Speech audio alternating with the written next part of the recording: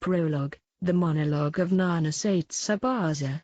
I can still vividly remember the shock I felt that day, of the cruel reality that presented itself to me without warning. The light of the evening sun shining throughout the old apartment, a long, large shadow slowly swinging from side to side like the pendulum of a grandfather clock.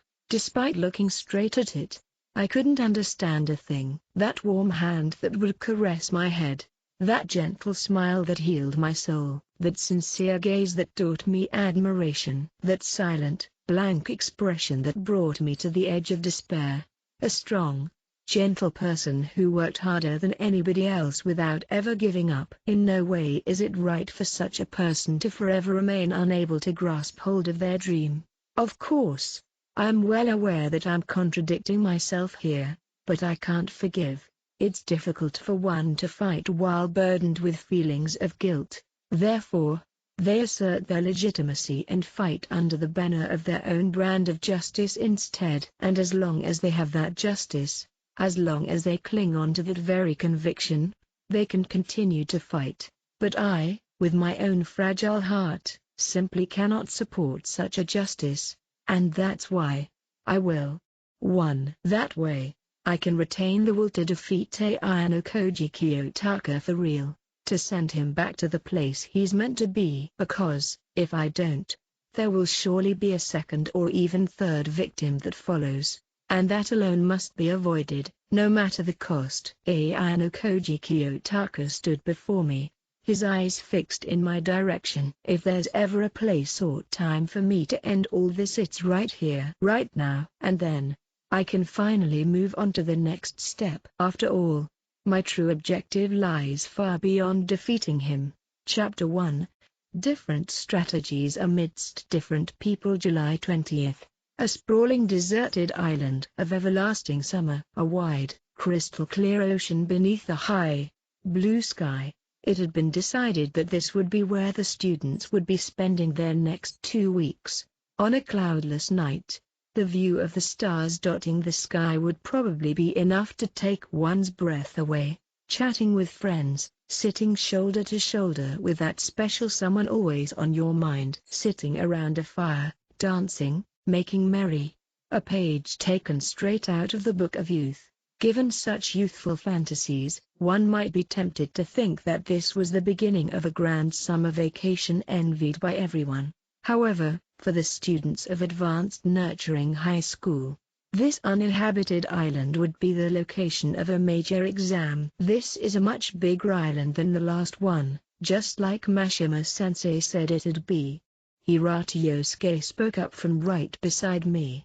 Indeed, in terms of size, this island was considerably larger than the one we went to 1 year ago. Furthermore, the exam held thereupon was scaled up accordingly as well. We'll only have to stay there for 2 weeks, but some students might end up having to retire at some point. Yeah, I think there's a high chance that something unexpected might end up happening. Securing water will probably be our first priority. We could feel the heat and humidity even from on board the ship. The red heat blazing down from the summer sun was scorching the sandy beaches of the island. On this day, late into the month of July, the temperatures were recorded at nearly 40 degrees Celsius. Yosuke's concerns were right on the money. We would need to avoid being negligent and stay cautious of heat stroke and dehydration. As the ship drew closer to the island, the full extent of the situation at hand started to become clearer and clearer. I wonder if people used to live here? Maybe. A well-maintained harbor had gradually come into view, exuding a completely different aura than that of the rest of the island. Instead of circling around the island's perimeter, the ship seemed to be heading straight for one of the ports. The countdown until the beginning of the special exam was drawing closer. Despite his soft expression, Yosuke's hands were clenched onto the deck's railing. Over the course of these next 2 weeks, the entire student body would be undergoing massive changes. Classes would rise and fall, certain students would face expulsion, and none of it would be unexpected in the slightest. It was entirely possible that we might find ourselves in a completely different environment next semester. And for Yosuke, who yearns for peace, that would be anything but desirable. It wouldn't be strange if he had been subconsciously bottling up his strength inside himself as a result. Finally, an announcement was broadcast throughout the ship for the students to prepare to disembark. "Have you resolved yourself, Yosuke?" As danger encroached upon the tranquility and peace that he strove to protect, I chose to pose him a question. My tone strong and serious. Although he felt anxious, Yosuke fixed his gaze on my own and nodded his head a single time. "I'll put forth every effort so I have no regrets. That's the only thing I can do for the class." It wasn't like he wanted someone to get expelled. Not at all. It's just, there was simply no way that our class could avoid taking any casualties this time. So with that in mind, he and I set off to leave the deck. 1.1 July 19th, the day before we landed on the island.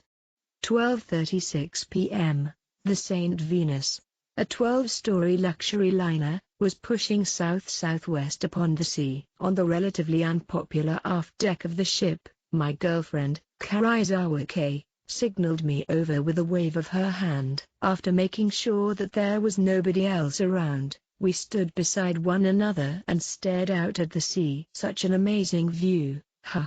The illumination of the sun on the water's surface made it sparkle like a studded jewel. Kay fondly looked out at the ocean, a sense of romance encased in her gaze. "Didn't you already see it last year?" "I mean, I saw a bit of it, but the view just wasn't as important as hanging out with my friends on board the ship and all," she confided in me, slightly embarrassed. Well, this was understandable. For many students, that was their first time on board a luxury liner. Rather than sit back and take in the scenery, it's only natural to want to be with friends and explore the ship. The ship we were on this year, the St. Venus, was said to be the third largest Japanese-registered ship on the ocean with a carrying capacity of over 700 passengers. Starting from the front desk in the fifth-floor entrance lobby, the upper floors came equipped with a movie theater, pool, gym, cafes, restaurants, a public bath with a panoramic view, and even a game corner. In terms of quality, the facilities were as good, if not better than they were last year. It would probably take more than a day or two to fully enjoy them all. Needless to say, there was also a doctor's office and sick bay, as well as a system to handle any unforeseen circumstances that may occur. So anyway, is it really okay for us to be on a date together out in the open like this? Kay looked around restlessly, seemingly unable to settle her nerves. "While I can't guarantee that nobody will see us, we should be fine for the time being." The mess hall had opened up at 11 a.m. today, with the first years being the first to eat their lunch. They ate early due to a briefing session held for them at noon. The second and third years, on the other hand, began lunch an hour later. As such, the majority of students should still be feasting on a luxurious banquet right about now. This period of time before our own briefing session at 1 p.m. was probably one of the few rare moments when the two of us could be alone together. There are so many students this year. Maybe that's why they want to explain things to us before we get on the island? That might be part of it, but that's most likely not the only reason. At a little over an hour, the estimated duration of the briefing session was quite a bit longer than last year. They probably didn't want to hold the explanation out on the beach out of consideration of the scorching heat. If the school had us listen to a long-winded explanation while exposed to direct sunlight, a fair number of students would inevitably collapse from heat stroke. It was probably a matter of safety instead of efficiency. It still kinda doesn't feel real. Well, it's not every day that you get the chance to go on a cruise ship like this. It's understandable that things might feel somewhat surreal. I responded both calmly and objectively, but Kay simply sighed in exasperation. "Not that.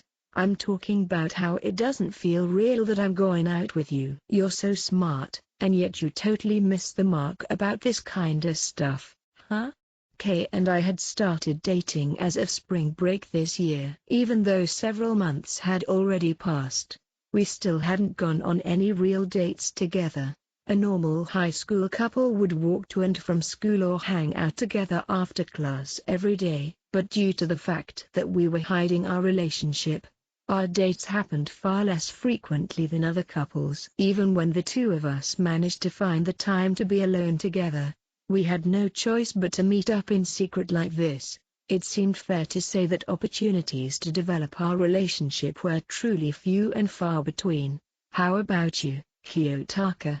Does it feel real to you? Well, I wonder. I'd say it does and it doesn't. The heck? That Kay and I had become boyfriend and girlfriend was an unshakable fact. However, there still hadn't been any visible developments in our relationship. I just never imagined that the two of us would get to meet up in secret outside like this. Well, I guess. Kay let out a sigh as she gazed upon the distant horizon. Depending on what we're told about the special exam in the upcoming briefing session, there might be a few things I'll need you to do for me. All right. Only if it's something I'm capable of though. Telling her this had been my primary motive for calling her out here in the first place.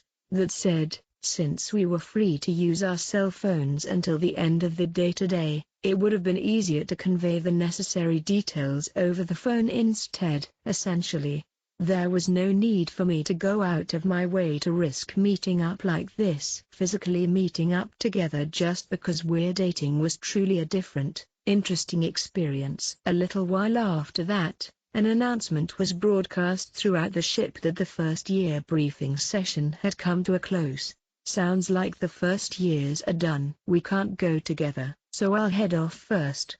Knowing it'd draw suspicion if the two of us were seen walking together, Kay took the initiative and left the deck alone. Shortly thereafter, it was time for the second-year students to switch places with the first years and gather at the movie theater.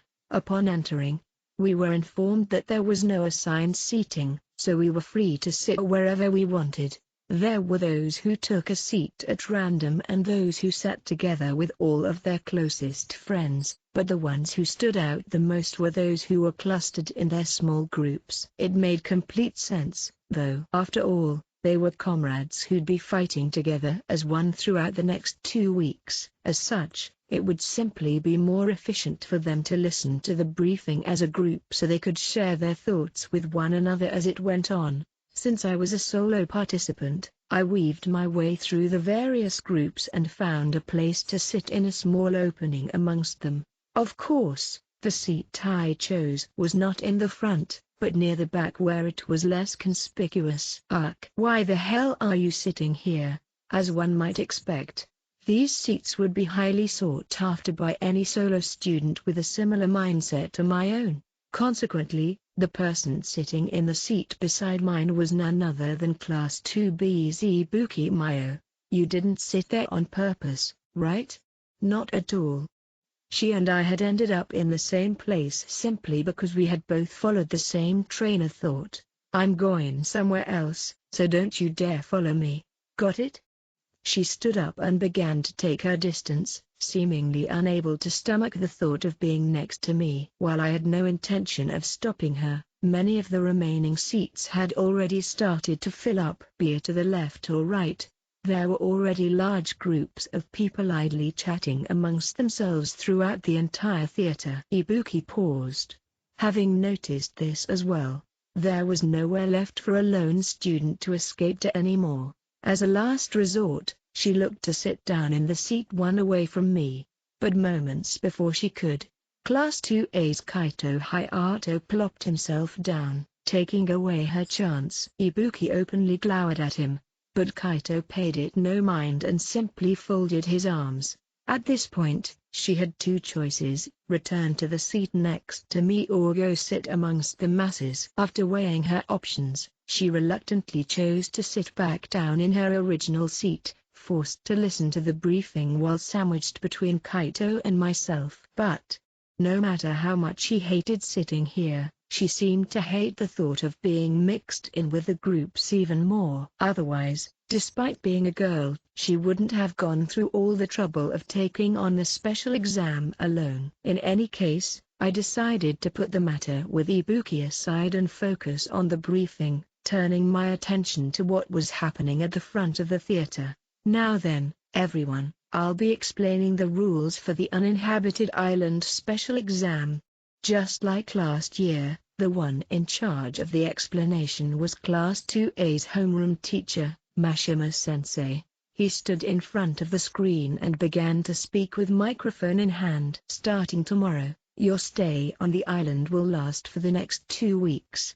The fundamental idea of the exam is the same as it was last year, in that you'll be expected to live autonomously during your time on the island. In the event that a student is found to be unable to continue due to an injury or illness, or to have taken part in a serious violation of the rules, they will be unilaterally and forcibly retired from the exam. I'm sure the fact that you were supposed to form small groups of up to 3 people is still fresh in your mind.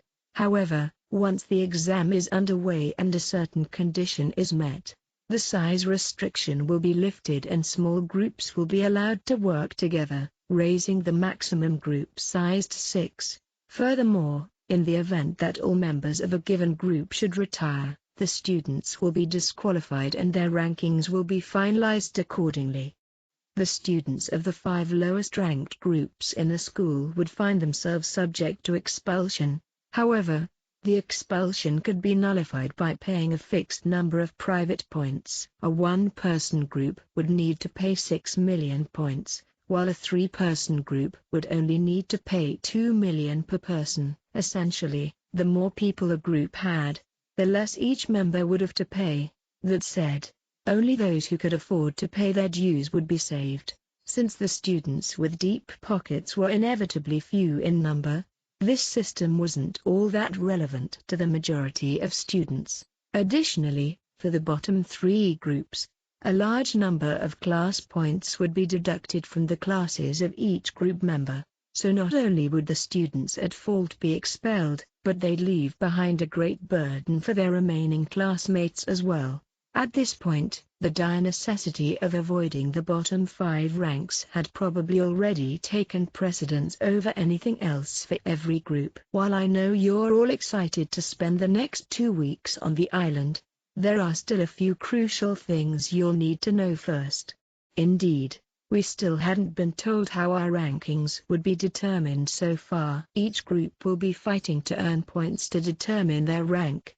With this, the theater's massive screen turned on, attracting the attention of the nearly 160 students present. Uninhabited Island Special Exam Overview. For 2 weeks, groups will compete with each other to earn points in a survival exam. In the event that all members of a group retired during the exam, the group in question will be immediately disqualified. All points earned prior to disqualification will be invalidated and the group's ranking will be finalized immediately. In other words, no matter how many points a group managed to earn, if everyone in the group ended up retiring, all their efforts would have been for naught. While earning points was undoubtedly important, sticking around until the end of the exam took on a much higher priority. A map of the uninhabited island that we would be landing on tomorrow was shown along with the overview. There were horizontal and vertical lines drawn over the island like a grid, evenly dividing it into cells. There are 2 ways to score points. The first is via the basic movement rule, whereby you will be directed to go to one of the 100 cells on the map in specified intervals. For example, let's say that your starting position is D9 where the port is located, and area C8 has been designated as your destination. The first 3 groups to arrive at area C8 will receive an early bird bonus, with the first receiving 10 points, the second receiving 5 points, and the third receiving 3 points. Furthermore, everybody who arrives at the area within the fixed interval will receive an individual arrival bonus of 1 point. Therefore, should a 3-person group arrive first, they would receive the 10-point early bird bonus in addition to the 3 points they would get for the arrival bonus. for a collective total of 13 points. In the case of a two-person group, they would only receive 2 points for the arrival bonus. For a total of 12, it was more than possible that some groups might do something reckless in their pursuit of the top spot. However, the competition would be taking place on an uninhabited island, not in the middle of a city. It was safe to assume that the rough island paths would present many obstacles, so there was a good chance that something unexpected might cause injury. No matter how quickly a group may rack up points, they would be immediately disqualified once the entire group retires. Their points would be forfeit and all their efforts would go down the drain. The designated area for the basic movement rule will change 3 times a day on the first and last day of the exam. On the remaining 12 days, however, it'll change 4 times a day. The targeted time intervals will be from 7 a.m. to 9 a.m. and 9 a.m. to 11 a.m. Then, after a 2-hour break, from 1 p.m. to 3 p.m. and 3 p.m. to 5 p.m., we would earn points by reaching designated areas within fixed 2-hour periods. Given that the last interval ended at 5 p.m., the school was probably being considerate of the risks that would come with having us move around after dark. Please also keep in mind that, should a group fail to reach a designated area 3 times in a row, they will lose 1 point. Additionally, should it happen 4 times in a row, this penalty will extend to 2 points and further increase to 3 points for the 5th. As the number of consecutive misses continues to increase, so will the counter for the penalty. However, should the group break the chain, the counter will reset to 0, and the penalty will restart from 1 point should the group fail to reach the designated areas 3 times in a row again. This meant that, depending on the situation, groups might repeatedly exhaust their stamina and fail to reach the designated area in time, constantly hemorrhaging points in the process. Conversely, let's say a group tries to coast through the exam by pitching camp at the starting area and only dedicates their time to earning points from the designated areas that pop up nearby. A strategy like this would be effectively useless, in which case, if no other groups ended up retiring, they would probably sink to the bottom of the standings, subjecting themselves to expulsion and a penalty for their classes. When it comes to whether or not a group has missed a designated area, you'll be safe as long as a single member of your group manages to get there in time. Therefore, it isn't necessary for every member of a group to reach a given area. Of course, the arrival bonus will still only be awarded based on the number of people who do. Mashima Sensei's words caused a bit of a stir amongst the students. As an example, if only one person from a group of 3 were to reach a designated area, the group as a whole would get a 1-point arrival bonus and avoid the penalty. In short, simply having more people would put a group at an overwhelming advantage when it comes to earning points. Even if they cleared areas at the same rate, those who were participating alone or in groups of 2 would find themselves falling behind whether they liked it or not. There is one caveat to this, however. The early bird bonus given to the first 3 groups will only be given if nobody in the group has retired and all of its members arrive at the area. Furthermore, the arrival time of the last group member will be used to decide the rankings for the bonus. This seemed like a reasonable rule. If only one person was needed to secure the early bird bonus, it would allow groups to game the system by only sending their physically capable members to the areas. Alternatively, it would allow groups to split up and scatter their members across the island to cover more ground and wait for new areas to appear. If something like that were to happen, groups with fewer members probably wouldn't stand a chance. Thanks to this caveat, solo groups had an opportunity to come out on top, albeit a small one. But, even with this rule in place, there was still no refuting the fact that having more people was overwhelmingly more advantageous. Of the 100 areas on the map, some are clearly inaccessible. For instance, B1, C1, F10, and G10 all lie entirely within the ocean, and as such, These areas will never be chosen for the basic movement rule. As Mashima-sensei spoke, several of the unreachable areas of the on-screen map were shaded red and discarded. There are also certain restrictions in place that help decide how designated areas will be chosen 3 out of 4 times a day. The next designated area will be within 2 cells laterally or 1 cell diagonally of the previously designated area. With this in place, traveling between the different areas within the time limit didn't seem like it would be all that difficult. Since you'd have 2 hours to reach the next area, a group could reasonably make the journey with plenty of time to spare. However, the designated area would be changing 4 times a day, not 3. In other words, there was one interval when the restriction wouldn't apply. There is an exception to this restriction. However, of the 4 new area selections that happen per day, one will shift to a completely random, unknown location. As an example, it's possible for the designated area to randomly shift from D2 to D9. That said, this random designation will never occur twice in a row. The same applies should the random designation happen during the 4th and final interval of a given day, as it then wouldn't be chosen for the first interval on the day after. While it was only once a day, the fact that the designated area's next location was unknown was a big deal. Moving from the northernmost part of the island all the way to the deepest part of the south simply wouldn't be possible within 2 hours. No matter how much energy a group might have, they'd be forced to give up on trying to get there in time.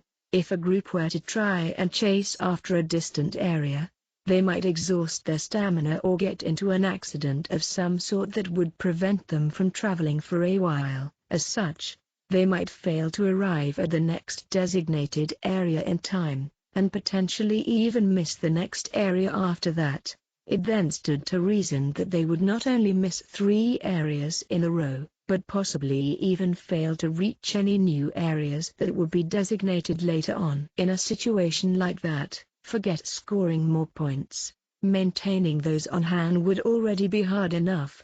This was a truly frightening possibility that all of us would need to bear in mind. Would it be better to push forward recklessly and set out for each new designated area, or try to avoid taking risks and move conservatively, fully prepared to miss out on arriving on time every once in a while? Either way, groups would need to be flexible, adapting their plans based on the abilities of their members. Also, while the same area will never be designated twice in a row, it's entirely possible for it to designate D2, then D3, and then D2 again. Furthermore, if a group is already present in an area when it gets designated, they'll receive the 1-point arrival bonus for each member present, but won't be eligible for the early bird bonus. Please make sure to keep that in mind.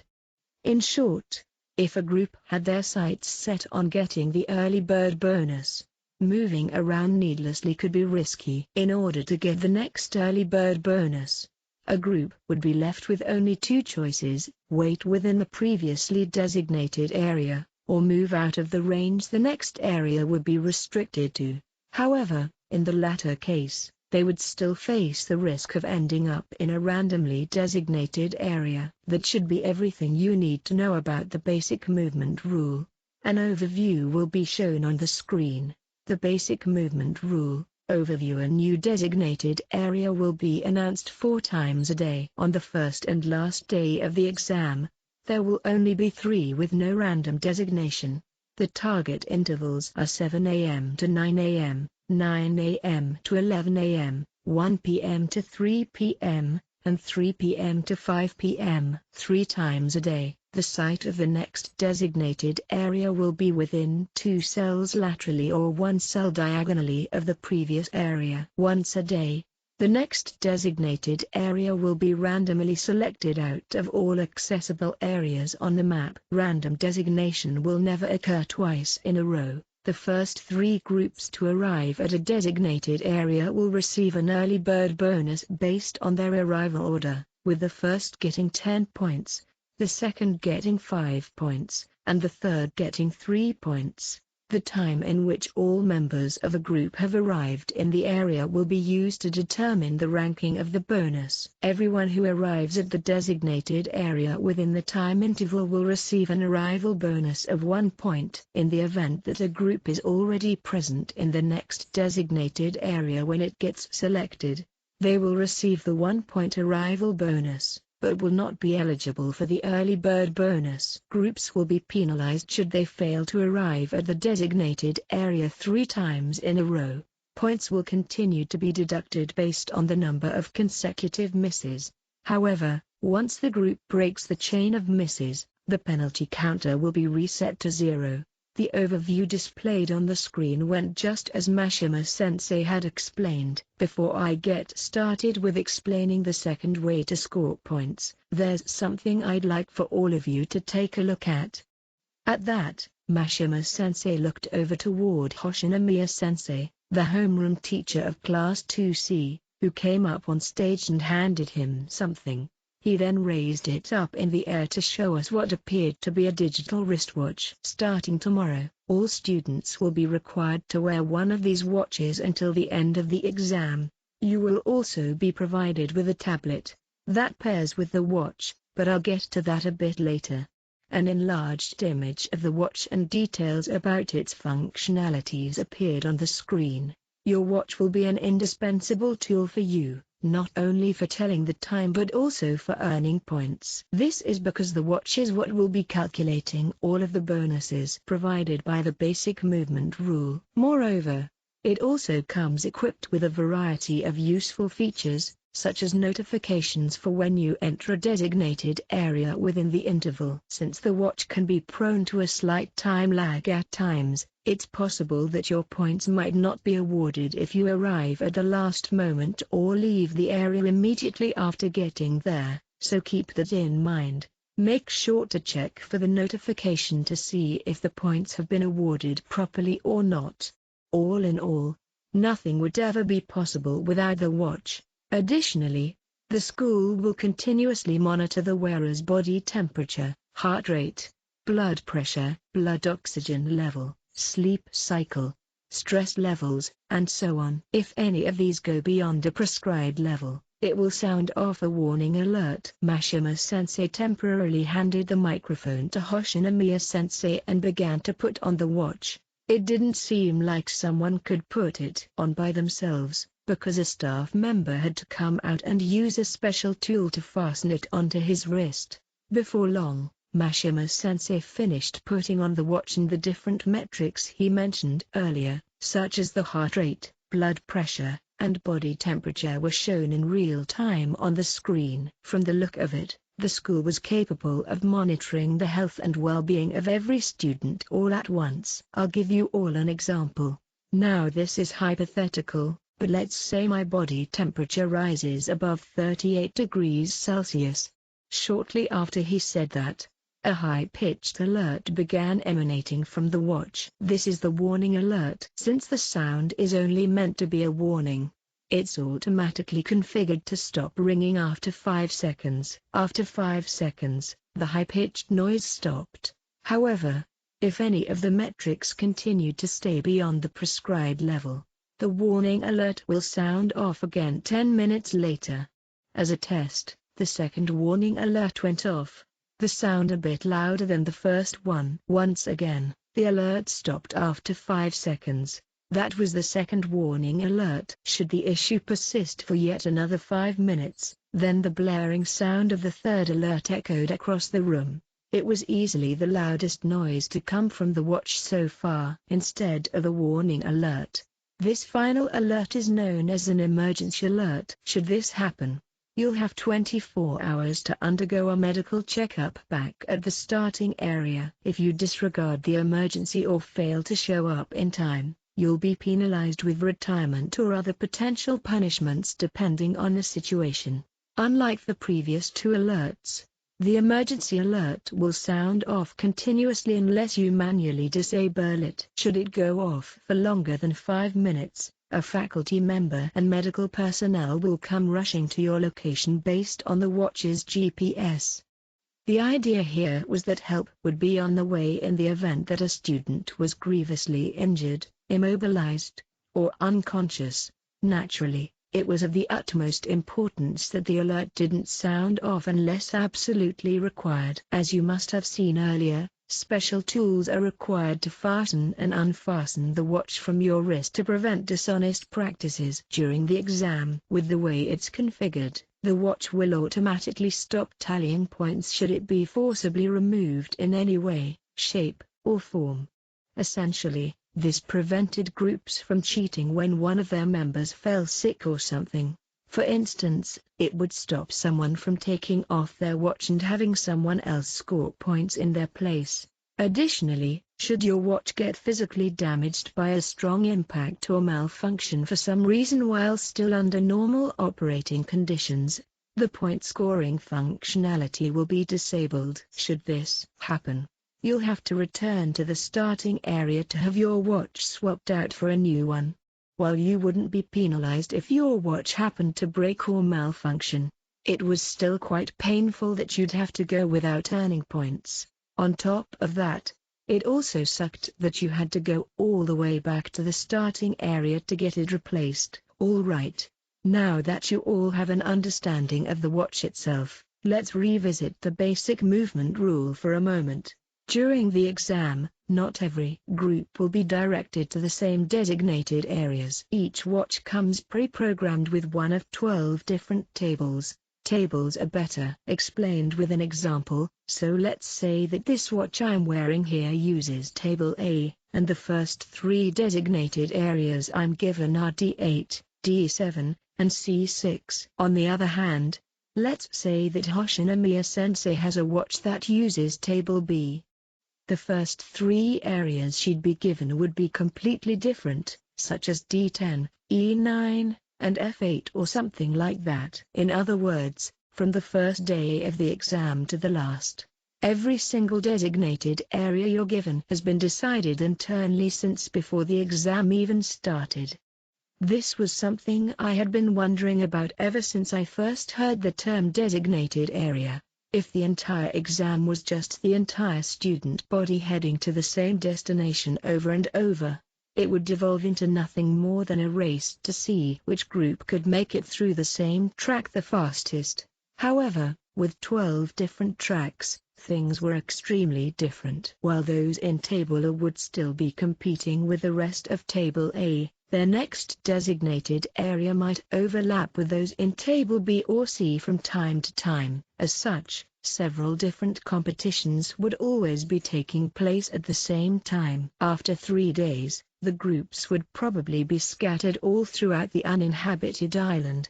Needless to say, every member of a group will be assigned to the same table. In the event that you form a large group during the exam, any new members will be reassigned to the main group's table, so there shouldn't be a problem even if the groups originally had 2 different tables. In another light, the existence of 12 distinct tables made it virtually impossible to earn points through the basic movement rule by working together with groups assigned to another table. I looked down at my left arm and envisioned a watch being fastened onto it. If the watch I was given had been tampered with, Tsukishira could have it break or malfunction to interfere with my ability to score points. That said, he wouldn't be able to do that very many times. If it happened once or twice, it could be passed off as a coincidence, but if it continued happening 3 or 4 times without any visible reason as to why, it would undoubtedly raise suspicions. I felt like if it happened at all, it would only be once or twice at most. While I'd probably have to give up on competing for the top spot, I should still be able to avoid sinking down to the bottom as long as I managed to stockpile a solid number of points. So, while I definitely have to keep this in mind, it didn't seem like I needed to be particularly vigilant about it.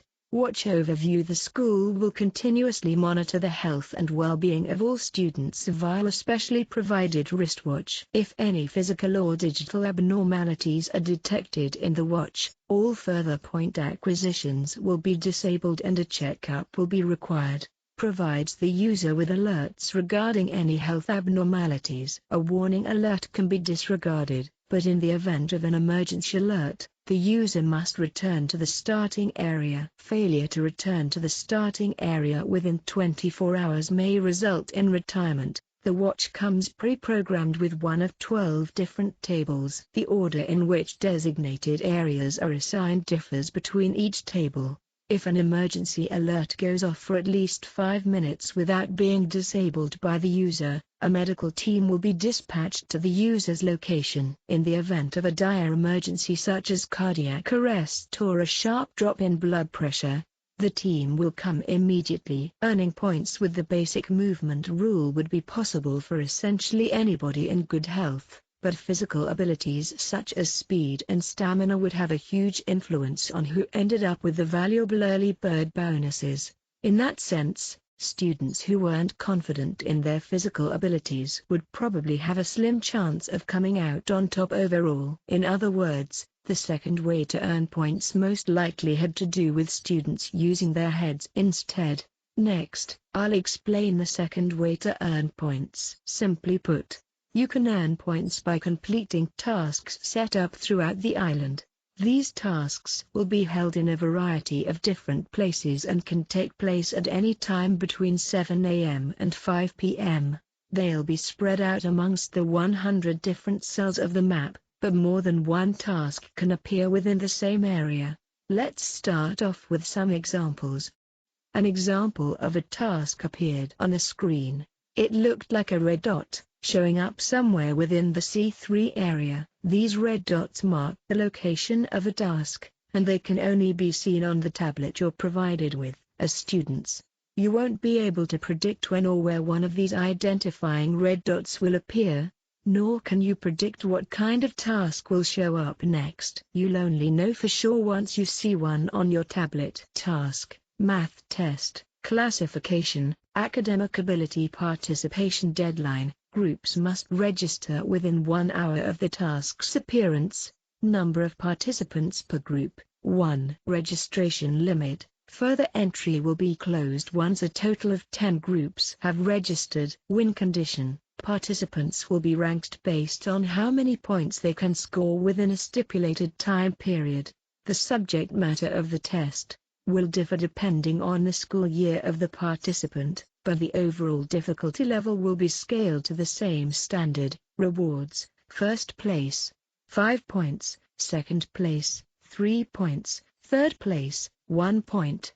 Additionally, all award winners will be given 1 day's worth of provisions. Task, shot put, classification, physical ability, participation deadline. Groups must register within 30 minutes of the task's appearance. Number of participants per group, 3. Groups with 4 or more members must select at most 3 to participate. Registration limit. Further entry will be closed once a total of 6 groups have registered. Win condition. Participants will be ranked based on the aggregate distance thrown by all 3 group members. Rewards: first place, 10 points, second place, 5 points, third place, 3 points. All participants will receive 1 free prize of their choice. Task, fishing, classification, other participation deadline. Groups must register within 2 hours of the task's appearance. Number of participants per group,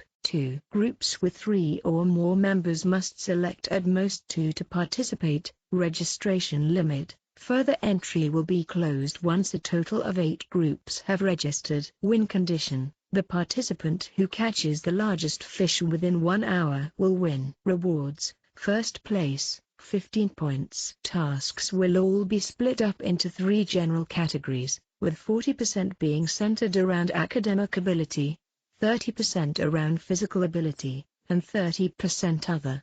The tasks that fall into this other category are fairly diverse, with some requiring finer skills and others relying simply on luck alone, so do try to keep that in mind going forward. Of course, it's also possible for the same task to show up more than once. While I had been curious about what the school would come up with for the second method, I never thought they'd go this far with it. With this, Non-physical skills would also play a large part in the outcome of the exam. The proportions they set were all perfectly balanced as well, with only 30% of all tasks classified under physical ability. School faculty or exam managerial staff will always be on standby at the task location. If you want to participate, they'll help finalize your registration with your watch and tablet.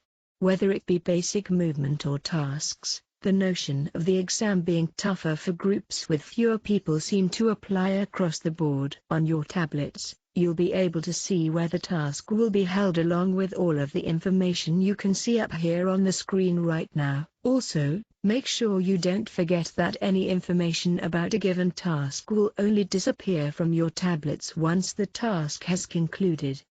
Put simply, there was a chance that a task might still show up on our tablets even though it was already in progress, or, in other words, it was possible to go through all the effort of traveling to a task location, only to find that you were too late and there was no longer any room left for you to participate. Starting on the 4th day of the exam, some tasks will begin to provide a different reward. The ability to increase the maximum size of your group. If your group takes first place, you'll unlock 3 additional spots. Second place will then unlock 2. And third place will unlock 1. For a solo group to increase its size to 6, they would have to take both first and second place at least one time each. A 3-person group, on the other hand, would only need to take first place a single time. Once a large group has reached the 6-man size limit, they won't be allowed to register for these tasks anymore.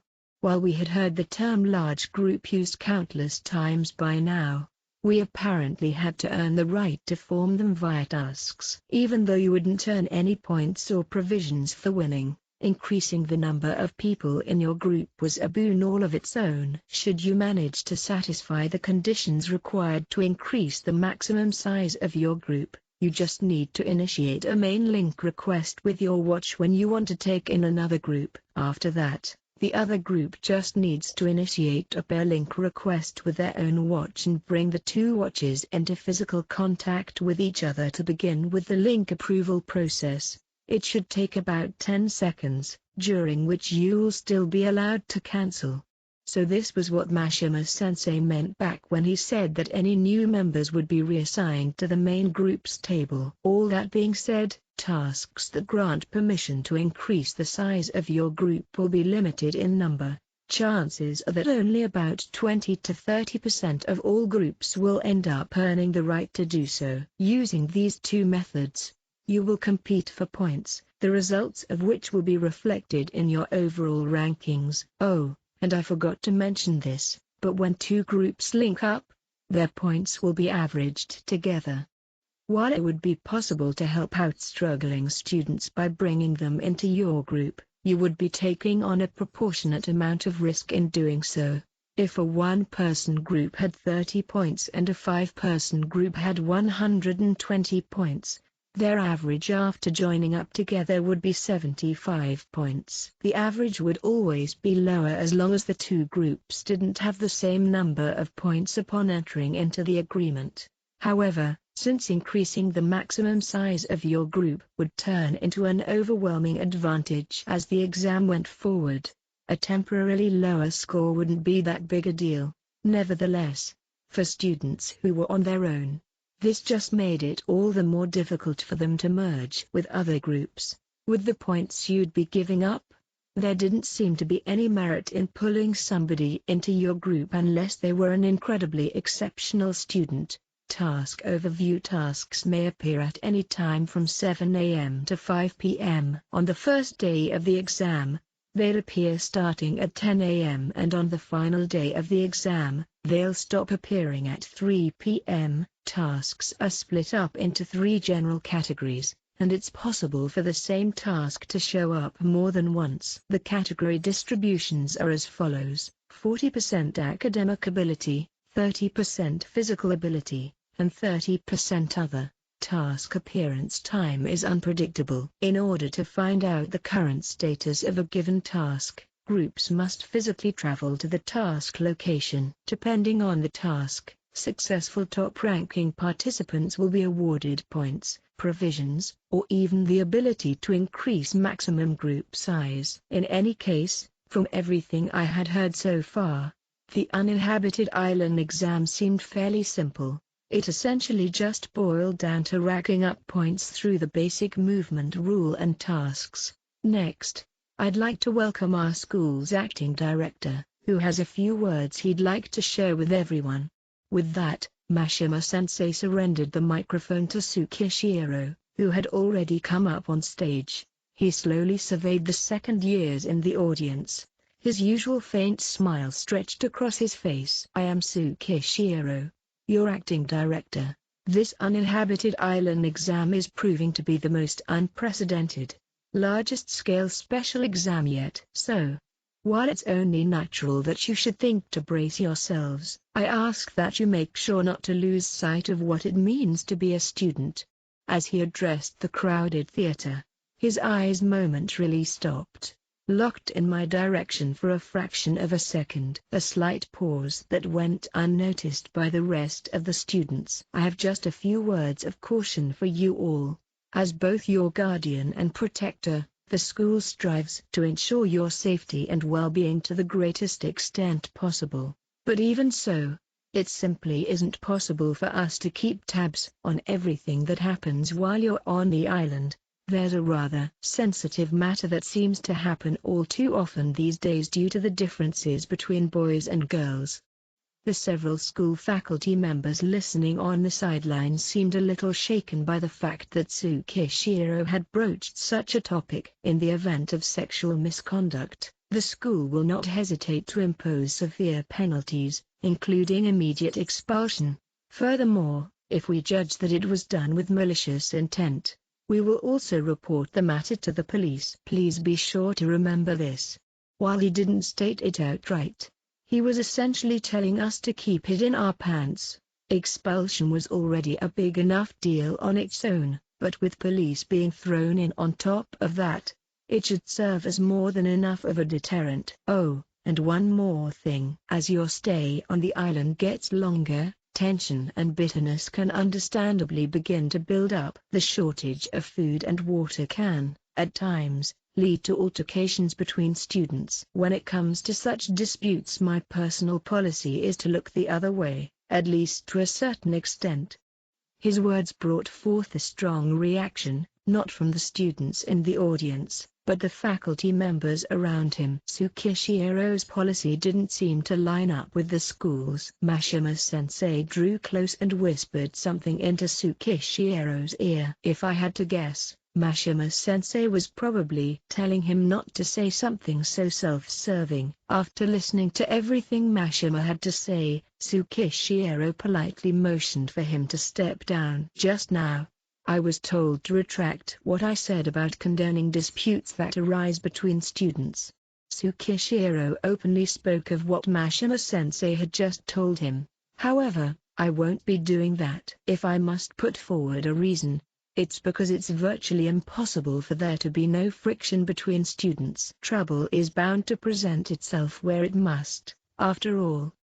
Upon hearing this, Mashima-sensei's expression turned dark. "Of course, though I say I condone it, that doesn't mean I endorse it. I'm simply looking past the occasional dispute. The school will still mercilessly intervene in matters it deems severe enough. With the school's rules in mind, acts such as looting or using another student's belongings without express consent will never go unpunished. In some cases, students will face immediate retirement, while in others, expulsion may not be off the table." In short, although we were free, he was by no means granting us the freedom to do whatever we wanted. The acting director's personal warning had probably put the students on edge all over again. However, his warning could also be taken as a challenge to me at the same time. "This is all I have for you. I hope you all conduct yourselves in a manner befitting students of our advanced nurturing high school." With his brief speech finished, Tsukishiro returned the microphone to Mashima-sensei. "Thank you very much. Acting Director Tsukishiro. As the final part of today's briefing, I'd like to take a moment to talk about the food, tools, and other things you'll need during your time on the island. I'll start out by explaining the special type of points you'll need to make purchases while on the island. Microphone in hand, Mashima-sensei instructed several staff members to push a huge cart out on stage, filled with all sorts of different goods and provisions. Everybody will be given a base of 5,000 points. You're free to use them to buy whatever you'd like from what you see up here. And students who have a head start card will receive an additional 2,500 points on top of that. As he spoke, staff began distributing a thick manual to the audience, starting from the front row.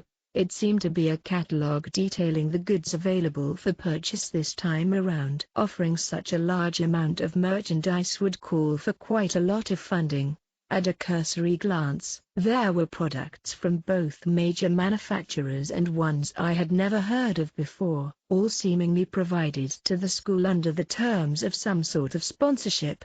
As the school was under the direct control of the government, it followed that this exam might double as some form of manufacturer's test. All of the products up for sale are listed in the Uninhabited Island Survival Manual being distributed to you right now.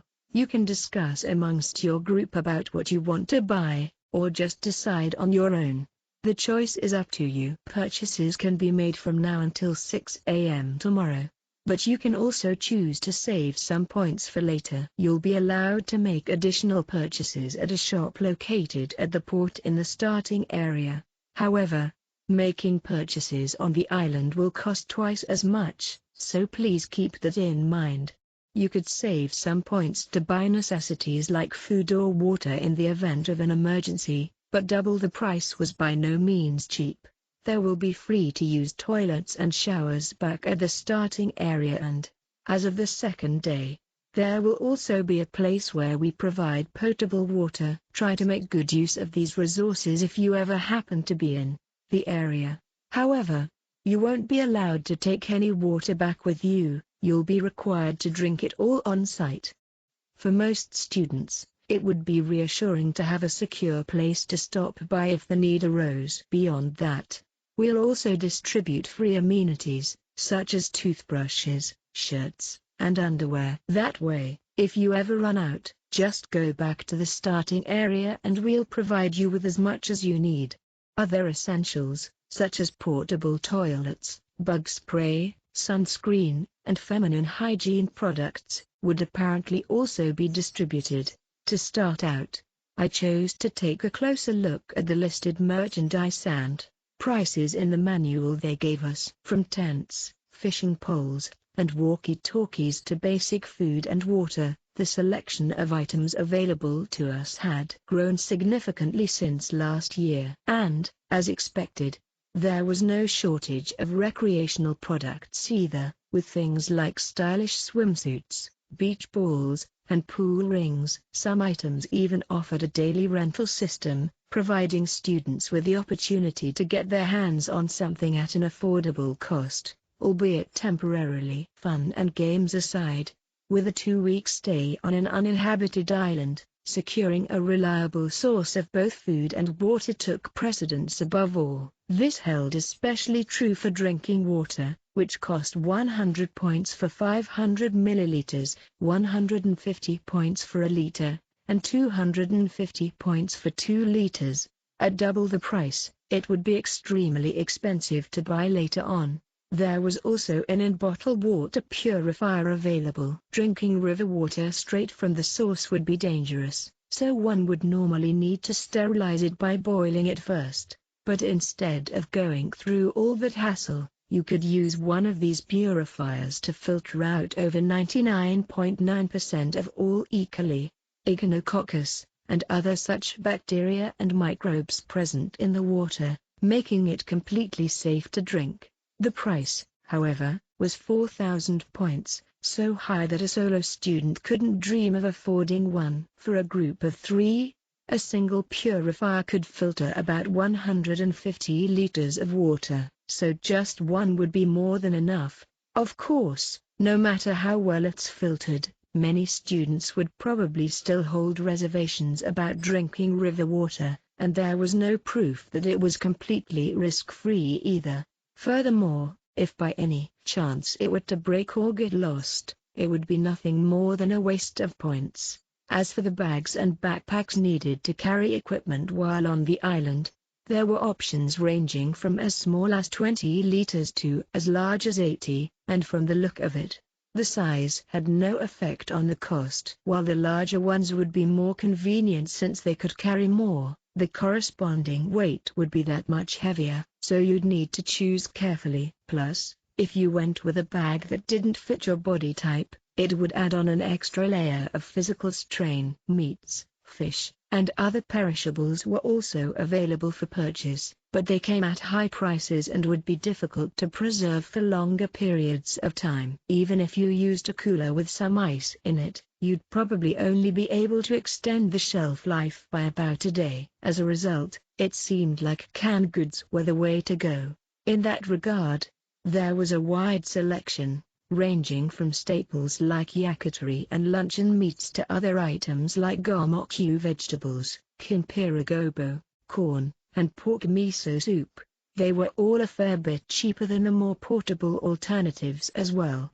However, since it would also take some time to eat, portable options would probably be better for those who wanted to cover ground more quickly. A single-person tent cost 1,000 points. A 2 to 3 person tent cost 1,500, and the one for 6 people, the largest option available, cost 2,500 altogether.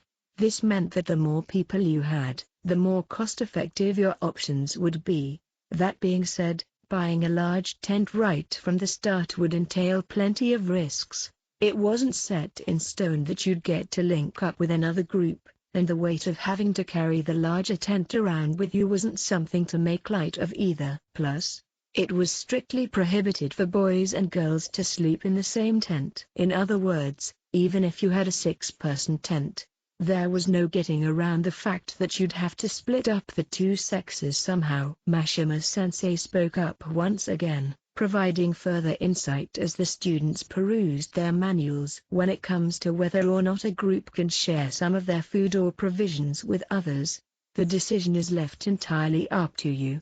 The school is fine with you doing whatever you want with what you have while on the island. It sounded like we were being given permission to share food with groups in need. While there was no need to help those from other grades, you might as well lend a hand to those from your own when you can. This held especially true for your own classmates, in which case it would definitely be worthwhile to help out if possible. Though, there was no guarantee that we'd be provided with anywhere near enough food to go around sharing it as we pleased. Later, you'll all be given a special tablet along with your watch. Your tablet will be an essential tool for monitoring basic information, so be sure to charge it whenever you're at the starting area or one of the task locations. Now, I'll provide you with an overview of what your tablets can do. Tablet Overview. A small tablet will be issued to every student. Provides a digital map of the island, allowing real-time verification of any active designated area and the user's current location. Provides information about nearby task locations, prospective rewards, and so on. Allows confirmation of the current standings of the top and bottom groups. This will become available starting on the 4th day of the exam and last until the end of the 12th day. Users will only be shown a point breakdown of the top 10 groups, bottom 10 groups, and their own group. The GPS searching feature will be unlocked from the 6th day onward, allowing the user to find the physical location of any student on the island. However, each search will cost the user 1 point. Displays any notification messages from the school in the event that an exam-wide issue has taken place. Should the tablet's battery run out, it can be charged at the starting area or one of many designated charging locations. Total battery life is estimated at around 8 hours of continuous application use. While it was nice that you didn't have to worry about charging the tablet, the battery level would still drop even if you weren't actively using it. As such, it'd probably just be safer to buy a portable charger. Losing the ability to check your whereabouts due to a dead battery would be fatal. Besides, even though you could charge it at one of the various charging locations, you'd be giving up on any potential opportunities elsewhere while you waited for it to charge. Next was the part allowing us to confirm the standings of the top and bottom groups. This seemed like an extremely helpful feature for keeping tabs on how the top groups were faring and finding out who was falling behind, but you'd probably be better off not getting too attached to it. The fact that it wouldn't be available for the first 3 days and the last 2 days should always be kept in mind. On top of all that, we were apparently also being given the ability to search for anybody's exact location from the 6th day onward. Chances were that it would be used primarily as a means to help groups merge up with each other or help locate the occasional lost group member. That said, the cost that came along with it meant that it couldn't be used any more than necessary. In order to let you see how much you can fit in the different backpacks and check out some of the other products, we've prepared a hands-on demonstration in the other room. Feel free to come up front and take a look as well. The exhibition will be open until the date changes over at midnight tonight. With that, the briefing session seemed to be over, with Mashima-sensei finally turning off the microphone. The students began to gather up near the front, eager to get a closer look at some of the products displayed on stage. I sat and watched as this happened, wondering what exactly I should be doing. On one hand, I wanted to go take a look at the products myself, but on the other, I didn't have the courage to squeeze myself into the crowd. Ibuki seemed to be going through the same dilemma, as she was idly staring at the front of the theater. Having somehow noticed that I was checking up on her, she turned to face me with a glare in her eyes. What? How do I put it? I was just thinking that our personalities can be troublesome sometimes. It's difficult for us to mix in with that crowd. I ain't like you. I could do it if I wanted. She seemed displeased about being lumped in together with me. With newfound determination, Ibuki stood up and left, pushing her way into the crowd of students. From the next seat over, Kaito didn't seem to pay this any mind, as he just sat quietly while flipping through the manual. For Kaito, a solitary combatant just like Ibuki and me, selecting the right provisions would be crucial. I could remember being impressed by the way he held his own against Sudo on the court during last year's end-of-term exam. He had played an excellent match, especially so considering his opponent was someone who spent his time training in the basketball club every day. That alone helped highlight the extent of his physical, athletic prowess. He was not someone to be taken lightly, regardless of whether or not he planned on linking up with another group later on. Grr. A loud wailing grunt could be heard coming from up at the front of the theater. The culprit was none other than Class 2B's Ishizaki. He was struggling to stand up straight with one of the largest-sized backpacks strapped to his back. What in the world is he doing? I overheard one of the students seated nearby as they asked one of their friends about it. Seems like he's trying to carry a whole lot of water in that backpack or something. He had apparently come up with some sort of strategy to carry a lot of water at once, but, well, water is heavy. Drinking water was an undoubtedly valuable resource, but it just wasn't a good idea to try and carry so much with you at once. While we wouldn't be climbing mountains or anything, weight was still a definite enemy here. It was important to try and travel as light as possible so as not to overload yourself by even a single gram. In other words, water, an indispensable necessity, was something we'd need to restock constantly. We had no choice but to make use of rainwater, seawater, or whatever other water sources we could find on site, or earn it as a reward for completing a task.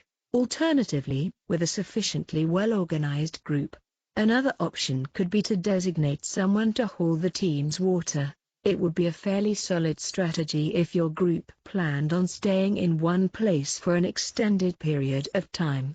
Ultimately, The things you would need would change depending on how you plan to tackle the exam. There was simply no clear-cut answer here. I took a moment to mentally break down the rules of the special exam and reorganize the key points from scratch. For the next 2 weeks, we'd be living on an uninhabited island and competing with the rest of the school to earn points and determine our rankings. It was important to note that, no matter how many points a group piled up, they'd be immediately disqualified if every member retires. The 10 highest and lowest ranked groups would be revealed on the 4th day of the exam, and finally, starting on the 6th day, you could spend 1 point to find out the current location of any student on the island. It was time to come to a decision and pick out what I'd be bringing along with me. Chapter 2. The curtain rises on the uninhabited island exam. 8:40 a.m. The cruise ship slowly pulled up to the dock. That is, the uninhabited island special exam was finally about to begin. There would be a grand total of 157 different groups participating, with sizes ranging anywhere from 1 to 4 members. As a breakdown, there were 36 first-year exclusive 4-person groups, 81 3-person groups, 32 2-person groups, and 8 solo groups, and in the end, 5 of them would be gone. Tensions began to rise as my classmates gathered together, and once everyone was present, we all headed off to the ship's gangway. Since we weren't instructed to form an orderly line or anything, the school seemed to be tacitly allowing us to chat amongst ourselves as we awaited further instruction. That is, as long as we stayed together as a class. The starting area for all groups was Area D9. Since there wouldn't be any randomly designated areas on the first and last day, the next area would be within 2 cells laterally or 1 cell diagonally from here for a total of 12 potential options. However, the area 2 cells to the south, theoretical D11, didn't exist, so truth be told, there were really only 11 options. This first day could be thought of as an opportunity to familiarize ourselves with a new environment when we didn't even know our left from right yet. After a brief announcement, we waited for our turn to disembark the ship, bags and backpacks in hand after receiving them not too long ago. For my provisions, I ended up choosing a tent, 2 liters of water, 3 500 milliliters water bottles, 12 portable meals, a flashlight, a portable battery charger, a pot, a lighter, and a set of paper cups, for a cumulative total of 4,960 points. Altogether, there was still plenty of free space left in my backpack, even after adding in all of the free essentials. So, even if I won additional provisions later on by clearing tasks, I wouldn't have to worry about not having the space to carry them around. According to the announcement, we would be disembarking in the same order as yesterday's briefing sessions, with the first-year students getting off before the rest of us. It seemed like the first years would finish getting off the ship by around 9 a.m., the time when the first designated area was to be announced. It made sense to think that this had been arranged to give the first years a slight advantage. On the other hand, it put the second and third year students at a disadvantage, albeit only once. Furthermore, since Class A was also the first to disembark, Class D would be put at an even greater disadvantage. The total difference would only be an initial 15 to 30 minutes or so, but factoring in our limited travel time, it would still be a fairly sizable setback. Good morning. Did you sleep well yesterday? As I waited, I was approached from behind by Horikita, who was carrying a backpack of her own. Well, more or less. How about you? Are you feeling sick at all? I see you're still patronizing me about what happened last year. I'm not patronizing you, just messing with you is all. She looked at me with an expression of annoyance, wordlessly telling me that there wasn't any difference. You're awfully chipper even though such a serious special exam is about to start. There's no use getting worked up at this point, it'd just be a waste of energy. For that matter, have you heard about the third-year boy who got sick? Yes, I have. I'm just glad that it didn't happen to one of our classmates. If you fell sick before the start of the exam, you'd be forced to retire without even getting to step foot on the island. In this case, the retired third year would have to stay in the doctor's office or sick bay until his health improved. And even after recovery, he would be stuck on the ship, unable to do anything but pray for his group to pull through. Fortunately, he had been part of a group of 3, so the fact that he had avoided getting kicked out of the school altogether on the very first day was a silver lining to an otherwise terrible mess. Although, for the students of the other school years, having one of the bottom slots get filled sooner rather than later was probably exactly what they'd want. By now, the first years were almost finished and it would soon be the second year's turn to get off the ship. The clock struck 9 a.m. and with it, my watch sounded off the first alert of the exam. As if in unison, practically every student pulled out their tablet and began to check the details, myself included. After all, if we did so once we were off the ship, we'd lose out on time. The first area I would be heading to was D7. Just 2 cells north of the starting area. I inclined my tablet's screen in Horikita's direction, prompting her to tell me her own designated area. Mine is F9. Looks like the two of us have different tables. Seems like it. Since we all started from the same place, it was possible that both our areas might overlap somewhat even if we didn't have the same table. But it looked like Horikita and I would be going in 2 completely different directions.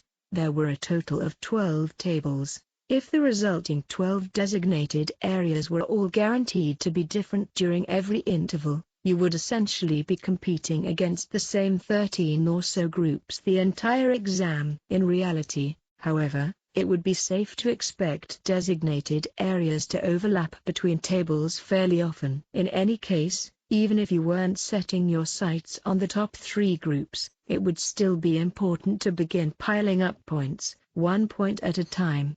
Furthermore, it'd be best to try and avoid getting caught off guard by any randomly designated areas that might pop up all of a sudden. I won't worry about you anymore, then. At least try to manage a decently high ranking. As much as I'd love to do that, it'd be pretty funny if I were the only one in the class to get expelled from all this. I responded as I put my tablet back into my backpack. That would be troublesome. For her to say that she would be troubled without me was a bit shocking. I lent you some points just the other day. I'd be mad if I didn't get any back. That's what you're worried about? She made a show out of tilting her head to the side in confusion, as if to ask what other reason there possibly could have been for her to worry. I know you have that contract with Kushida-san, so I can't blame you for being troubled for money. But man up and do something about it. That almost hurts to hear. If I ran into a sudden, urgent expense, I might not be able to come up with the money in time. I hadn't even been able to raise the funds to protect Kay from expulsion without help. You better not push yourself too hard, Horikita. A solitary girl like you has a tough fight ahead of her. You should look to join up with another group or find yourself an opportunity to bring someone into yours as soon as possible. Thanks for your most exceptional advice then. She sounded a bit suspicious, but it didn't seem like she was that worried. Horikita was leagues ahead of where she was a year ago. As she was now, she should be more than capable of identifying her own limitations. Speaking of which, the conditions for merging groups certainly seem strict, so we'll need to pay attention to that. The point averaging, huh? The longer it took to merge with another group, the more problematic it would become to average the points together. However, if you managed to max out your group size early on, you'd reap the benefits all the way until the very end of the exam. Earning 6 points just for reaching a single designated area would be huge. And you could even get 7 if your group had the more people card. Compare this to a solo group who would have to toil over every single point, and the difference was clear as day. From the moment they were off the ship, the first-year students quickly set off without the slightest hesitation. and since there weren't any tasks yet, the second and third year students would most likely do the same, choosing to head toward their first designated area once they were finally off the ship. When I finally stepped foot in the harbor, I decided to stand back and take a look at the general flow of things instead of rushing off to my destination. I needed to make sure to set aside about an hour to an hour and a half for traveling, but there shouldn't be any problem with waiting around for about 30 minutes as long as I kept track of time. If you didn't have your sights set on getting the early bird bonus, there was no difference in how many points you'd earn for arriving after an hour or so. There don't seem to be any second-year groups in a hurry or anything. Well, it's not a very good idea to compete for this first designated area anyway. Even if they rushed to try and catch up, they'd still be over 10 minutes behind the first years in the lead. Closing a gap like that would use up a lot of stamina, don't you think? Having come off the ship herself, Horikito approached me yet again.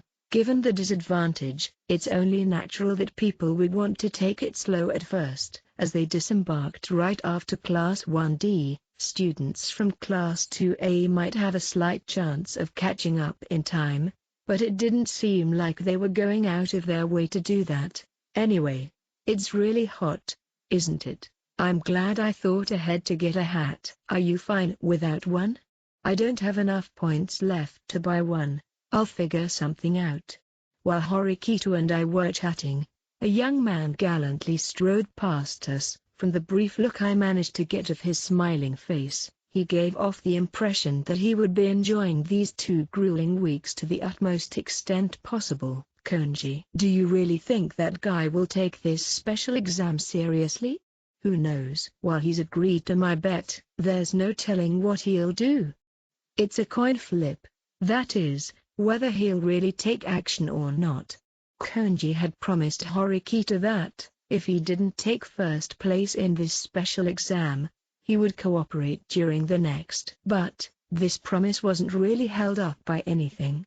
There was no compelling force, no binding agreement put in place, so if he didn't want to keep his word, that would be it. However, Horikito was gradually becoming more and more recognized as the leader of our class, so if Konji chose to betray her trust, he could rest assured that none of our classmates would lift a finger to help him when faced with a difficult exam in the future. An outcome like that wouldn't be very desirable, even for somebody like Konji. I was personally looking forward to witnessing Konji's performance during this special exam. Let's friggin' go! I've got my sights set on number 1, baby. Not too far from us, a lone male student broke into a full-on sprint straight toward the sandy beach. Class 2B's Ishizaki.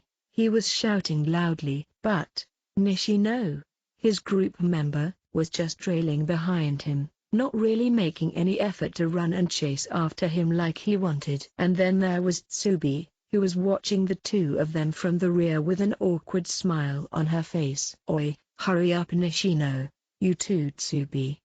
It's super hot, so don't go asking for the impossible. I mean, like, we can't even catch up to the first years anymore. Sheesh. Well, at least it's good that Ishizaki-kun is motivated, yeah? Tsubi looked at Nishino with a somewhat exasperated expression as she tried to smooth things out between the 2 of them. I had heard that Nishino was fairly isolated from the rest of her class, but it seemed like Tsubi was making an active effort to try and get close to her. If we give up, then it's all over. The first years might get careless and slip up. You never know. You seriously wanna go after him? Forget that. It's like such a total waste of energy. Whoa, come on, don't be like that. Both Nishino and Tsubi stood in stark contrast to Ishizaki, who was practically bursting with energy. How about you just go ahead without us then? We won't get the early bird bonus if we do that though. Besides, it'd suck if we got split up or something. Right now, the only thing you could check on your tablet was your own current location. Even amongst members of the same group, It would only be possible to find out where somebody else was once the GPS searching feature unlocked on the 6th day. If you got separated from your group before then, you'd have a hard time meeting up with them again. Seemingly unaware that I had been watching the whole exchange, Ishizaki reluctantly gave in and went back to Nishino and Tsubi to match their pace. I could understand his impatience, but there was no need to be in such a hurry straight from the get-go. Found you. All of a sudden, a firm, almost angry, voice called out to us. The owner of said voice approached us, fiercely glaring at Horikita. What do you want? Want? I don't want anything. Just making sure you know I'm never gonna lose to you. Having apparently approached Horikita just to say that, Ibuki turned on her heel and set off to the north all by herself. Good grief. I wonder if she properly understands just how difficult this exam is? She seemed quite motivated. It must be nice to have a rival. At my light teasing, Horikita forced out a deep sigh. I don't see myself as her rival at all, though. Well, whatever. She's going north and I'll be going east. So it seems we've got different tables too. There's that at least. After all, if they had the same table, they might bump into each other every now and again. One of the few benefits of being alone had to do with the designated area's early bird bonus. Since you didn't have to rely on anyone else, the only thing limiting your potential was your own 2 feet. Well, it's about time for me to get going. With that, Horikita made sure her hat was snug on her head and set off to the east. Though, not long after she started walking, she stopped and looked back in my direction for some reason. Just as I thought there might be something she had forgotten to mention, she looked away and set off once again. After watching a fair number of students head out, I realized that I hadn't seen any third-year students pass by yet, even though they should have started getting off the ship already. As such, I decided to turn around and check on what was happening.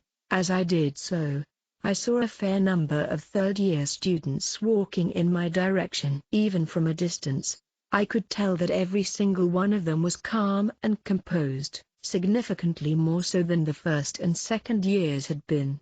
From the numbers, it seemed like students from Class 3B had just about finished disembarking, so I took a moment to try and catch a glimpse of Nagumo.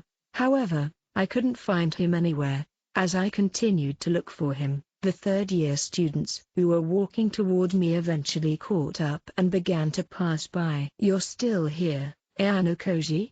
Hearing someone address me, I gave up on my search and returned my attention to the third years nearby. Good morning, Karyuin-senpai. Is there anything strange about that? I'd imagine that many groups would choose to refine their strategies here at the starting area. But you're alone, right? You should be fine to think it over while you walk.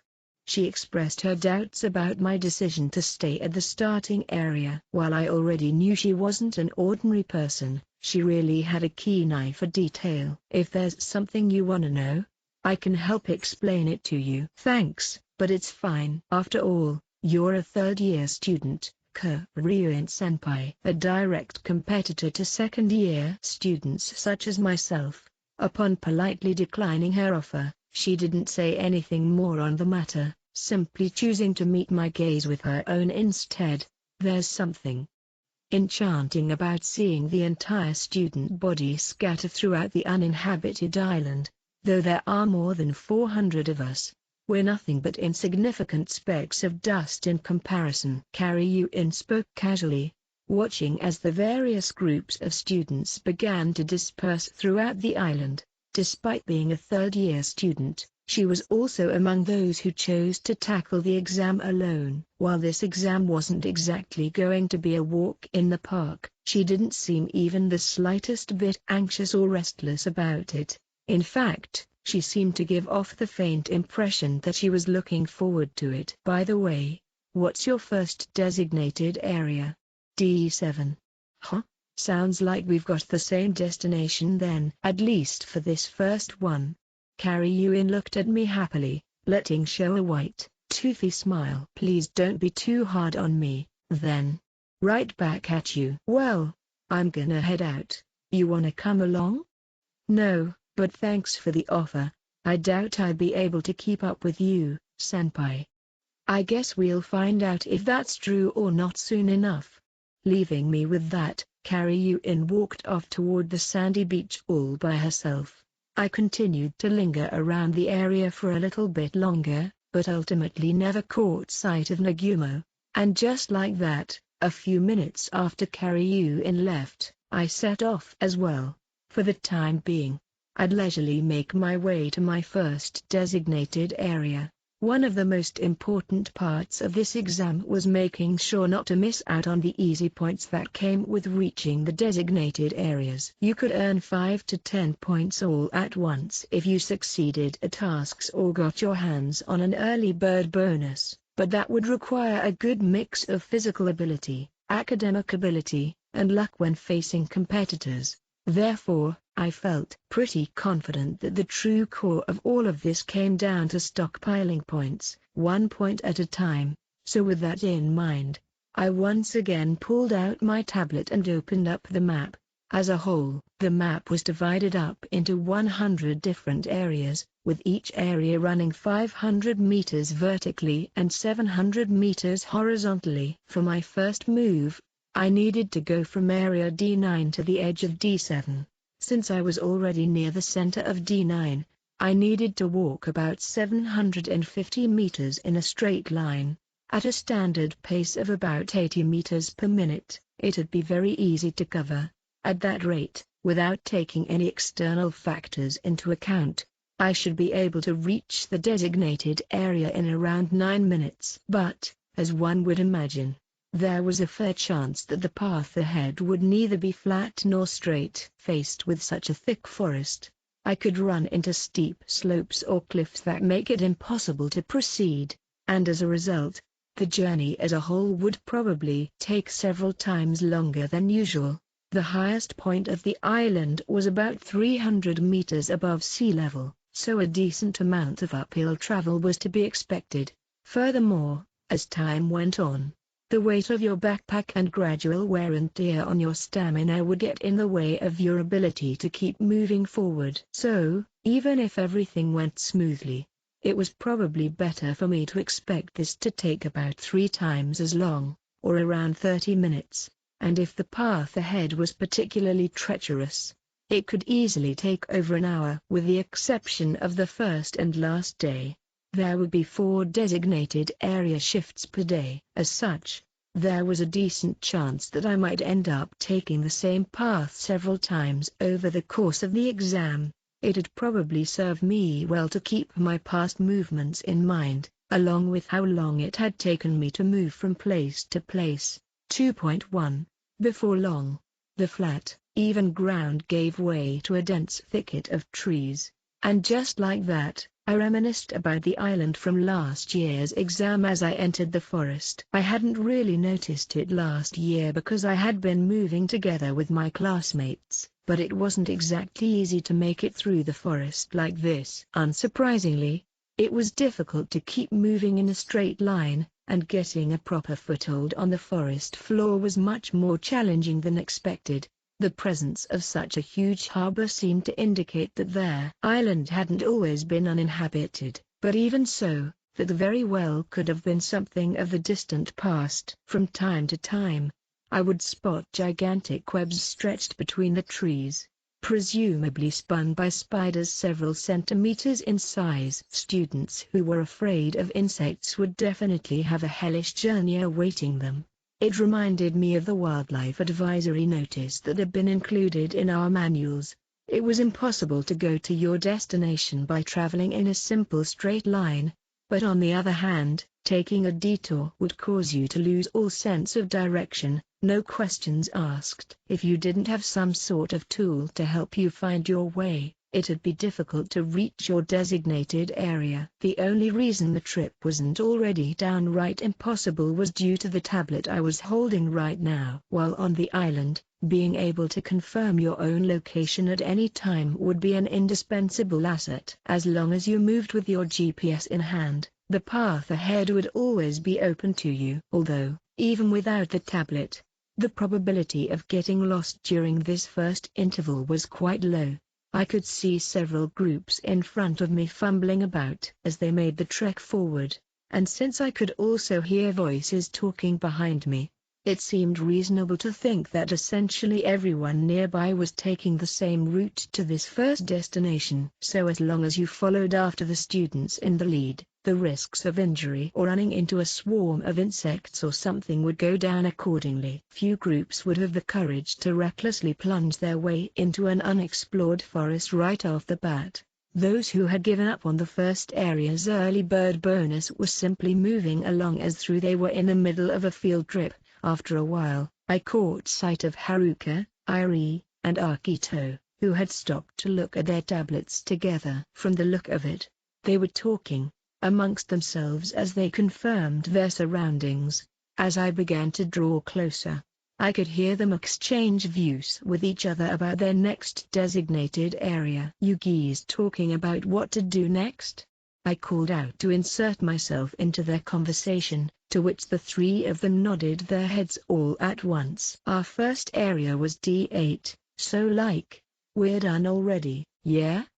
The edge of Area D8 came not too long after stepping foot into the forest, so it seems they had already managed to earn their points earlier. I didn't really feel the need to ask about how many they had earned, since it was nearly guaranteed to be only the 3-point arrival bonus. It's pretty hot, and there isn't any shade out on the beach, so we came here to speculate about the next area. As a whole, you'd certainly be better off trying to account for where the next designated area might appear at. What area do you have, Kiyotaka? D7, 1 cell north from here.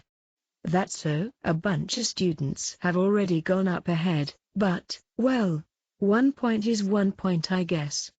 If we had the same table, we could have traveled together. Irie muttered to herself quietly, seemingly disappointed. Even though we were split up into different groups, this exam still had a surprising variety of ways for students to work with each other. There were even several rules that facilitated this, such as the ability to share food or lend and borrow equipment to each other. Plus, if two groups had the same table, they'd essentially have the same destination, so it would definitely be easy for them to stick together. Of course, there were downsides to this as well. The more groups there were working together, the more difficult it'd be for them to keep pace with one another. Furthermore, each group would have their own opinions and goals, inevitably leading to increased competition for task participation. This could easily become a major source of conflict if the groups didn't come up with some sort of contingency plan in case there was only one more space left for a task. In this particular case, you could say that it was fortunate that we didn't have the same table. It was absolutely critical that I avoid working together with people that might hold me back, so this had effectively spared me the trouble of having to turn them down. There are 12 tables, so the odds weren't great from the start. In any case, for now I think I should get to my designated area sooner rather than later. Yeah, we've gotta get moving to annexed area sometime soon anyway, so go ahead. It kinda sucks though. I hope we can meet up again somewhere when we've all got more time to spare. Haruka bid me farewell with Irie waving goodbye from behind her. And with that, I turned my back to the three of them and continued my journey to Area D7. After about 30 more minutes of walking, I finally arrived at my first designated area, causing my watch to sound off a few times. I took a look at the notification on the watch, which said that I had been given an arrival bonus of 1 point. I also noticed that I was given the option to adjust the notification volume, but I chose to leave it as is for now. Just to make sure everything was working properly, I took out my tablet and found a matching record for the bonus in the point transaction history. Since each area didn't seem all that big when viewed on the map, it almost felt like you'd always find yourself running into other students. But once you were actually out on the island, it gave off a completely different impression. Even if there really were students scattered around you, It'd be difficult to catch sight of them because of all the trees. Although I couldn't see anyone around right now, I felt fairly certain that a good number of students were in the area somewhere, in which case, they had probably gone in deeper, opting to move closer to the area's center to make it easier to head out to the next designated area and gather information. I searched for a clearing in the forest with this assumption in mind, and before long, my field of vision suddenly opened up. Sure enough, a large number of students had gathered together in the same place. The race to the next designated area would be a competition between students of all school years, so it's understandable that they'd look to raise their chances of winning, even if only slightly. Furthermore, the only way to find out who had the same table as you was to come and take a look firsthand. By going through this process a few times, you could get a rough idea of who your direct rivals were. I took a quick head count. For a total of 29 people present, myself included. As far as I could tell, it felt safe to assume that there were more students elsewhere in the area. Good morning to you, Ayano Koji-senpai. As I took note of the names and faces of everyone present, a female student noticed my presence and approached with a greeting. Nana Satsabaza of Class 1D. Her fellow group members, Amasawa and Hosen, were nowhere to be seen, prompting me to wonder if they were out exploring nearby or had come up with a strategy of some sort and left the area already. What happened to the other two? Aren't groups supposed to stick together for the most part? Seems better to do it that way to me at least, especially at first. I put forward a question, interested in seeing how she would respond. They said they'd scout out the area and then we all split up. So I decided to come check how many other groups were here. Apparently, she had chosen to do the same thing that I had. Since I had arrived late, she probably had a better grasp of the competition than I did. There were still many things I didn't know about Nanase. For the time being, I felt pretty confident that nothing good would come out of lingering around here any more than necessary. I think I'm going to leave. It can't hurt to take a look around.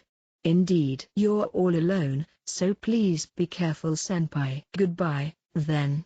She readily set me loose and walked over to where a cluster of first-year students had gathered. With my brief exchange with Nanase finished, I left. After walking for a bit, I found a place to sit, set down my backpack, and took out my tablet. I wanted to avoid wasting energy if at all possible. In total, it had taken me about 50 minutes to reach the designated area. Since there was a break, the next area would be announced in slightly over 3 hours. Tasks, on the other hand, would start showing up very soon. I patiently watched the clock, waiting until it was finally 10 a.m. And then, I promptly began to comb through the locations, details, and rewards of the various tasks that popped up on the map. I'd have to decide between waiting for the next designated area and trying to go for a task based on what I found. To start out, there were a total of 14 different tasks, one of which had appeared in the upper left corner of Area D7, the area I was currently in. This was by far the closest. I could see several of the students within my field of vision immediately head off toward the northwest, probably intending to check out the details of the task as they walked. The task in question was called Fire Starter. 5 points would be awarded to the first group that managed to start a fire using a specially provided tool. There was no reward for second place or below. Another task, albeit slightly further away, had appeared in the central part of Area E7 called English Test. It had a participation limit of 2 people per group, with first place receiving 5 points, second place 3 points, and third place 1 point. More students seemed to be headed that way than for the fire starter task. Starting a fire wasn't going to be easy, especially for anyone who hadn't actually done so before. Rather than trying to tackle it, it made far more sense to try their hand at English that they were already familiar with. There was also a geography test task in Area D8, but only one group went in that direction.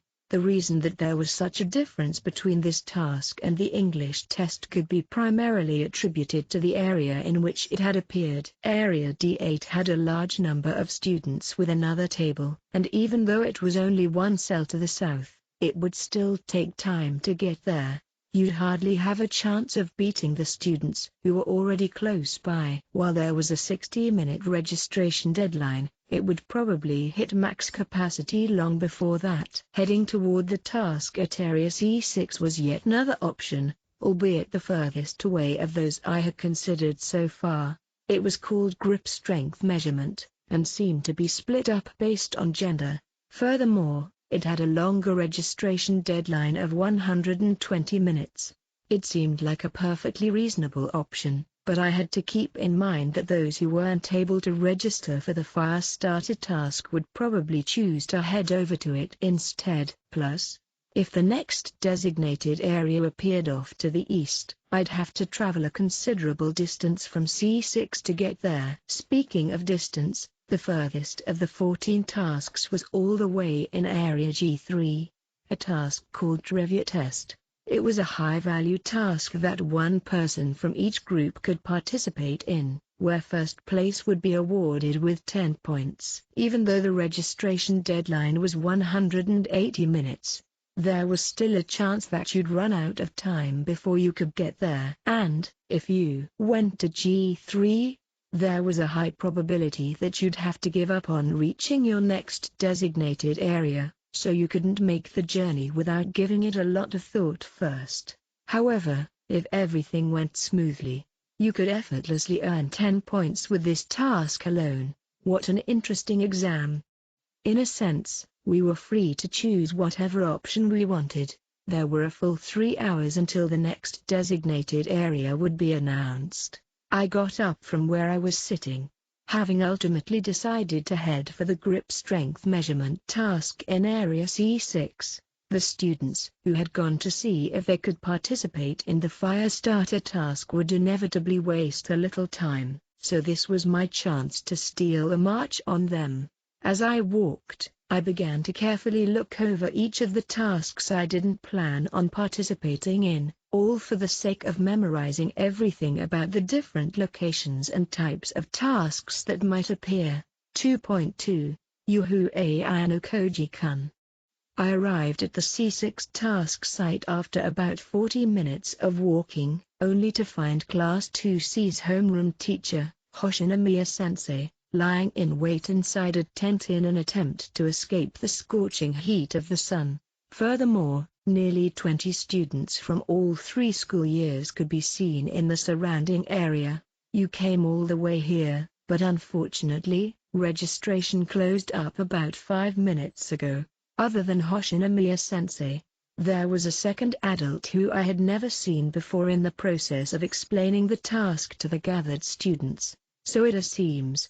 With that being the case, there was no point in me staying here any longer. I tried to leave, not really wanting to be around Hoshinomiya-sensei any more than necessary, but she grabbed me by the arm just as I turned to go. "Oh, don't be in such a hurry. Feel free to sit back and watch for a while, Tilda. Don't you think it's wrong for a teacher to encroach on a student's time just for their own convenience? Come and don't exaggerate. You'll have oodles of time after this, Tilda." As a teacher, she should be fully aware of the true nature of this exam, where a split-second judgment could very well mean the difference between a win and a loss, but she still didn't seem to have any intention of letting me go. My last designated area was D7, so it's more than possible that my next will be here in Area C6. If that happens, will you take responsibility for causing me to lose out on the early bird bonus? At that, Hoshinomiya-sensei hurriedly let go of my arm and took a few paces back to distance herself. "See, cruel. Don't be like that, Ayano Koji-kun. Teasing is a no-no. I just wanted to chat a little bit, that's all. It's like, I've been feeling pretty grumpy recently, so how about you sit back and hear me out?" While she had let go of my arm, it didn't seem like she wanted our conversation to end yet. I reluctantly decided to keep her company and listen to her, at least for a little while. It's been since the end of term exam, yeah? Since we've talked one-on-one like this, that is. That's true.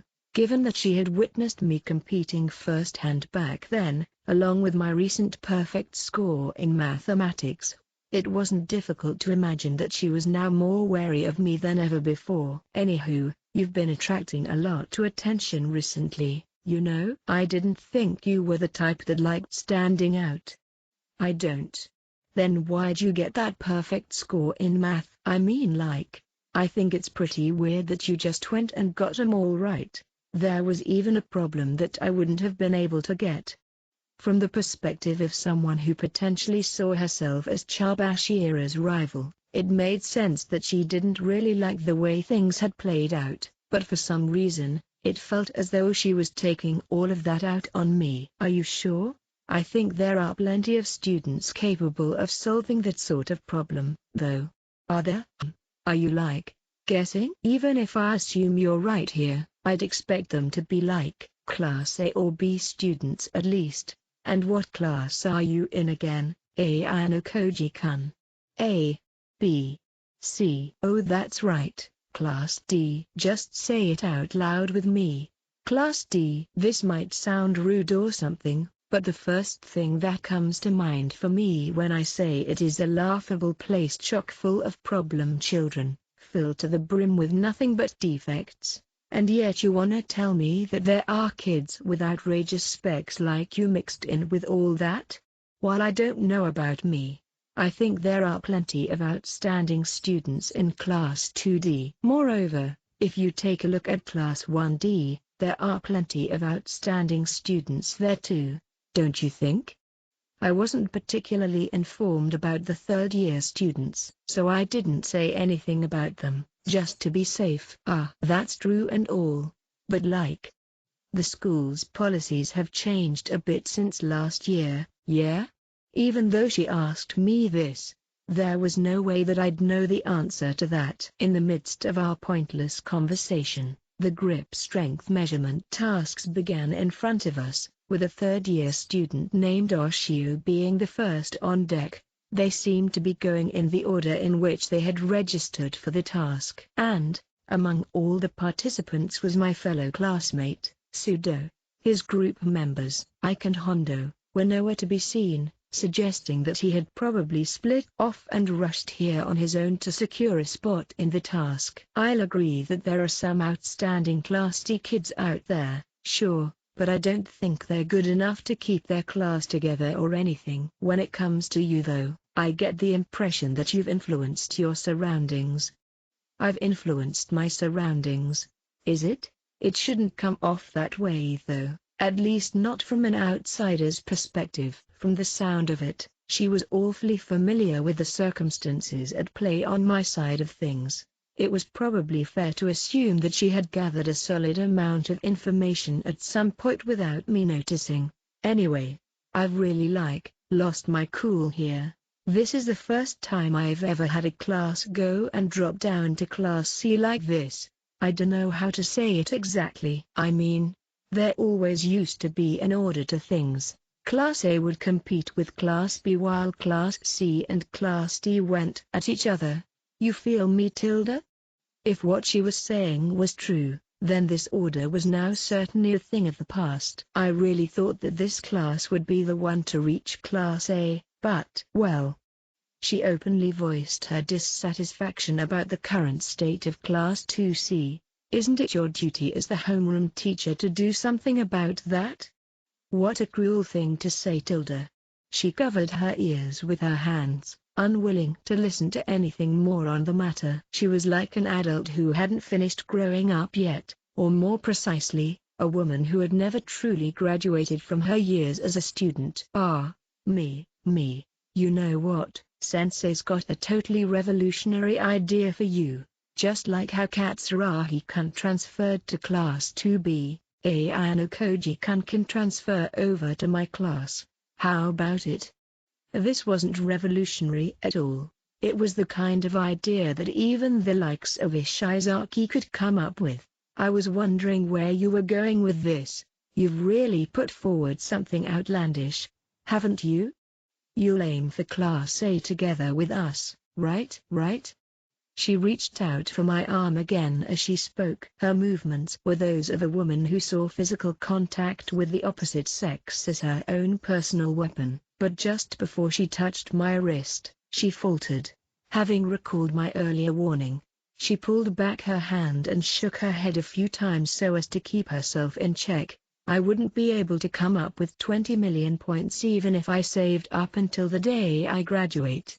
Furthermore, as things are now, even if I found a way to prepare such a large number of points, there's no way to tell which class will be Class A in the end. So don't you think it would be wiser to wait until the final moment and see how things play out instead?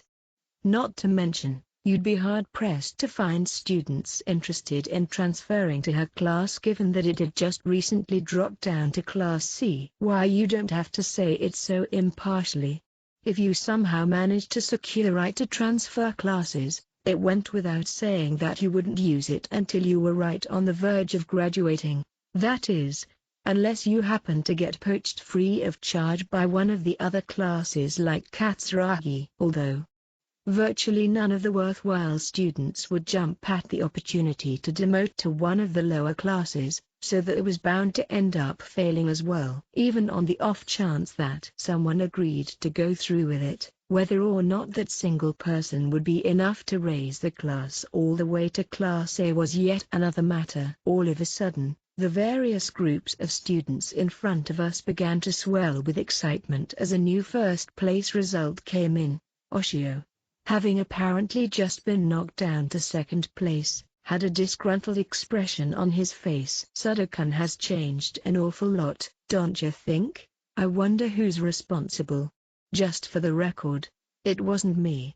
While I might have played a key part in it, Sudo's growth could be predominantly attributed to Horikita. Shortly afterward, everyone finished having their grip measured, but in the end, nobody was able to beat Sudo's first-place score. And with that, Sudo's group earned 5 additional points, for a likely total of 8 compared to the measly 1 point I had earned in the same time frame. The difference was worlds apart. As soon as the competition came to an end, the various students began to disperse, no doubt headed from task to task like a flock of migratory birds. Then, I should get going as well. Since she had lost her excuse to keep me here, Hoshinomiya relented and sent me on my way. There are 2 weeks until the end of the exam. I'm probably gonna get sent around the island a lot, so maybe we'll meet each other again. Tilda. I didn't want to see her again if at all possible. With that thought in mind, I left the task site. 2.3 Afterward, I made my way to 2 other new task sites that showed up. But in both cases, other groups had already registered for all the spots before I arrived, so I ultimately never got a chance to participate. When the clock struck 1 p.m., I went to my second designated area, B7, earning nothing but the 1-point arrival bonus. Come 3 p.m., my third was announced as D7 once again, the same as my first. I had arrived there not too long ago now, once again earning nothing but the arrival bonus. I had traveled back and forth and received 2 whole points for my efforts. However, with a cumulative total of only 3 points for the first day, I felt pretty confident that I was one of the lowest ranked groups out there. Even so, there was absolutely no reason to be discouraged. It was only the first day of the exam and the various groups hadn't spread all throughout the island just yet. As such, competition was going to be fierce no matter what. Even if I forced myself to pick up the pace, that didn't change the fact that it was difficult to rack up points on my own, and the drain on my supply of drinking water would be intense as well. The day's 3 basic movement intervals were over, and now it was time to prepare for tomorrow. Senpai. I ran into Nanase a second time, the 2 of us crossing paths in a place similar to the one she and I had met at this morning. Second time today, huh? Indeed, what a coincidence. She seemed to be taking action on her own again as there was no sign of Hosen or Amasawa anywhere. How did it go for you today? I did what I could and earned 3 points. You? Well, when it comes to designated areas, the 3 of us earned 8 points. I didn't manage to make it to the second area in time, but I took first place in a task instead, so we're at 13 points altogether. Sounds like you're off to a good start. She hadn't arrived at one of the designated areas, but that wasn't a very big deal. In groups of 2 or more, as long as somebody stepped foot in the designated area, it wouldn't count as a miss. At the end of the day, if you're scoring a large number of points for the time you spend elsewhere, just as Nanase did, you'd still come out ahead. Well then, senpai, if you'll excuse me. After a brief conversation that almost felt closer to a status report, the 2 of us parted ways. It was just before 5 p.m. I began to walk through the forest, looking to decide where I'd be camping for the night. If I pitched my tent somewhere in the sunlight, the temperature inside would increase rapidly. Even after the sun goes down, there'd still be a chance that the heat hadn't dissipated yet. As such, it was probably best to try and find a place that wasn't under direct sunlight. I went east, eventually stopping somewhere near the edge of E7. Between all the students, school faculty members, and exam managerial staff, there should be over 500 people on the island, but without designated areas or tasks, you never really ran into other people all that often. In a way, that served as proof for just how dense the forest truly was. Because of the heat and humidity, I chose to set up camp in a relatively open area. I took my 2-liter bottle out of my backpack and poured the water into a paper cup. Drinking straight from the bottle would do nothing to prevent the bacteria inside my mouth from contaminating the rest of the water. With high temperatures like these, letting the bacteria grow from inside the bottle could lead to serious health hazards. There was just no reason to put your health on the line because of something so trivial. Having said that, once opened, bottled water didn't have that long of a shelf life anyway. If I wanted to drink the water while it was still in its best condition, I'd have to get through it all by the end of the day today. Though, that wasn't really an option here with the future as uncertain as it was.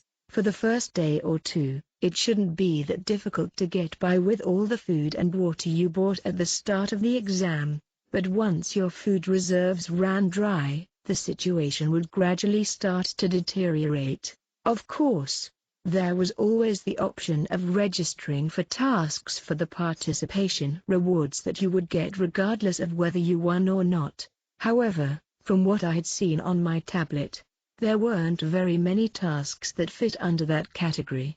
Furthermore, there wasn't a doubt in my mind that the ones that did would be far more contested than usual. I turned on my tablet to reflect on this. There had been a total 68 tasks held throughout the day today. While I had no idea if students actually managed to participate in them, there were 14 tasks that provided all participants with a certain amount of mineral water, at rate of roughly 1 in 5 tasks overall. This was by no means a reliable number of opportunities.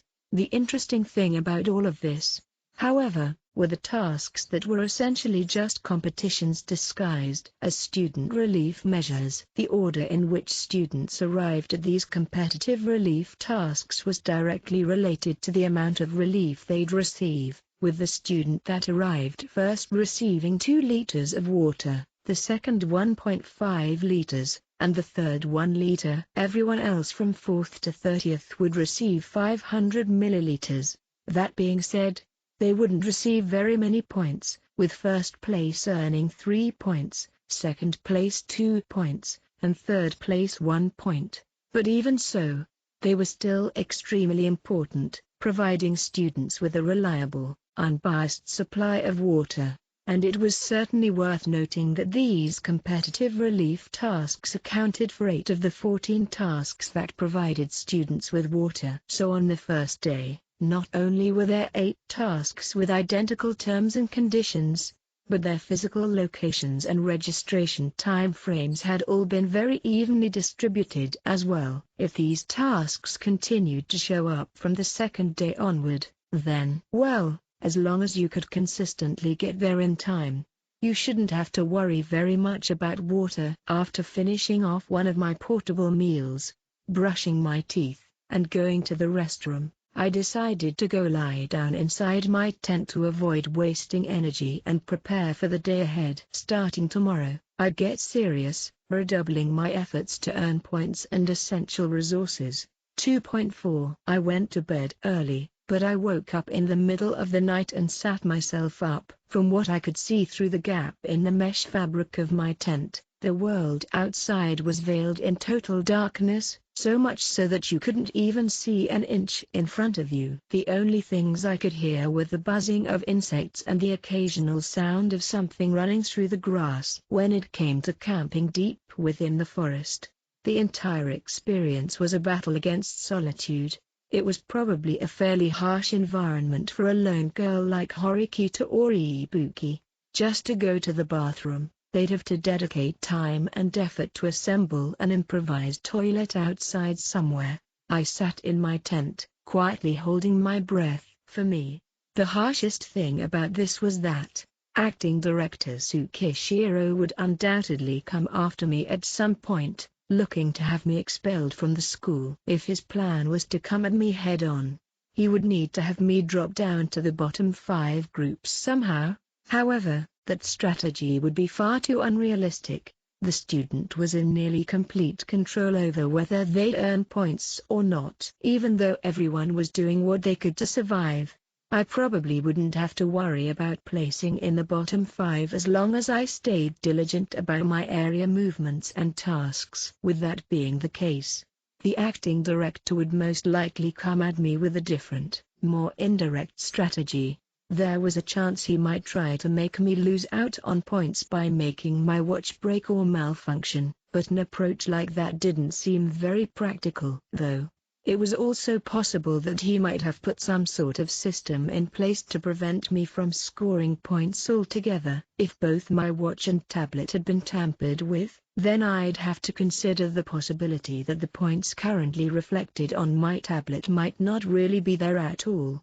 Of course, if the discrepancy between my watch and the school's internal logs was large enough, I'd voice the issue with the school, and I don't exactly think that's something Tsukishiro would want. Hypothetically speaking, even if he had me lose out on 3 days' worth of points, I would still be able to recover from it. If his plan was that careless, Mashima-sensei and other involved parties would start to suspect something. Instead of carrying out such a half-assed strategy, it made more sense that he'd try coming at me from another angle. So, looking at it from Tsukishiro's point of view, what would be the best way to get me expelled from the school? Well, if I could make use of the White Room student, then I'd probably have them force my retirement through illness or injury. After all, with something serious like a broken arm, the school would instantly deem you unfit to continue with the exam. In other words, I'd have them launch an attack on me here in the vast, unmonitored forest. It would be a straightforward, surefire way to get me expelled. It would be difficult for the school to tell whether or not my injuries had been caused by another human. As someone from the White Room myself, I felt pretty confident that the enforcer had the skills to make it all seem like an accident. Chapter 3, Travel Companion. I woke up at 6:30 the next morning. From the way the dazzling sunshine lit up the inside of my tent, I could tell that it was a bright sunny day without even needing to go outside. A world of green spread out before my eyes as I emerged from my tent in the sweltering heat. Seems like choosing somewhere out of the direct sunlight was the right choice after all. Even though I had walked a little further to find a good spot, setting up my tent in a consistently shady place had been the smart thing to do. After a quick breakfast of one of my portable meals and some water, I packed up my tent and waited for 7 a.m. Most students should already be awake by now and waiting for the exam to begin for the day.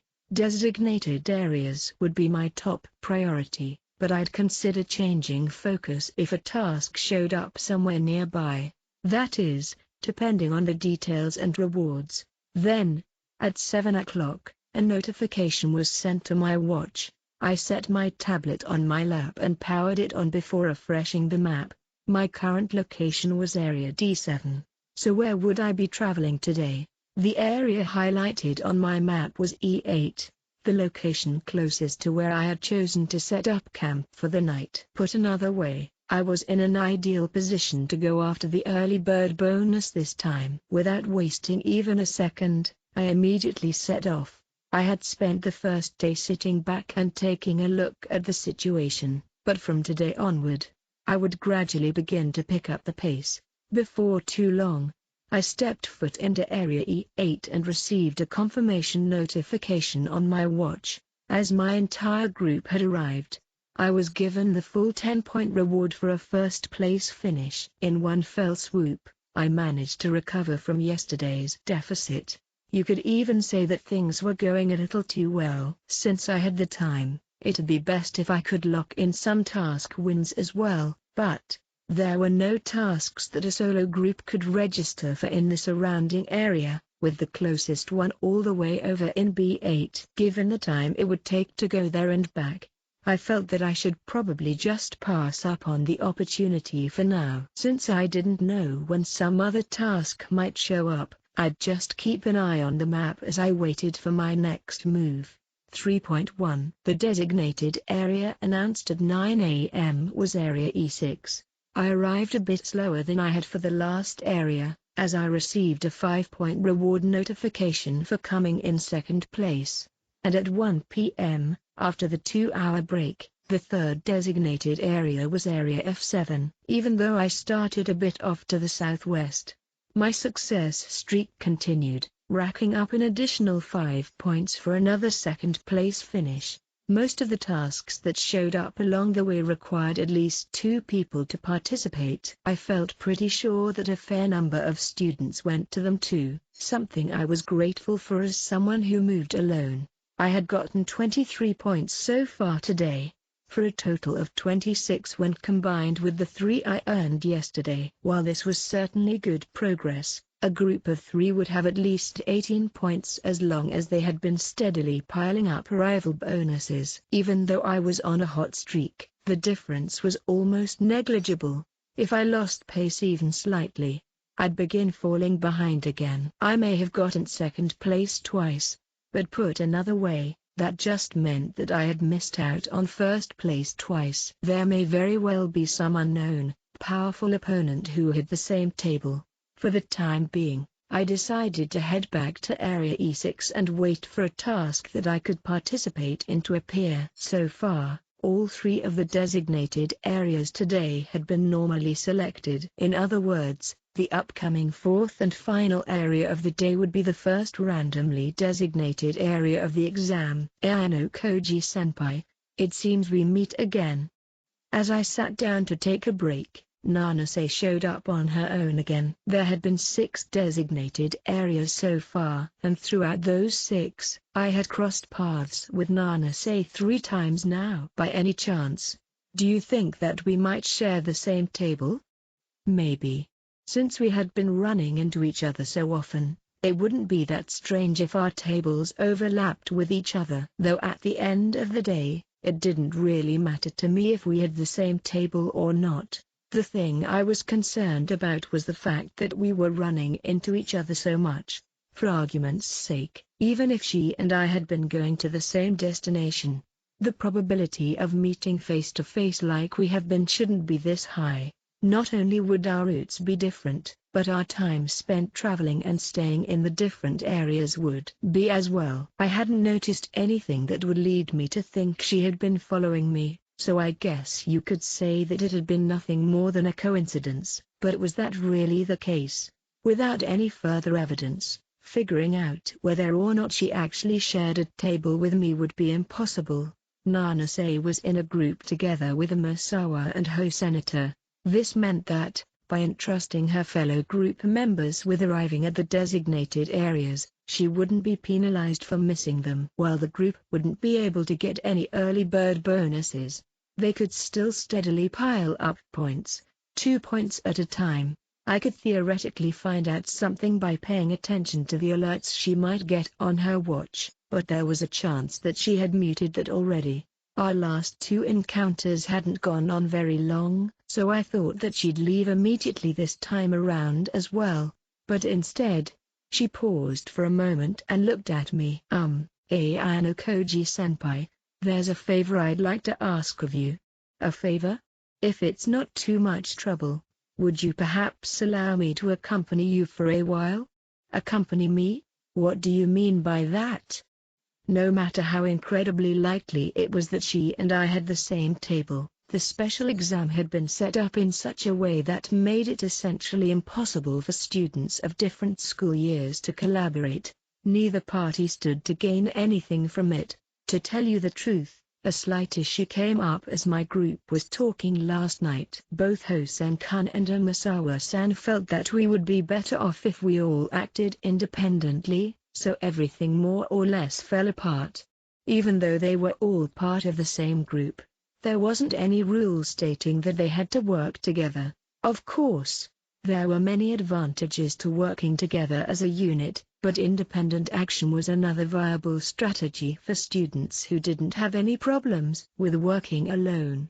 I've crossed paths with you a total of 3 times now, senpai. From what I've seen from our encounters, I believe that you've managed to reach the designated area faster than me. That is, of course, except for the first time. I fear that if I'm on my own, it won't be long before I start to fall behind the designated areas. Don't you think it's possible that I just happened to be faster than you these last 2 times? That may be so indeed, but either way, I've still recognized you as a step above someone as inexperienced as myself. Although her words sung me praises, it didn't seem like these were her true feelings at all. I don't think it's a very wise idea to travel together with someone in a different school year. You're saying that due to the influence it would have on early bird bonuses and the increased competition for tasks, correct? There would be a conflict of interest if we came across a task that only had room for one more group.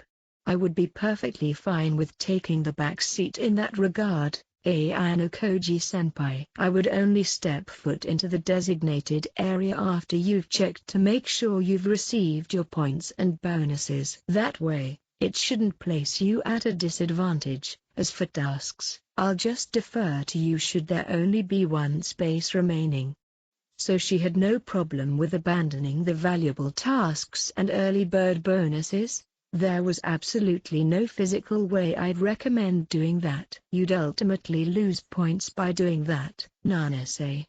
This is my first uninhabited island exam, and you've already proven the extent of your physical abilities during your fight with Hosen-kun. It would be immensely helpful to me if I could have you choose a suitable route for us to take. While she said it would help, it didn't seem like she really needed it given how she had moved around the island on her own today without any issue. There was really no reason for her to take on the risk of traveling together with me. Even if we assume that I'm going to choose the most suitable route, would you be able to keep pace with me? Sometimes the path I choose might even be dangerous. Would you really be able to do it? I already knew the answer to this question and yet I chose to ask anyway. After all, I figured that her response may help reveal the reason behind her strange behavior. However, her response was different from what I had expected. I'm fairly confident in my stamina. You're not uncertain because you think I might hold you back. It's more that you're not able to trust me, isn't it? Nanase had previously teamed up with Hosen and Omisawa to try and force my expulsion.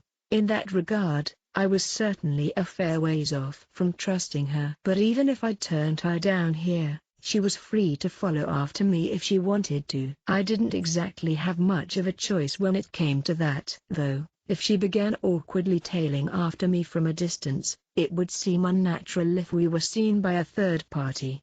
It wouldn't be impossible for me to give her the slip or anything, but doing that would just be a waste of energy. After all, we would inevitably cross paths again at some point if we both had the same table. That being the case, I felt like it'd just be less of a hassle in the long run to fold and allow her to tag along. All right, if that's what you want, then go ahead. Thank you very much. After letting show a delighted smile, Nanase bowed to me deeply. "We just have to make sure you and I really have the same table. We on the same page?" Indeed, the notion that we've just coincidentally shared some of the same designated areas is certainly feasible, so further investigation is the natural first step. What do we do for now though? It seems we still have some time until the next designation happens. It was only 1:30 in the afternoon, so we still had more than an hour to spare. True. Oh, on that note, some tasks just showed up. Several new tasks appeared on my tablet. I looked over the tasks in the surrounding area and quickly decided where to go. Then, I showed her the screen and pointed at the task we'd be heading for as I began to explain our next steps. "It looks like there's a quiz-type task right under Area F8. We'll go there. It's fairly close by too." "Yeah, after we're down there. If the next designated area shows up too far away from us, I think we'll give up on trying to get there in time. Since reaching the next area might not be very practical, I wanted to rack up points by clearing tasks instead." "Understood. Please lead the way." In truth, I wanted to head for the football juggling task that appeared in Area E5, but the route and distance made it much more difficult to reach than Area F8. In any case, I first wanted to find out exactly what Nanase was capable of.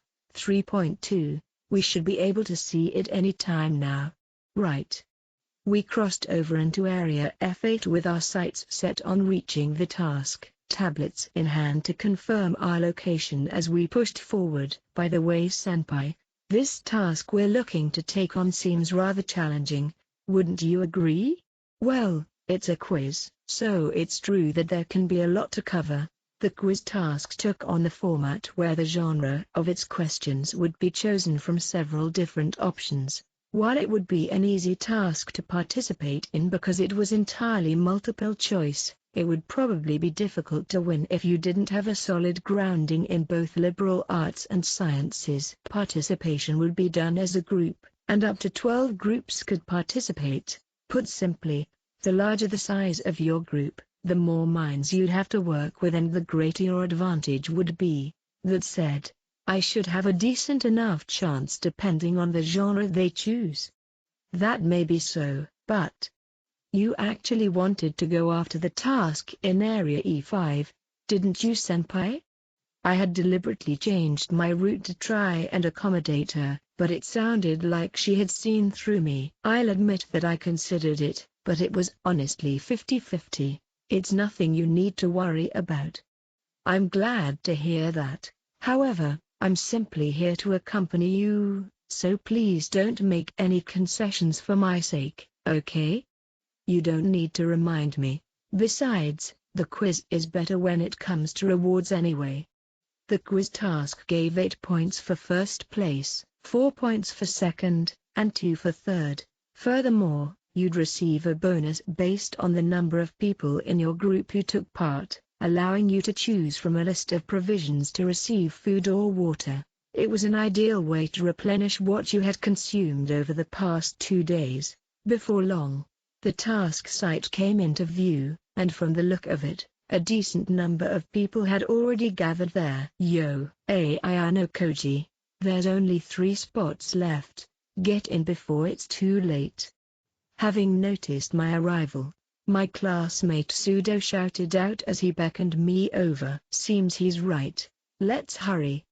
Nanase nodded in response, and together, we ran over to the task and completed the registration process.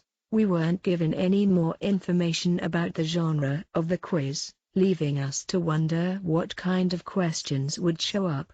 At this point, we were effectively on standby until a 12th group showed up or the registration deadline passed in around 30 minutes. Ike was sitting down a bit away from the registration desk, waiting for the quiz to begin, but overall he seemed a little out of it. He was clearly somewhat bored and disinterested, and Hondo seemed to be having a hard time striking up a conversation with him. so he was just off killing time by himself. You could say that the greatest strength of Pseudo's group was the enhanced teamwork that came from their close friendship, but it wasn't clear how well that was really working out for them. Is everything going well on your end? I tried pitching a question to Pseudo, the only one who really seemed willing to talk right now.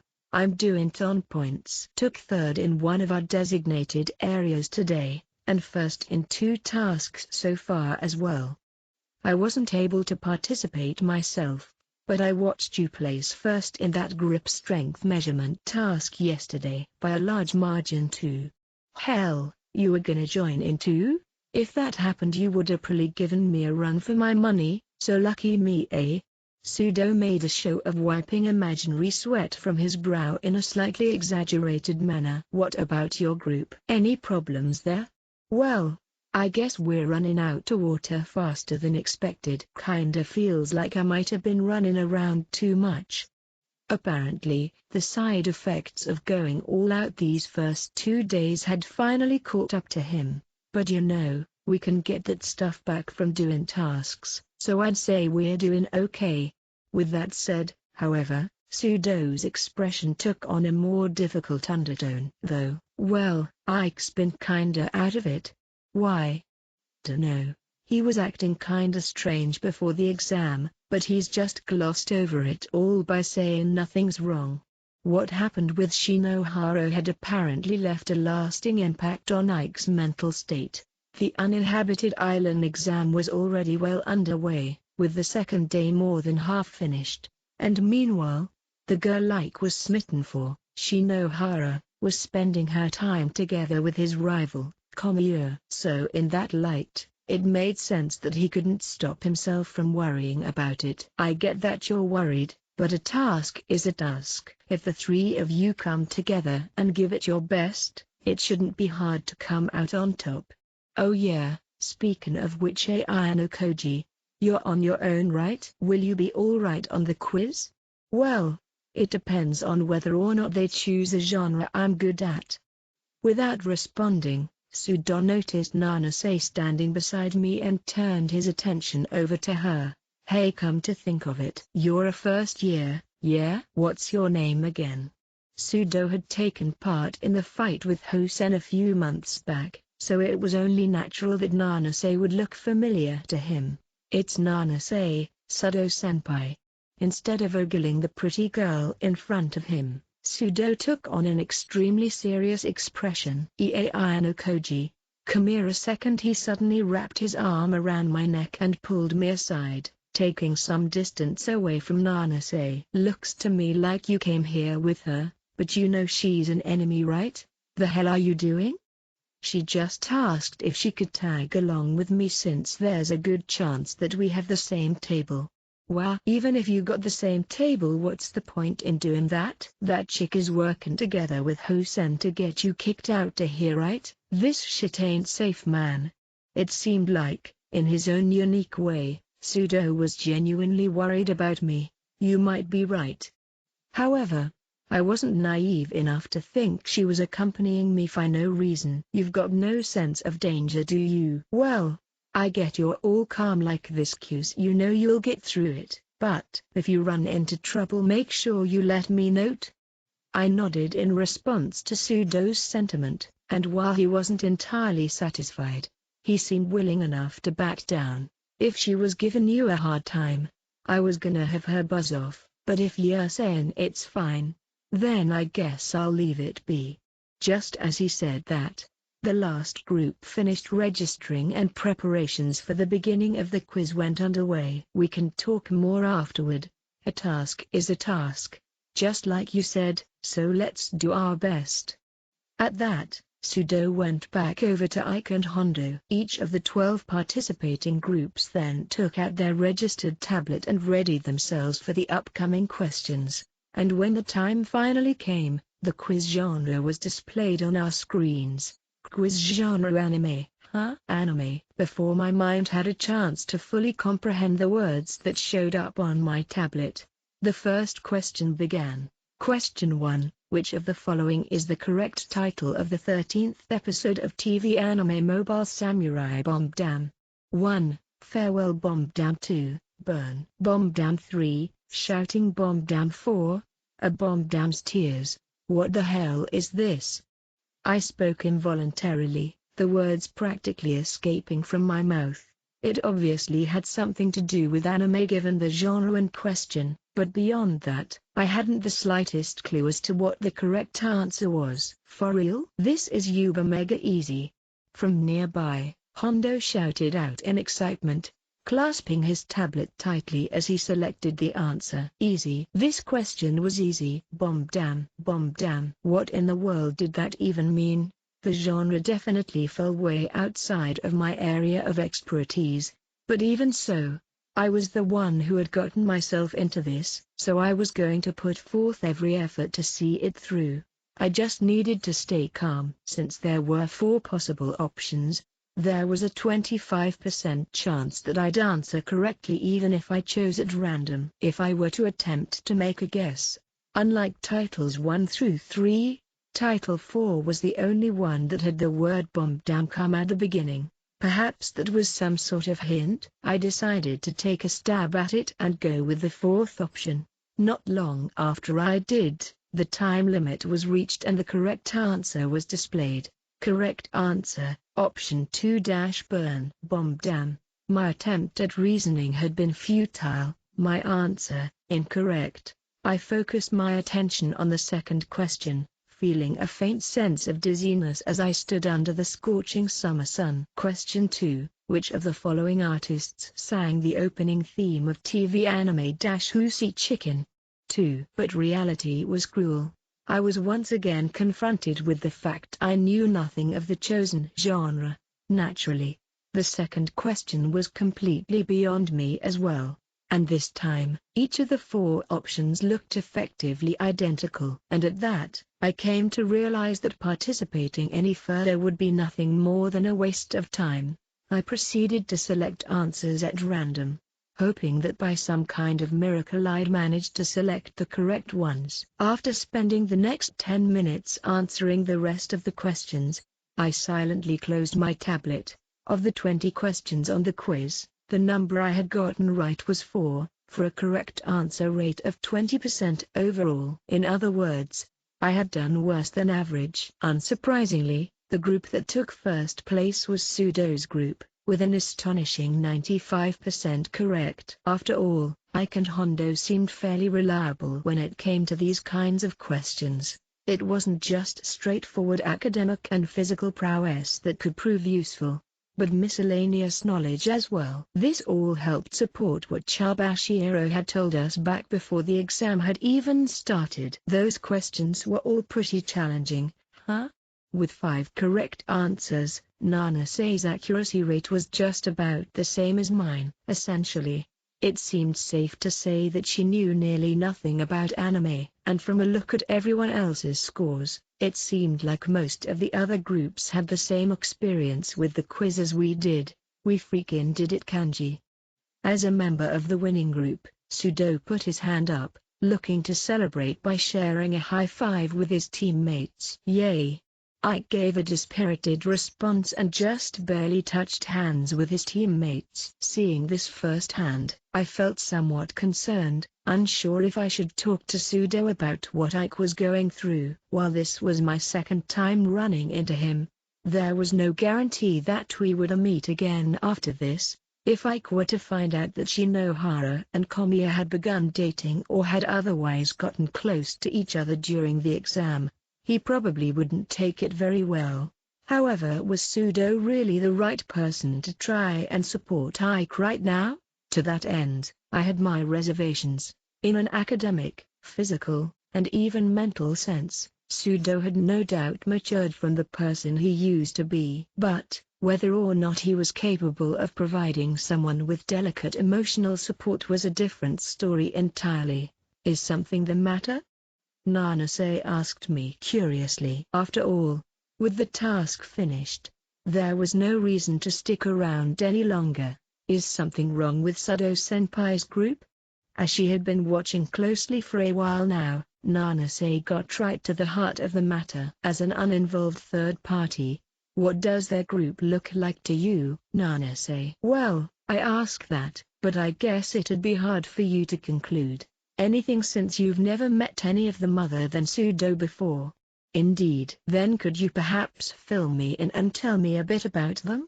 Off on Sudo's left is Ike Kanshi, and to his right is Hondo Yotaro.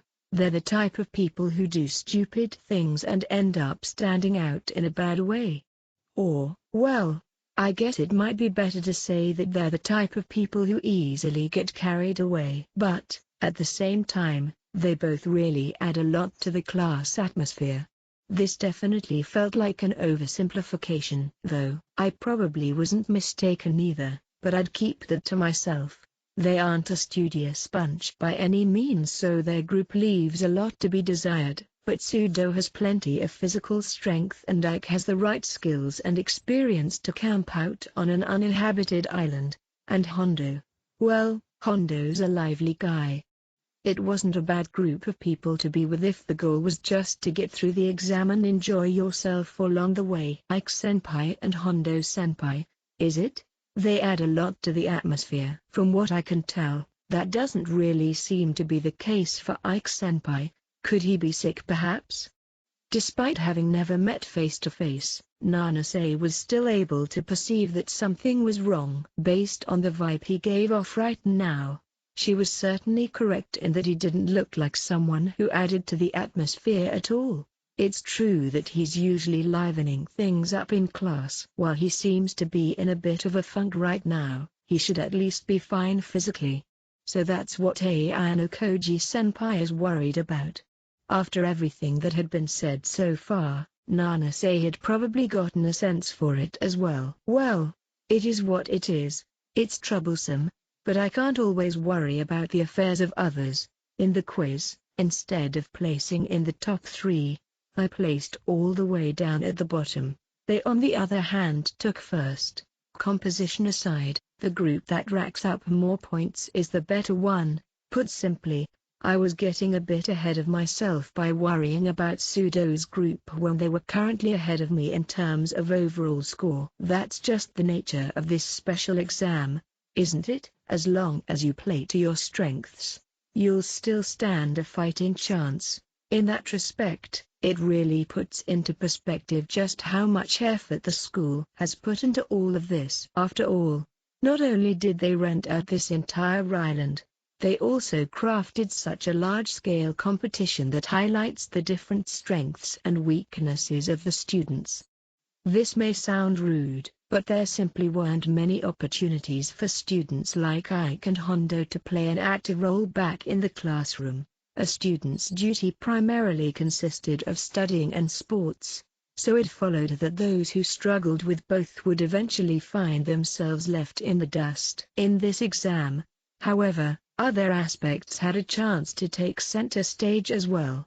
I had previously been concerned about the lack of balance in Sudo's group, but they seemed like they were going to be just fine, and because of that, Ike's mental health was the only thing left standing in their way, which was a really tricky problem to solve. If he were in prime condition, this exam could have been his chance to become a dark horse and overturn his negative reputation. Be that as it may, I cast a sidelong glance at the adults in the process of dismantling the task site. While this school was clearly different from an ordinary high school, the sheer cost of such a large cruise ship, all the various equipment, labor, and everything else that had gone into a single special exam was unimaginable.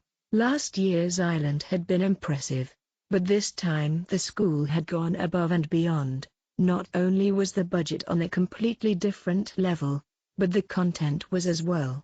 Last year, we were told to work together as a class, but this time around, we had been told to split up into a bunch of small groups and scurry to and fro throughout this vast no man's island. As such, minor, petty disputes between fellow students had the potential to blow up into something major and unprecedented. Additionally, matters of injury and illness were now incredibly pivotal. While a couple of scratches or a low fever probably wouldn't pose too much of a problem, there was a dire need to keep in mind the possibility of a bone fracture.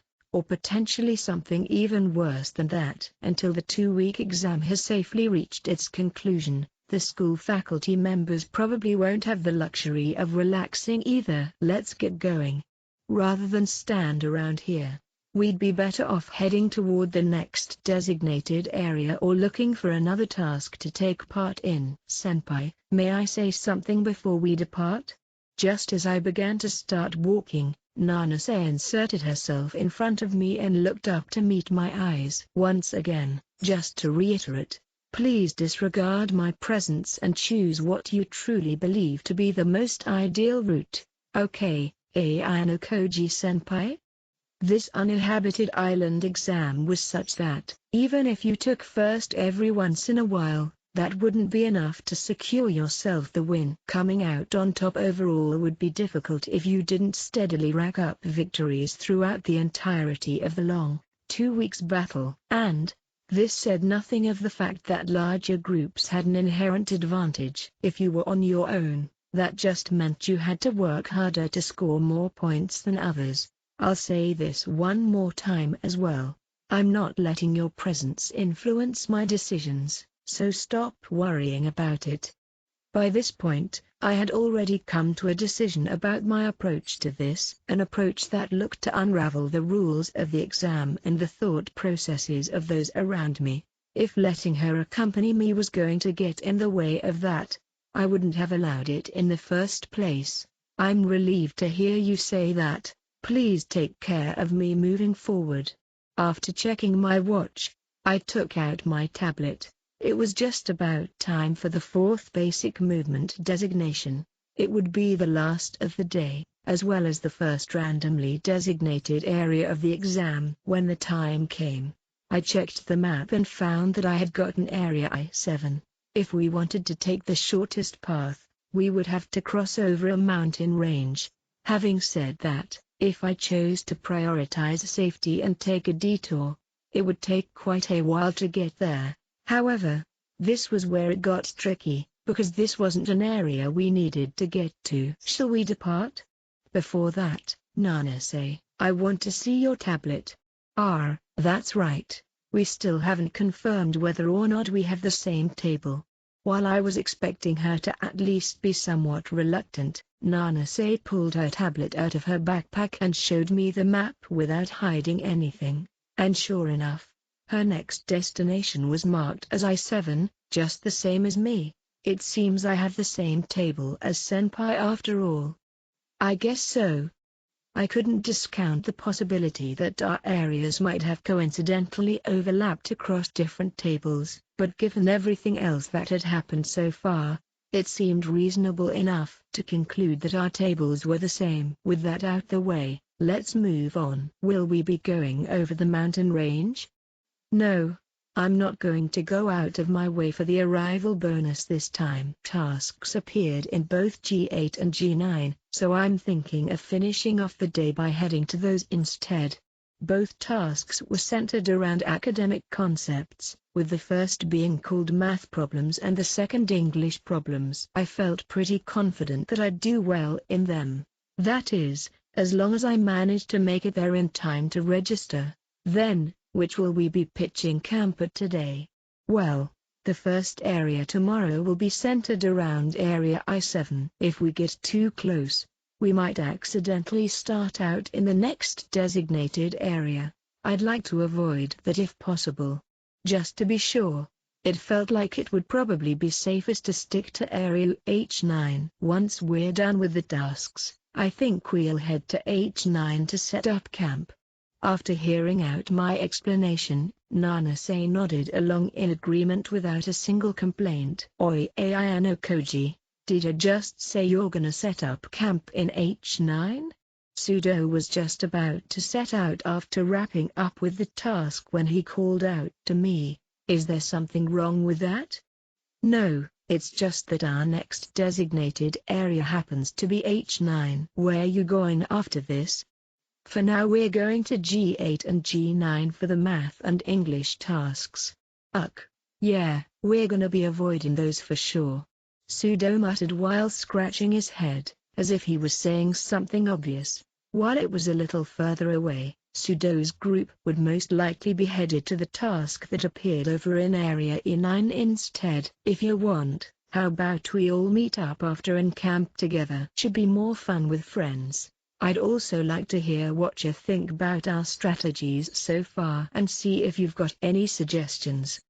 This was an unexpected proposal, but not a bad one. Moreover, I should probably praise him for his progressive attitude, not to mention, the problem with Ike had been bothering me for a while as well. With a coincidental get-together like this, Ike probably wouldn't feel like I had any ulterior motives in reaching out to him. It'll probably be hard to find each other in the forest, so how about we meet up on the beach in G9 instead? Since it'd be easier to find each other on the beach, that was probably the better choice. That sounds good. When should we look to meet? Since we'll all be close by, how about 5:30? In which case, we'd probably be able to meet up without running into any problems after we all finished up with our tasks. All right. See you on the beach in G9 at 5:30. With that, Pseudo and his friends set off in the other direction, looking to take on a different task than us. Well, it'd be unreasonable to ask them to participate in an English or math task. It was only natural that they would look to challenge tasks that suited them. Turns out that we'll be spending the night with them today. Do you have any problems with that, Nana say? She'd be spending the night with 4 older guys, so it would make sense for her to be at least a little bit hesitant. Although, I guess it was probably better than having to spend the night camping alone with me. It's fine. I actually think it'll be a good chance to get to know everyone. I was glad to see that she seemed open to the idea. 3.3 Later, at around 5:30 p.m., Nanase and I were waiting together on the beach when Pseudo's group finally showed up, coming from the direction of their designated area. How'd it go? Not so great. After we split, a bunch of new tasks popped up, so we ended up going for 3 of them. We took 3rd place in one, but the other 2 had so many people that we couldn't even register. Pseudo clicked his tongue in frustration, slightly short on breath. Nanase and I hadn't made it to our tasks in time to register either, so there were clearly quite a few students still in the surrounding area. The second day only just ended, so don't overwork yourselves. Although they had been racking up points like crazy, there was no denying that they were moving a little too quickly, something that Pseudo had even admitted himself. It was commendable that Pseudo, brimming with confidence in his power and stamina, was able to drag Ike along given his ambitionless, sullen demeanor, but they probably wouldn't be able to maintain that pace forever. Hondo, in particular, was gasping for air as if he had just braved his way through the depths of hell. There was no way that he was okay with something so strenuous, but from the fact that he hadn't vented even a single complaint, it was probably safe to assume that he had simply resigned himself, devoting whatever energy he could to follow along instead. First things first, let's find a place to camp. How about it, Kenji? Pseudo looked to Ike for a suggestion, prompting the absent-minded boy to point off toward the forest. Let's go back to H9 for now. We passed by a clearing earlier. That should be good enough. At Ike's listless reply, the 5 of us set off. I really don't get the impression that Ike-senpai is the life of the party that you made him out to be, Ayano-koji-senpai. He has a lot going on. A lot. I don't feel comfortable talking about it when it's not my place to do so. If you really want to know, you should ask him yourself. You're right, I'll try asking him when I get the chance. Nanase responded cheerfully.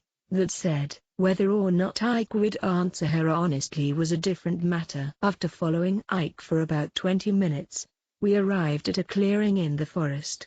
It was a solid campsite, so much so that there wouldn't be much of a problem even if 3 or 4 groups decided to pitch tents here. Welp, let's get these tents set up pronto and get some grub. I'm starving. Pseudo patted his belly as he spoke, understandably famished after all the moving around he had done today. At that, Both he and Hondo looked over at Ike with eyes full of expectation. The reason for this was obvious, given the fishing rod sticking out of the back of Ike's backpack. However, Ike simply stood there without taking notice of their expectant gazes, absent-minded as ever. "Oi Kanji, ain't ya gonna go fishing tonight?" Pseudo pressed him more directly this time, his expectations soaring high due to their close proximity to the ocean. Oh, well. It's already kinda late and I'm pretty tired, so yeah, sorry." If he had planned on going fishing, he probably would have stayed on the beach back when we all met up. Well, that, or maybe he just didn't have the drive to exert himself so much. Well, I guess it can't be helped then. Although Pseudo looked disappointed, he backed down rather quickly, not wanting to force the issue. Ike shook his head from side to side so as to keep himself from zoning out again before beginning to set up his tent. Seems like his mind is somewhere else. Even Nanase, who knew nothing of the situation, was able to see through him. So in that light, saying that he seemed distracted almost seemed like an understatement. 3.4 By the time we finished eating dinner, the sun had already set into the night. It was just around 8 p.m., and we were all freely passing the time on our own. This freedom came with limitations, however, as it wouldn't exactly be a wise choice to go on a stroll through the surrounding forest in the dark like this. There were mosquitoes upon mosquitoes out there, so we were essentially forced to stay cooped up in our tents. Given that, we naturally began conversing through the mesh fabric of our protective barriers. Nanase, Ike, and I all had our tents set up in a row. Hondo's tent was set up directly across from Nanase's with Pseudo's right beside it. "So Nanase-chan's in Class D, huh? I never would have guessed." Hondo seemed pretty happy to be talking with a girl, seeing as he was the one asking Nanase the most questions out of all of us. No, I'm really not a very capable person. Class D seems like an appropriate place for me." No way. If anything, we're the incapable ones here. Ain't that right, guys?" Hondo burst out in laughter alone, amused by his joke. But Pseudo's expression remained rigid. He was laying down on his back, staring at the roof of his tent without even trying to join in on the conversation. And while I couldn't see what Ike was doing, he didn't seem to be genuinely engaged with the conversation, either, since he wasn't doing much more than passively comment on what was being said from time to time. "The atmosphere feels down in the dumps." "Kanji, Ken, what's with you guys?" "Nothing really, but let me warn you, Yotaro, Nanase ain't trustworthy." Why is that?" Hondo pressed his face up against the mesh screen of his tent and stared straight at Pseudo, shocked about what his peer was saying about such a cute underclassman. "No reason, really. Just stating a fact." "And what's that supposed to mean?" "It's okay, Hondo-senpai. I did something rather rude to Sudo-senpai in the past, that's all." "Rude? So it's not cute he tried to touch you inappropriately or something?" "You think I'd do something like that?" Even though he had somehow come up with the idea himself, Hondo immediately realized the flaw in his logic after hearing Pseudo's response. "Well, it is true that you've always been devoted to Horikita. But what the hell happened then?" "It's not something you need to know about." Pseudo shifted around so that his back was turned to the entrance. Hosenka's Uomi of Class 1D had done something truly unforgivable to the girl Pseudo loved. And the one who had colluded with him was none other than Nanase herself. From Pseudo's perspective, as someone who knew all the details, it made perfect sense for him to be wary of her. If Horikita were here, she probably would have said the same thing. Hondo probably wasn't fully satisfied, but since Nanase herself said it was fine, he didn't really have the right to keep pressing Pseudo about it. "Well, all right then, I guess. But Kanji's been pretty out of it this whole time." Same old, you know?" Ike began to panic. having suddenly become the topic of the conversation. Same old my ass. This is a good chance, so I'll just come out and say it. Something's been up with you since before the exam even began. Sudo took the words right out of my mouth. You've been really out of it, man. Sudo readjusted his posture to face toward us once again, clearly interested in where the conversation was headed. What are you guys saying? Look. There's this whole uninhabited island exam, and I'm just under a lot of stress. There's a chance I might get expelled. That's all. Stress? Yeah, right. Weren't you super pumped back when we first heard about this exam? Ike had plenty of camping experience, and he even played an active, important role during last year's island exam. His close friends were well aware of this too, so there was no way they'd let him get out of this with an excuse like that. Well, but like. Hearing as Ike incoherently struggled to put together a response, Nanase looked over at his tent and spoke. Even though we've only just met, I also got the impression that you were rather lacking in spirit. What do you think, Koji? Hondo asked me for my opinion, prompting me to break my silence. Given the flow of the conversation so far, it'd probably be the most natural to just be honest and agree with them. It's been on my minutes since we first met up earlier today. See? All four of us managed to pick up on it. Ike had been pushed into a corner, left only to stammer as he tried to come up with a solid excuse. Earlier, Koji-senpai told me that you and Hondo-senpai are the type of people who add a lot to the class atmosphere. But, so far, it just seems to me like your mind is somewhere else entirely. Is something troubling you, Ike-senpai? In all likelihood, Ike was probably shocked that Nanase's words had hit the nail right on the head even though she knew nothing about what had happened. How do I put it? Ike frantically tried to find the right words. Come on, if you're bothered by something, just come out with it. It's probably not a big deal anyway.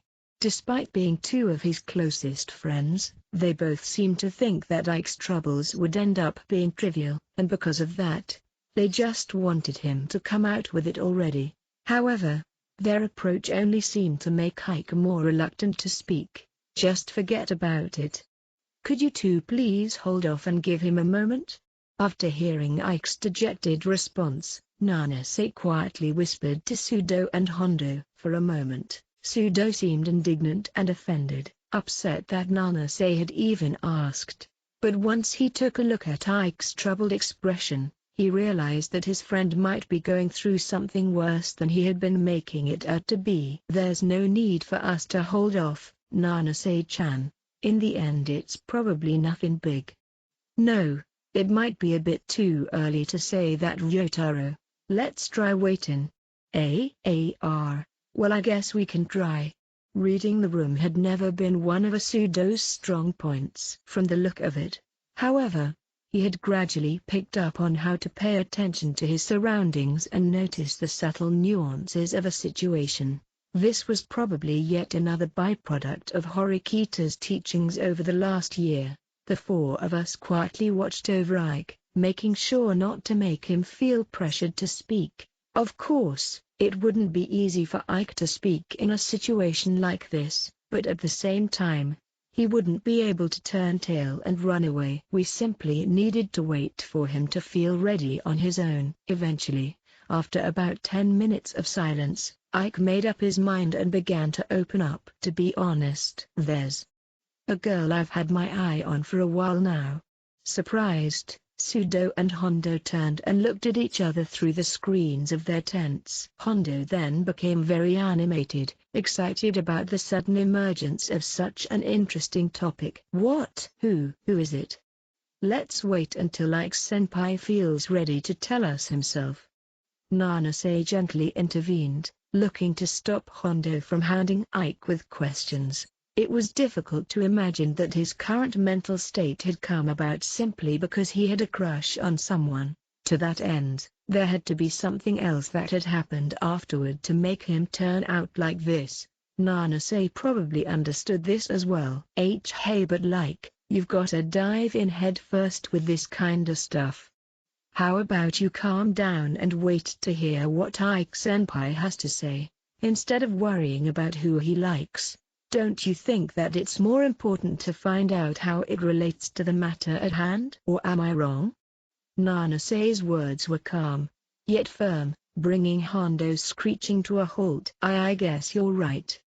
Upon being rebuked by his underclassmen, Hondo seemed to realize that he was being tactless and awkwardly scratched at the back of his head. The girl I like. Once Ike began to speak, the two boys definitely let their imaginations run wild. Was she in our school year a senpai?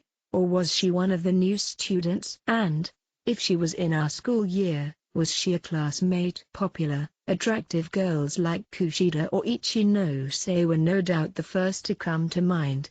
The girl I like is Shinohara Satsuki. When they finally heard the name, for a moment it seemed like Sudo and Hondo were genuinely unable to process it. After all, to them, Ike and Shinohara must seem like nothing more than classmates who butt heads with each other. She wasn't exactly the best-looking girl out there either, so their confusion was perfectly understandable, given how much Ike had boasted about his plans to go out with a cute girl. But Kanji, like, you're on bad terms with Shinohara, right? You're always talking about how crazy ugly she is. Hondo asked, unable to stop himself from pointing out what seemed to be the most glaring problem with the idea. It's not like I've been conscious of her from the start or anything. Hell, I hated her at first. But I don't know why, but at some point I started caring about her and, well, I guess I didn't want to admit it to myself, so just went along pretending that I hadn't fallen for her. He probably wasn't lying when he said this. It was a natural scene for those of us who were forced to listen to Ike and Shinohara's daily bickering sessions back in the classroom. I mean, if you like Shinohara, then why don't you just go confess to her? Sudo offered a blunt, somewhat crude suggestion, but Ike replied with a tone of despair. It's just not that simple, not anymore. Did something happen, Ike-senpai? Shinohara is in a group together with Komiya right now. That guy probably likes her too. At this point, Hondo and Sudo finally began to get a grasp of what was happening. Plus, well, it seems like she sees him as someone special as well. A boy and a girl who were conscious of each other, working together in the same group to get through all of this.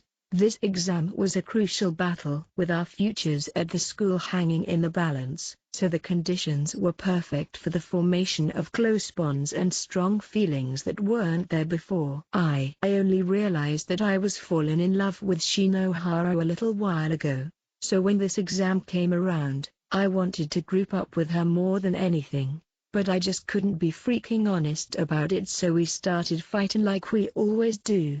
It's pathetic. This whole time, I've just been searching for her. Ike had been distracted for a while now, his eyes had been searching, chasing after a glimpse of Shinohara's shadow. Maybe I just got the wrong idea at some point, thinking she liked me somehow even though we argue so much. I'm such a loser. Even now I've got no idea what I should have done differently. There would always be times when you wonder if the feelings you have are mutual, just as Ike had, but even so, it was impossible for anybody to truly know the feelings of the other party. This was something I had experienced firsthand back when I confessed to Kay. Can't you just be honest with her, Ike-senpai? I don't necessarily think that'd be a bad thing. Nanase shared her thoughts after hearing out what Ike had to say. But Shinohara's together with that Komiya guy while I'm here in the friend zone. I'm not so certain about that. This is just a guess, but don't you think Shinohara-senpai has just been waiting for you to draw the line? Draw the line. From what I've been told, you're someone who's always bright and cheerful to everyone. Someone who often speaks what's on your mind. Of course, I'm sure that Shinohara-senpai has a high opinion of you in this regard as well. That said, Don't you think she might wish she could be someone a little more special to you? He often freely spoke what was on his mind, or put in other words, he often spoke without thinking. Don't you think maybe she wants you to be more upfront about your feelings? It was already a well-established fact that Ike had feelings for Shinohara, and at the same time, I felt pretty confident that Shinohara had feelings for Ike as well. Yet, Ike constantly argued with her, sometimes even going so far as to make fun of her. He treated her no differently than one of his male friends. However, that alone probably wasn't enough for her. Just like Nanase said, Ike-senpai, would you be happy if the girl you liked never took you seriously? There's nothing wrong with trying to hide your embarrassment, but you won't get anywhere if you don't convey your feelings to her. Wouldn't you want her to look at you a little more seriously as well? You could gain new insight by looking at it from the other person's perspective. How would it make you feel if the special someone who was always on your mind constantly spoke ill of you, day in and day out? Damn it, Ike hung his head and held his face in his hands. Right now, he was probably recalling memories of how he had treated Shinohara in the past and putting himself in her shoes, doing his best to understand how his actions had made her feel. Or no, given his reaction, he had probably already understood. Feeling troubled about this isn't a bad thing, per se, but you're currently in the midst of a special exam where your future here is at stake. You wouldn't be the only one expelled either. Your actions could very well drag Sado-senpai and Hondo-senpai down along with you. I fully understand the feeling of wanting to go chasing after Shinohara-senpai. I do, but you should focus on fighting for survival first. Before I knew it, everyone present had been mesmerized by Nanase's words. After all, she had responded to Ike's woes far more sincerely than even his own best friends. But that wasn't the only reason. If you can't meet, if you can never reunite with someone you care about, then you'll never ever be able to let them know you love them again. There was no need to look at her expression. Just the sound of her voice alone was more than enough to make it clear. Why are you crying? Despite his lasting distrust of Nanase, Sudo spoke up in a panic. Ike-senpai, you don't have the time to be feeling caught up in your troubles. Wouldn't you agree? Sudo's question went unanswered as Nanase posed Ike one of her own, completely disregarding the fact that tears were streaming down her own face. Yeah, I've got to get through this exam safely first, right? Nanase's words, the words of a here-before stranger and underclassman, had touched Ike's heart more than any of us could have expected. Ken, Yotaro, I'm sorry guys. I've probably troubled you two a heck of a lot these past 2 days, haven't I? Ike expressed his remorse, to which Sudo no, you haven't. Well, maybe just a little bit. He wasn't able to get himself to say that there hadn't been any problems, but that was probably for the best. To be honest, I'm still anxious about Shinohara, but that won't matter anyway if I don't get through the exam first. All my worrying, all this time I've spent, everything would have been in vain if we don't pass. Attaboy Kanji. Hondo agreed, shouting out so as to rally everyone's spirit. Sometimes friends could be a nuisance, but in other cases they could be truly irreplaceable. I felt like this was my lesson, my takeaway from what had happened tonight. And as for the tears Nanase had shed, my gut was telling me that it hadn't been a mere performance, nor had it been the result of her getting caught up in the atmosphere.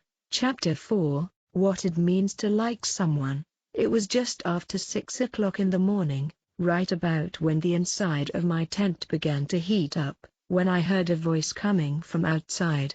Ayano-koji-senpai, are you awake yet? Please wait a second, I'll be right out. I emerged from within my tent, responding to Nanase's call. I'm sorry to bother you so early in the morning. I was already awake, so it's fine. We need to start tidying up and get ready to head out soon anyway. What's up? I took a look around at the other tents and noticed that nobody else had woken up yet, so I kept my voice to a whisper. It's about Ike-senpai. Do you think I said a little too much last night? Well, rather than having said too much, to me it felt more like you just called it like it was. While I did think that she had gotten a bit too involved in his personal matters, it seemed like she had more or less reflected on it. Thanks to you, Ike's managed to get back on his feet, or, I guess it's more like he's managed to finally take a stand. I think he appreciates what you've done for him. You think so? I nodded immediately, but she still seemed somewhat unconvinced. I feel like Ike-senpai is in a sort of precarious position right now. I'm afraid that yesterday's discussion might backfire and cause him to act recklessly. That's why I'm not sure if we should split off from them right away. It's not that I don't understand how you feel, but while I was also worried about Ike's mental state, traveling together with them would come with great risks of its own. Our groups each had completely different tables, so there was no way to predict where our designated areas would be. Depending on this next designation, we might have to head off in entirely different directions. Given that, I found myself wondering whether her feelings were genuine or perhaps something more artificial. If it was the latter, was she simply looking to keep me from going to the designated areas? No. A move like that felt far too weak and short-sighted. At some level, I couldn't exactly dismiss the idea that she might hold me back, but it's no good.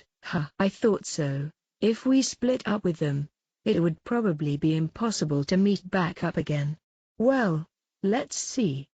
I wouldn't say it was the best idea out there, but I guess it wouldn't be entirely impossible to implement. There would still be ways to keep an eye on Sudo's group and stay on top of our own affairs at the same time. It's extreme, but as far as meeting back up with them is concerned, it shouldn't be that difficult. It's just a matter of deciding on a meeting place in advance. Even if it's a long distance away, as long as we have the stamina left to walk, it should still be possible. Be it designated areas or tasks, the day's obligations always came to an end by the time 5 p.m. came around. In other words, we were basically free to do whatever and go wherever we wanted from 5 p.m. to 7 a.m. the next day. That's true and all, but of course, whether or not this was actually the correct course of action was another story altogether. The further away our designated areas were from each other, the tougher it would be to decide on a suitable meeting place. In any case, we should probably wait and see what designated area they get first.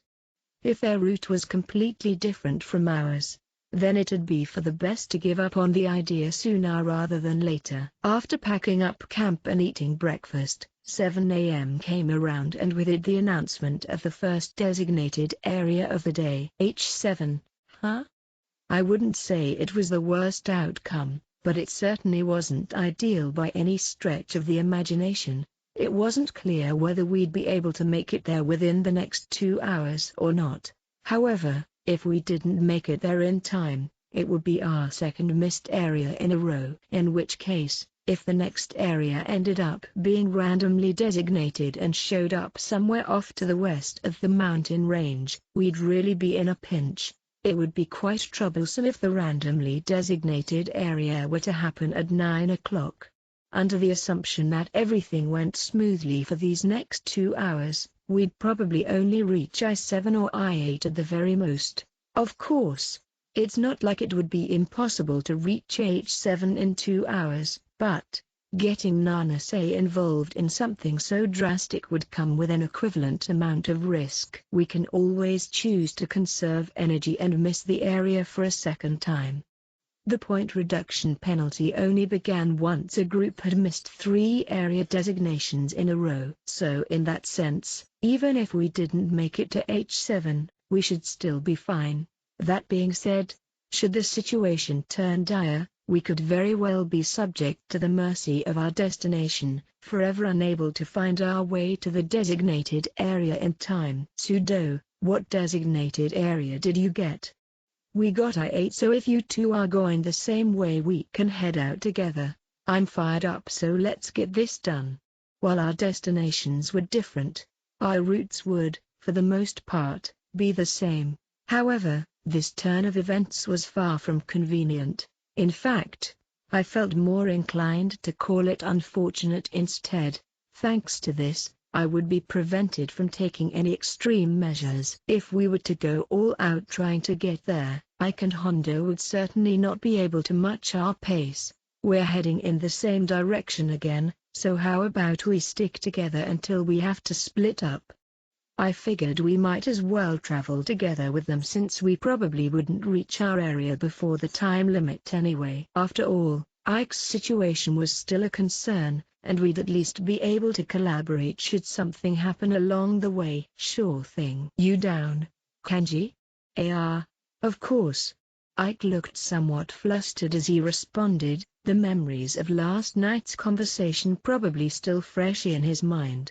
Nanase's presence, that of a stranger, had helped to spur Ike forward. And while this had been an unfortunate beginning to the third day, there at least seemed to be some upsides to it working out the way it had. Under normal circumstances, Ike would crack jokes and try to smooth talk Nanase, prattling off about how cute that she was or something, but that wasn't the case here at all. It would be undeniably outrageous if he acted that way after everything he said about Shinohara just last night. However, given that Ike was exactly the type of person who did undeniably outrageous things from time to time, the fact that he was showing restraint now may very well be proof that he was beginning to change. Well, anyway, I guess I'll lead, so you all can just follow me. With that, Ike rolled his shoulders, stretching them both out in their full range of motion before taking up the lead and setting out. He had gotten much more lively ever since we started traveling together with them. After all, a false show of courage wasn't all that different from the real thing. You don't seem to be enjoying this very much, Ayano-koji-senpai. Your expression is quite stiff. It's nothing out of the ordinary. Is that so? While it was true that I was somewhat bothered about our designated area, I felt pretty confident that I hadn't let it show on my expression. There's no use worrying about that. Ayano-koji's always got that sort of look on his face. Sudo chimed in. Having heard what we were saying from over his shoulder, I wasn't sure if I should be thankful for his support or offended by it. Well, there's your answer. I had slightly mixed feelings about it, but in the end I just went along with Sudo's explanation. Sudo let show a mischievous grin before heading up to the front and striking up a conversation with Ike. You're still thinking about Ike-senpai, aren't you, Ayano-koji-senpai? You're reading too far into it. I'm glad to see that he's grown up a bit, but honestly outside of that I'm not sure what you're referring to. Is that so? Since there was a chance that Ike and Sudo might overhear what we were saying, I cut our conversation short. As he was now, Ike was certainly more energetic than he had been yesterday, so it wasn't incorrect to say that he had grown up in a mental sense. In that respect, the response I had given Nanase technically hadn't been a lie at all. However, most of this growth was superficial. This was nothing more than the first step of his journey of change. Depending on the situation, his progress may stagnate, or possibly even go through a major regression. People are not so simple that they can change just because they want to. A truth that Nanase also appeared to be well aware of, and to that end, she wanted to have me understand it as well. From off to the side, I could tell that her gaze was fixed on Ike as he walked in front of us. And upon seeing this, I couldn't help but wonder to what extent her thoughts were really about Ike. From just ahead of us, Ike and the others raised their voices in surprise. A wild bird had suddenly spread its wings from further within the forest and took her off into the open sky. It was the type of special, first-hand look at nature that we'd probably only get to experience on an uninhabited island like this. At any rate, if I wanted to find out the truth about Nanase, my only real option seemed to be traveling together with her, at least for the foreseeable future. 4.1 It was nearly 9 a.m., and we were currently in the southeast corner of Area I-8. The path ahead was rugged, but Nanase's breathing wasn't labored in the slightest. It seemed like she wouldn't have any problems keeping up if I picked up the pace a bit. Sudo's group had been together with us until just a few minutes ago, but the moment we arrived at I-8, they ran off to take part in a task that had appeared back in I-9. For now, let's head over to J9. This is to lower the chances of being in the next designated area at 9 o'clock, correct? Yeah. From our current location, we should be able to reach J9 in only a few minutes. We pressed onward, arriving in J9 just 3 minutes short of 9 a.m. Our eyes glued to our tablets as we stepped foot into the area. For the 3 short minutes we had, we sat down on the ground and took a break as we waited for the second designated area to be announced. From where she was seated, Nanase appeared at the screen of my tablet. Seconds later, the clock struck 9, senpai. Upon seeing the next area, Nanase looked up at me. It was the second random designation of the exam, but it wasn't that far away at area J5. It would be a tricky journey if we went through the forest, so we could just head all the way east and travel north along the beach instead. Even if there were students on our table who had successfully made it to area H7, it would take them a lot of time to navigate through the forest. We had more distance to cover, but there was a chance we could surpass our competition in one fell swoop. When it came to random designations, the fact of the matter was that there was no way to tell where they would pop up. In this case, we were lucky that it had turned up within a reasonable range. We immediately resumed our journey without exchanging another word. It had been tacitly understood that we would take a path straight to the beach. Not even 20 minutes later, we stepped foot on the sand in the northeast corner of I-8, and from there, we pushed north along the shore. As we traveled, we passed through area J6, where we encountered several adults in the middle of setting something up. I cast them a sidelong glance as we passed through, then opened up my tablet to find that a task had just appeared here. Beach Flags Showdown. Huh?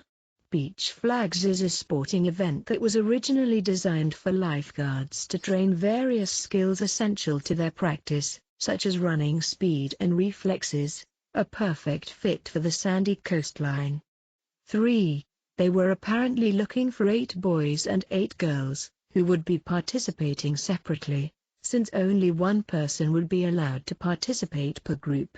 The task needed a total of 8 different groups per gender. Only the first place group would receive rewards, earning 6 points along with the ability to choose an additional reward out of several provided options. Outside of that, every group would receive a 500 ml water bottle as a prize just for participating. Usually, new tasks would be announced via the map on our tablets.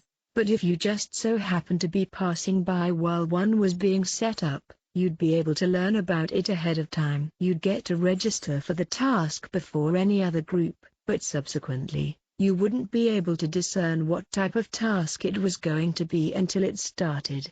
Of course, if it was something straightforward, you could probably figure it out just by looking at what was being set up. But if it was some sort of academic test, that would be almost impossible. This task, however, had a registration deadline of 1 hour. If we registered for it now, we'd be stuck in the nearby area, effectively casting aside any chance we had of earning an early bird bonus by reaching our designated area. For that reason, I decided that we would look the other way for the time being and prioritize reaching our designated area instead. Not too long after, just as I began to feel like we had arrived in area J5, a notification showed up on my watch. We did it, senpai. In total, it had taken us about an hour to get here. Under normal circumstances, taking a full hour to reach a designated area would only net you the arrival bonus. However, I was apparently lucky enough to have been the first group to get here, whereas Nanase had secured herself the 1-point arrival bonus, so we both came out ahead. Whether or not she would get the early bird bonus as well depended entirely on Amisawa and Hosen, but I had no way of knowing about that. Since we had dealt with our designated area, Our next step was to go back to Area J6 and register for the beach flags task. The two of us went back the way we came, our sights set on accumulating as many points as we could. We were met with something unexpected when we arrived back at the task site, however. A long line of students, both boys and girls, had already formed at the registration point. The area had been empty back when he passed by earlier, so just where did all of these people come from? If we're lucky, we might be able to take up the last spot. Perhaps. Maybe J6 is the designated area for another table? Perhaps. Let's go check it out for the time being. Right. 4.2. We entered Area J6 and approached the beach flags task site. It looked like there were already more than 8 boys participating, but there was no way to say for sure just yet. Since only one person per group was allowed to participate, I probably still had a chance. A male third-year student noticed us as we drew closer. His name was Kiriyama, the vice president of the student council. Up until a few seconds ago, he seemed to be enjoying himself as he chatted with his friends. However, his demeanor changed entirely the moment he caught sight of us, as he immediately rushed over to the staff member in charge of the task and began to talk to them about something. While I was put off by his strange show of behavior, I simply approached the staff member myself and let them know I was looking to participate. Unfortunately, I was told that the student just ahead of me had apparently filled up the last spot in the boys category, making it impossible for me to participate. I watched as Kiriyama and the other boys who had registered left to go change their clothes in the makeshift changing rooms that the staff members had set up. The girls, on the other hand, only had 7 entries, so there was still one more spot available. If Senpai can't participate, then I'll sit this one out as well. I wouldn't want to keep you waiting. It's okay, I wanted to take a break anyway. You should participate. But, since you're surrendering all of the early bird bonuses to me, the gap between our points is only going to get wider. I'm not saying anything about whether you'll win or not, but you should just go for it if you think you stand a chance.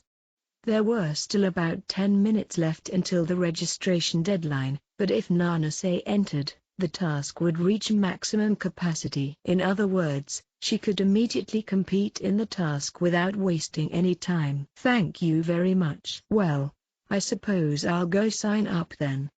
If she had a decent chance of stealing away points from students of other school years, then she should take full advantage of it. Given that she was the one who had asked to accompany me, she wasn't really in a position to make willful decisions here. But even so, this was still a task that she should be firm about participating in.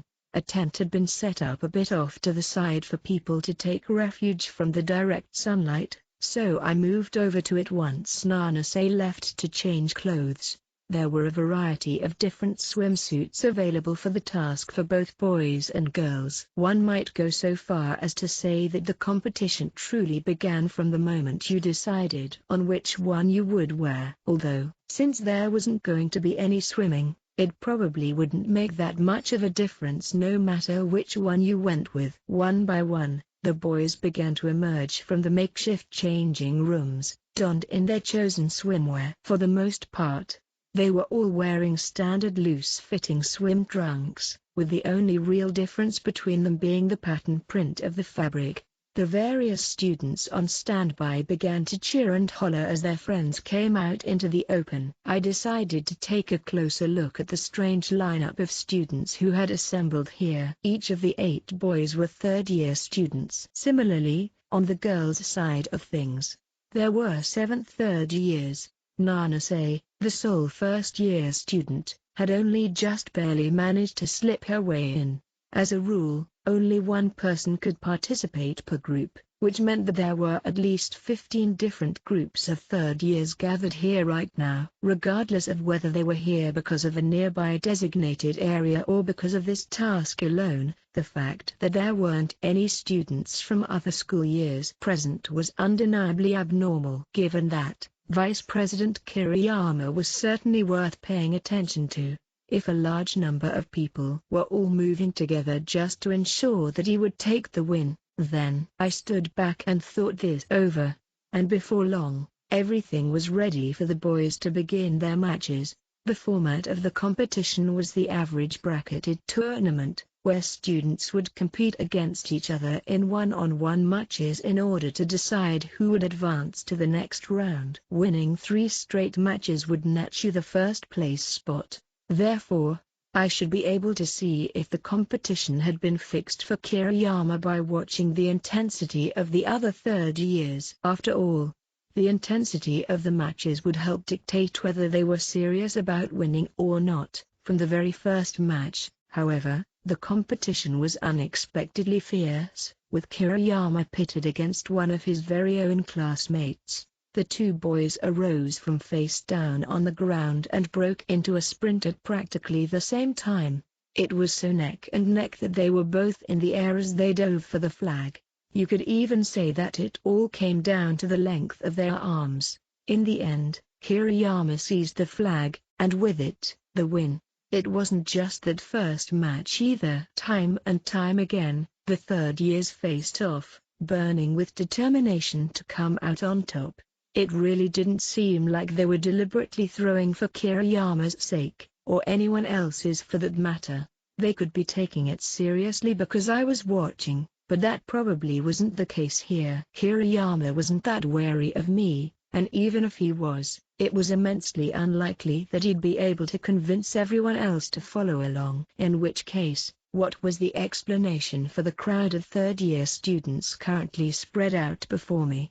It was possible that something beyond my expectations was happening here. Just as the boys' matches were getting into full swing, the girls began to show up in their new change of clothes. 5 of them had chosen the usual school regulation swimsuit.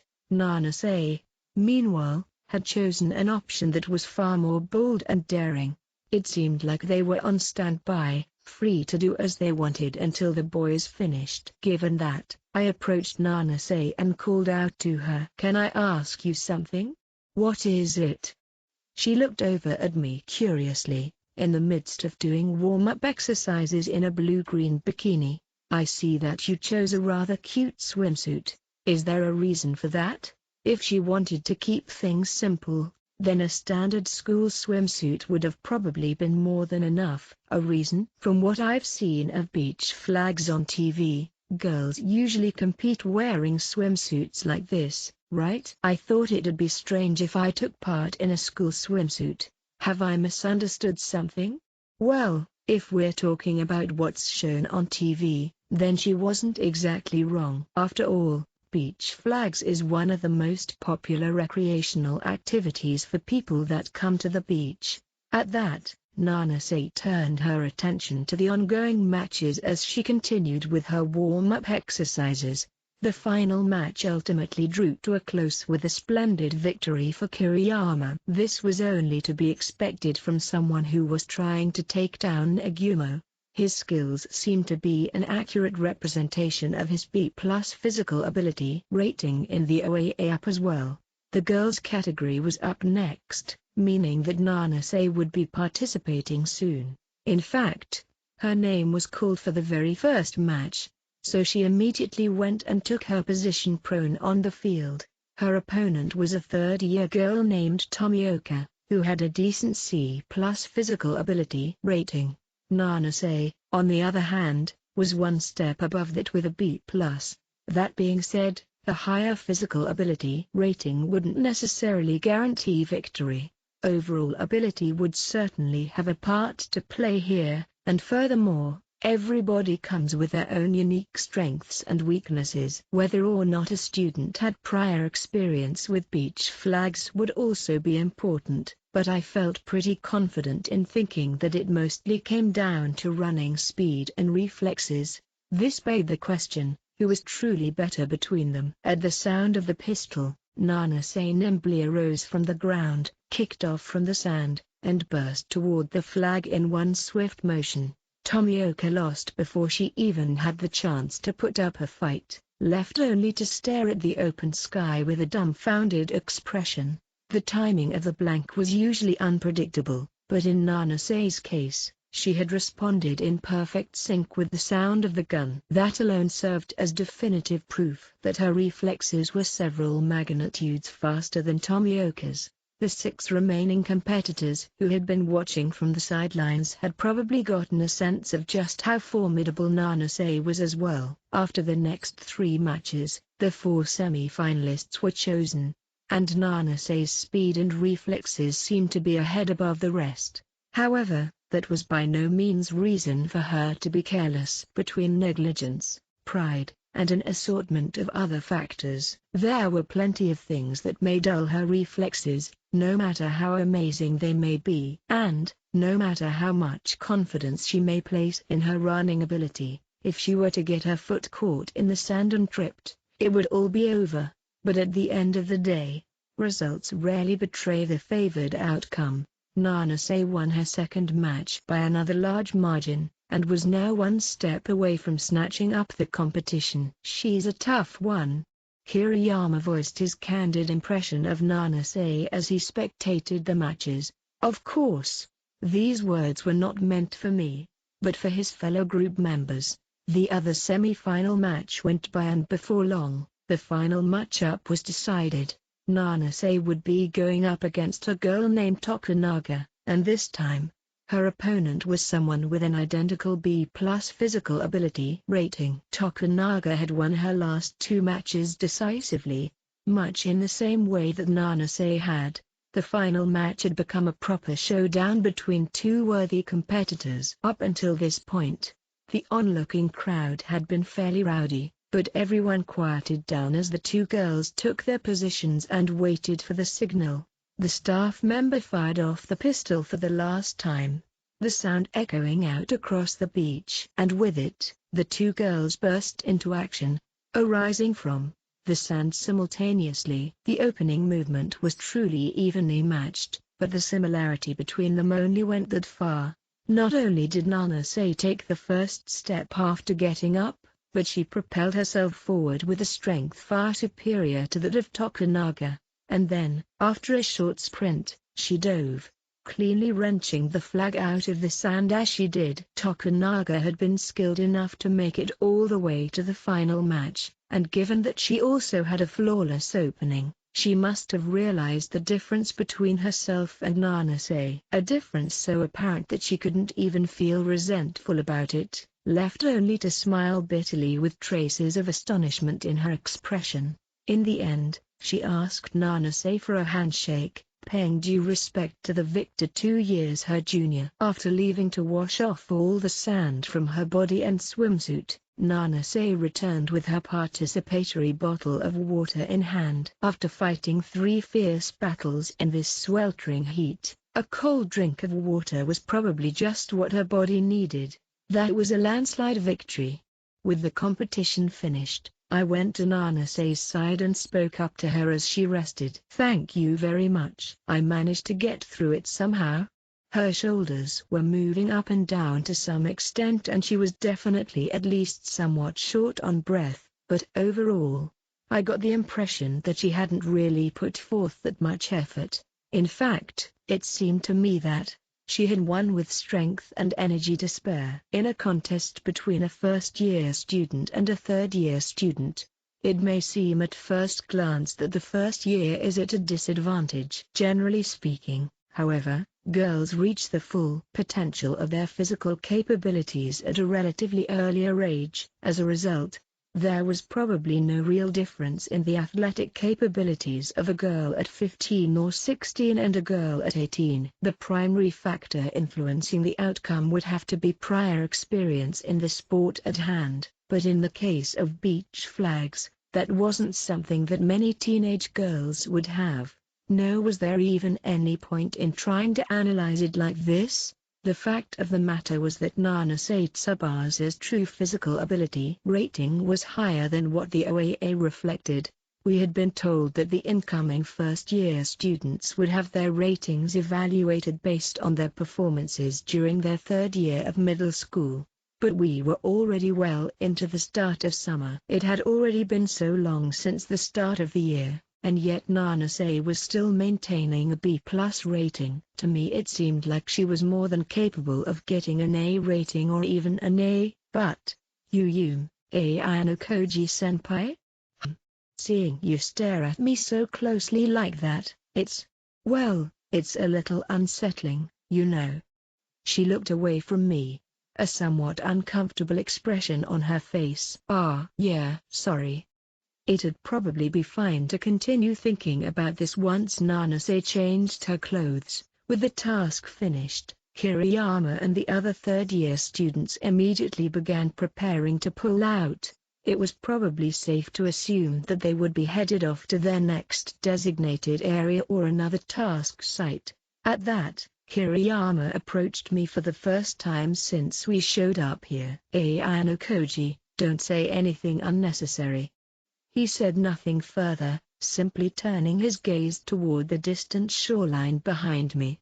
I looked over my shoulder, curious about what he meant, only to catch sight of several figures moving together along the sandbar. I immediately understood what Kiriyama meant. At some point, Nagumo, the student council president, had started messing about with some other third-year students in the ocean not too far away from the task site. He must have realized that I was looking at him too as he proceeded to call out to me, subtly beckoning for me to come over. I'll say it again just to be sure, don't get in my way, got it? I understand. Together with the rest of his friends, Kiriyama headed off toward the forest, leaving the beach behind. Nanase, I'm going to go talk with the senpai for a bit, so take your time getting dressed. I will, thank you. I couldn't exactly ignore Nagumo, so I figured that I might as well go talk with him, at least for a bit. Besides, there was something I was curious about myself. From what I saw, it didn't look like you were able to participate in that task. Aren't we the same in that regard, or did you just come here because of a nearby designated area? Who knows? Nagumo smirked dismissively, evading the question. How about you come take a swim with us? As much as I'd love to take you up on that offer, I didn't have enough points left over to rent a swimsuit like you did, President Nagumo. It wasn't just Nagumo either. Asahina and several other third-year students had also rented swimsuits. They had even gone so far as to rent a beach ball to play with at the same time. So it seemed like they had quite a bit to spare. You seem awfully composed, playing on the beach like this. I thought you'd be fighting tooth and nail to rack up points like the rest of us. Well, it's important to take breaks, right? Besides, the real event starts tomorrow. Tomorrow, that is, the fourth day of the exam, the day when the top 10 groups and bottom 10 groups would be announced on our tablets. If it turns out that a first or second-year group has managed to sneak into the top 3, I'll take action accordingly. First and second years have no right to stand on the winner's podium. You're no exception either, so keep that in mind. In short, this meant that Nagumo had a strategy of some sort to prevent himself from losing, provided, of course, that he wasn't lying. Thank you very much for your considerate advice. At the end of the day, Nagumo was the leader of Class 3A, the class that stood at the apex of the entire school. Moreover, he was the current president of the student council. Given his position, his words were most likely not just mere lip service. However, I'm in a group alone. Rather than being at the top of the list, my name may very well show up at the bottom. In that case, you'd better group up with someone as soon as possible. Horikita-senpai would probably be fairly disappointed if you self-destructed and got yourself expelled. Nagumo, come over here for a second. From a bit behind me, a third-year student named Masuwaka called out to Nagumo. Nagumo lightly raised his hand in response and proceeded to walk out of the ocean, headed over to where Masuwaka had motioned for them to talk. They had already been plenty close enough to have a conversation, but I guess they didn't want me to overhear anything. At some point, Asahina stopped playing around in the ocean to take a look at what was happening, and after making sure that Nagumo was an adequate distance away, she approached me. "Hey, word is that you're working alone? Well, you probably heard me earlier, but I've got a tough fight ahead of me." "That's so. Maybe that's for the best though. If Miyabi were to start going after you, things'd probably get pretty dicey for you, yeah? So here's some advice. While you've got the chance, go meet up with as many groups as possible and Asahina. It's time. Let's get going." Just as she was about to whisper something into my ear, Nagumo came back, causing her to swallow her words. Well, good luck." "Thanks." While she had stopped mid-sentence, I could more or less infer what she was going for. Nagumo Miyabi had a strategy that only he himself would be able to implement.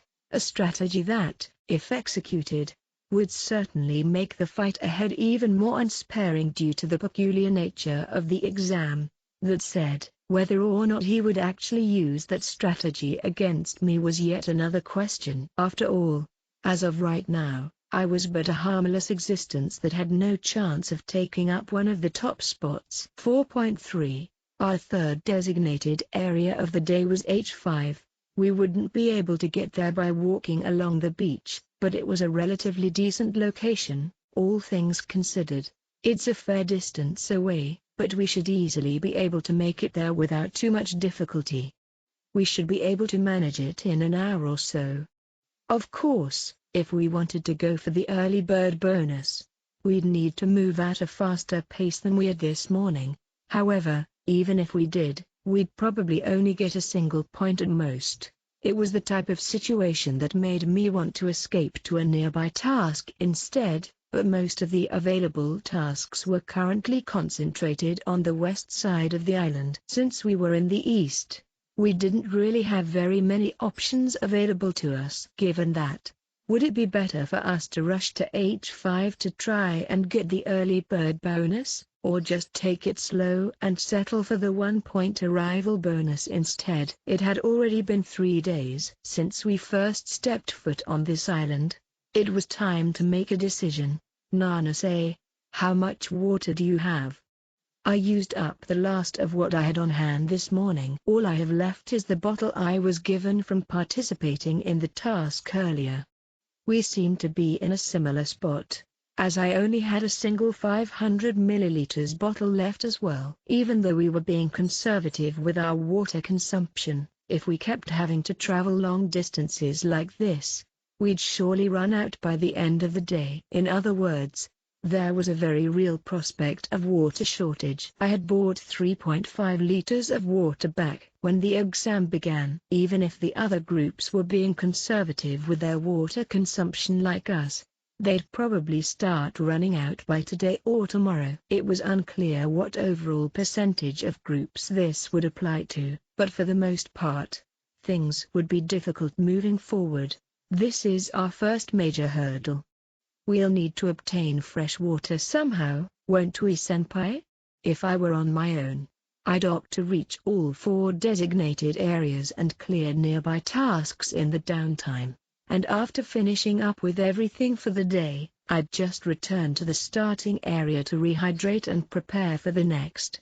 This was one of the main strategies that I had been considering, but it'd be hard to execute with Nanase tagging along with me. She'd definitely go along with it if I explained it to her, but if she were to fall ill because of that, she'd have to retire from the exam. Though I wasn't exactly obligated to pay heed to an enemy underclassman. For the time being, I just kept walking toward our next destination. Ayano Koji-senpai, why did you decide to take part in the exam alone? I don't have many friends, so I couldn't find anyone to group up with. That doesn't seem to be the case to me. I'm not lying, there really aren't very many people I'd be willing to call a friend. Even so, I'm sure you could have at least found someone. Are you really that curious? Yes, because no matter how you look at it, acting independently puts you at a complete disadvantage. Wouldn't you agree? Nanase, who had been trailing behind me this whole time, quickly ran forward to keep pace beside me. Then, she looked at me, trying what she could to ascertain my true intentions. Back when you faced off against Hosen-kun, your movements were different from those of a normal high school student, Ayano-koji-senpai. If you managed to notice something like that, then you're not exactly a normal high school student either. Nanase seemed a bit troubled by my immediate response and let show a somewhat forced smile. She then lightly scratched at her cheek before softly conceding with an "I guess you're right." I could have taken the opportunity to press her on this if I wanted to, but it would have been entirely up to her if she would answer honestly or not. If she gave me some half-baked lie, I'd be able to see through it, but I didn't think she'd make a mistake like that. It's true that acting independently comes with many disadvantages. It shouldn't be impossible for me to join up with another group during the exam, but if I don't have a decent number of points when the time comes, I'd just end up causing trouble for the other group. Understandably so. After all, your score would be averaged together with theirs, regardless of how many people their group might have. But it seems fairly misguided to complain. The school recommended that we form groups from the very beginning, so those of us who decided otherwise aren't in any position to complain. Regardless of whether you specifically decided not to form a group or couldn't find one to join, it was still ultimately your own decision. Therefore, even if the rules put you at a disadvantage and got you expelled, you'd only be reaping what you yourself had sown. Even so, it's not like it's impossible for me to win either. If I were to join a group that was struggling to accumulate enough points, there's a chance that my presence might bring forth unexpected synergies. So you chose to fight on your own in order to bring forth these synergies. Is that what you're saying, Ayano-koji-senpai? Well, I'm not sure. I was just talking in general sense. Despite your misconception, you still shouldn't discount the possibility that I simply struggled to find a group to join. Fufu, that's true. You certainly seem a bit inarticulate at times. Despite her usual reservation, Nanase spoke her mind. Have you always been like that? For the most part, aren't people with my sort of disposition usually like this from the start?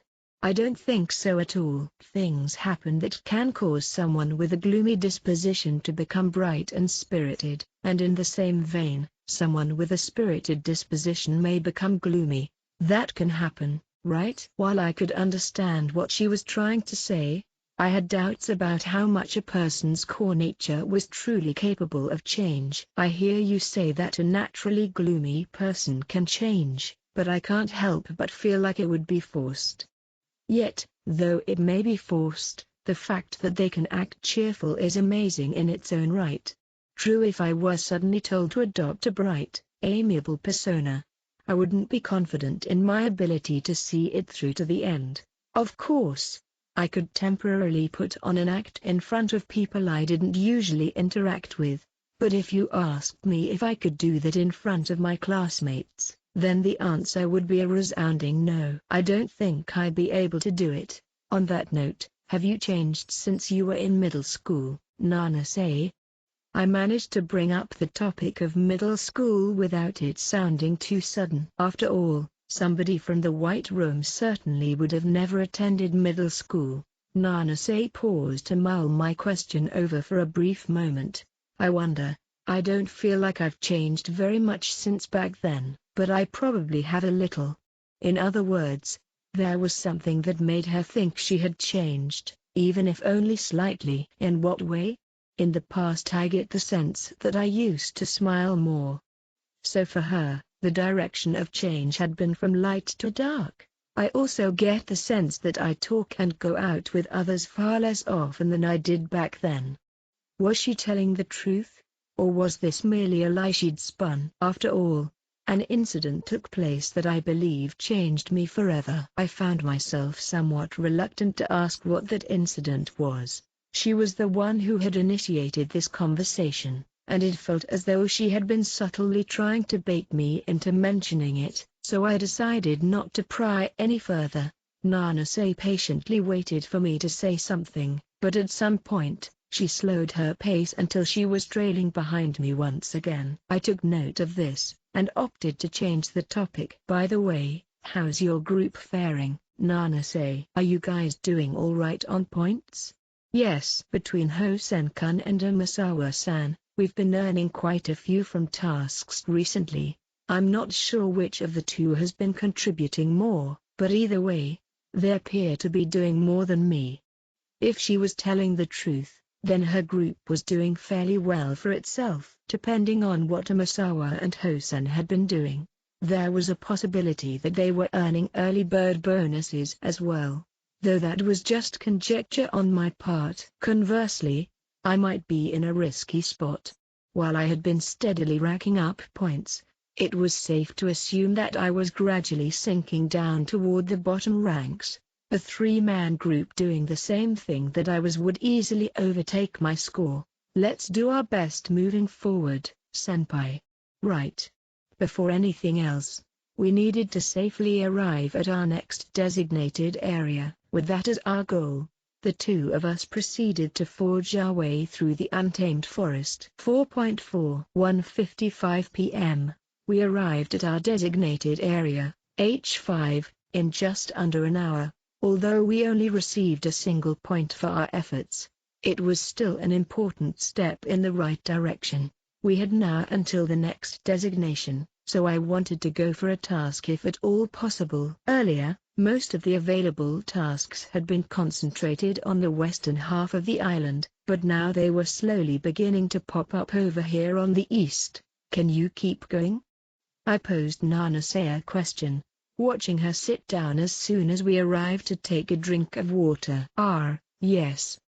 While it was praiseworthy that she was able to keep up with me, there was no way that she wasn't exhausted right now. You should take it easy and rest here. But she seemed to be worried that I'd leave and abandon her. I'd say something if I wasn't happy with having you accompany me. I'm not just going to disappear. Moreover, if you push yourself too far now, it's only going to make it tougher for you to keep up later, right? Although there won't be another random designation today, we may need to run for the next area if I decide to go for the early bird bonus. I won't be able to slow down and wait for you if it comes to that. Despite her frustrated expression, Nanase eventually acknowledged the limits of her endurance and nodded in agreement. I felt sorry for her, but this would allow me to move without any restrictions, albeit only temporarily. If I moved fast enough, I could probably make it to 2 or 3 of the task sites in the nearby area, though whether or not I'd be able to participate in them was another matter. Here in Area H5, a history test task would be starting soon, so I set off to go take part. The first place group would only receive 5 points. But if you won, you'd get additional food provisions, so I wanted to make sure I got there in time. Participation would be limited to only 8 groups, which wasn't a lot, so it'd be best if I moved quickly. Shortly after setting off, I managed to catch sight of 2 3-person groups racing against each other through the sea of trees, and from what it looked like, they were headed toward the history task just like I was. Fortunately, they didn't see me, so after slightly adjusting my route, I began to run as well. After all, if I took my time walking, they would beat me to the task site. Without stopping, I advanced through the forest and eventually arrived at the task site, only to find that a decent number of people had already assembled there. There was an adult present with a tablet in hand, though they weren't a teacher from the school. I promptly called out to them, "Could I register for the task?" "Yes, you'll be the 7th group." Once I finished registering, the 2 groups I had seen earlier came running this way, of which, the first student to draw close was Hashimoto, a fellow second year. He noticed my presence but was far more interested in calling out to the staff member, "Can we still register?" Hashimoto shouted, sweat dripping as though he had just finished running a marathon. You would be the final group, but the staff shifted their sights to the students drawing close behind. Apart from Kamuro, who took up the lead, The next 3 were all first years from the other group. Hashimoto's third group member, however, was lagging quite a ways behind the rest. This task was one that allowed you to work together with the rest of your group. But naturally, the staff on duty wasn't going to wait for any members that hadn't arrived yet. Making excuses about how close they were wouldn't fly either, even if they were only 30 seconds away. If this group of first years were to slip in while Hashimoto waited for his last group member, they would snatch away his spot. Therefore, once Kamuro got close enough, Hashimoto, we're the only ones participating, just me and her, chose to cut off their last member and register as just the 2 of them. The 3 first years collapsed to the ground in frustration. It must have been truly demoralizing to have put in so much effort to get here only to have it bear no fruit. Hashimoto, on the other hand, seemed content with this outcome even though he had missed the chance for his entire group to participate. When it came to tasks that allow you to participate as a group, the more people you had, the better off you'd be. That being said, there was a world of difference between being able to participate as a group and not being able to participate at all. Sorry, I couldn't make it in time. Once she finally arrived, Ninomiya sputtered out an apology as she gasped for breath. But naturally, her fellow group members didn't seem to hold it against her. Ninomiya had an A rating in academic ability, which was not to be made light of. Her physical ability rating, however, was a D. In any case, good work getting here, Masumi-chan. Oh, shut it. Don't talk to me. It's hot and I'm all sweaty now. This sucks. Kamuro, who was doing what she could to get her breathing under control, kept at a distance, waving Hashimoto away as he approached her. Her dismissal prompted him to turn toward me instead. Come to think of it, this is the first time we've run into you this exam. Ayano Koji. So you're in the area too. To think you're going at it alone too. Brave stuff there. You doing all right on points? In all honesty, I wouldn't be shocked if I placed in the bottom 10. Stop pulling my leg. There's no way a guy who doesn't think he's gonna win would choose to take on the exam alone. I honestly wasn't in that great of a spot right now, but I didn't really feel like showing him my tablet to prove it. I hear what you're saying, but when you end up showing up in the top 10 tomorrow, what then? He faced me with an inquisitive, somewhat tentative look in his eyes, but there was absolutely no way something like that was going to happen. Well, whatever, I'm just glad this isn't a math test. We wouldn't stand a chance against a genius like you. All right everyone. The task will now begin. Whoops, looks like that's enough chatter. Since the last group had registered, the task began immediately. By actively seeking out and participating in tasks, you'd often find yourself pitted against students from your own school year, much like how I was now. However, I had no intention of easing up on them. Besides, basically every question on the test was 4-option multiple choice. So even if I were to get a relatively high score, I could just say that I had gotten lucky after guessing at random. Although my attention was focused on my tablet, I would occasionally catch glimpses of Hashimoto peering in my direction with a probing look in his eyes. He had been suspicious of me from fairly early on compared to most people, so this was understandable. At this point, I began to tackle the 20 test questions. Honestly, if you were to ask me whether I was good or bad at history as a subject, I'd be inclined to go with the latter. This was because, in the White Room, there wasn't a particularly strong focus on teaching us history. Be that as it may, I was still familiar enough with the subject to have a grasp of the basics. Since each question only had 4 choices, I was able to answer them all correctly without any difficulties. After a short wait, the results were tallied and the final scores for each group were announced. I took first place with a full 100 points, second place went to a group of third-year students with 80 points, and third went to Hashimoto and Kamuro with 70. Once I received my points and food provisions, I immediately set off toward my next destination. But Hashimoto followed close behind and quickly caught up with me. You really kicked my ass back there. To think you were good at history as well. I was surprised too. I got lucky on several questions since they were multiple choice. So it was just pure luck, huh? I find that hard to believe. Well, if you don't believe me then there's nothing I can do about that. I'm in a hurry right now, sorry. Which task are you going for next? I was planning on going for the chemistry task. What about you? I watched as he shot to look back at Kamuro, who was following from behind. In all probability, his group had been thinking of doing the same thing. What a shame. We'll be going in different directions. Hashimoto was a cunning person. Instead of trying for the same task as an opponent who was certain to take first place, he would rather shift his sights elsewhere to have a better chance of winning, even if it would take a little longer to get there. In truth, however, he probably wanted to challenge the same task as me in order to find out what I was really capable of. Upon hearing what Hashimoto said, Kamuro let show a look of blatant disgust and reluctance. After all, having to go to a different task would use up a lot more stamina. See you later, Ayano Koji. With Kamuro in tow, Hashimoto ran off, heading toward one of the other tasks nearby.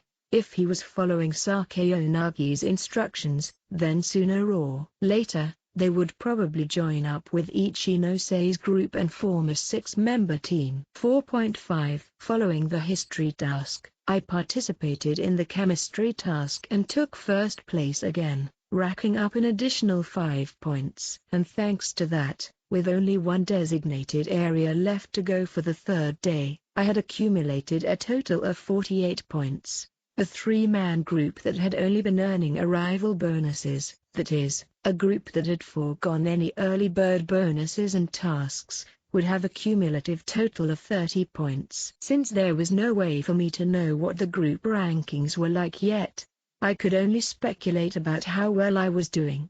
Just before 3 p.m., I reunited with Nanase. Shortly thereafter, the last designated area of the day was revealed. Area I-4. Are you feeling better? Thanks to your concern earlier, my energy has recovered completely. I'm prepared for anything you might throw at me. This was the last thing on our list for the day, so since she was up for it, I figured that we might as well go full steam ahead. After deciding on a route, we swiftly began to move, our sights set on the early bird bonus. We walked together in silence for a bit, but our surroundings were vastly different from before. You know, I must say, there's no decent path forward around here at all, is there? Yeah, when I looked at the map, I thought that this part of the island would be easier to traverse than the Diori areas, but I suppose that was overly optimistic. Although the forest wasn't so dense that the canopy above completely blotted out the sun, the ground below was still rough and difficult to get a proper foothold on. The path was such that, if you wanted to push forward in a specific direction, you'd have to constantly veer to the left and right to do so since it wasn't possible to move in a straight line. The students who set foot on this part of the island would probably have a pretty hard time with it. Any attempts at hastily running through would come at the risk of having your foot get caught on something. Worst case scenario, you might even sustain an injury. Senpai, how do you plan to go about securing more water? While I had taken consecutive first-place victories in both the history and chemistry tasks, water wasn't given out as a reward for either of them. As such, my only remaining supply of drinking water was a single 500 milliliters bottle. If you feel that water takes precedence over reaching our designated area, then how about we go to the task in H3 instead? In Area H3, a task had shown up with roughly 50 minutes left until the registration deadline. Not only did it reward groups with points, but potable water as well. Furthermore, it was an entire 2-liter bottle. It'll probably be hotly contested. We discussed the idea, but I continued pushing forward without stopping. Soon, other groups would start to run low on water. Just like the two of us. Even if we can get water from the tasks, the opportunities to do so are quite limited. On the first day of the exam, 68 tasks had been held throughout the island. On the second day, this number went up to 100. And as of today, the third day, there had already been 94. Although the number of tasks was increasing day by day, it still wasn't even close to the number of groups out there. There would be nothing to complain about if it were possible for every group to win once per day. But even if you included the tasks that rewarded the top 3 groups, there just weren't enough. After all, many tasks only offered rewards to the group that came in first place. Of course, it didn't help that a particularly skilled group could snatch up first place 3 or 4 times in a single day either. Given all of that, it wouldn't be unusual if there were already groups out there that had exhausted their supply of drinking water. If that happened to your group, you'd be forced to return to the starting area and compete within what was effectively an established safety zone. You wouldn't be able to earn points normally since you wouldn't be reaching most of your designated areas, and the tasks that appeared in the nearby area would become incredibly competitive. Forced to fight a losing battle, your situation would only continue to get worse as your points slowly dwindled away. The closer one's designated area got to the northeast corner of the island, the less control they would have over their ability to immediately rehydrate themselves. You have something in mind, don't you, senpai? Nanase drew closer so as to walk side by side with me as she asked, her eyes peering over in my direction. What makes you think that? The fact that you don't seem very concerned about our impending lack of water. Maybe I'm just thinking of leaving it up to chance. That would be a bit of a problem for me. Nanase made a difficult expression, thrown for a bit of a loop by my joke. I originally planned on going back to the starting area in the event of an emergency. Our current circumstances don't really allow us to do that, right? It would take several hours to return to the harbor from here, and it would be even slower if we chose to do so at night. Naturally, it wasn't a strategy that could be utilized from anywhere on the island. The further away you were from the starting area, the greater the strain would be on your time and stamina. Even so, it's still a strategy I've considered implementing. Water is an absolute necessity, but if you do that way, you might end up getting hurt. I don't think it's a very wise idea, not by any stretch of the imagination. Her concerns here were definitely justified, and yet, you're telling me this dangerous idea is the only one you've been considering, Ayano-koji-senpai? If you look at the rules of this special exam, it's clear that the only method to get more water is to purchase it at double the price back at the starting area or win it by completing a task. Yes, I suppose you're right about that. And between those two methods, the only truly reliable method of getting safe, potable water is to buy it with points. Safe, potable water, Outside of that, you'd have to rely on natural sources of some sort, be it seawater, rainwater, or river water. This is allegedly an uninhabited island, but we weren't really informed about the island's history. If people used to live here, then it's possible that the water has been contaminated. Of course, it was hard to imagine that the school would have us come here if that were the case, but there was no way to be sure. As a one-man group, if I were to get sick, I'd be done for. I'm not going to do anything that would put me at risk. Forcing yourself to move across the island at night is already more than risky enough. If it fails, then that's that. So you're saying that, if it's you, you won't fail? In any case, it was meaningless to continue talking about this at this point. After all, from the moment I allowed Nanase to accompany me, I no longer had any intention of going through with the idea. It's a bit late to be bringing this up now, but I do have a way to utilize seawater or river water. If necessary, we can sterilize our own drinking water by boiling it in a pot that I've prepared. Upon hearing this, She let out a sigh of relief with her hand on her chest. After walking together for a while longer, Nanase eventually caught sight of the flowing river and hurriedly took out her tablet. Senpai, it seems we've gone off course. We need to go further to the east. We were supposed to be heading toward Area I-4, but we were currently moving toward the center of Area H4 instead.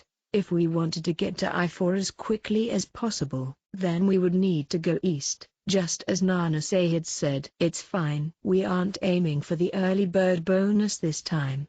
Though she had her doubts about what was driving my decision, Nanase followed along. Eventually, we arrived near the center of Area H4, where we encountered Sakagami-sensei, hard at work setting up a task site. It seemed that my predictions so far were right after all. The site was exactly where I had thought it'd be. Hello. Oh, Koji? Although Sakagami-sensei looked surprised when I called out to him, it went without saying that somebody would have to set up a task before it officially started, so there was always a possibility of coming across students early like this. Is it alright if we're the first ones to sign up, Sakagami-sensei? Yes. This is great, senpai. We're lucky to have found another task before it showed on our tablets. Lucky indeed. Sakagami-sensei didn't seem to have the time to talk with us, and quickly got back to the construction of the site. After waiting for a few minutes, the clock struck 3:30. Well then, you can register for the task now. As soon as I heard this, I immediately approached Sakagami-sensei and reasserted my intention to participate. Nanase promptly followed suit after I finished the registration process on my tablet. Though, I wonder what type of task this is? Just as Nanase was about to open up the map to try and answer the question herself, Sakagami-sensei spoke. This is a task where you earn water according to the order in which you arrive.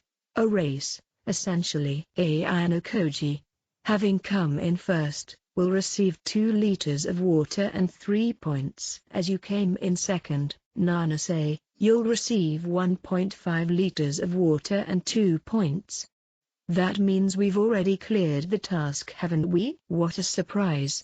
Sakagami-sensei went and retrieved the water we had won and presented it to each of us. Luck is also an extension of your abilities. You too be proud.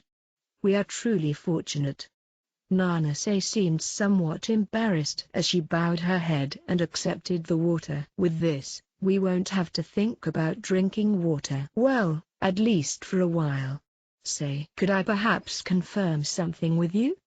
Not long after we left the task site, I looked back at Nanase, who had stopped to ask me something. What is it? If I'm not mistaken, I believe that you're someone who can aim much higher, Koji-senpai. Be it designated areas or tasks, I'm sure you're capable of scoring quite a large number of points. She was looking to confirm what had been weighing on her mind as we traveled together these past 2 days. I never planned on exerting myself during the early stages of the exam. Since I'm on my own, it would all be over if I were to get sick or injured due to negligence. But, with the way things are going now, aren't you afraid that you'll just continue to fall behind the other groups? No matter what, time efficiency is important. It isn't something that you can work to overcome in a single day. She was saying that tirelessly working to rack up points was the only real approach available. And as an approach, it was a steadfast one that the more prominent groups would undoubtedly look to implement. Let's just say that this is only one part of my strategy. A strategy that involves deliberately holding yourself back when it comes to earning points? I nodded and set off walking again. This wasn't something that I wanted to go into more detail about with her. Even though we were traveling together, that didn't change the fact that our different school years made us natural enemies. Moreover, there were many mysteries surrounding her as well. Anyway, there's still a chance for us to get the early bird bonus at the designated area. Let's hurry. Why yes. Nanase hurriedly scrambled to catch up with me as I left, and together, we quickly made our way to Area I-4. 4.6. Our streak of good luck didn't last long.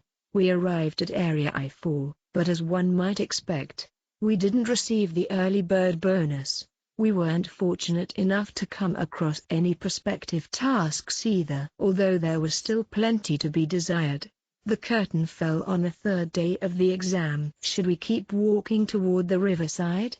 Yeah, the terrain around here isn't the best, and there aren't many suitable places to spend the night either. Let's keep going. Okay. We cut a path south through the forest, pushing forward with our sights set on the river's edge. After 20 minutes, we finally reached our destination. Want to camp somewhere around here? That's fine with me. Just as the two of us came to an agreement, I heard a voice somewhere off in the distance. Hey, Ayano Koji. A familiar voice, coming from a certain someone who was calling out to me from the other side of the river. It was Ike, who was standing there with a bunch of dead branches in his arms. Hey Ayano Koji. Nanes. I thought it was you two. So this is where you guys have been. He drew closer to the river, smiling with his pearly whites on full display. What an amazing coincidence. Are you camping around here tonight, Ike-senpai?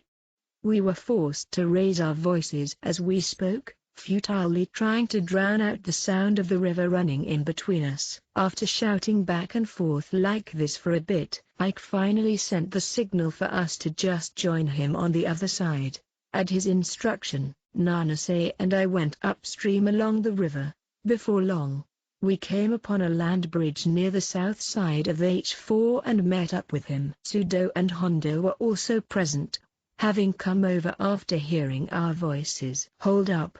What was your last designated area today? You two. I-4. Sudo exchanged glances with his fellow group members, surprised by my response. Apparently, their last area of the day had been I-4 as well. Man, what are the odds?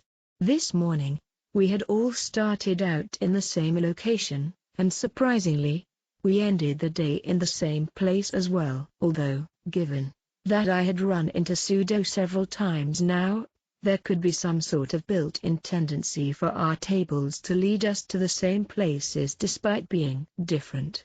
At this point, we all decided to camp together again, just like we had yesterday. Since we were free for the rest of the day, we all went and did our own thing for a bit. Of course, we still worked together when necessary since we were all part of the same campsite. I told Nanase that I was going for a stroll and went off into the forest on my own. I didn't have a particularly deep reason for doing this or anything, but if I had to come up with one, it would be to take a look around the area for other students. After all, with the exception of Nanase's group, I still hadn't come across any others that seemed to have the same table as me. I returned to the campsite around half an hour later, just in time to watch Ike light the campfire he had been working on. You're quite resourceful. Well, you gotta do what you can to help out. You know how we were like, told beforehand that we'd be doing an exam out on an island this time? I reckon most people went and looked up how to handle this kinda stuff ahead of time 'cause of that. With his eyes fixed on the campfire in front of him, Ike continued. But, well, there's a difference between knowledge and experience, right? How should I put it? If you could do something just 'cause you knew about it, nothing would be hard at all. It's true that you can't always replicate something just by reading a couple of articles or watching a video about it. You'd only be able to find out what you're capable of by trying it out for yourself. There you are, Ayano Koji-senpai. What's up? You were gone for a while, so I went to look for you. Nanase turned her gaze over toward the forest as she spoke. From the sound of it, we had just missed each other when I came back. Alrighty guys, I think it's about time we had some grub. Okay. Ike had a broad grin on his face as he went to retrieve a bucket from over by his tent, and then, he proudly showed us what was inside. Wow, amazing. The bucket contained several fish that I could apparently caught at some point. I had some time to kill back when my group was by the ocean, so I took the opportunity to catch a few. Let's chow down. In somewhat of a hurry, Ike started preparing dinner. At a glance, he seemed to be carrying on in good spirits, but it was obvious that he was just pretending. However, he seemed to be taking on the uninhabited island exam with a far more level head than I thought he would. So for now, I guess there was nothing to worry about. Something smells really good over here. A group of 3 that happened to be passing through the area approached us, perhaps drawn in by the appetizing scent of the fish Ike was grilling. We were camping out in the open since we were next to the river, so it wasn't surprising that they had seen us. What was completely unexpected, however, was the identity of one of the 3 students in the group. A girl, the second one to approach us, unintentionally let her voice slip and cried out upon making eye contact with me. "What wrong, Karizawa-san?" "Oh, nothing. I was just, shocked about them grilling fish is all."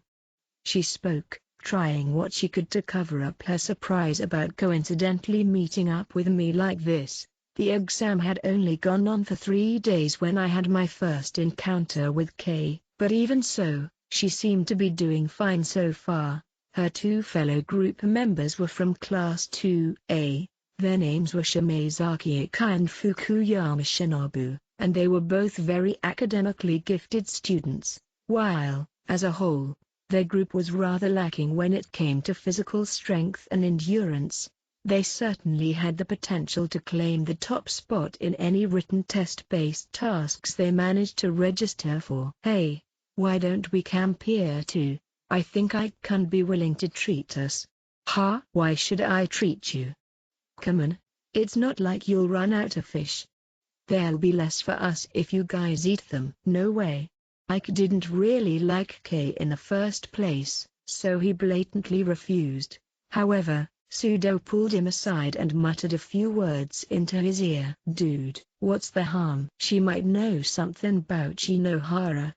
Upon hearing that, Ike went silent. He still hadn't been able to meet Shinohara on the island yet, and since Kay was a classmate, it was reasonable to assume that she'd remember if she had seen Shinohara somewhere before. It can't be helped.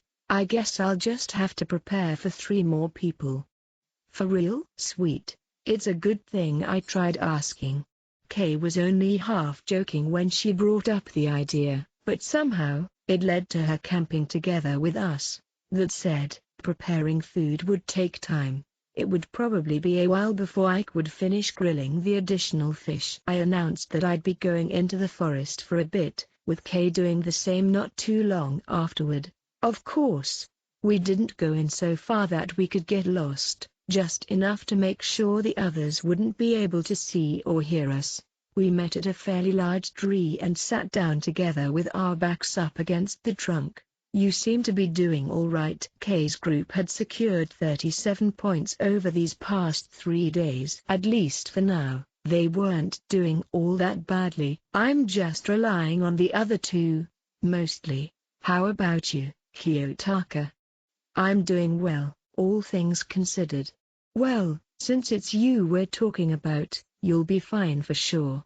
Kay let out a noise as she stretched. "Anywho, I just wish this exam would end already. I can't believe we've still got 11 more days of this."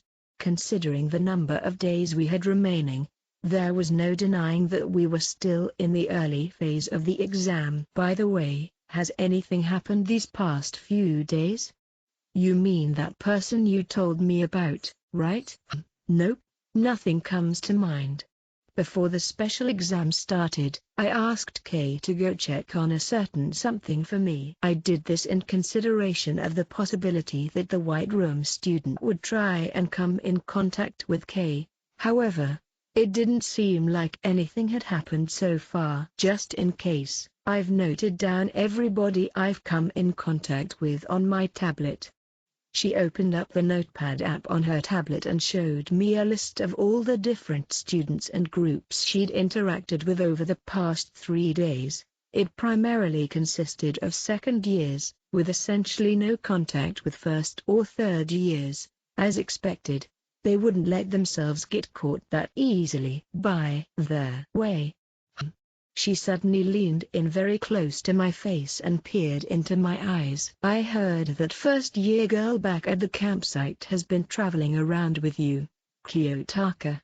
Word travels fast, it seems. When I asked Taikun, he told me immediately though. Wait, that's not the point here.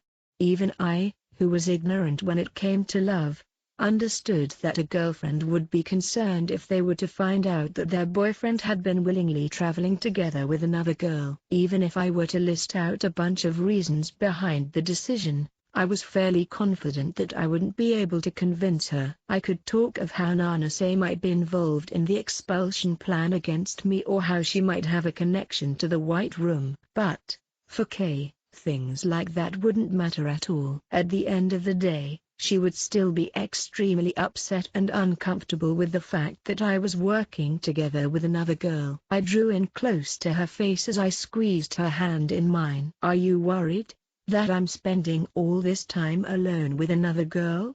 Wait. What? I'm not, worried or Of course I'm worried.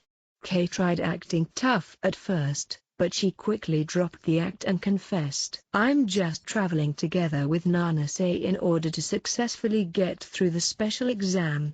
That's it. Really, yeah. It goes without saying that I have no other intentions with her. I believe you, but still when I think of you being alone with another girl, I hate it.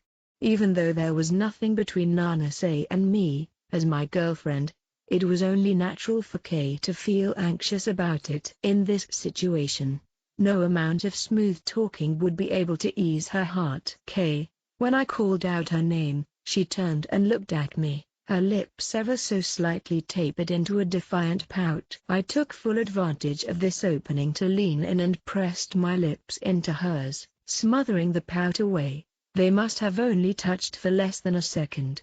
The sensation of her lips, my first kiss, was far softer than I had imagined. Who? A muddled noise leaked out from her mouth, her mind still processing what had happened. In truth, I'd have liked to enjoy the moment for a while longer, but we were currently in the midst of a special exam on an uninhabited island.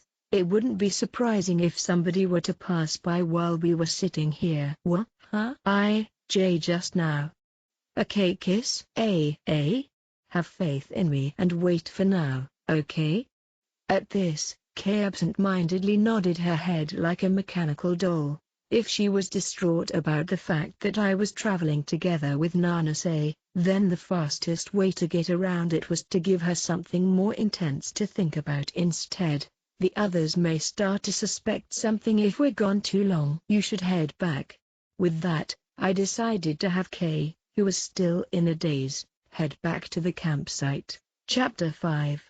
The Invisible Enemy. It was just before 5 a.m., around the time when the morning sun began to rise into the sky. While most students would probably still be asleep, I woke up to a strange sound coming from outside my tent. It was a sound so subtle, so indistinct that, for a moment, I thought I might just be hearing things. I poked my head out of my tent to investigate further, and, although it was faint, I could definitely still hear it. A few seconds later, Nanase peeked her head out of her tent as well, having apparently been woken up by the sound, just as I had. Can you hear something? Yes. It's faint, but I can hear an electronic noise of some sort. Perhaps due to its low proximity. The sound was so soft to the point that it almost blended in with the surroundings. It was possible for it to be an alarm coming from a tablet, but this particular sound had been going on for far too long for that to be the case. Do you think it might be an emergency alert? It's definitely possible.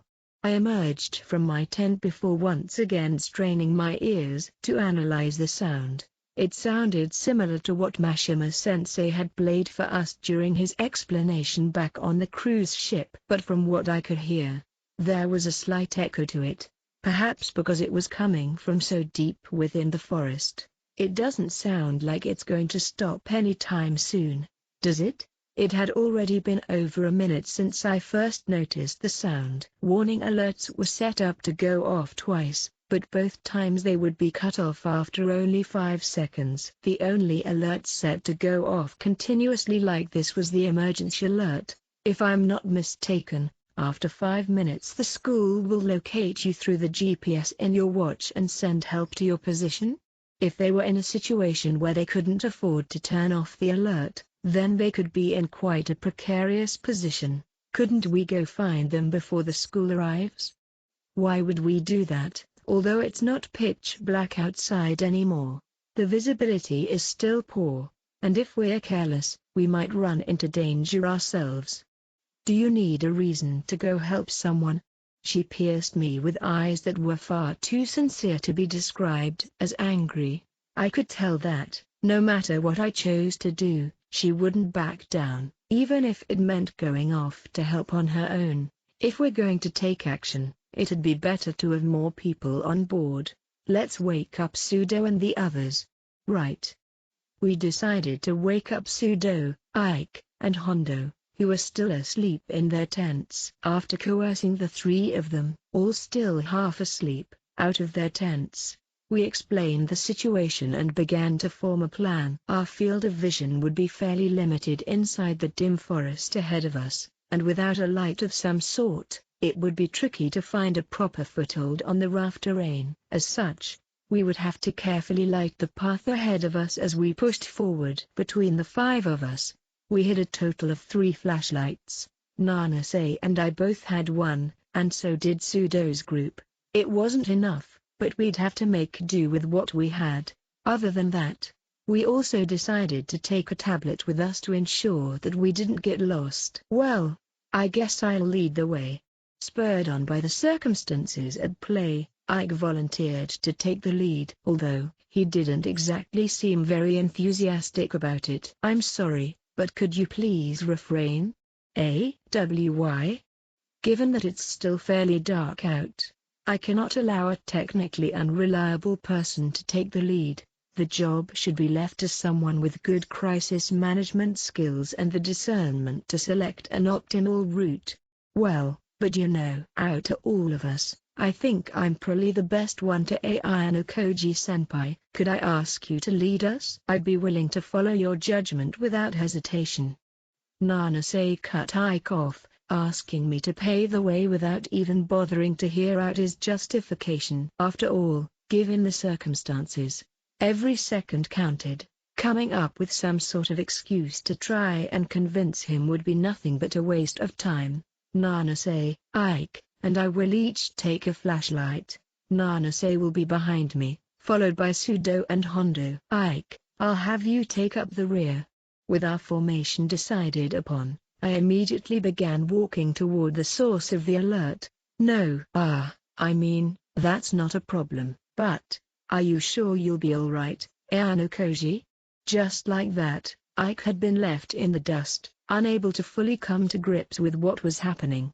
Don't worry about that, just hurry up and follow along, Kanji. Ayano Koji'll probably be fine. Pseudo responded in my stead, forcefully grabbing Ike by the arm to get him to start walking. Like that, the 5 of us set off together. There's a real possibility of getting injured moving around like this, isn't there? Nanase provided casual commentary as we advanced through the forest. Gosh, why the heck are we moving around so early in the morning? Hondo voiced his complaints as he rubbed his sleepy eyes. It ain't all that strange. If the next designated area were super far away or something, we'd have to start moving early like this in order to try and get closer. For the most part, the school had chosen designated areas with some level of consideration in place for how long it would take most groups to get there. With the existence of randomly designated areas, however, there were plenty of scenarios that could force groups to take action early in the morning or late at night. Little by little, we approached the source of the alert. Even now, it was still blaring throughout the forest. The emergency alert was gradually growing louder and louder. No, there was something more to it than that. If someone's there, respond to us. Sudo shouted out in the direction the sound was coming from. But nobody responded. There didn't seem to be any movement in the area either. Why aren't they saying anything? Do you think this might be the work of a G-ghost? The sound had a certain ominous vibe to it due to the location we were in. And perhaps because of that, Hondo began to tremble. I think it just means that they're in a situation where they can't even call out for help. If that's the case, then they might be in a real bad spot. Either way, the only way to find out for sure was to keep pushing toward the source of the sound. We held back the urge to speed up our pace, choosing instead to err on the side of caution and carefully light the path forward as we continued to advance further into the depths of the forest. Everyone, don't you think the sound is a little peculiar? Nanase, who was trailing behind me, pointed out the unusual, out-of-place nature of the sound. Peculiar? Well, it certainly sounds eerie. That's probably just cues. We've been slogging through this dark-ass forest though. No, that's not what you're talking about. The frequency, right, Nanase? I looked over my shoulder and replied to her, to which she responded with a decisive nod of the head. At first, I thought that the noise was simply echoing because it was coming from deep within the forest, but now that we're closer, I realize that that's not the case. Rather, I'm fairly certain that it's actually two different sounds. An emergency alert would only go off when someone was in an exceptionally severe condition. So, the notion that two were going off at the same time wasn't something any of us had been expecting. However, now that we were so close, it was clear. The definite rhythmic sound of two emergency alerts was blaring out from what seemed to be the same location at about the same time. It had only seemed like there was an echo due to the fact that they were ever so slightly out of sync with each other. Scary. Are you guys sure it's safe to keep going? As the terrain ahead gradually began to incline upward, Hondo began to voice even more concerns. Though, given that we were approaching a location where two people had been incapacitated in quick succession, his fear wasn't unreasonable. Soon, the sound became so incredibly loud that it seemed like we had finally arrived at our destination. We temporarily came to a stop and began to comb the area with our flashlights in search of the source. Not long thereafter, we found the figure of a certain boy collapsed on the ground. Is that Komiya? The first one to recognize the boy's identity was Sudo. He wasn't wrong. It was indeed Class 2B's Komiya. Oi, the hell is this? Pull yourself together, man. Komiya. Sudo, seemingly spurred on by the bonds he had forged as a fellow member of the basketball club, rushed over to the fallen Komiya in a panic. Senpai. Yeah. Just as we had predicted, it wasn't just one alert, but two. A second alert was sounding off from someone lying several meters away from where Komiya had collapsed. The person in question was Kinoshita Minori, a fellow classmate from Class 2B. Although Nanase seemed momentarily baffled by the peculiar situation we had stumbled upon, she quickly rushed over to Kinoshita's side. In order to try and piece together what had happened, I left Komiya and Kinoshita to the others as I went to survey the rest of the surrounding area. It weighed on my mind that I couldn't find any trace of their third group member, Shinohara, nor any of their backpacks or other equipment. Oi Komiya, what happened to Shinohara? There's no use, he's not waking up at all. I listened in as Sudo and Ike spoke to each other about Komiya's condition. They then manually turned off the emergency alerts, returning the forest to a state of tranquil silence. Kinoshita-senpai won't regain consciousness either. But, judging from all the dirt and scratches on her jersey, I'm afraid that. As Nanase's words trailed off, she turned and looked at the steep slope of the nearby cliff several meters in height. After assessing Komiya's condition, Sudo nodded along in agreement. They seemed to think that one of them had lost their footing and fell down the slope somehow, while the other had probably been dragged down as well after trying to save them. I drew closer to the slope to investigate, only to find that there were clear signs that somebody had recently come tumbling down it. In other words, it was safe to assume that the somebody in question, or somebodies, were Komiya and Kinoshita. The visibility in this area was so poor that it was entirely possible that they could have lost their sense of direction. Moreover, the humidity was high and the ground was somewhat damp, making slipping a very likely possibility. I pointed my light down toward my feet.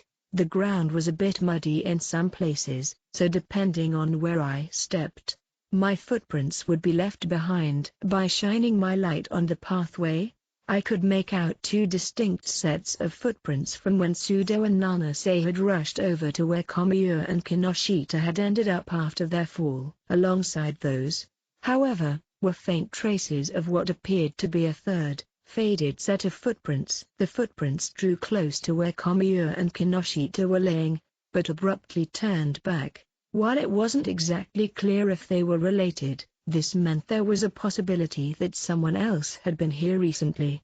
The thought that the footprints could have belonged to Shinohara crossed my mind, but it was hard to imagine that she would leave without trying to help them. Plus, even if she had gone to find help, she still would have rushed over to them to try and confirm their well-being first. Given that, I compared the size of the footprints to my own shoes and found that they were on the smaller side. My shoe size was 26 centimeters, but the mystery footprints, on the other hand, appeared to be 1.5 to 2 centimeters smaller than that. Although I couldn't completely rule out the possibility that they had been left by a boy, it seemed much more likely that they had been made by a girl. Suddenly sensing an unknown presence off to the northwest, I kept my light trained on the ground and discreetly looked in its direction. However, the world around me was covered in a layer of darkness and lane thick with trees, so I wasn't able to see anyone there. I wondered if there was some reason for them, whoever it was, to feel guilty about not approaching us. Ultimately, I chose to disregard the presence for the time being and went to check the area around Kinoshita's feet instead.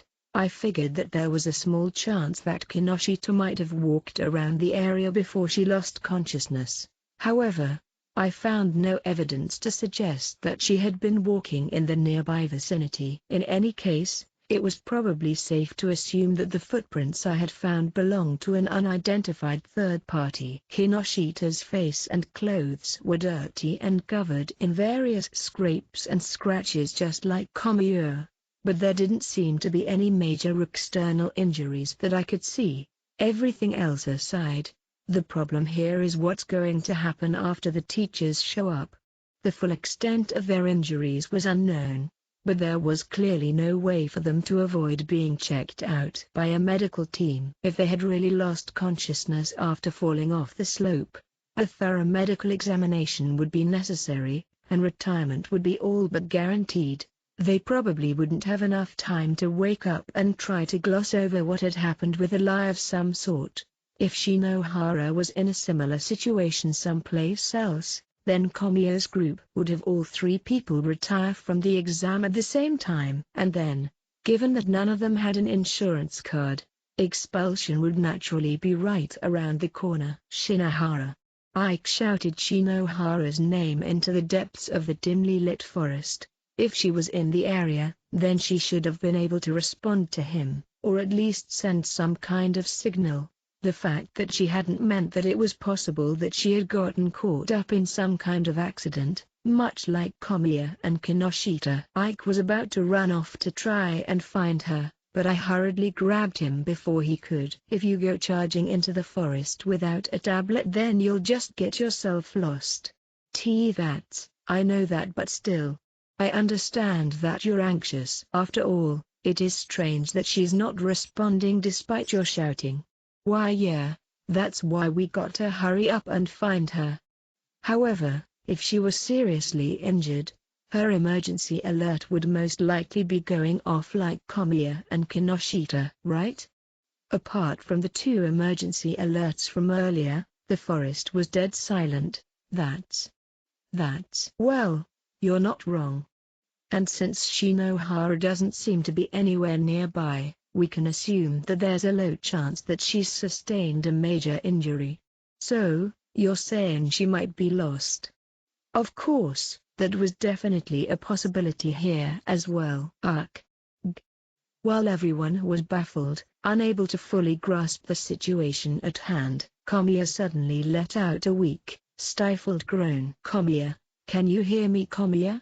Sudo immediately called out to him, and he seemed to respond to this, meekly grabbing hold of the arm of Sudo's jacket. Apparently, Kamiya had managed to regain consciousness. A feeling of relief began to wash over us, but when Kamiya finally opened his mouth to speak, that relief was just as quickly washed away. My leg. It hurts." From the look of it, Kamiya's right leg was just fine, but his left was another matter. Anguish and agony showed on his face whenever he tried to move it. "Your fucking leg, man." Judging from the way Sudo was shaking, I could deduce Kamiya's condition without needing to take a look for myself. In order to properly assess the situation, Nanase took a closer look at Kinoshita's condition as well. It isn't just Kamiya-senpai, Kinoshita-senpai's left leg seems to be in terrible shape as well. Worst case scenario, it may even be broken. Not only had the two of them fallen off the same slope, but they had both seriously injured their left leg as well. I could have personally confirmed the extent of their injuries by feeling around the affected area myself, but very little good would come out of doing so at this point. If they have any bone contusions or fractures, they'll be disqualified, no questions asked. The fourth day of the exam hadn't even officially started yet, so it was only natural to assume that nobody had retired so far. By that same logic, it stood to reason that their disqualification, and ensuing expulsion, was practically set in stone. Even if Shinohara was safe and sound, it would be difficult for her to accumulate a meaningful number of points on her own. Moreover, she herself was currently nowhere to be found. Be that as it may, there had to be more going on here than what meets the eye. What's more, there was still a strange presence watching over us from the northwest, and yet, they didn't make any moves, simply choosing to keep their distance instead. At first they kept their presence exceedingly faint, but as I continued to play dumb it gradually became more pronounced. It was as if they were daring me to pay attention to them already. At this point, Nanase suddenly left Kinoshita's side and came over to me before whispering into my ear, "Something seems a bit off, don't you think?" Sudo and the others probably hadn't caught on to it, but there was definitely something weird about this entire situation. "You're right, they might have gotten caught up in trouble of some sort. It wouldn't be that strange if this had only happened to one person, but the fact that they were both in the exact same condition was definitely cause for concern." "Kamiya, can you remember exactly what happened at the time of the accident?" While I could continue to theorize on my own, doing that would only get me so far. Therefore, I figured it would be better to ask Kamiya outright instead. After all, I probably wouldn't have the time to ask him once the school faculty members arrived. I don't know. It just happened out of nowhere. I suddenly felt something strike my calf and the next thing I knew I was rolling down the slope. His face twisted in pain as he once again tried to move his leg. "Your calf was hit by something?" Maybe. I don't really remember very well. Sorry." His memory of the moment when the accident took place was vague and fuzzy, but you couldn't really hold that against him. "Kinoshita fell as well and ended up beside you. Do you know anything about what happened to her?" No, I have no idea. "Why is Kinoshita here? If I remember correctly, when it happened Judging from Kamiya's reaction, it didn't seem like Kinoshita had been the first one to fall down the slope. So, at the very least, I could assume that Kamiya had fallen first." "That's right." "Satsuki, where's Satsuki? Did she fall too?" Enduring the pain as his memories came flooding back to him, Kamiya cried out that Shinohara's name through gritted teeth. Ike's expression darkened when he heard Kamiya call Shinohara by her given name, but he knew that this was no time to be upset over something so trivial. Shinohara is missing. Were you geese not moving together?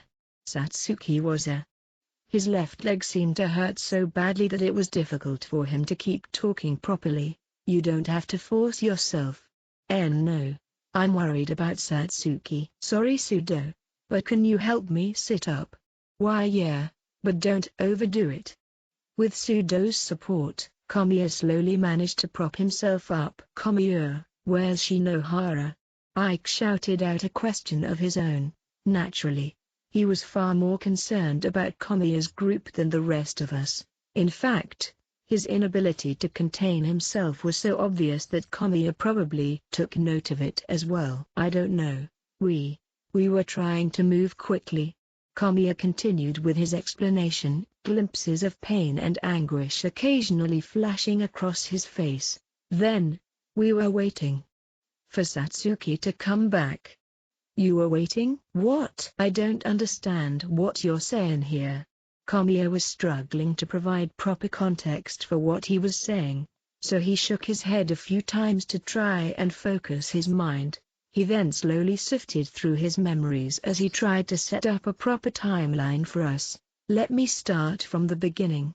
We were in a hurry because we missed the last 2 designated areas yesterday. After talking it out last night, we ultimately decided to try and close the distance early this morning. It was still fairly dark when we set out, so we were keeping tabs on each other as we traveled. But at some point, Satsuki said she needed to go to the restroom, so she split off for a bit while Kinoshito and I waited for her to finish. Of course, we were using our flashlights to keep track of each other. He had calmed down quite a bit compared to back when he first woke up. Even though he was fraught with pain, it was obvious just how worried he was about Shinohara. While we waited for Satsuki to come back, the two of us were looking down the slope over there and talking about whether we could use it as a shortcut. Just as I was thinking that it'd be pretty difficult to make our way down, that's when something hit your calf, yes? Having anticipated where he was going with this, Nanase cut in, prompting Kamiya to nod in response. I remember it hurt like hell, but the pain didn't last long cause the next thing I knew I was rolling down the slope, and then, when I came to, Sudo and the rest of you guys were here. Human limbs are by no means invincible. It's not uncommon for them to unexpectedly sustain injuries at a moment's notice. If Kamiya had been the only one involved in this incident, then it would be simple enough to conclude that the pain of the impact had knocked him off his feet and sent him falling down the slope he was looking at. However, the fact that the same thing had happened to Kinoshito as well made it seem like I wasn't quite seeing the full picture yet. Did she suddenly freak out upon seeing Kamiya start to collapse and end up falling with him when she tried to help? Whatever the reason may be, the mysterious set of eyes watching over us and the unidentified set of footprints were definitely cause for concern. As I pondered about it, I suddenly heard movement come from the top of the slope. We all simultaneously turned our flashlights in the direction it had come from, but there didn't appear to be anyone there. It could have just been a small animal or something given how faint of a sound it had been, but Shinohara? Ike had only just begun to regain his composure, but when he heard the sound, he immediately started running toward the slope. Oi Kanji, hold on, it's dangerous. The cries of his best friend fell on deaf ears, left only to echo throughout the dark forest. Senpai, it's too dangerous to let Ike-senpai go off on his own. I know. I'll leave the tablet with you. Wait here until we get back. I was tempted to quickly go running after him, but Ike had his sights set on climbing what basically amounted to the face of a cliff. A slight delay wouldn't be that much of a problem, but won't you be in trouble if you get lost without the tablet, senpai? It'll just get in the way of climbing the slope. Besides, climbing the slope with the tablet wasn't the only risk at play here. In the unlikely event that something happened, it would be riskier for me to drop the tablet and lose it altogether. By simply leaving it with Nanase, It wouldn't be impossible for her to come find us if we got lost or something went wrong either. Once Nanase took the tablet, I immediately went after Ike. Ike was eagerly clawing his way up toward the source of the sound, but his movements were dangerous. By the time I finally caught up to him, I decided to show him a suitable path to navigate up the slope. It was clear as day that he would put up a fight if I tried to get him to come back with me. Ayanokoji? At first he probably thought that I had come to stop him, as he was surprised when I quickly climbed past him. As a result, this surprise caused him to panic and try what he could to catch up with me, and in turn, panic gave rise to negligence. He stopped paying close attention to his footing and began to slip off of the slope. I quickly reached down and grabbed Ike by the arm and helped to pull him back up. Are you going to calm down and follow me or not? If you can't, then I'll take you back by force. Gee, got it. I'll chill out and follow you, so please don't take me back. Content with his response, I nodded and proceeded to lead the way up the slope. Although visibility was still poor, little by little the sun was beginning to light the path ahead. We took our time to climb safely, and once we reached the top, we came upon a narrow point that Komiya and Kinoshita had apparently fallen from. Ike was on his hands and knees as he tried to catch his breath, but his eyes were frantically scanning the surrounding area in search of Shinohara. I took a cursory look around the area myself, but there was nobody to be found. Shinohara. He called out that Shinohara's name with all the strength he could muster, desperately hoping that his voice would somehow reach her this time. There didn't seem to be very many solid pathways, so it wasn't impossible to imagine that Shinohara had fallen at some other point along the slope when she tried to get down. At this point, on the ground, I discovered 3 different backpacks that appeared to belong to Komiya, Kinoshita, and Shinohara. As far as I could tell, there wasn't any evidence to suggest that someone had gone through them without permission. The 3 of them had probably decided to leave their bags here until Shinohara had gotten back from the bathroom. I could picture the scene of Komiya and Kinoshita standing here talking with each other about whether or not they should try to head down the slope. Damn it, she's not here either. Ike struck the ground in frustration, dismayed about the lack of a response. But then, at that very moment, Ike, is that you? Shinohara slowly stood up from within a thicket of bushes off in the distance. Shinohara? Shinohara? When she finally caught sight of the 2 of us, she immediately came running over, stumbling over her own feet as she did. She then threw herself into Ike's chest, her body shaking and tears streaming down her face. Why, you've been here this whole time? Why, yeah. Then why didn't you call out sooner? Do you have any idea how worried I've been? Because. Having seemingly recalled something hard to swallow, Shinohara began to tremble even more than before. With this, Ike must have understood that she wasn't hiding due to ill intentions. Komiya-kun and Kinoshita-san, where are they? They're both seriously injured at the bottom of the slope. What the hell happened to them? If her fellow group members had simply tripped and fallen down the slope, then Shinohara would have been frantic about trying to get down and help them. However, given that she didn't do that and chose to single-mindedly hide in the bushes instead, something was definitely amiss here. She turned pale upon hearing that they were seriously injured, and after a moment, she opened her trembling lips. I couldn't move. I was scared, so scared. And I saw. You saw? Saw what? Komiya and Kinoshita-san. I saw somebody push them off. According to Shinohara, this wasn't just an accident. Somebody? Who the hell was it? I don't know. I really don't. But why? Why would they do such a thing?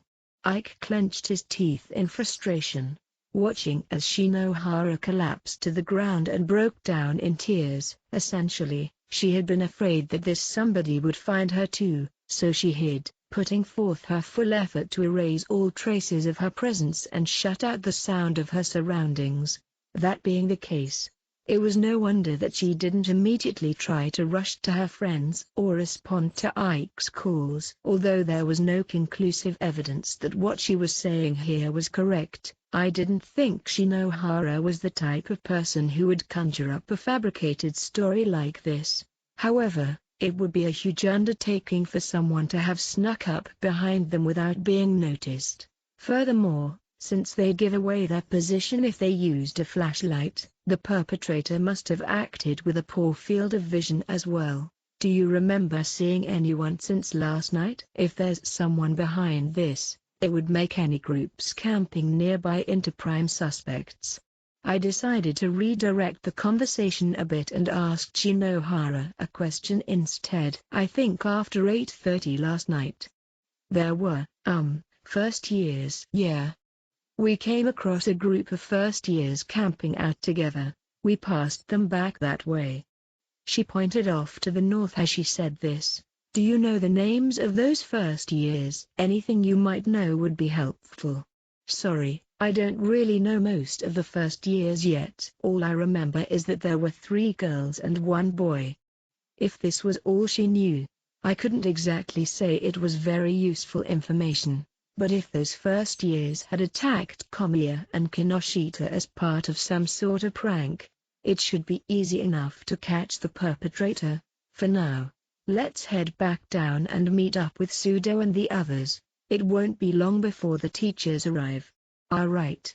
Going back down the way we came would be a bit risky for both Shinohara and Ike, so we opted to take a short detour instead. 5.1 About 5 minutes had passed since Ayano Koji-senpai went running up the slope in pursuit of Ike-senpai. I gently laid Kinoshita-senpai, who I had been holding in my arms, onto the ground beside Komiya-senpai, after which, I stood back up and quietly stared into the deep forest behind me. Hey, what's wrong? Sudo-senpai spoke up, suspicious of my actions. I felt sorry about not responding to him, but I didn't have the time to explain anything right now. Someone was clearly trying to provoke us. They had been watching over us this entire time, and although they were making their presence known, they had chosen not to approach us. Though, while their presence was obvious to me, it was no more than a subtle difference in the atmosphere that ordinary people wouldn't be able to notice. But how long had they been there? Right, it had been since Ayano Koji-senpai left to run up the slope. They were continuously emitting a viscous, demanding aura that only became more pronounced with time. I didn't know what their motives or reasons for this were exactly, but that was irrelevant. After all, whoever they were, any information they had would still be valuable, given the current circumstances. I quietly set the tablet onto the ground and took a moment to steady my breathing. The presence was well aware that I had noticed them, yet they hadn't moved an inch. They may have confidence in their speed, but so did I. Sudo-senpai, please take care of them until I'm back. Hey. The only thing I could be certain of, right here, right now, was that somebody was watching us. I kicked off the ground and broke into a sprint in one fluid motion, headed toward the direction of the presence. Even if they tried to escape in a panic, I should be able to close the distance when they turned around to run. And then, if they trip up on something, even if it's only just for a second, I would catch them and force them to answer my questions. The distance between us was 10 to 20 meters at most. As the morning sun continued to rise, the forest slowly began to light up, and even though the terrain was difficult to traverse, it didn't take long before I caught up to them. However, so fast. I managed to grab hold of the cuff of their jersey for a split second, but their movements were far too nimble. Making clever use of the surrounding trees, they skillfully managed to break free without showing hide nor hair of their identity. I chased after them at top speed, but despite my best efforts, the distance between us steadily proceeded to widen. Damn. In terms of speed and stamina, the two of us seemed evenly matched. That said, from the way they were effortlessly navigating the forest as they ran, their understanding of the terrain was clearly far superior to my own. Just how were they able to do that? Although my knowledge of the area was no doubt inferior, I still tried my best to overcome it. "Please wait. I simply want to talk to you," I shouted as we continued to dash into the depths of the forest, but the person I was chasing showed no sign of stopping. It wasn't that they hadn't heard my cries either. No, they had chosen to ignore them, in which case, I was left with only one conclusion, that the person I was chasing definitely had something to hide. "The reason those two are hurt so badly is because of something you did, isn't it?" At this point, I decided to change strategies. I shouted out a harsh accusation, looking to make them falter, to make some sort of mistake. After all, if I could get them to make a mistake before I did, I'd be able to close the distance in an instant. Even if I was wrong about their involvement in what had happened, as long as I could get them to trip or fall, nothing else would matter. However, instead of faltering, they began moving even faster than before. I held full confidence in my prior training and physical ability, at least to the point where I didn't think I would lose to anyone else at this school. And yet, the distance between us only continued to widen. Occasionally, I would manage to recover lost ground, but that would never last for long. It was clear that they were just toying with me, showing me just how superior they really were. They were taunting me, all but whispering the words "catch me if you can" into my ear. But, even so, I had no intention of giving up until the bitter end. If I couldn't win in a contest of speed, then I'd win in a battle of stamina instead. For less than a second, a ray of light came streaming through the canopy above and I managed to catch sight of my opponent's hair swaying in the wind as they ran. "What, you?" The distinct, almost characteristic color and style of their hair was seared into the back of my eyes. I knew exactly where I had seen it before too. Damn it. Before long, my foot got caught on the root of a tree, bringing an abrupt, unsatisfying end to our chase. Ha, ha. I had gotten distracted, caught off guard by a revelation that I never saw coming. The fatigue and exhaustion I had built up came rushing at me all at once, and my breathing soon became erratic. Ha, ha, ha, ha. In order to calm the incessant beating of my heart, I closed my eyes and focused on getting my disordered breathing under control. Although I hadn't been able to get a good look at them, there wasn't a doubt in my mind. Don't tell me they pushed Komiya-senpai and Kinoshita-senpai. But why? My gaze continued to wander for a while, as if searching for the back of the person who had disappeared into the depths of the forest. 5.2 I led Shinohara and Ike on a detour that took about 15 minutes in total. When we finally found a safe way to get down the slope, we happened to meet up with Nanase, who was walking alone. "Why are you here, Nanase?" Sudo and the others should have still been quite a fair distance away from here. "That I wasn't able to see you and Ike-senpai anymore, so I decided to go looking for you," Nanase responded, and although her breathing was steady, her brow was covered in sweat. It seemed like she had been in quite a hurry to come find us. However, her eyes were looking somewhere else. "Are you searching for something?" "No, please don't worry about it." She refused to elaborate further, keeping her gaze fixed in a specific direction as she stared on with a rigid expression. Then, as if a switch had been flipped, she turned and looked over towards Shinohara and Ike, who were trailing a fair distance behind me. "I'm glad that you managed to find Shinohara-senpai safe and sound."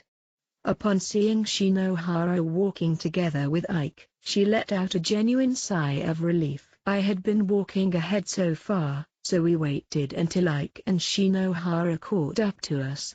"Sudo-senpai and the others are this way." As the one most familiar with the route back, Nanase took the reins and led the way. In the meantime, I decided to tell Nanase about what Shinohara had told us earlier. In particular, I told her that Shinohara had seen someone push Komiya and Kinoshita down the slope, but she didn't know if the perpetrator was a boy or a girl. I also spoke of how she had held her breath and hid in fear of being discovered. And then, I shared one more piece of potentially vital information. It seems that Shinohara and her friends passed a group of first years last night. First years, you say? They probably set up camp somewhere nearby. But she only said that they passed each other, so we can't really say they're the culprits here. That's true, though. I wonder who the first-year students in question are? If we knew, then we might be able to poke around for information or at least find some clues. Even if they were somewhere in the surrounding area, it would be difficult to find them in this thick, overgrown forest. It might be a different story if they stayed in the same location for an extended length of time, but in all probability, they would be constantly on the move, heading toward their next destination. In fact, it was even possible that they were headed off in the opposite direction right now. In any case, it bugged me that first-year students were involved in this. After all, if one of them were the White Room student, they would have been able to do the deed without so much as batting an eye. Nanase remained silent for a while before eventually opening her mouth to speak. Senpai, if there really was someone out there willing to cause such a grievous injury, isn't it strange that Kamiya-senpai didn't notice anybody? Yeah, normally, you'd know if someone was there or not. Kamiya definitely would have said something if he remembered seeing someone, even if they had been a student that he didn't know the name of. However, his memory of the incident was vague, and from what it sounded like, they might not have been attacked at all. Was it really just a simple accident, or had someone truly managed to pull off this attack without being noticed? Assuming that it was even darker out when it happened, it would only make sense that the perpetrator had a light of some sort. If it were you, Ayano Koji-senpai, would you be able to do it without the two of them noticing? Me? Don't be unreasonable. Although I evaded the question, it wouldn't be impossible if I set my mind to it. In his earlier testimony, Kamiya said that it all started when something suddenly struck his calf. In the same way, I would soundlessly approach from behind and kick his calf as a leading strike. In turn, he'd be sent tumbling down the slope, his face warped with pain. He probably wouldn't even have the time to look back at me. As for me, if I were to attack Kamiya-senpai and Kinoshita-senpai, I don't think it would be impossible. Well, depending on the timing, though. Of course, it would still be fairly difficult. She voiced her own conclusion. Rather than assert that Shinohara had imagined it, Nanase seemed to agree with the idea that someone had assaulted them. But, even if there was a culprit, their motive was unknown. Were they indirectly sending me a warning?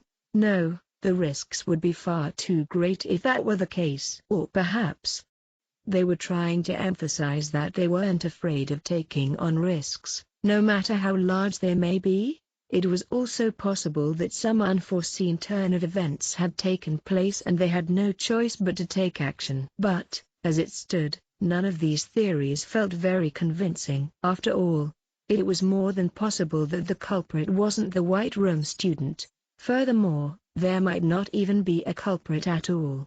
That said, it's not clear why they were attacked in the first place.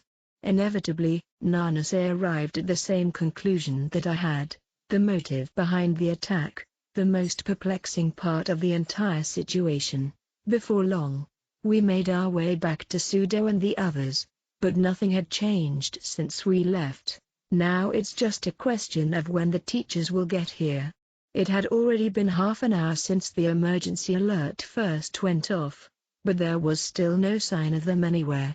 We were in the northeast corner of the island, so it would take them an adequate amount of time to get here, even if they made use of a boat or helicopter. Has something happened here?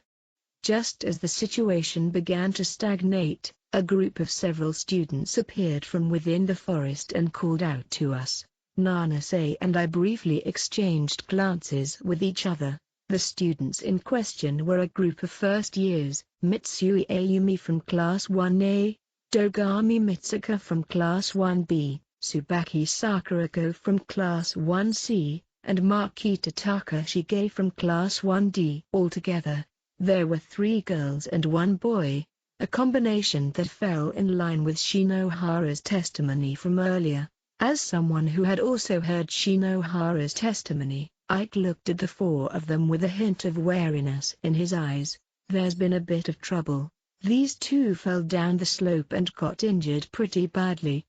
Upon hearing this, the first years exchanged glances for a moment. We were camping nearby when we heard an alert go off and what sounded like somebody shouting. We chose to wait a little for it to get brighter out before coming here to check on what had happened, just in case. The sound of the alert had been incredibly piercing, so it only made sense that they would hear it if they were in the area. Anyway, could I ask if the injured are all right? Togami, the girl who was acting as the sole spokesperson for the group, looked fairly alarmed, as did Makito and Mitsui. Tsubaki, in contrast, was perfectly calm. Despite being surrounded by upperclassmen, two of which were seriously injured, she didn't appear to be fazed at all. They don't seem all right, but it's hard for any of us to say for sure. At this point, we're just waiting for the teachers to get here. Like that, another 30 minutes passed. And then, around an hour after the emergency alert first went off, officials from the school finally arrived. The first to show up were Sakagami-sensei, the homeroom teacher of Class 2B, and our own homeroom teacher, Chabashira. In addition, there were 3 adults who appeared to be medical personnel, for a total of 5 people. Let's get down to business and hear what happened here, shall we? Sakagami-sensei spoke as he approached Komiya, who was sitting up, and Kinoshita, who was still lying unconscious beside him. Everyone began to gather around him, as if drawn in by the prospect of checking out a crime scene. Seeing this, I distanced myself from the group and approached Chabashira, who was looking in my direction. From a cursory observation, it seems like it'll be difficult for Komiya and Kinoshita to continue the exam. Yes, their retirement seems virtually unavoidable. Her expression was heavy, which was to be expected given that Komiya's group included a student from her own class. Was it just a simple accident? Well, I imagine we'll find out soon enough. After seeing to it that treatment was underway, Sakagami-sensei turned to the unscathed member of the group, Shinohara, and motioned for her to explain. Shinohara, however, took one look at the state of her friends and burst into tears all over again. Crying isn't going to get us anywhere, I hope you know that. Sakagami-sensei admonished her in a strict tone, prompting Ike to step forward to protect her. Is it alright if I explain? Shinohara told me what happened. He apparently wanted to explain the situation to Sakagami-sensei on Shinohara's behalf. Well, I suppose that's fine. Go ahead and speak. Shinohara said that they were pushed off the slope. I took a look at the slope in question as Ike repeated what Shinohara had told him earlier, but all of a sudden, his explanation somehow seemed hard to believe. Pushed off? How awfully unsettling. So they won't have to retire because of that, right? That's right, right? If that's the truth, then yes, of course they won't. What do you mean if that's the truth? Shinohara said so herself. Then, I assume she must have evidence of some sort to back that up, yes? Faced with Sakagami's response, both Shinohara and Ike were left momentarily speechless, at an utter loss for words. Why you say that, but we're not at the school, there aren't any surveillance cameras or anything like that. Though, if they were pushed, one of them must have at least seen the culprit's face. That's exclamation mark. So how about it, Shinohara-san? You can't just keep crying, so how about you give us an answer? The only evidence available at the moment was Shinohara's personal testimony as a member of the same group. Although I could try to mention the mysterious set of footprints I had identified earlier, the ground all throughout the nearby area had long since been trampled by a sizable number of people. Even if I were to bring them up, it wouldn't accomplish anything. It was dark. Dark, so dark that you couldn't see the culprit's face. In response, Shinohara nodded several times over. However, Sakagami-sensei simply let out a deep sigh. So, it was dark to the extent that you couldn't see their face, and yet you were able to see them get pushed without any problems. It pains me to say this, but that's an awfully convenient tale you've spun, now isn't it? With that, Sakagami-sensei began to pressure Shinohara to confess as she broke into tears once more. She was crying to the point of incoherence, so she just kept nodding her head, trying what she could to affirm that she was telling the truth. Shinohara would never lie. You're her classmate. It's only natural that you would say that. Are you saying that you don't believe her? If she's telling the truth, then this is quite a serious matter. However, this testimony alone is not enough. How could you? Then what's gonna happen to Komiya and Kinoshita? No matter how things play out, I'd say that their only real option is retirement. As their homeroom teacher, I certainly can't say I'm happy to see them withdraw from the exam either, but from the look of their legs, it would be impossible for them to continue. It's not like Sakagami-sensei was actively trying to be cruel here or anything like that. He was just being objective. The damage that had been done to their legs was by no means light enough that they'd be back on their feet in a day or two. Given the current situation, we have no choice but to conclude that Shinohara-san is lying in order to gloss over the injuries caused by this accident. You're fucking kidding me. Who in their right mind would buy that bullshit? Ike fought back in a blaze of passion, holding on to Shinohara's shoulders as she wept, but the response he got back was exceedingly cold. I'll overlook that careless outburst of yours just this once. Are we clear? TSK. Realizing that he had said far too much to a teacher, Ike bit down on his lip. Together, Shinohara and Ike had been desperately pleading their case for a while now, and yet, there seemed to be something peculiar about the way Sakagami-sensei had been responding to them. It seems that you already had a lot of this figured out before you got here, Chabashira-sensei. I expressed my thoughts to Chabashira as we stood beside each other, to which she nodded quietly. We relied on Komiya and Kinoshita's GPS signals to get here. Komiya's emergency alert went off at 4:56 and 24 seconds AM, whereas Kinoshita's went off 7 seconds later. The only other signal that was in the nearby area in that time frame was Shinohara's and Shinohara's alone. Chabashira responded, her eyes focused on a tablet in hand. It was just as I had expected. This meant that Sakagami-sensei had this very same information as well. If there had been even a single questionable GPS signal in the area, then there would have been room for suspicion. However, the information gathered from the GPS went against the notion that there was a culprit in the first place, in which case, the only logical conclusion for the school officials to make was that Shinohara was fabricating the existence of an unknown third party, all for the sake of procuring a lighter sentence and protecting her fellow group members from retirement. The first to arrive at the scene after the alerts went off was a group of 5 students, yourself included. The next to arrive was a group of 4 first-year students. We were the last to arrive. According to the records, nobody else had come into contact with Komiya's group before us. It should probably be safe to trust this information to a certain extent. Then, was it possible that the culprit wasn't a student? The teachers and exam staff didn't have to wear watches so they wouldn't have a GPS signal. No, that shouldn't be the case here, right? I had a hypothesis in the works, but there were still a lot of points that didn't quite add up yet, such as the fact that the teachers seemed to be missing something. Chabashira-sensei, you'll be heading back to the starting area with Komiya and Kinoshita after this, right? Yeah. We'll do a more detailed examination of their injuries back on the ship. There's something I'd like you to investigate while you're at it, discreetly.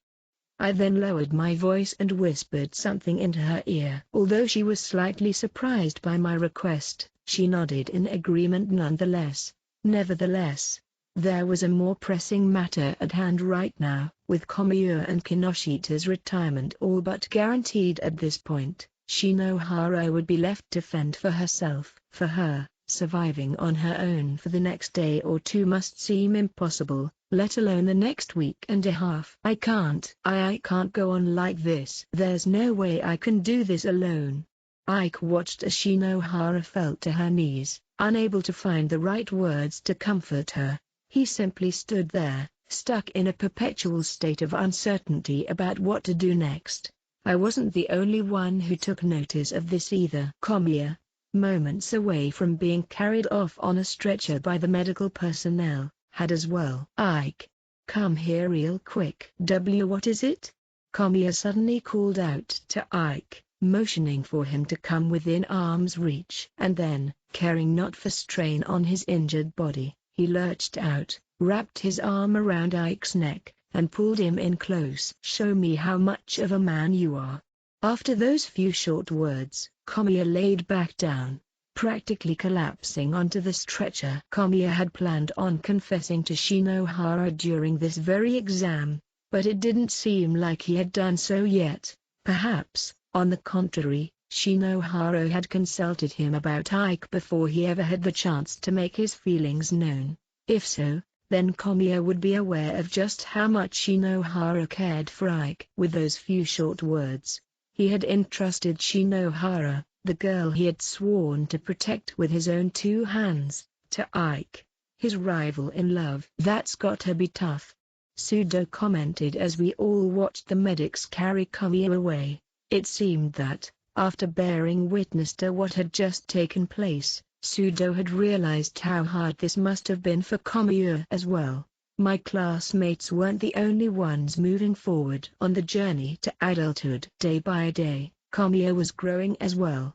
Just like Sudo. After a brief period of silence, Nanase addressed Shinohara, proposing an idea to help overcome the harsh situation she had been put into. It's possible to lighten the burden by bunkering down near the starting area. While you won't be able to earn points from reaching designated areas, it should definitely be more than enough to help you avoid retirement. Indeed, this was most likely the best strategy that Shinohara had available. In what remained of the 2 weeks we had on the island, she would have to pin her hopes on other groups getting eliminated. Of course, if no other groups retired, then Shinohara would have no way to escape expulsion. Chabashira, having overheard Nanase's suggestion, chimed in as well. Shinohara, I don't want it to sound like I'm expecting you to get expelled, but what's your plan? It'll be difficult to continue with the exam on your own. I know. Then, like Nanase said, you can at least head back to the harbor and hold out until the end of the exam. It's not like it would be impossible for you to pick up the tasks that show up in the nearby area either.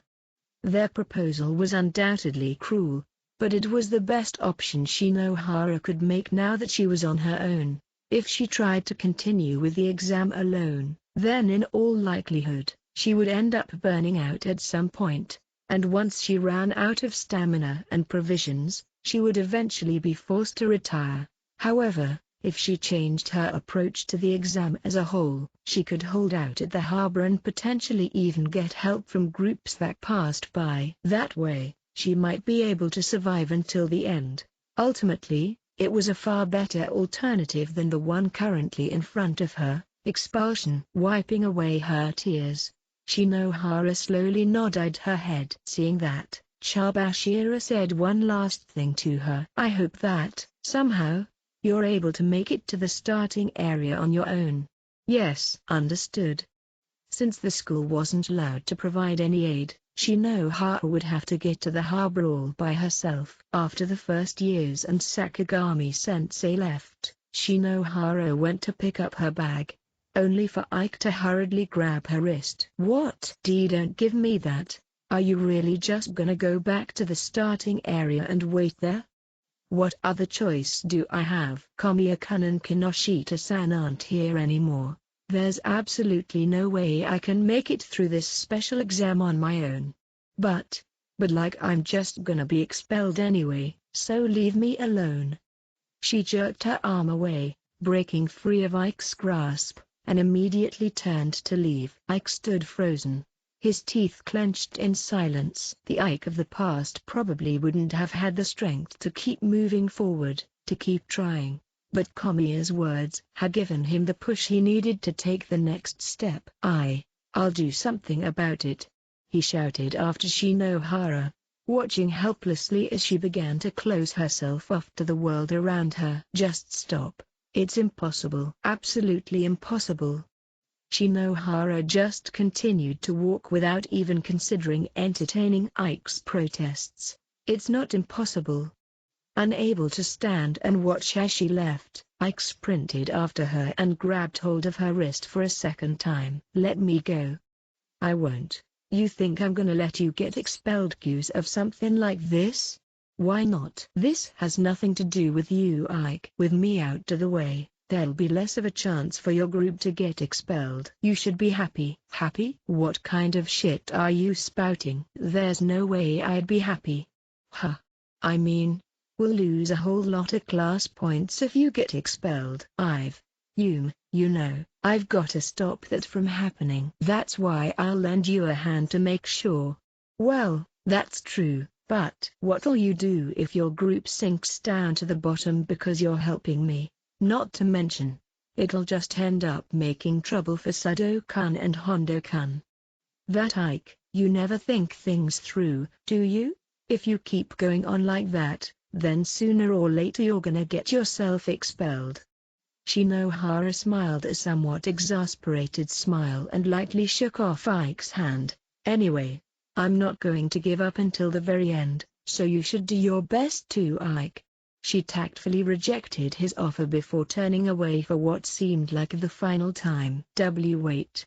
Ike's previously confident attitude had disappeared without a trace. There was nothing more he could do to stop Shinohara from leaving. "Kanji." Seeing this, Sudo called out to Ike with a fearless smile on his face. He beat his chest twice, wordlessly encouraging his friend to persevere.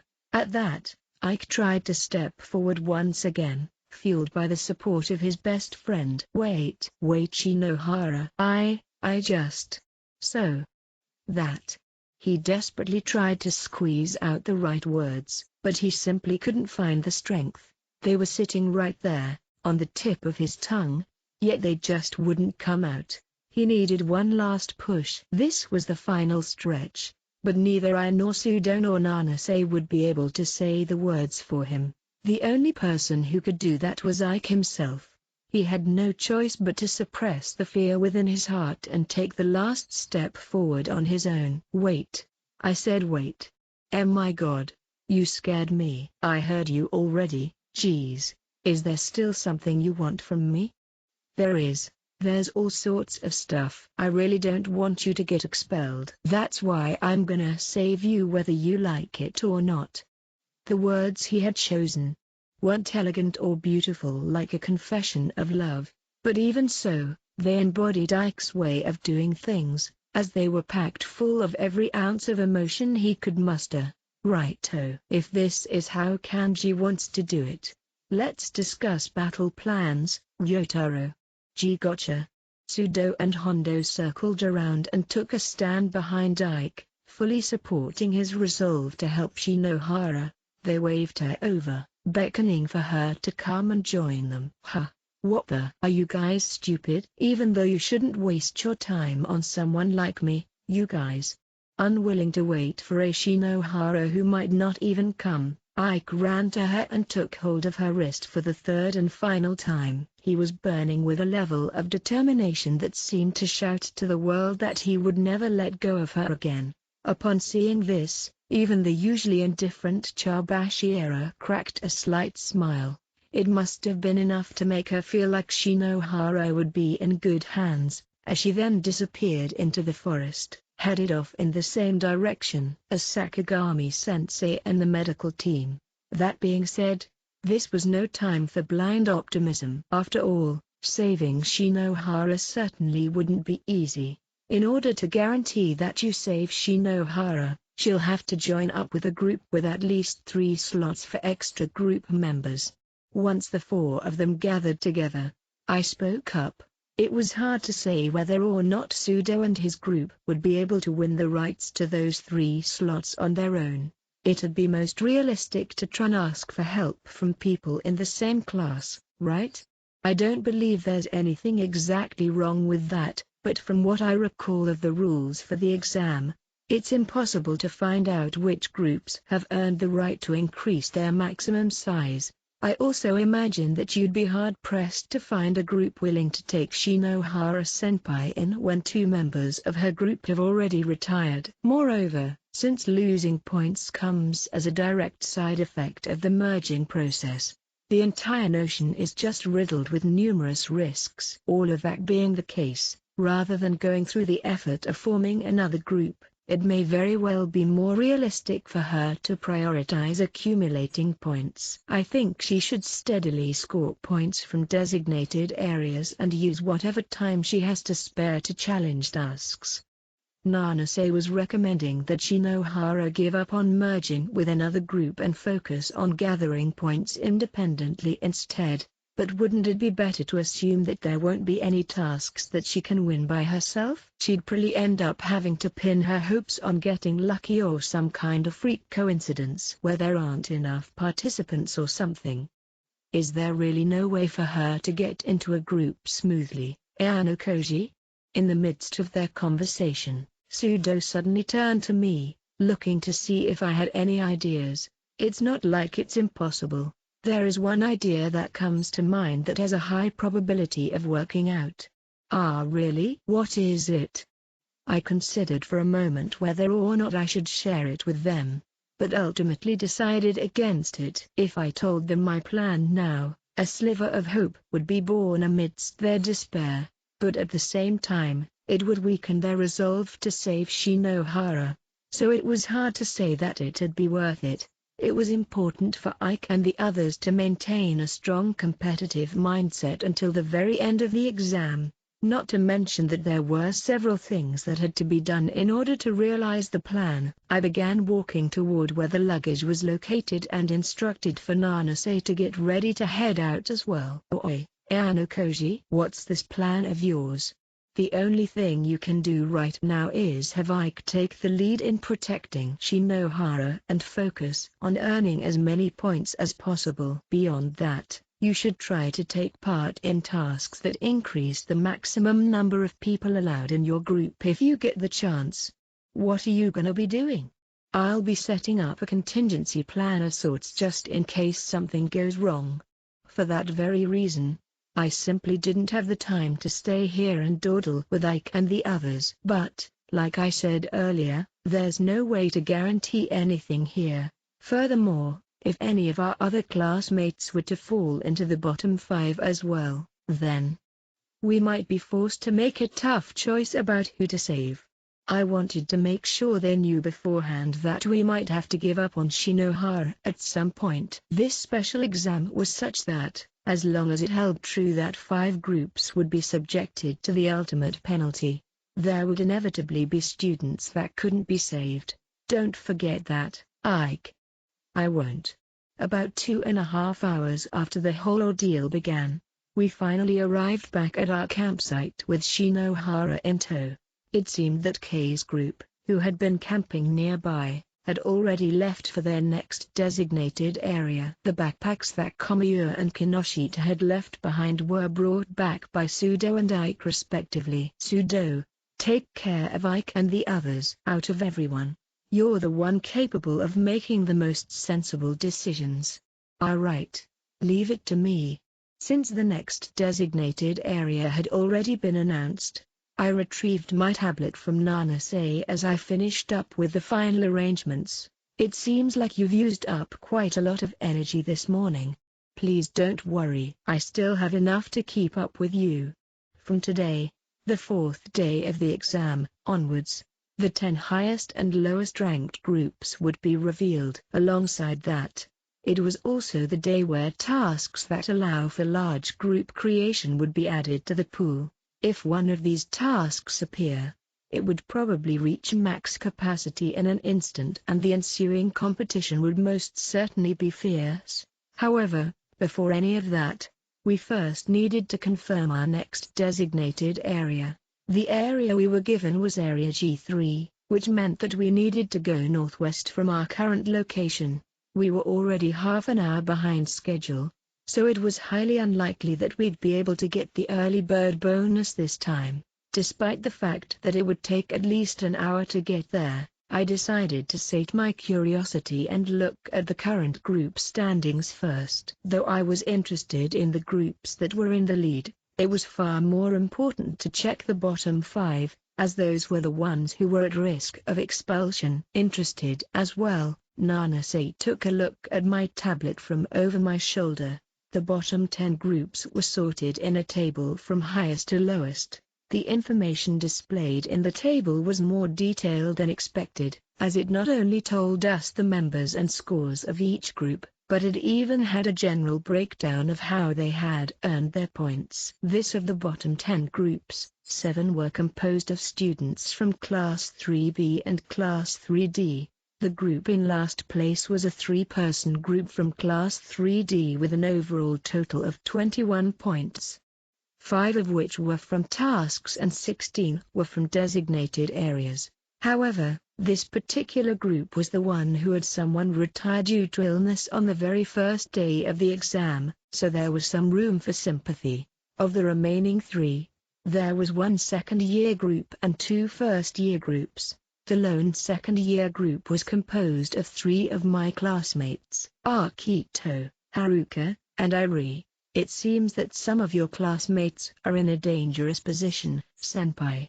Currently, they were ranked 9th from the bottom with a total of 28 points, which was worse than I expected. It required a certain amount of strength and fortitude to continuously travel between designated areas. Since they had Irie in their group, who tended to struggle when it came to stamina, it would probably be difficult to earn arrival bonuses. Meanwhile, there were 2 first-year groups in the bottom 10, but they were both composed of 2 people each. Given that the first years were allowed to form 4-man groups from the beginning, it made sense that there wouldn't be very many of them occupying the bottom spots. All things considered, it's surprising to think so many third-year students would be at the bottom, although it was certainly unexpected. I doubted that their poor performance was just due to incompetence. I decided to check the top rankings later and instead focused on telling Nanase what our plan would be moving forward. To start out, I'm going to aim for the arrival bonus at G3, but I'll probably skip the designated areas that come after that for a while. So there's somewhere you want to go, even if it means missing out on the designated areas? Yeah. If you want to continue going for them, then we'll have to split up at G3. No, I'll stay with you. As long as Amisawa-san or Ho-san can arrive in time, my group won't miss out on the area. Besides, this has to do with the plan you've thought of to save Shinohara-senpai, right?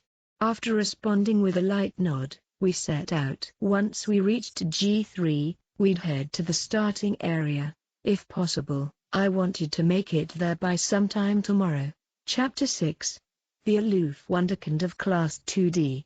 At just before 7 a.m. the following day, the 5th of the exam, we were pushing south along the river from Area D4 to D5. After we stepped foot in G3 yesterday, we decided to forego our next designated area, H4, and travel due west on our way back to the starting area. As a result, we missed out on the next 2 designations, H6 and I7, as well, meaning that we had now missed 3 areas in a row.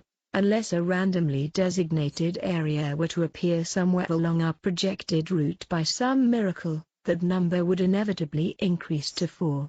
Ultimately, the odds didn't play out in our favor, as when the clock finally struck 7 a.m., the first designated area of the day was revealed to be I8. Well, on the bright side, the designated area was so far away that it made it easier to detach from the matter, since I wouldn't have to fret about going through the effort to get there. Perhaps because it was so early in the morning, the gentle murmur of the nearby river was quite pleasant. If it hadn't been for the bad news that came shortly thereafter, It would have been a pretty solid start to the day. Shinohara-senpai's situation doesn't seem very optimistic. Shinohara had been left to fend for herself after Komiya and Kinoshita retired yesterday. Even though Ike and Sudo were doing what they could to support her, the number of points she could score on her own was, in the end, limited. As of yesterday, her group hadn't been included in the bottom 10, but when we checked the rankings this morning, she had already dropped down to the bottom 8. From the fact that the groups ranked below her would earn points at a faster rate, she would probably sink down to last place by tomorrow or the day after at the latest. Thanks to this, in an ironic twist of fate, Akito's group had been spared from the bottom ranks, at least for the time being. Meanwhile, there were the current rankings for the top groups that I hadn't gotten the chance to look at yesterday. In first place was Nagumo's group, made up entirely of students from Class 3A, whereas second place was held by Kiriyama's group from Class 3B. The two top representatives of the third year were fully accounted for. Senpai, there's someone fishing up ahead. A lone student came into view ahead of us. They were sitting on a rocky sidebar, leisurely passing the time with a fishing rod in hand. Due to their distinctive outward appearance, I recognized them immediately. They were a member of the one group I wanted to meet more than anyone else right now. I didn't expect the chance to meet up with them to come so soon. Due to the nature of the exam and the size of the island, finding one specific individual was akin to finding a needle in a haystack. I had even considered making use of the GPS searching feature once it was made available tomorrow to attempt to meet with their group. I wanted to capitalize on this stroke of good luck no matter what. Mind if we make a detour, Nana-say? Although several solid tasks had popped up in the nearby area, we'd probably have to give up on them. I'm just your traveling companion. Ayano Koji-senpai. Please don't feel the need to ask for my opinion. I took her thoughtful words at face value and decided to approach the student. They hadn't seemed to have noticed us yet, but I chose not to call out to them so as to not interrupt their fishing. Instead, we approached quietly, walking along the sandy gravel of the riverside. Before long, we drew in close enough for them to notice our presence. As they slowly turned to face us. You started off on your own, but it doesn't seem like you've dropped to the bottom 10 yet. With these words, we were greeted by Katsuragi of Class 2B, who openly welcomed us. Somehow, but if I took it easy for a day, my rank would probably plummet. Having overheard the commotion, Ryun emerged from inside his tent and gave me a somewhat surprised look. So you're strolling round the island with a lass on your arm, eh? You get tired of that Karizawa chick and ditch her? Karizawa? Why are you bringing her up? Katsuragi looked back at Ryun, confused. Kyuku. It's nothing, don't mind it. It seems you two have been doing pretty well for yourselves.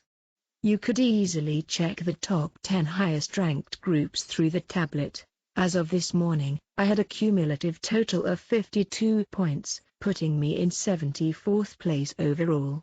If you took into account the fact that I was a one-man group, my placement was fairly high. Be that as it may, Ryun and Katsuragi were ranked even higher, occupying 10th place with a cumulative total of 92 points. Of those 92 points, 29 had come from arrival bonuses, 41 from early bird bonuses, and 22 from tasks. Oh, shove it with the sarcasm.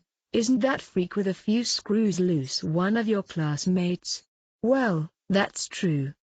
The freak with a few screws loose that Ryun was referring to was none other than Konji. Like me, he was taking on the exam alone. But despite that, he currently sat in 4th place. Out of all the groups in the top 10, he had earned the most points from early bird bonuses, not to mention the noteworthy number of points he had racked up from tasks as well, all for a cumulative total of 126 points. His performance so far had been truly outstanding with practically no room for error. However, there were still 10 days left in the exam, including today. If an accident were to happen due to overexertion or injury, he would drop out of the top 10 in an instant. In this 2-week-long exam on an uninhabited island, we wouldn't be given even a single day to rest our bodies. No matter who you were, stressing your body out day after day would inevitably lead to muscle damage. It would start with obvious symptoms like muscle pains and general soreness, and then, little by little, your legs would grow heavier as even simple tasks like walking became difficult. Furthermore, since we could only replenish the bare minimum of nutrients that our bodies needed while we were on the island, you'd be afflicted by constant mental and physical fatigue as well. What's your next designated area? Huh? It's already past 7 a.m. You two sure seem to be taking it easy. It was my decision. Katsuragi responded as he cast his line into the river. We've been moving at a rapid pace these past 4 days as we worked on tasks and map movement. That being said, our first designated area today turned out to be the random designation down in E10, so we'd have to push ourselves fairly hard if we wanted to arrive within the time limit. I decided that the 1 or 2 points we'd get for making it there wouldn't be worth the effort.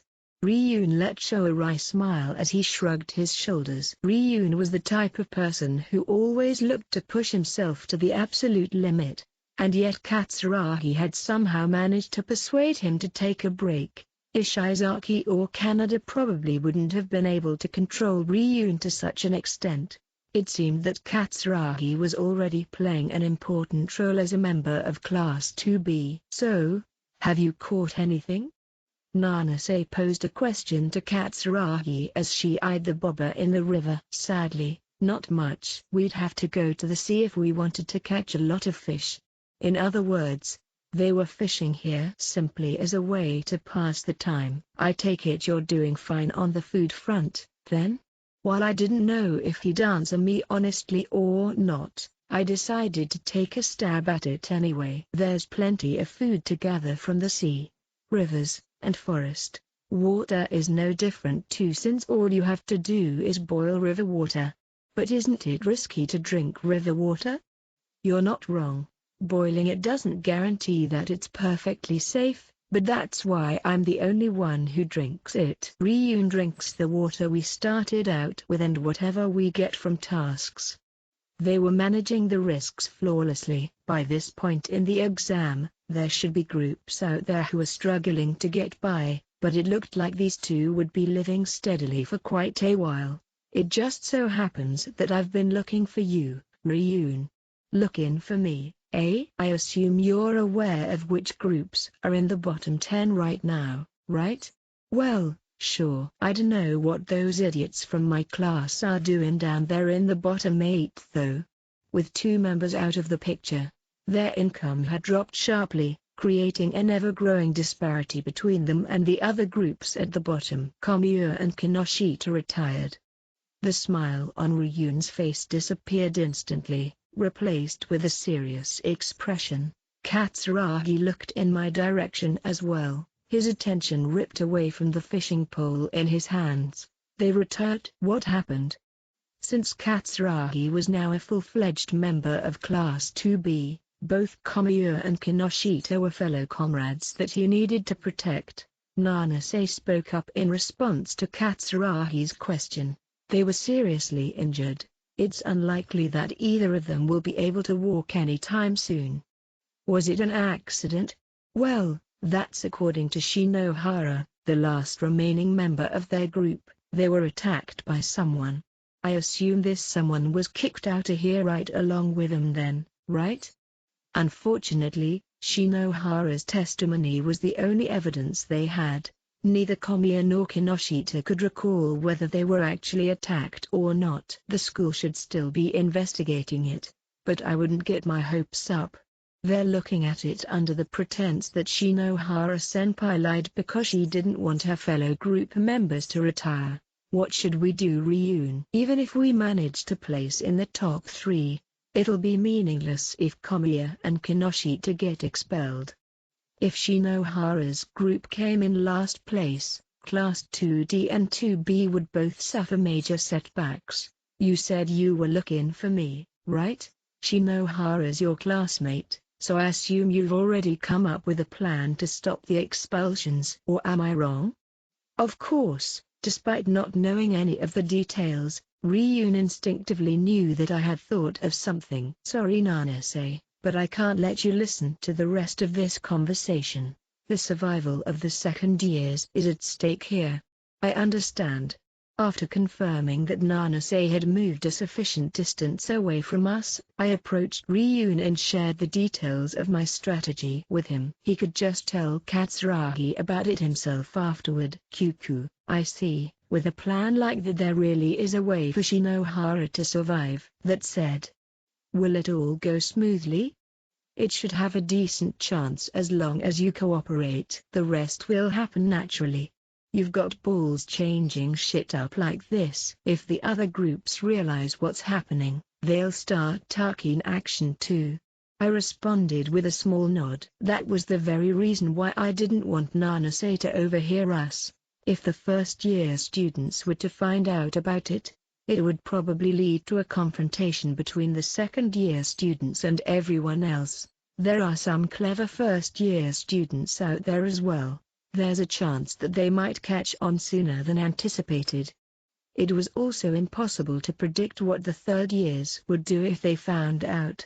If it were a couple of small fry I wouldn't even hesitate to let them go, but Komiya and Kinoshita still have their uses, so you'll work with me.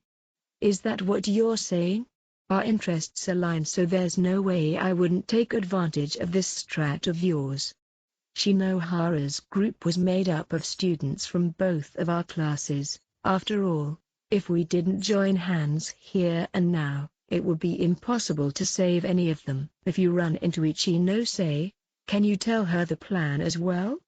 That doormat Ichinose aside, I don't think Sakayonagi'll choose to lend a hand so easily. She's not the type to sit back and let the first years look down on her. Kyuku, I guess so. With that, our impromptu meeting came to an end. We said our farewells and immediately set out for the starting area. 6.1 Nanase and I were making our way south toward the starting area, but along the way, a task appeared near the summit of Area C5, so we adjusted our route accordingly. The task in question was a one-on-one match of tug-of-war. It had a short registration deadline of 40 minutes, and the number of participants was limited to 2 boys and 2 girls, so overall the conditions were ironclad. However, you would earn 5 points just for participating, and if you won, you would earn an additional 10 points, for a total of 15. Due to the fact that the summit was just a short distance ahead of us, it would be more or less impossible for other students to beat us there unless they were already in the area. After taking into account the fact that I would be missing my 4th designated area in a row soon, and would be losing 2 points as a result, I decided that we should go for it. Plus, there was a good chance that we would have 15 points simply fall into our laps if nobody else showed up. Despite the high elevation of the mountain, we pushed forward at a rapid pace and arrived at the task with around 5 minutes to spare. I thought that we would be the first to arrive, but apparently somebody had beaten us to the punch. This somebody seemed to have noticed our presence, but they made no effort to look in our direction. He got here pretty quickly, didn't he? He must have been even closer than we were. I wonder, even if he had been toward the south side of C5 when the task was announced, it should have still taken him a decent amount of time to get here. I'm not sure whether this will help clear things up for you or not, but that's Konji Rokosuke. Konji, the same Konji from your class, who's currently in 4th place overall? Well, he does seem to give off an aura of greatness of some sort. It was one thing that he had arrived earlier than us, but even stranger yet was the fact that, apart from the single bottle of mineral water he was holding, he didn't have any bags or luggage with him. If he was traveling light, then it made sense that he would be able to climb to the summit faster than us. But, That would then mean that he had been moving around without a tablet, which I suppose was only to be expected of someone like Konji. After taking a single sip of his water, he proceeded to pour the rest above his head, showering himself with what remained in the bottle. In a sense, it seemed as though he was basking in the satisfaction that came with ascending to the summit of the mountain. Ah! Such a splendidly handsome man I am, these drops of masculine beauty trickling down my magnificent body. It seems that I myself have powered up all the more since the year before. He seems to be saying something. Is he talking to us? No. He's definitely talking to himself. He's probably just immersed in his own beauty. Is that so? Puzzled, Nanase tilted her head, unable to comprehend his behavior. I didn't think that anyone else would show up, but there were only a few minutes left to register, so I figured that we should just focus on getting it over with. As such, the two of us went forward with the registration process, and secured our spots in the task. However, since the rules called for a one-on-one match split by gender, I would be forced to face off against Konji as we were the only boys who registered. Nanase, on the other hand, was the only girl to show up, so she won her category by default. It seems that my opponent is you, Ayano Koji boy. That it does. In previous tasks, I had indirectly competed against my own classmates by simply being a part of the crowd. However, this was the first time I had to compete with a classmate in a direct one-on-one match. Furthermore, the opponent of that match was none other than Konji. I sincerely hoped that this wasn't the start of something written in the stars. The staff member in charge of the task presented us with a rope and instructed us to wrap the ends around our bodies. Given that my series of misdesignations would only continue to increase, I wanted to secure as many points as possible. But, instead of taking the win for myself when I wasn't even a part of the top 10, it seemed more reasonable to concede the points to Konji so that our class would ultimately have a higher chance of coming out on top. With the 15 points he'd get from winning, he would overtake Kiriyama's score of 135 points and rise up to second place all on his own, temporary as it may be. Anyway, if I was truly going to concede the win, it would be better to give up now so I didn't waste more time or energy than necessary. I could simply take my 5 points, head back down the mountain, and resume my journey back to the harbor at the starting area. The match will begin momentarily, so please prepare yourselves. Is something the matter, senpai? As the staff notified us about the impending start of the match, Nanase noticed that I was lost in thought and looked to me with a question. Well, Fufu, so you're a man who thinks about things from the perspective of efficiency.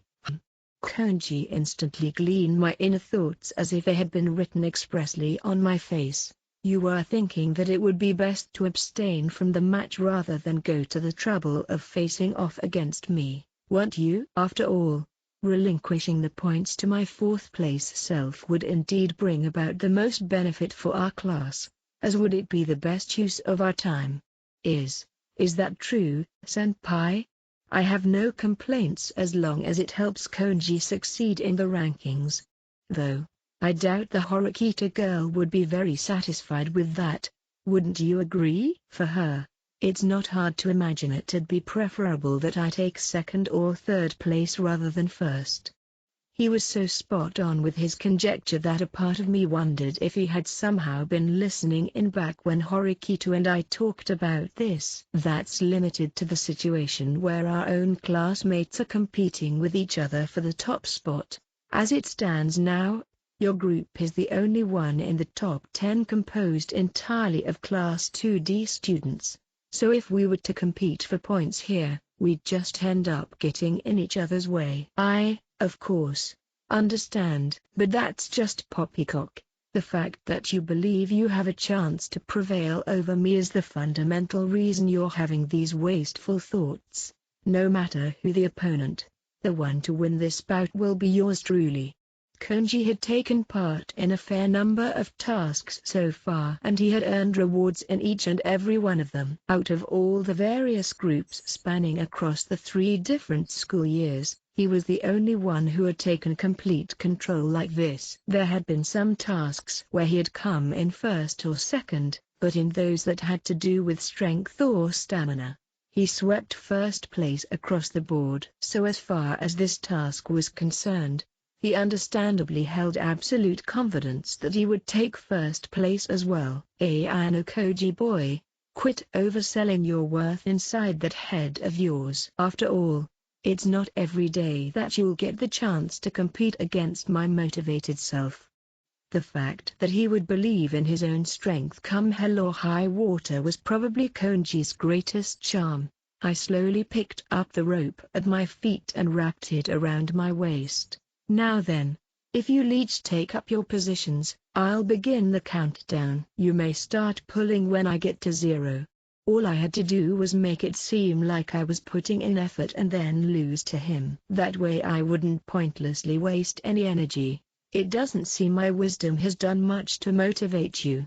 For Konji, my true intentions were probably as transparent as they could possibly be. Well, just try as best you can. Either way, just know that no matter how you may struggle, victory shan't be smiling upon you this time. From the moment we each took hold of the rope, the countdown began. 3, 2, 1, 0. At the count of 0, I very lightly pulled the rope in my direction. Given how little force I was exerting, if Konji were to make a serious effort, he'd probably drag me over the line in less than a second. However, the rope didn't move in his direction at all. He stood across from me with a fearless smile painted onto his face, waiting for me to start competing in earnest. While I didn't have any intention of taking this seriously, I didn't want to waste any time here either. That being the case, it might be more productive for me to fight back a little bit in order to make him feel threatened. If I were to suddenly start pulling with more force than he expected, he would have no choice but to panic and respond accordingly. There was more to winning tug-of-war than just pulling at the rope with all your strength. There was the force of the friction of the rope in your hands, the force of the friction between your feet and the ground, as well as the normal force tying it all together. And to be even more precise, you'd also have to take into consideration the force of gravity. I maximized my grip on the rope and firmly planted my feet on the ground. I then inclined my body back without bending at the waist, and finally, by bending my knees and pulling the rope in close to my waist, the flag marking the middle of the rope gave way in my direction ever so slightly. Everything was moving in accordance with my calculations. That said, the amount of give was smaller than expected. A heinous amount of force had begun to pull back on the rope, sealing away my counterattack in an instant. To win at tug-of-war, one needs not these paltry parlor tricks, but raw, unbridled power. It's not like I was going easy on him, not by any means. However, the force he was exerting on the rope was so great that it drew the center flag back to its place in between us, returning the match to a state of equilibrium. From this, it seemed that Konji and I were just about evenly matched when it came to arm strength. Not only that, he also weighed more than me. The most important factor in tug-of-war may very well be weight, and since I lost in that respect, it would be difficult to beat him without securing an advantage in another way. If I used the full extent of my strength, I could easily turn this into a battle of attrition and wait for him to make a mistake of some sort. But that would be a complete waste of both time and energy. I did have another strategy I could use to come out on top, but it would be too early to use it now. As the rope painfully dug into my fingers and palms, I once again thought about the fact that our arm strength was evenly matched. The young man known as Konji had physical capabilities in a league all their own. Even the likes of Sudo and Albert, who were themselves exceptionally strong amongst high school students, were far inferior in comparison. In fact, even the title super high school level student seemed far too mild for him. When I put strength into my arms and pulled on the rope for a second time, Konji instantly sensed my movement and responded with an equivalent amount of force. Taking full advantage of the opportunity, I immediately relaxed my grip and stopped pulling. Naturally, the rope was then pulled all the way in by Konji, and just like that, the match was over. So you chose to prioritize efficiency until the bitter end, did you? Konji seemed a little surprised, but with the outcome decided, he apparently lost all interest in pursuing it any further as he didn't say anything else. It's quite unfortunate, senpai. No, even if I were to seriously face off against him, I wouldn't stand a chance. It's only natural that it ended up this way. Overall, this task had resulted in a net gain of 20 points for Group's Class 2D students. That alone was more than enough to make the journey here worthwhile. Can you keep going, Nana-say? If I'm being honest, my legs are slightly sore. She rubbed the side of her thigh a little as she spoke, but like I said back when I first joined up with you, please feel free to take action as you see fit, Ayano Koji-senpai. Her resolve to stay with me hadn't wavered in the slightest. Full speed ahead then. Yes. Apparently, Konji had already started on some other route down the mountain in the brief period of time I was speaking with Nana-say, as he was nowhere to be seen. 6.2 After around 2 more hours of travel, we finally arrived back at the harbor in the starting area. Nana-say had started lagging behind during the final stretch of the journey, so she arrived about a minute after me, completely out of breath. I finally managed to catch up. She wiped her sweat with a hand towel as she tried to stabilize her breathing. It's hard to believe you're a first-year high school girl. I didn't expect you to have so much stamina. Throughout our time together so far, there had been several instances where her physical prowess had piqued my interest, but this had been the most intriguing by a long shot. No, compared to me, you're not even short of breath, Ayano Koji-senpai. You're just as outstanding as I thought. I'm just putting on a stoic front. Well, that aside, take a look over there. Wow! So many people. Nana-say, who had more or less caught her breath at this point, expressed her surprise about the sheer number of people bustling throughout the harbor. Not only could you buy additional supplies here with your leftover provision points, but you could also receive free medical treatment, take a refreshing shower, or even make use of one of the clean, well-kept restrooms. It was, so to speak, an oasis for the students. The one and only location on the island where you could let your guard down and relax a bit. Whether it be those who are just stopping by due to the harbor's proximity to their last designated area or those who had made the choice to give up on the next few areas and take a break, students with all sorts of goals and motivations had gathered here. Furthermore, there were a fair number of school officials scrambling to and fro to handle the various needs and services of the harbor. So, why did we come all the way here to the starting area, senpai? Before that, let's check out the dusk. Yes, I had forgotten about that. Just around the time when we stepped foot in Area C8 on our way south from the tug-of-war task in C5, another task had popped up in the starting area. The task in question was called open water swimming. It entailed a race where the participants would have to swim approximately 2 kilometers from start to finish. While there had been plenty of physically demanding tasks so far in the exam, the bar had been set drastically higher than usual for this one. Perhaps for that very reason, the task also boasted the largest reward to date with 20 points. Since the starting area was such an easy location to access, the task should fill up fairly quickly. However, the number of students who would actually choose to register would inevitably be limited, given its demanding nature. It was also worth mentioning that the sea didn't exactly seem calm today. Swimming in the open ocean was completely different from swimming in a pool, and because of the inherent danger involved, it would probably be safe to assume that they were restricted to holding the task in the vicinity of the starting area. Lifeguards would surely be on standby, ready to jump into action in the event of an emergency.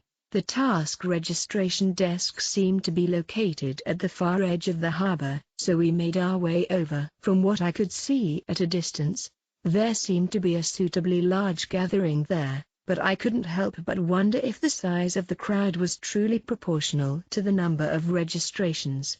Before long, the two of us arrived at the registration desk and declared our interest in entering the competition. I must apologize.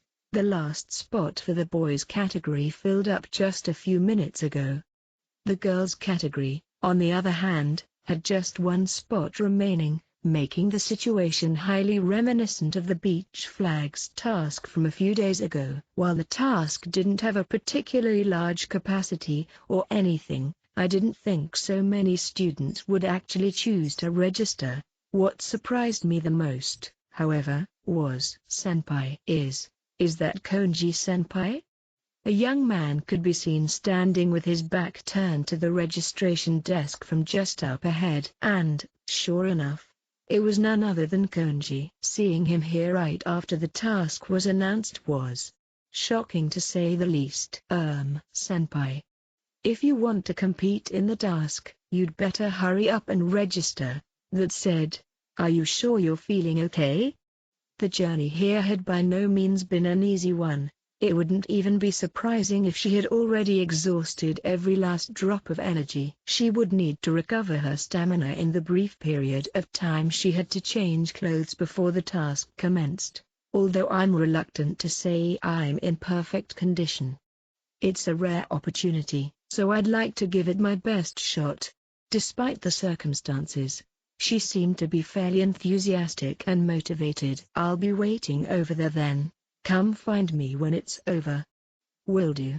After seeing Nanase off, I decided to leave the task registration area in the harbor for a bit. In the meantime, I wanted to make contact with a certain someone. In fact, meeting with this certain someone had been the main purpose behind my coming all the way back to the starting area. Not too long after I started searching, I found the person I was looking for seated elegantly on a folding chair beneath the parasol that had been set up on the sandy beach. Good day to you, Ayano Koji-kun.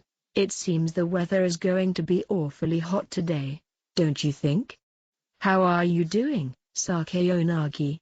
Reasonably well, I suppose. Ichinose-san and Shibata-kun are putting forth their best efforts for my sake, so I truly can't ask for much more than that. Ichinose and Shibata were Sakayonagi's fellow group members. She was participating in the exam in a pseudo-retired state because of her bad leg. Since she couldn't move together with her group, they could only earn a maximum arrival bonus of 2 points per designated area. I've been curious about whether or not your group is eligible for early bird bonuses. If a group had someone retire, they would lose the ability to earn early bird bonuses. Sakayonagi, however, was a special case. The school has graciously decided to make an exception for my group. After all, it's not my fault that I'm forced to stay sedentary. Even though her group wasn't part of the top 10 right now, it was probably safe to assume that they had achieved fairly decent results so far. I must ask, what brings you to the starting area today? There were a few reasons, but the first didn't play out according to plan. I shifted my gaze toward the open water swimming task that would probably begin any second now. Unfortunately, the final spot was taken by Konji. He was in 4th place just this morning, and yet now he's already in 2nd. As a classmate of yours, he's quite the prodigy, isn't he? I hold the same opinion. Most of the top groups were competing against one another with a fairly slim margin of points separating their scores. If Konji were to take first in this swimming task, he would temporarily shoot up to the 1st place spot. It should be about half an hour until the task is over and Nanase-san comes back, so you're welcome to come join me if you'd like. The shade here is wonderfully refreshing, I must say. She motioned toward the open space underneath the parasol, granting me full permission to share her space. How do you know about Nanase? Because I receive regular updates about the various going-ons of the island. I had crossed paths with students from Class 2A several times so far, so I suppose it wouldn't be surprising if one of them had reported back to Sakayanagi here at the starting point. After all, traveling alone with an underclassman, and a girl at that, definitely tended to stand out in a bad way. Are you sure it's okay for me to join you? I'm an enemy after all. The heat from the sun's rays was so intense that it would be difficult to justify half an hour of direct exposure. By standing still under direct sunlight, you would just end up needlessly exhausting your stamina. Fufu, by all means. Don't be shy. She seemed to be saying that I, as someone who wasn't part of the top 10, didn't even amount to a perceivable threat. As I pondered over whether or not to take her up on her offer, the various students participating in the task arrived on the beachfront and entered the water in preparation for the start of the competition. Shortly thereafter, the boys began with their race. How overwhelmingly one-sided. Konji set out at top speed from the very start and proceeded to swim straight to the finish line, completely outpacing the rest of the competition. In other words, despite all the strength and stamina he had used while quickly traveling from area to area, he still had plenty left to spare. It seems to me that Konji-kun has been surprisingly motivated during this exam. Other groups must see him as quite the threat. As far as this particular special exam was concerned, one might even go so far as to say that he was a reliable member of Class 2D. Actually, there's a favor I'd like to ask of you, Sakayanagi. I know Koji-kun himself is asking me. Well, now isn't that intriguing? Please, do go on. Most people wouldn't even want to entertain a request from an enemy. But Sakayonagi's eyes were sparkling with anticipation. 5 days have passed since the exam started, and yet only 2 people have retired. Kamiya-kun and Kinoshita-san, right? It seems you're fairly well informed yourself. Incidentally, I just happened to be there when they retired. Hearing this, the seemingly fascinated Sakayonagi nodded. From what I've gathered by looking at the rankings, the remaining Shinohara-san still seems to be putting forth the effort to stay afloat. As such, I would reckon that she's working with someone else now in order to get through the rest of the exam. Is that right? Correct. Though, given her abilities, it would be considerably difficult for her to navigate the second half of the battle on her own. Ideally, she should look to get absorbed by some other group sooner rather than later. Ah, I see what you're after. Even though I hadn't said all that much yet, she had successfully managed to deduce what I wanted to ask of her. Just like that, she continued, so you want to get me to cooperate? Have you already met with Rin-kun? He's on board with my plan. It seems he thinks quite highly of Kamiya and Kinoshita. Is that so? Sakayonagi let show an amused smile as she looked at me with discerning eyes. It's only natural that Ryun-kun would lend a hand given the circumstances, but I don't see any merit in doing so myself. At some level, I suppose that it would be prudent to prevent second-year class points from falling into the hands of the other school years. But to be honest, if there's no harm done to Class 2A, I don't think it warrants any kind of intervention on my part. Although she had patiently listened to my request, that was markedly different from an agreement. But, if you're willing to stomach working with me under the same conditions, I wouldn't be opposed to helping you out. Sakayonagi countered my request for a favor with an exceedingly fair proposal of her own. Thanks to her quick intuition, it seemed that negotiations would be finished quickly. I'd like to agree to your condition, but I lack the necessary manpower right now. I'll gladly wait for when you're ready. Of course, this strategy of yours will require both time and effort to execute, so if you want to take action, it'd be best to do so sooner rather than later. Right. Moreover, I had reason to believe that Nagumo has been carrying out a similar strategy from relatively early on as well. I had a suspicion that this type of strategy would come into play more frequently throughout the latter half of the exam. I'll contact you later. I'll leave it to you to decide on a messenger then. Whether it be Horikita-san or Iyun-kun, it's of no concern to me. I nodded in response before promptly taking my leave, having decided that it would be for the best not to loiter for too long. After all, if I were to be seen together with Sakeonagi, I'd end up drawing far too much negative attention. After that, I once again returned to the center of the harbor.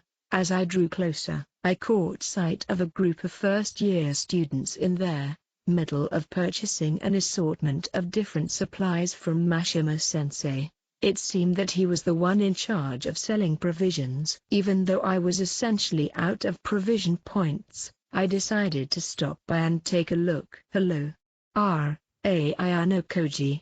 Perfect timing actually. I have something to tell you, so make it seem like you're looking through the merchandise and listen up.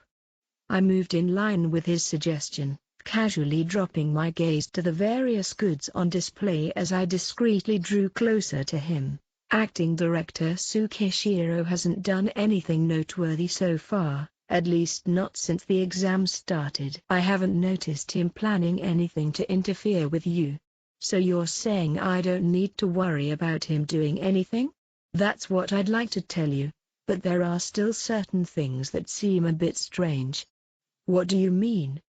I slowly moved through the merchandise on display, occasionally taking the products into my hands as I did. In this exam, there's no telling when or where someone might run into danger. In the event that a student suffers a particularly time-critical injury, the school has prepared a small boat and a helicopter to help expedite the rescue process. That seems reasonable to me.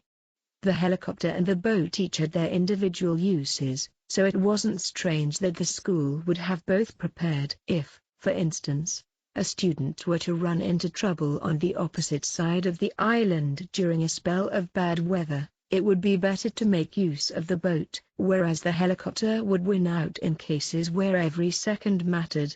We originally planned on bringing along one helicopter and one boat, but for some reason we ended up bringing two boats. When I looked into it, I found that the acting director had arranged it as a supposed safety precaution.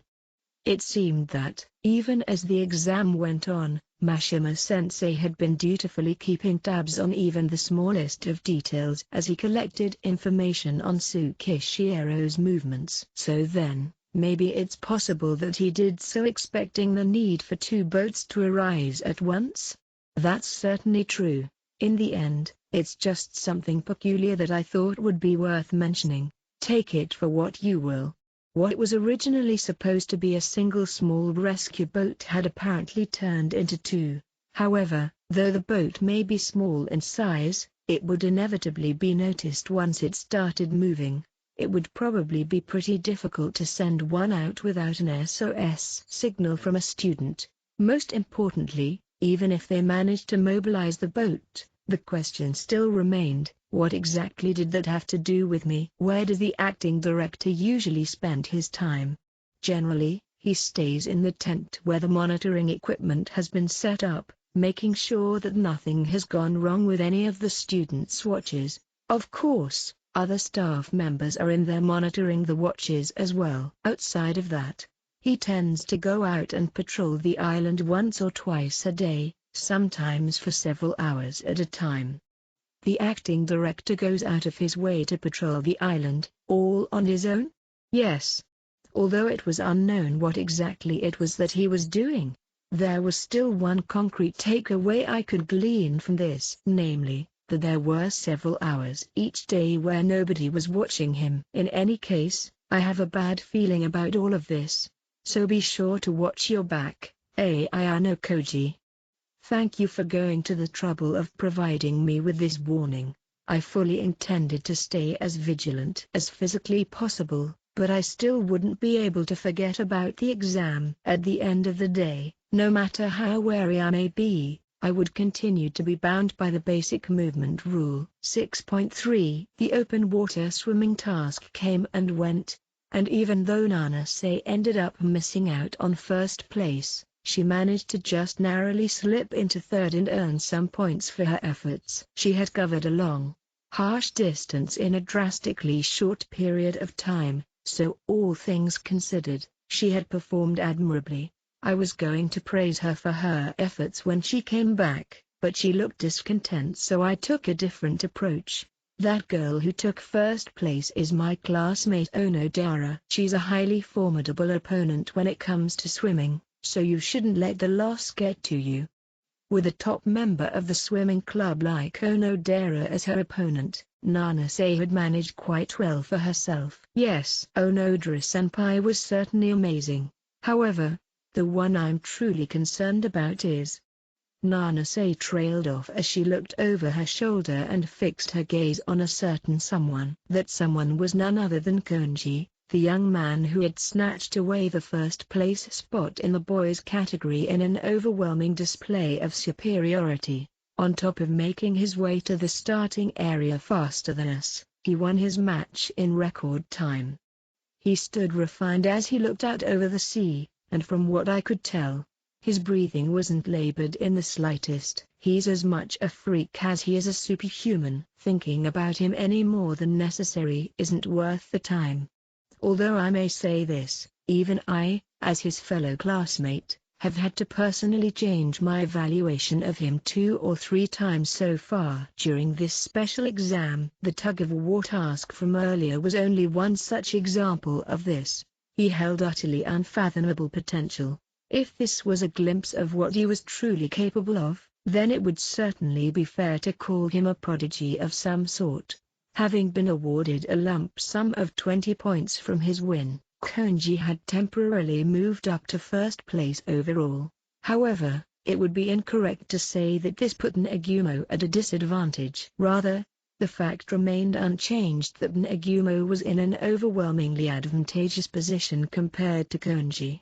Moving forward, Nagumo would undoubtedly max out the size of his group through tasks. Once his group hit 6 members, they would start earning points at an accelerated rate and probably run away with the lead. No matter how extraordinary Konji may be, in the end, he was acting alone. He lacked the human resources necessary to come out on top. Therefore, when push came to shove, I wondered how exactly Konji planned on overcoming this setback. At this point, we decided to rest until our next designated area was announced. We rehydrated ourselves with the free drinking water they had on site, laid back, and enjoyed a well-earned break. Then, at 1 p.m., the third designated area of the day was revealed. It was the random designation for the day, jumping straight from Area H9 to Area B6. From one side of the map to the other. I had missed a total of 5 areas in a row so far, costing me a sizable number of points due to the ramping penalty. As such, I wanted to reach this new designated area by any means necessary. Senpai. In terms of distance it's certainly manageable, but... Having seen the area that had been designated on her own tablet, Nanase looked to me with shining eyes. It'll be hard if we try to go straight through the forest. However, we can take the beach in D8 and C8 and cut through a shorter patch of forest to the beach in B8 instead. Then, if we just head north from there, we can get to B6 without too much trouble. I finished her sentence for her and added a few thoughts of my own, prompting her to nod and stand up. Apparently, she had pictured this very same route. Thankfully, I've been able to recover my strength and rehydrate a bit. I should be fine to push forward without issue.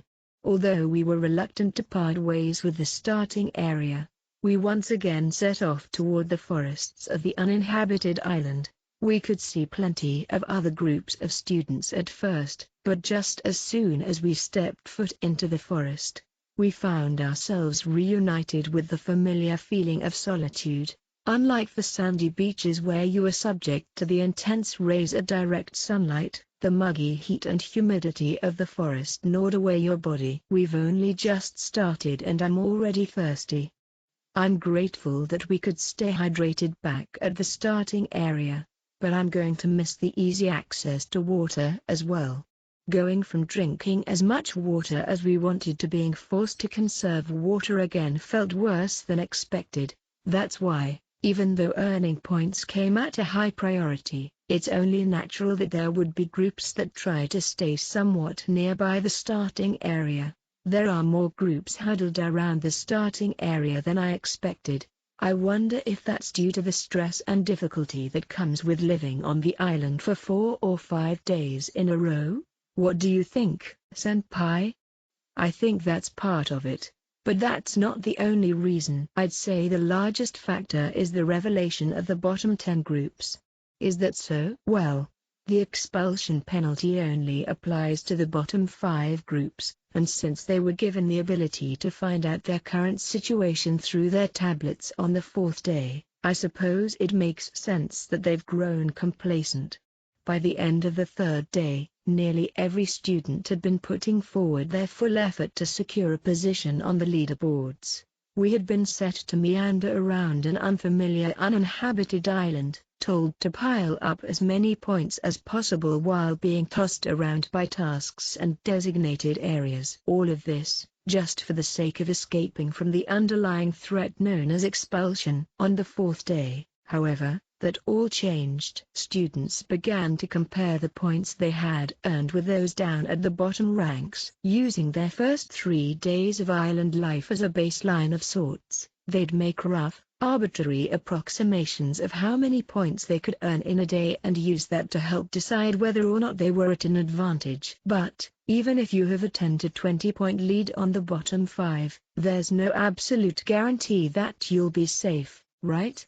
If it were me, I'd try my best to establish a 30 to 40-point lead and work to maintain it.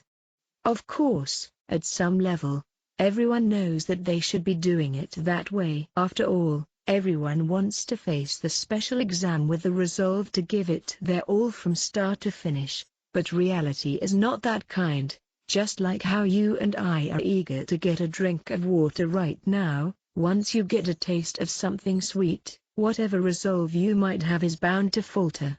I see. I suppose I can somewhat understand what you're saying. For instance, even if you've resolved yourself to stay up all night to study on the day before a big test, once you start thinking about how much you want to take a quick nap, you'll find yourself getting under the covers of your futon and end up accidentally sleeping until morning. She looked embarrassed as she spoke, as though this was a retelling of something she had experienced firsthand.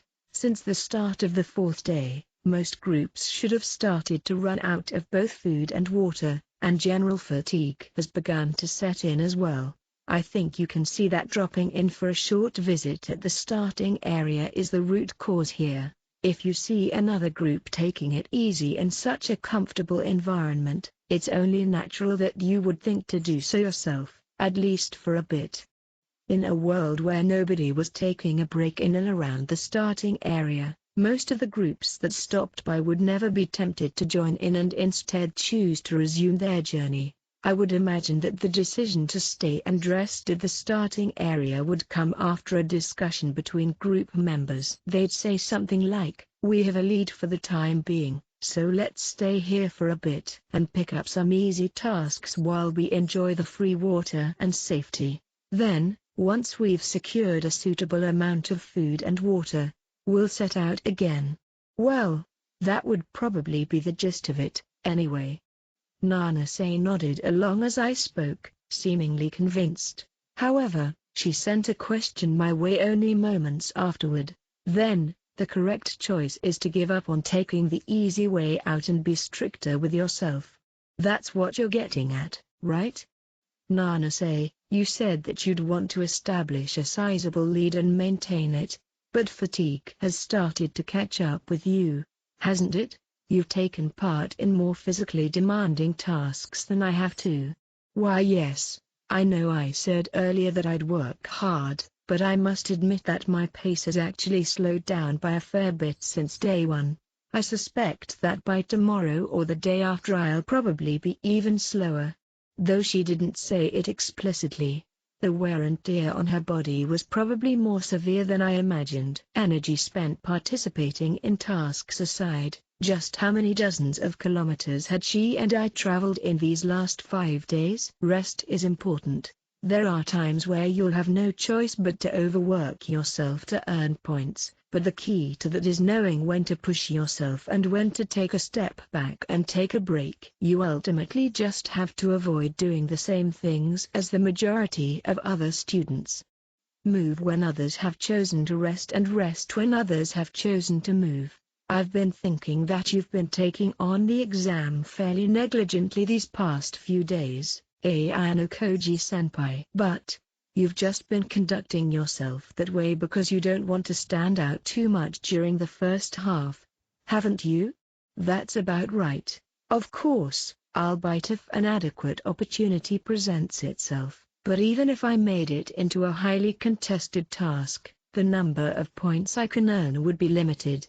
There had been many tasks so far where I could have won if I had been given the chance to participate, but was never given that chance because someone else had already taken up the last spot. If I may ask, why are you telling me about your plan? Up until now, it has always seemed that you've been looking to placate or deceive me whenever the topic comes up, senpai. She wanted to know why, and rightfully so as well. After all, I didn't normally let other people hear me talk like this. So then, why did I choose to share a select portion of my overall strategy with her instead of trying to cover it up like I usually did? Having spent the last several days traveling the island together with her, I had naturally come to understand her better. The student named Satsabaza. What kind of personality did she have? What kind of mentality? She was a diligent, honest student whose physical and academic capabilities were well above average. She was someone who followed instructions without voicing a single complaint, but wouldn't hesitate to speak her mind when she felt like something needed to be said. Above all, she had the confidence and resolve necessary to not break down easily. Altogether, this was just as much a strength as it was a weakness, as well as a fairly awkward way for someone to live their life. It was precisely because she was such a person that I couldn't help but feel a sense of incongruity about the fact that she had chosen to join forces with someone like Hosanita. Was it because she was trying to get me expelled as the White Room student, or perhaps there was some other motive for it? Back when she first proposed the idea of traveling together with me, I thought that she was looking for an opportunity to strike. When I showed a moment of weakness for that very reason, I had tried to make myself seem relaxed or careless on multiple occasions during our time together.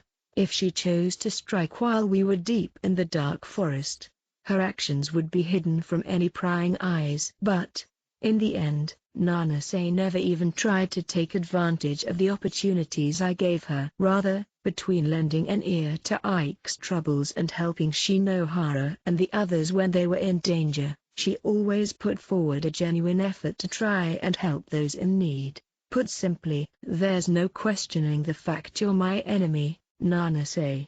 Not only because this exam requires us to compete against each other as students from different school years, but also because there's 20 million private points in it for you for getting me expelled. That's right. After all, I tried to plot against you before, senpai. That being said, your actions so far have made it impossible for me to see you as an enemy. Even though I've acted with blatant hostility before. Strange, isn't it? Well, that aside, I'm also fairly certain that even if I didn't say anything you'd still understand my strategy to some extent.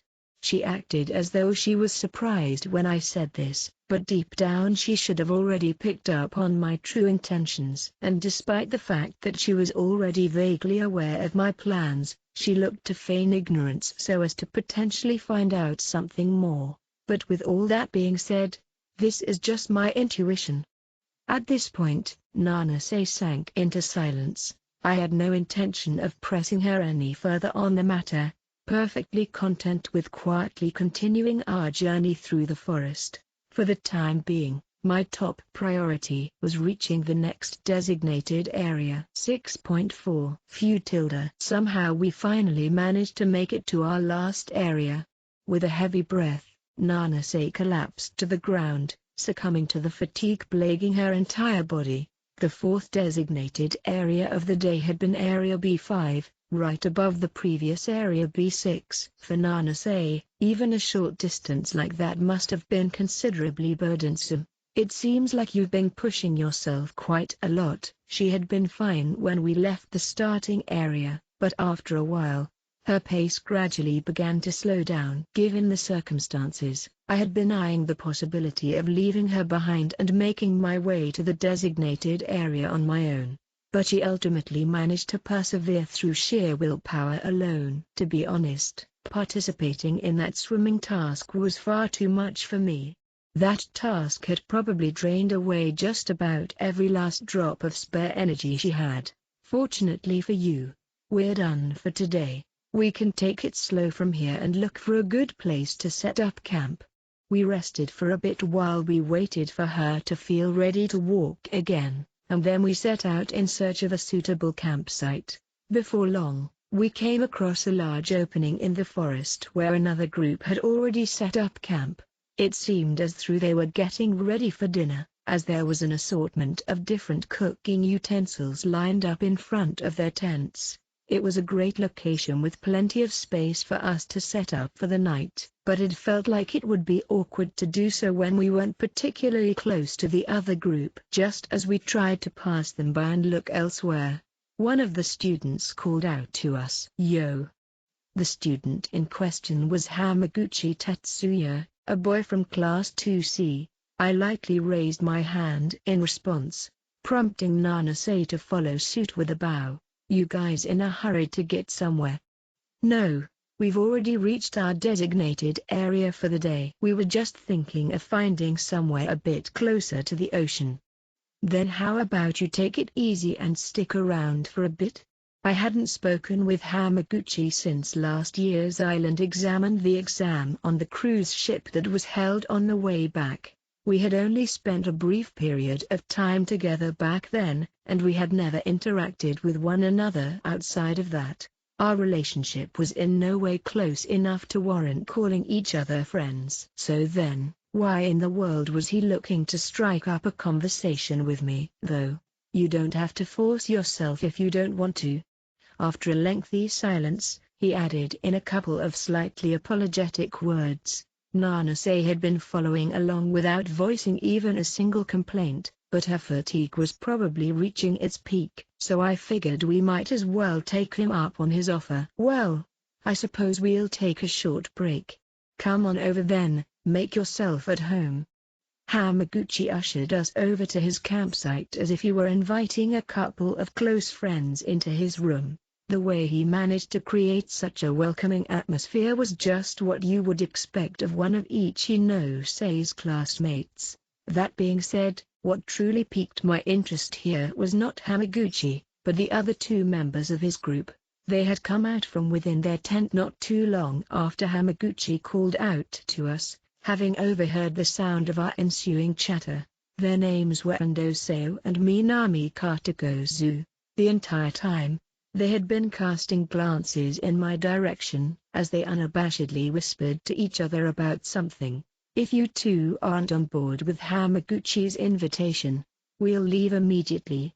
As students from different classes, if our presence made them uncomfortable, it would probably be better for us to leave. At least, that's what I thought." But Ando hurriedly put a stop to that. No, nothing like that. We were whispering about something else. It just so happens we wanted to talk with you, Ayano Koji-kun, so it's totally fine by us if you guys camp here tonight. Right, Kozu?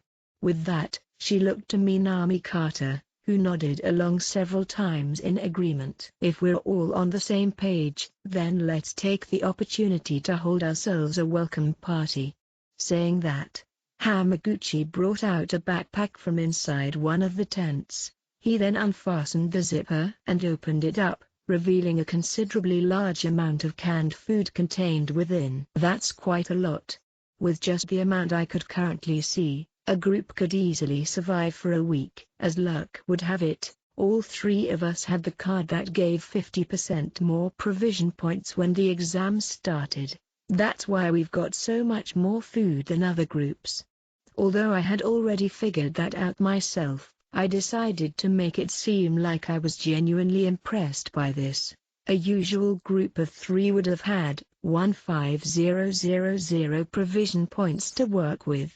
But Hamaguchi's group had 22,500. Even if they chose to buy a barbecue grill and a rich selection of meat, they'd still have plenty of points left to spare. Of course, purchases like that would be ill-fit for travel and transportation, given the weight. One of the primary strengths of Class 2C was that its students practically never acted selfishly. In spite of that, one might be led to think that Hamaguchi's group was being wasteful with their purchases, given the abundance of food and cooking supplies they had purchased, but that probably wasn't the case here at all. Chances are that this was all Ichinose-ei's idea. It would be extremely difficult to move about the map with such a large amount of food. This was particularly true for cooking utensils and tools like gas stoves and such, which would just end up getting in the way. However, it's a different story when someone is explicitly tasked with holding on to these things. Ichinose probably wanted to have some sort of system put in place for students to share useful cooking tools with each other. As far as the rules of the special exam were concerned, the school had already officially stated that students were allowed to share food with other groups. So, in that sense, it felt fairly accurate to think of these three as the kitchen keepers of Class 2C. Hamaguchi pulled out a bundle of skewers from the backpack. What an exceedingly interesting strategy. Nanase mumbled from off to the side, having seemingly gone through the same thought process that I had. I suppose you could say that we first years are rather lacking in terms of solidarity. I would imagine that those of us willing to take action for the sake of another are few and far between. However, a strategy like this undoubtedly came with problems of its own. Staying back and guarding the food and supplies was certainly important, but in the process, you would run into issues scoring points for the exam. In the worst case, the penalty for missing out on designated areas could be mitigated by a single person. However, you'd still gradually get outpaced by the rest of the competition, in which case, you'd inevitably find yourself standing on the doorstep to expulsion. You guys all right with Samie Kiniku? Eh? What do you mean? We've at least got to treat you guys to a solid dinner. Right you two? When Hamaguchi looked to check with his fellow group members, the two girls responded with an immediate nod of their heads, completely fine with the idea. Seeing this, I spoke up. No, hold on a moment. I appreciate your sentiment, but there's no way we can accept such a generous offer. That's right. Your food is far too valuable to be used on us. Although Nanase and I felt grateful for their show of goodwill, we both declined the offer. Despite this, however, Hamaguchi simply acted as if he hadn't heard us and continued preparing the meal. He was really far too good-natured a person. Rather than waste the resources on us, students from other classes and school years, they should be using them to support their own classmates in need. Without so much as a second thought, Hamaguchi proceeded to take out some packed meat from a cooler box stored inside the backpack. You guys really don't gotta worry about it. We just so happened to get our hands on some nice beef as a reward from a task today. It's not gonna last for long in storage either way, so we might as well dig in while we can. He took the cuts of meat and began to pierce them with skewers. From the look of it, we were about to be served a full-blown meal. They even brought out a can of mosquito repellent for us to use in order to make the atmosphere even more welcoming and comfortable. Is it really okay for you to treat the likes of us to a meal like this? Oh, stop it with the formalities. Don't hold back. Even though their class had a tendency to overly prioritize helping others, I still had to ask myself, why me? There was surely no way that they would go to these lengths for every student that passed them by.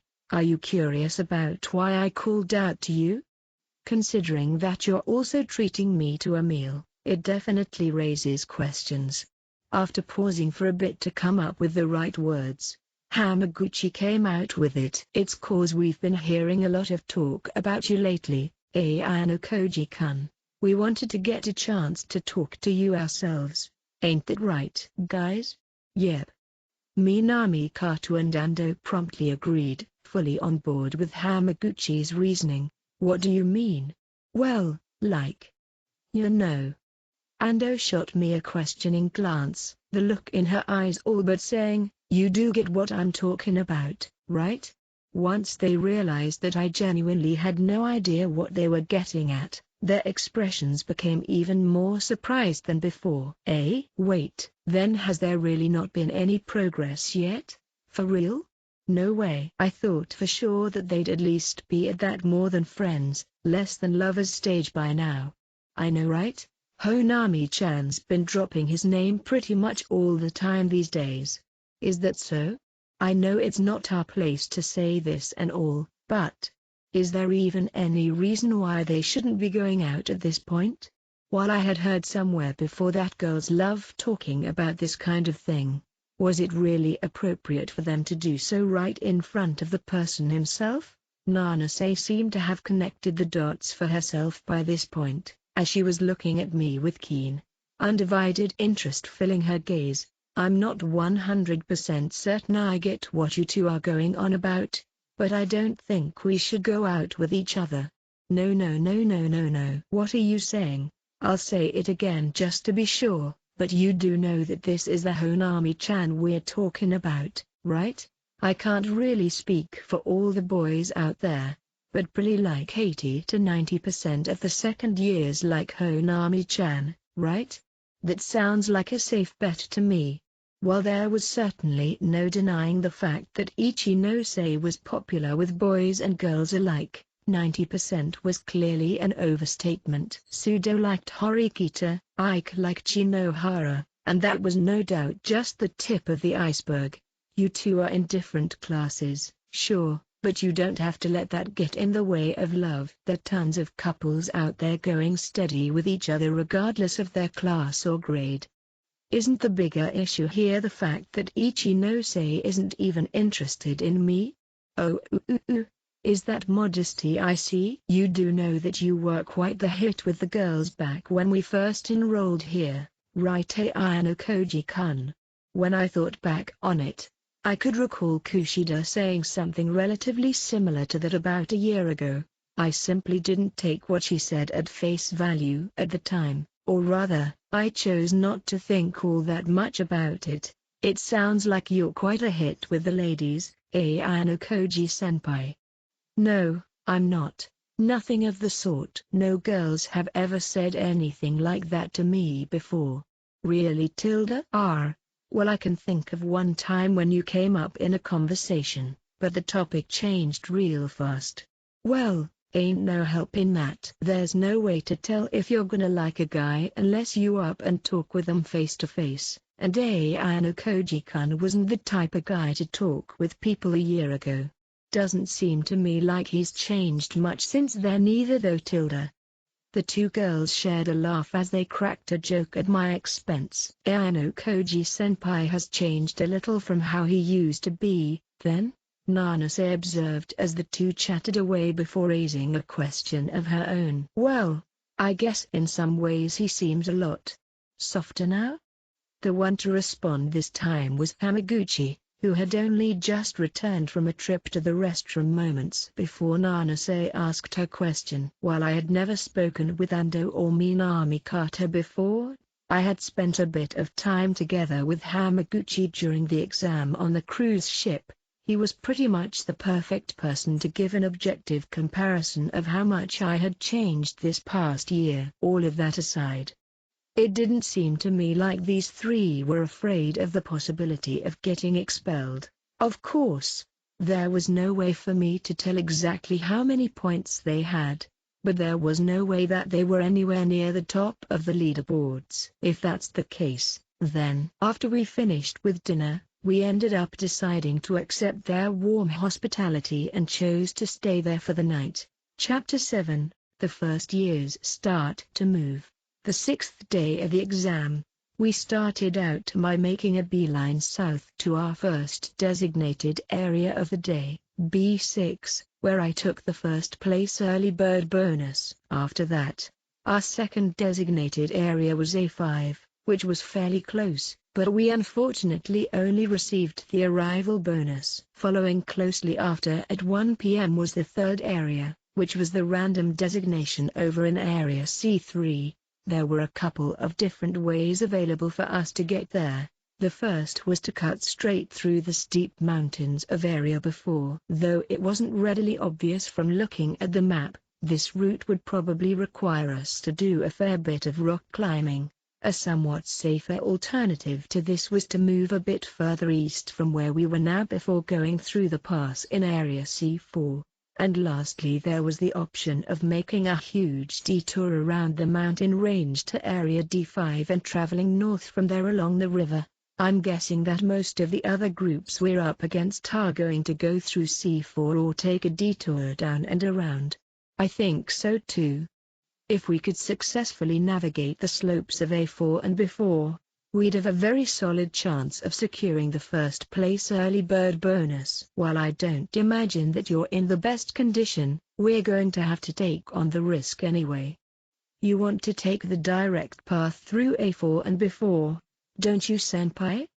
Nanase had somehow managed to keep up with me so far, but there was no telling if she'd make it this time. But apparently, she had already made up her mind about it, as she elected to follow along with me without any hesitation. Shortly thereafter, however, she found herself standing face to face with her largest obstacle yet. We had only had to navigate a couple of fairly steep inclines and slopes so far, but the challenge before us now was far more akin to a sheer cliff. Whether you looked to the left or right, the cliff stretched on as far as the eye could see. Taking a slightly easier detour didn't seem like it would be an option here. Now that it had come to this, we had two distinct options: scale the mountain, or turn back and find another way. I can do this. Watching as she talked herself into it, I decided to let her go first and see how she'd hold up. She pulled a ribbon out of her backpack and tied up her long hair to make it easier to climb.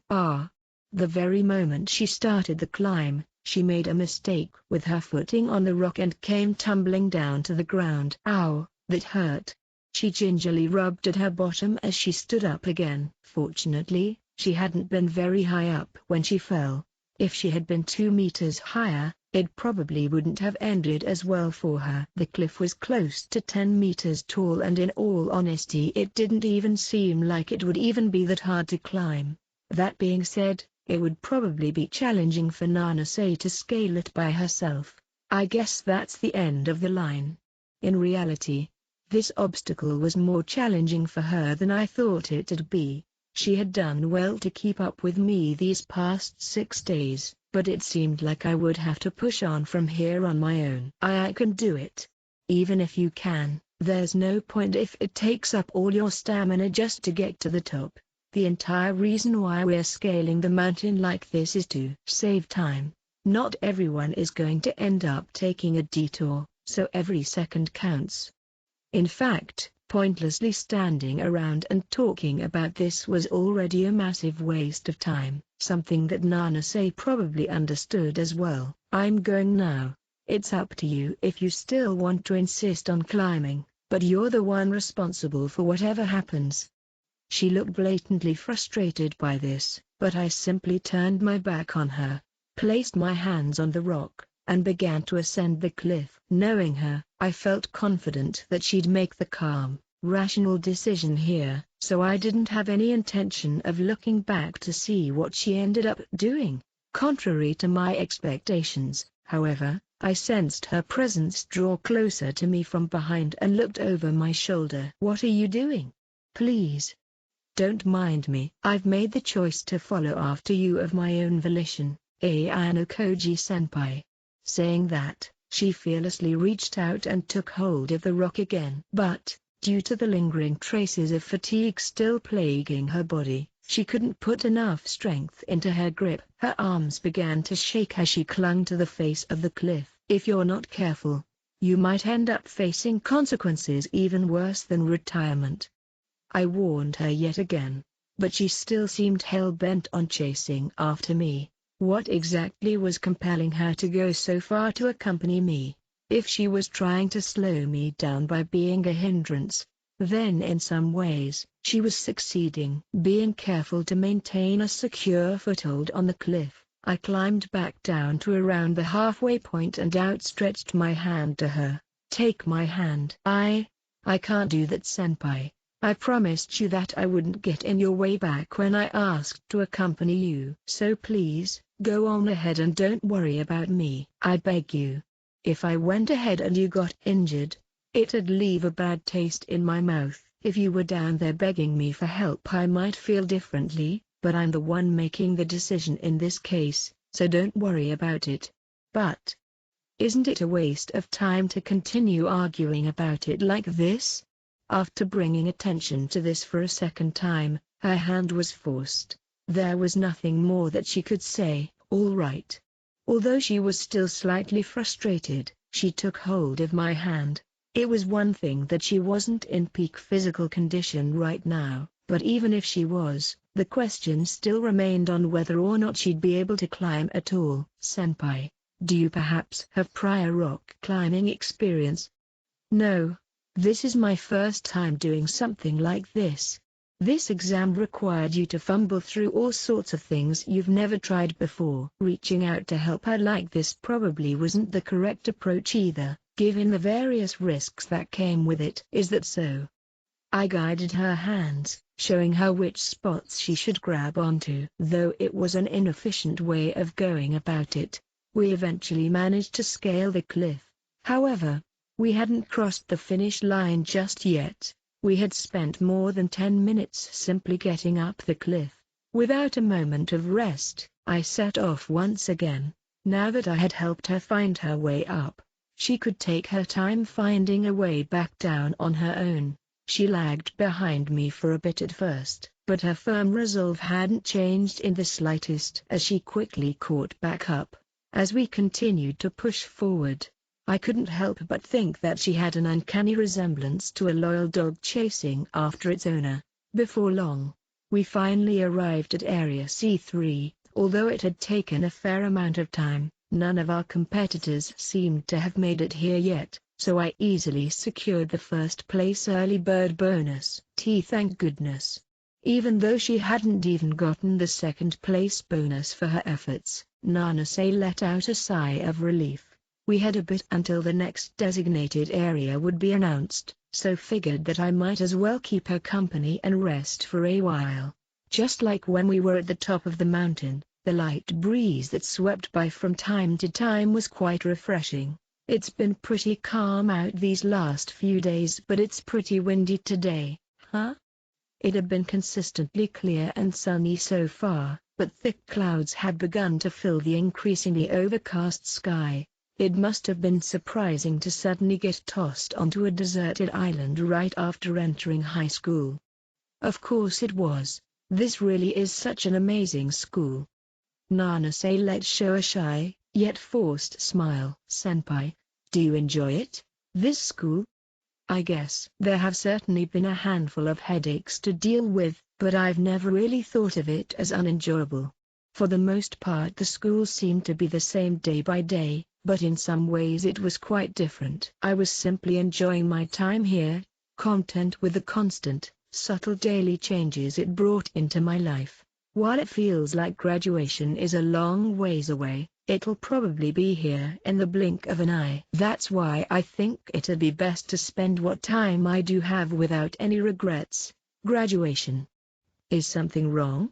Oh, no, it's nothing. There was something about Nanase, a certain air with the way she was acting, that seemed completely different from the Nanase I had become accustomed to over these past several days. It was roughly identical to the feeling she gave off back when she first enrolled here.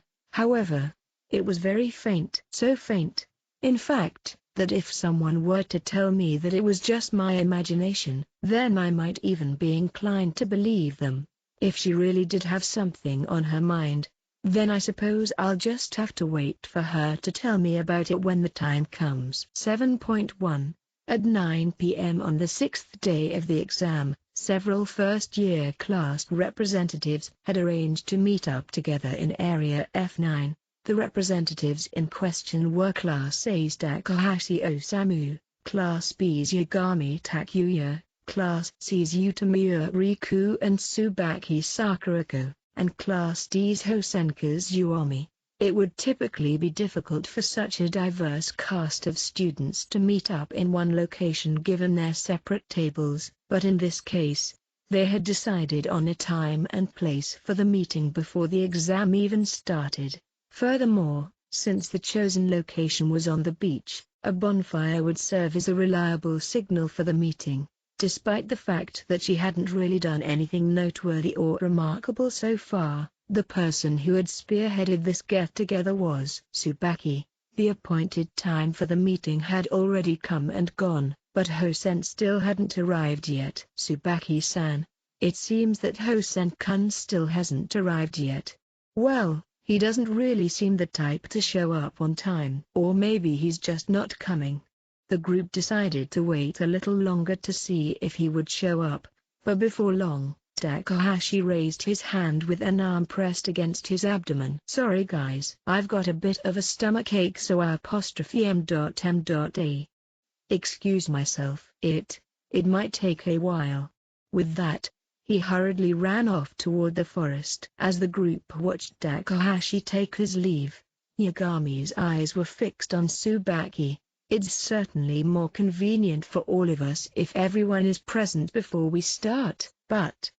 Yagami trailed off, seemingly lost in thought, but he picked up where he left off only moments afterward. While Hosen-kun still isn't here yet, just a little should be fine, right? Tsubaki, who had been silently staring at the bonfire, turned and looked toward Yagami. What? I was thinking that it'd be fine if you told us about this plan of yours in detail. What do you mean?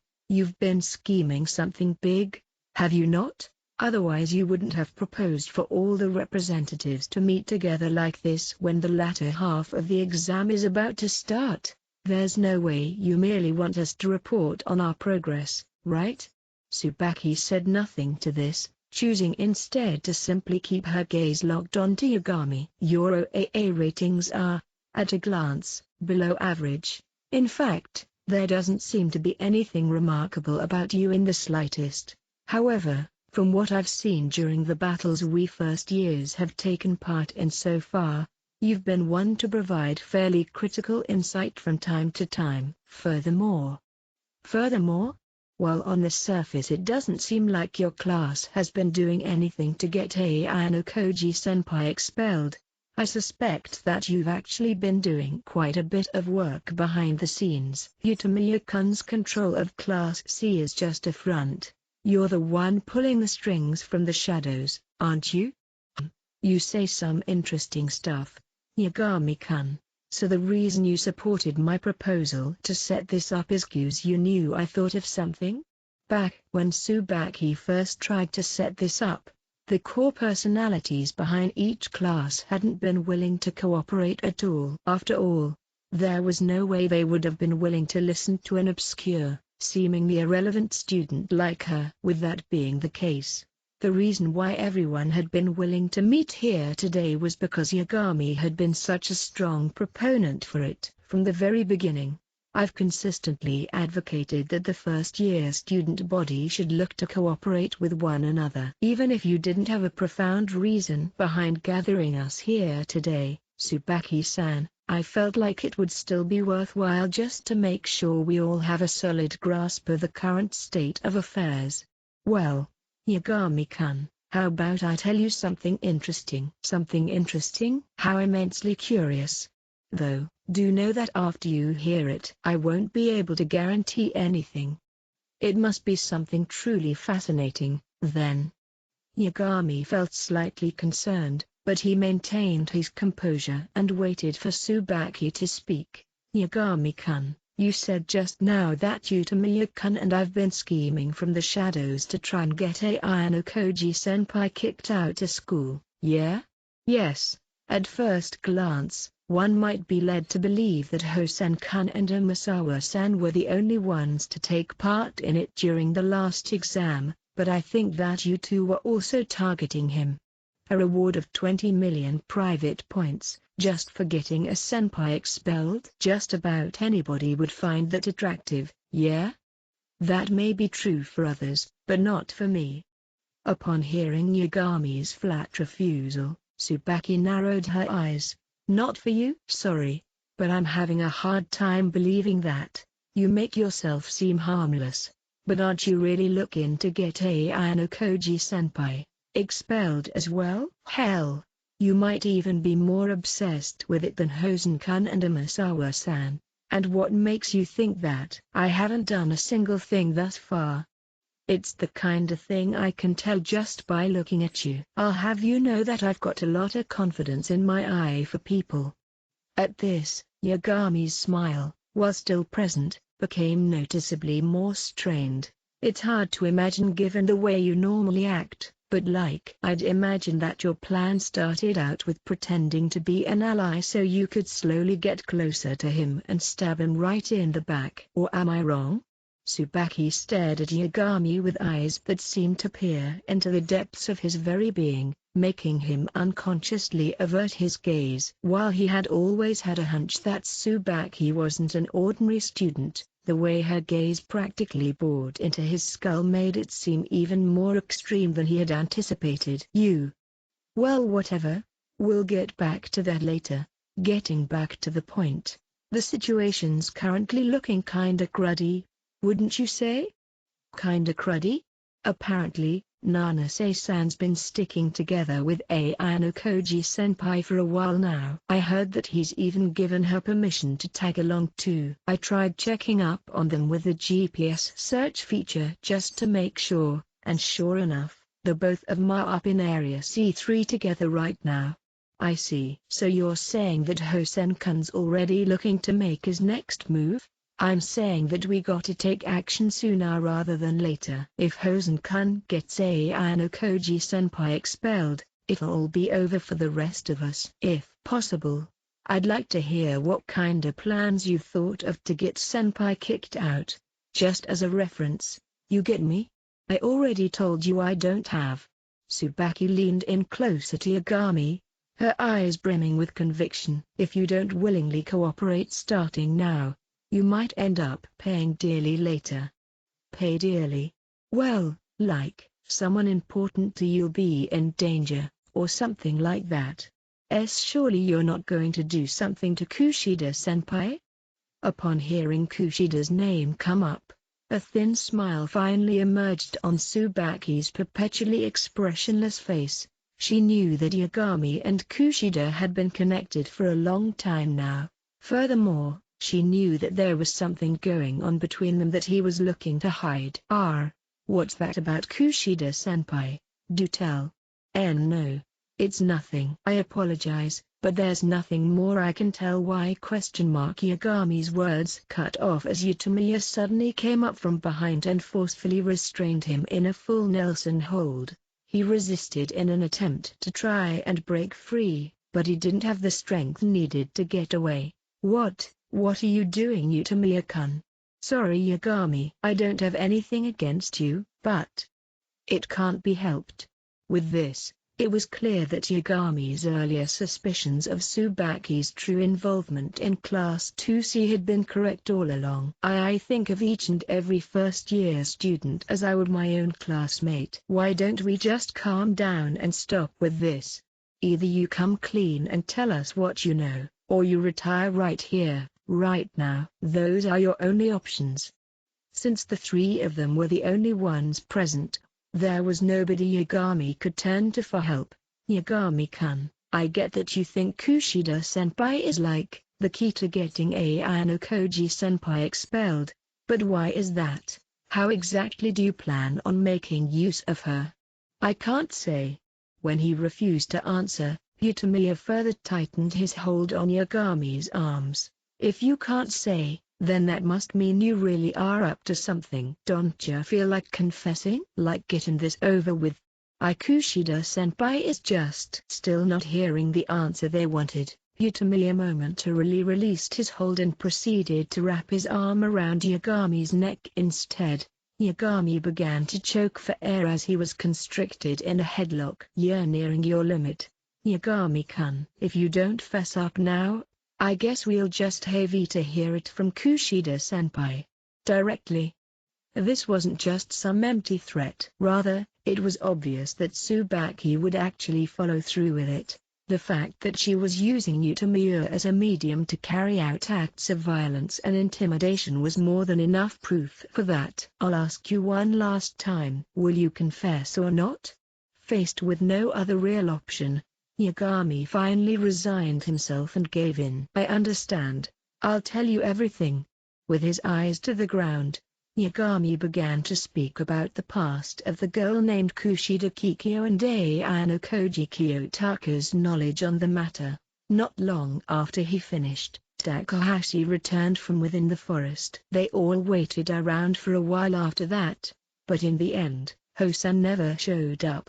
Chapter 8, True Colors Revealed. The dawn of the seventh day. So far, I had accumulated a grand total of 67 points. Hypothetically speaking, if a four-man group forewent all participation in tasks and just focused on getting all of their arrival bonuses, they'd have 92 points. From that perspective, my score might make it seem like I was in a tough spot, but there was more to this exam than that. My overall rank had been steadily going up these last few days, and I was now at 51st place. This helped illustrate just how difficult it truly was to continuously traverse the island without missing any designated areas. Chances were that around half of all groups had pushed forward full steam ahead for the first 3 or 4 days until they exhausted their initial supply of food and water, and then, when their progress stagnated by the 5th day, they probably began setting their sights on the harbor to try and get back on their feet. However, it wouldn't be easy for a group to get back into perfect shape. The physical stress and fatigue that had been continuously building up wouldn't go away immediately. There was also no getting around the mental burden that came hand in hand with the prospect of traveling long distances. Furthermore, since they'd have no choice but to try and curb the loss of points from missing designated areas, they'd probably have to take alternative measures such as sending one of their fellow group members out on their own to reach designated areas. Though, while this would let them avoid the penalty, they'd be forced to give up on any early bird bonuses and they'd only receive a 1-point arrival bonus as well. In comparison, I had successfully managed to conserve my energy. I felt just about the same as I did back when the exam started. I was ready to step it up a notch now that we were moving into the second half of the battle. In the meantime, Konji had been steadily pushing forward, and it didn't seem like he would be slowing down anytime soon. He was currently second place on the leaderboard, and only trailed behind the first place group, Nagumo's, by a slim 8-point margin. When it came to the second-year groups in the top 10, Ryun and Katsuragi's group had gone up a spot and were now sitting in 9th place. Well, all that aside, I finished washing my face in the river and turned around to look at the tent behind me. Over the course of the last several days that we had been traveling together, Nanase had been a consistently early riser, but today, even though it was already 6:50 a.m., she still hadn't come out of her tent. I couldn't help but wonder if she had just overslept, or if there had been some sort of change in her health. After all, the burden on her body must be substantial due to all the traveling and tasks she had done every day. After wiping off my face with a towel, I approached her tent and somewhat loudly rummaged through my bag as I brought out my tablet. Having heard the noise that I was making, Nanase finally emerged from her tent. Good morning to you, Ayano Koji-senpai. Yeah, good morning. Are you feeling alright? Yes. I'm feeling perfectly fine. Nothing wrong at all. While I had expected her to show signs of fatigue, neither her words nor her movements gave off that impression at all. She had apparently just not slept very well, as there were very slight bags visible under her eyes. I've been checking the rankings while I waited. There's a group of first years that have been doing quite well for themselves so far. Of the 10 groups currently at the top of the leaderboard, there were 6 third-year groups and 3 second-year groups, but only one made up of first years. As it was now, the leaderboards were a perfect representation of the strength of the more senior, experienced students. The group that's doing well is Utamiya-kun and Yagami-kun's, correct? They had been in 7th place yesterday, and as of this morning, they had risen up to 6th.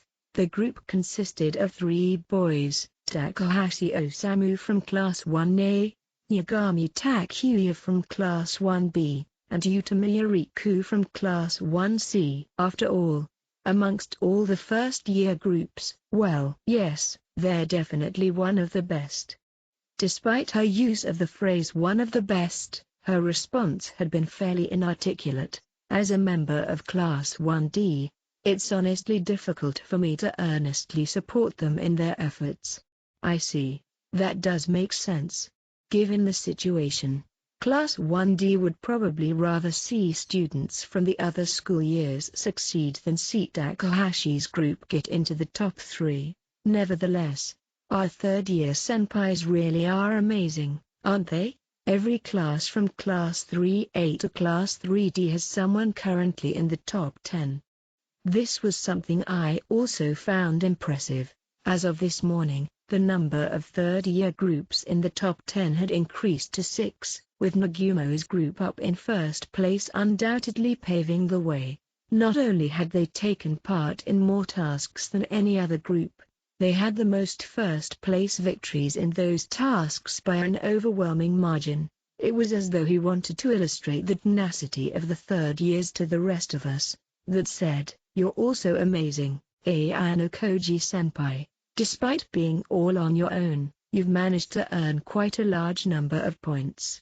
While that may be true, it won't be easy for me to push into the top ranks from where I'm at now. At the end of the day, if you aren't part of the top 3, you won't get the reward that matters most.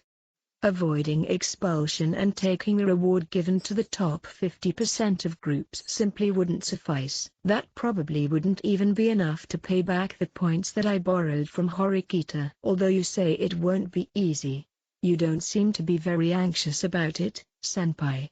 I'm hoping for a miracle. People in other groups should start retiring soon enough. That is true, I suppose. As our conversation came to an end, we both looked up into the sky at just about the same time. We had been blessed with near-perfect weather for the last 6 days, but starting today, it was looking like things were going to be very different. Thick, grey clouds lined the sky and it looked like it would start pouring any minute. From what I saw in the weather forecast, it should start raining sometime this morning, meaning that we had 2 or 3 hours left at most. I personally hadn't spent any of my provision points on rain gear. If my clothes and shoes were to get soaked, I'd have to spend extra energy dealing with the added weight and lower temperature. Additionally, the muddiness of the ground would limit our travel speed, making our journey without the gear even more difficult. We couldn't check on the rankings of any group that wasn't part of the top or bottom 10. As such, I wondered if Horikita, who was also traveling alone, would be okay. After all, we hadn't seen each other at all since our conversation at the start of the exam. If she were to get sick or injured, her fate would be sealed. At any rate, I wanted to get the first designated area out the way before the weather took a turn for the worse. Once we finished packing up our things, I looked to see which area had been designated first. Fortunately, the first designation of the day was close to Area C3. It shouldn't take us long to get there from where we were now. But, just as I was about to put away my tablet, a notification popped up on the screen. If I wasn't mistaken, the school would send out global messages like this in order to contact us. Depending on the state of the weather, basic movement and tasks may be put on pause until further notice. Please be sure to keep an eye on your tablets for future updates. Apparently, the weather was forcing the school to make a tough decision about the sustainability of the exam. Losing out on the opportunity to earn points for an extended period of time could prove fatal for the lower-ranked groups. It didn't seem like the school would come to a decision until they absolutely had to, but this was a thought for another time. All right, let's go. After taking a couple of steps, I noticed Nanase wasn't following me. When I looked back, I saw that she was just absent-mindedly standing there, seemingly unaware that I had even started walking. Nanase. Only after I called out her name did she realize she was being left behind. Sorry, I'm coming now. She apologized as she hurriedly ran to catch up to me. If there was nothing wrong with her physically, then it was most likely a mental block that was causing her to act like this. Either way, the one thing I could say for certain was that something about her had changed somehow since yesterday. There hadn't been any noteworthy changes in the way we had been interacting, although I didn't think that she'd had the opportunity to make contact with a third party either. 8.1 After getting the 10-point early bird bonus for our first area, we decided to wait for a suitable task to pop up somewhere nearby. But, perhaps due to the poor weather, there were fewer tasks showing up than yesterday and we couldn't find any to participate in. In the end, we spent the next hour and a half leisurely killing time. Then, once 9 a.m. came around, the second area of the day was announced. This time, our destination was the randomly designated Area E2. For a random designation, this was honestly not that far away. I wanted to try and make it there if at all possible. But we'll really have to think about how we're going to get there, won't we? Yeah. If we wanted to make it there as quickly as possible, taking a direct path over the mountains of D2 and D3 was probably the way to go. If the conditions outside had been like they were yesterday, I probably would have chosen this route in a heartbeat. However, the weather didn't seem like it was going to hold up for very much longer. Once it starts raining, a usually well-traveled path would turn into a difficult one. How should we proceed? Let's see. Well, I guess it's safest to take a detour. If it ended up looking too dangerous when it starts to pour, we could always give up halfway. That's understandable. Depending on what the weather's like after this, we might not even be able to continue our journey. Though she said she understood, she had an unsatisfied look on her face. But personally, I'd still like to go over the mountain. If it starts raining, it'd be hard to find a proper foothold on the mountain. It's too dangerous.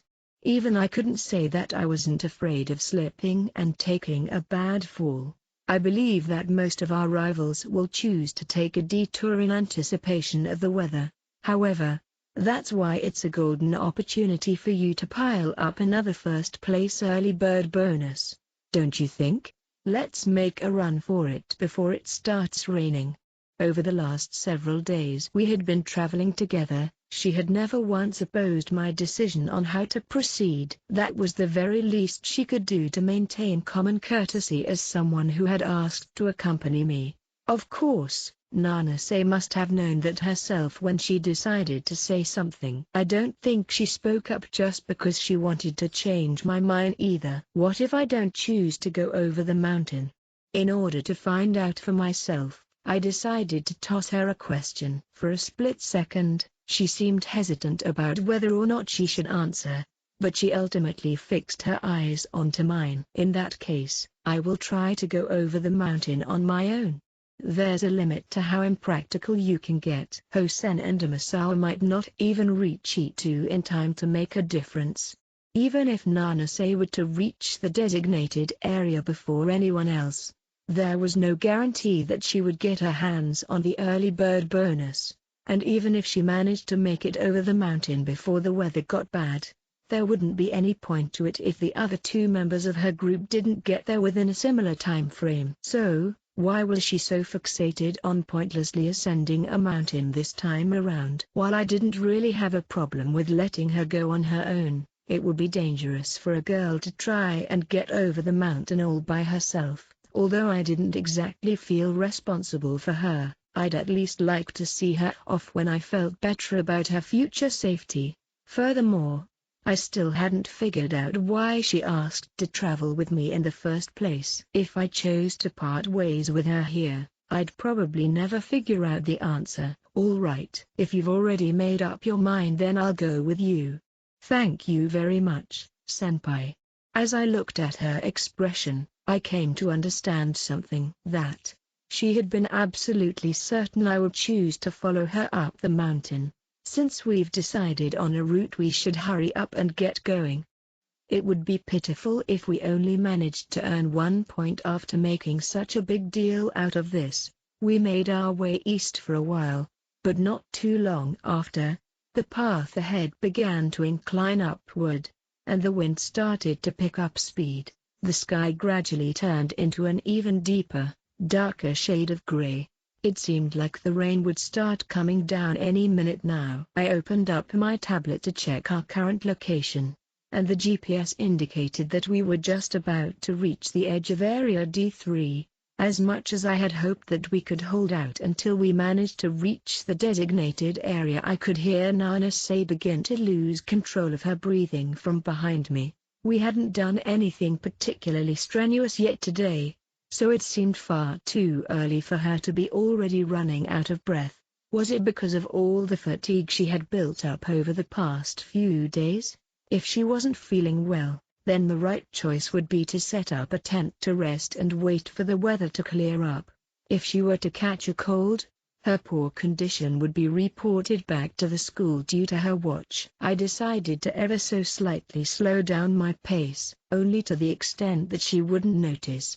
If she decided to give up and ask for a break, we'd stop, then and there. That being said, she certainly wasn't the type to throw in the towel so easily. If it seemed like I needed to slow down even further, I'd have no choice but to force her to stop and figure out what to do from there. Step by step, the two of us silently made our way up the slope of the mountain. The temperature had dropped sharply and the humidity kept on increasing by the second. We were both wearing standard, school-issue running shoes that weren't suitable for traversing terrain like this, not by any stretch of the imagination. Sure enough, the more we walked, the more Nanase continued to slow down. The time had come for me to make a decision. I stopped walking and turned around to face her. Senpai, I can still! Give me your backpack. Eh? You won't be able to keep up with me while lugging around that backpack with you. No way. How could possibly I have you carry around my things for me? Senpai? You can say that once you're capable of keeping up the pace. At this rate, I'll have to give up on the early bird bonus. That being the case, you might as well give me your bag so we can get going already. The need to maintain pretenses and the need to face reality were at odds with each other, and now that I had broached the matter, she no longer had the right to refuse. But my backpack is really quite heavy. I think it'll be tough carrying around, even if it's you, senpai. I'll decide that for myself once you hand it over. All right, I understand. Reluctantly conceding, Nanase took off her backpack and handed it over to me with a seemingly apologetic look on her face. Although its contents were different, its weight was surprisingly not all too different from my own. Given that, I should be able to maintain my initial pace without any added difficulty. Normally, it would be easiest to use your lower back muscles to help support the weight of a backpack, but given that I was already carrying one, that wasn't really an option here. Instead, I chose to hold it in front of me and began moving forward once again. Are you sure you can carry it? You should get moving if you have the time to stand around and ask questions. Taking my advice to heart, Nanase promptly zipped her lips and began to walk. This time, she stuck close behind me, maintaining a consistent distance of around 2 meters as we pushed forward. 8.2 The sky grew dimmer and dimmer by the second as the overall visibility of our surroundings began to get much worse. The wind was also getting stronger, and at times a particularly fierce gale would come and violently blow down the slope. Despite all of this, the good news was that we were nearly finished with our journey to the top. All we had to do now was follow a relatively smoother path heading down the other side. Of course, we'd still have to make sure not to lose our footing somehow on our way back down, so we couldn't be too careful. I'll be fine now that we've come this far. My bag, I'll carry it again from here. Are you sure? I'd like to avoid wasting time later by having to go through the process of handing it over again. Yes, I'm sure. Thank you very much for helping me. I looked to confirm once more just to be sure, but she seemed confident, so I returned her bag. However, rather than sling it over her shoulder and wear it as she had earlier, she stood still and stared at it as she held it in her hands. So, ready to go? I asked her this, but she didn't even try to respond. It didn't seem like the type of behavior you'd expect from someone who was in a hurry to get somewhere. Koji-senpai, I have something I'd like to ask you. It seemed like you've been thinking about something ever since you first came out of your tent this morning. No, to be precise, I'd say she's had this air of curiosity about her from the moment she first asked to accompany me. So, you noticed after all, huh? Nanase didn't seem very surprised by this as she just nodded along as she spoke. There's a reason why I've been sticking close to you these past few days, Koji-senpai. She stood there unmoving as she began to elaborate. It clearly went deeper than just being because we both had the same table. Apparently, she was finally ready to tell me the answer that I had been looking for, but before that, please allow me to apologize for something. She turned her back on me as she went and placed her backpack down at the base of a large tree. I'm afraid you won't be reaching Area E2 today, senpai. That's a strange thing to say. Aren't we on our way there right now? The reason I wanted to head up the mountain was to lure you here, senpai. In other words, Nanase's target destination hadn't been Area E2, but rather where we were now, the northern part of D3. We're probably the only two people up here right now. Yes indeed, I believe that to be the case as well. With her backpack now out of the way, Nanase turned back to face me. Over the course of the last 6 days I've been with you, I've been able to witness all sorts of things. Koji-senpai, you've made a lot of friends at this school and built up a lot of trust for yourself. And, slowly but surely, you've demonstrated what you're truly capable of. Thinking back on the first week of our time out here on the island, Nanase began to summarize her impressions. I'd also like to express my respect for the depth of the insight and physical prowess you've shown from time to time. I don't remember having done anything special though. If that's really the case, then that just makes you even more amazing, don't you think? Although she was throwing out praises left and right, her expression remained solemn. But, Koji-senpai, I don't think you're someone who belongs at this school. At this point, the aura around her began to change into something far different from what I had grown accustomed to over the last several days. You don't care to explain the reason for that? To that, Nanase nodded as she slowly stood up and turned to look me in the eyes. It's because you're from the White Room. After all this time, I finally heard the words "the White Room" come from the mouth of another student. There were very few people who knew about the existence of that place. Under more normal circumstances, I'd be able to say without a shadow of a doubt that she was the enforcer that Tsukishiro had sent in. As you may have already guessed, I enrolled here in this school under acting director Tsukishiro's orders, and more precisely, those orders were to get you expelled. The way that she was laying everything out in the open like this made it hard to imagine how she'd been dormant behind the scenes for so long, hiding her true intentions. You could have done this at any point over the last few days. So why here? Why now? You must have had some other reason than just wanting to avoid the eyes of others, right? I'm going to knock you out here and injure you, setting off your emergency alert in the process. The teachers would then come running and force you to retire, thus resulting in your expulsion. Something like that. So, something similar to what happened to Komiya and Kinoshita. Were you the one behind what happened to them as well? Well, what do you think, senpai? I don't really think you'd have been able to make it there and back in such a short time frame, but if you were really from the White Room, I'm not so confident about that. Either way, it didn't matter anymore at this point. What happens if I tell the faculty members who came rushing to the scene that you were the one who had attacked me? I don't think you'd be able to explain your way out of it. If you want to know why, it's because the faculty member who comes here will undoubtedly be the acting director himself.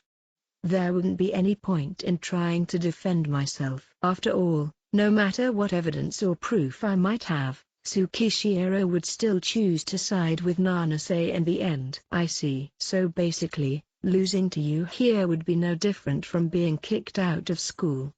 I slowly began to take off my backpack, and then, after setting it down beside a suitable tree, I turned to face Nanase once again. If acting director Tsukishiro sent you thinking you'd be able to take me down, then it looks like there'll be no getting around having to fight seriously. Although, having said that, raising my hand against a girl could easily turn into a major issue in its own right.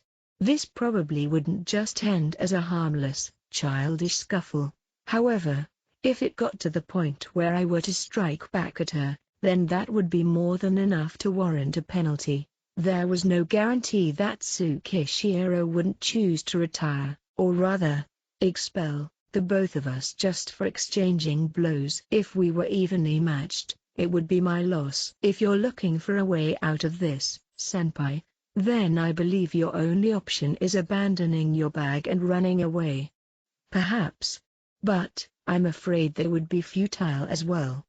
Trying to continue the exam without a tablet, a tent, or any other provisions would be suicide. For Nanase, this meant that no matter which choice I made, she was fully prepared to respond. So, what will you do? Since it's come to this, there's really only one choice I can make. I looked Nanase in the eye and steeled my resolve to fight. So you've chosen to fight. But, do you think you'll be saved by doing that? This might seem cowardly of me to say, but my loss is no different from your own loss, Ayano-koji-senpai. Maybe so. As the conversation progressed forward, I created an opening, making myself seem vulnerable to any attack she might throw at me. However, Nanase didn't engage immediately, clearly wary of the opening I was testing her with. It didn't seem like she was the type to fight reckless battles. Rather, she took on a more orthodox approach where she looked to methodically force her opponent into the corner. Making a conscious effort to avoid getting caught up in your opponent's pace had been the right choice for her to make. I'll be making my move, then. On top of all of this, the fact that she had gone out of her way to warn me ahead of time was proof enough that she wasn't very fond of plotting from behind the scenes.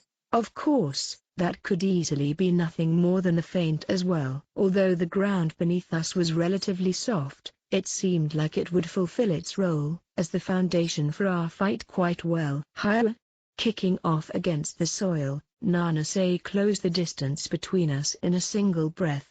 Would she look to strike with her arms, or would she instead focus on using her legs? Or perhaps she would make use of both. Under more usual circumstances, I would start out by closely analyzing my opponent's fighting style like this. After all, if I were to strike back carelessly, Nanase might end up getting seriously injured. And, given what was said earlier, that would only serve to put me even more of a disadvantage. With that being the case, My next thought was to try and look to restrain her by force instead, but I feared that it was all too likely she had taken that into consideration as well.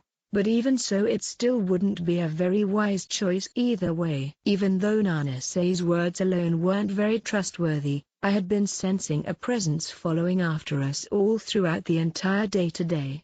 There was definitely somebody, or somebodies, watching to see how things played out as they carefully maintained their distance. Whoever they were, if they weren't reinforcements, then it was probably safe to assume that they had been tasked with recording conclusive evidence of what happened with a tablet or something. Therefore, given the situation, the only real choice I could make here was, after making a feint to her left, Nanasei lunged straight at me with an outstretched arm. She didn't come at me with a fist, but a gentle, open palm. She had chosen to engage me with a grappling technique. Upon seeing this, I took action, and while my movements were delayed, I easily surpassed the speed of Nanasei's incoming strike. Cleanly avoiding her arm, I extended my own, the blow aimed straight for her face. My fist, strongly clenched, stopped mere centimeters before making contact with Nanasei's forehead. Since her kinetic vision was far better than that of an ordinary person, the threat of the impact unconsciously caused her to stiffen up. That's the first. If I hadn't chosen to stop my fist, the blow would have decisively settled the outcome of the fight. Nanasei's consciousness would have been blown away in an instant, leaving her to simply crumble on the spot. Nanasei, are you tired? Or was that hesitation? You should be capable of much more than this. Given everything she had shown me the past few days, she should at least be able to perform at a level above this. In the end, her resolve to hunt me down and force me into a corner wasn't strong enough. Do you think you can beat me without even trying to fight back? Is that what this is? I pulled back my fist without giving her an answer, and as I did, Nanasei retreated, putting around 2 meters between us. This was temporary, however, as she then kicked off against the ground once again, coming at me slightly faster than last time. Her left hand was clenched into a fist and, given the way she had lowered her stance, she seemed to be looking to strike with an uppercut. Dodging to the side just before she made contact, I sent my own fist exploding forward, aimed straight for her cheek. Of course, just like last time, I stopped 1 or 2 centimeters before making contact, and that's the second. If I had gone through with it, I could have knocked you out 2 times now. But you didn't go through with it. Her eyes were trained on my fist, frozen in the air in front of her, but she didn't seem scared in the slightest. That's true.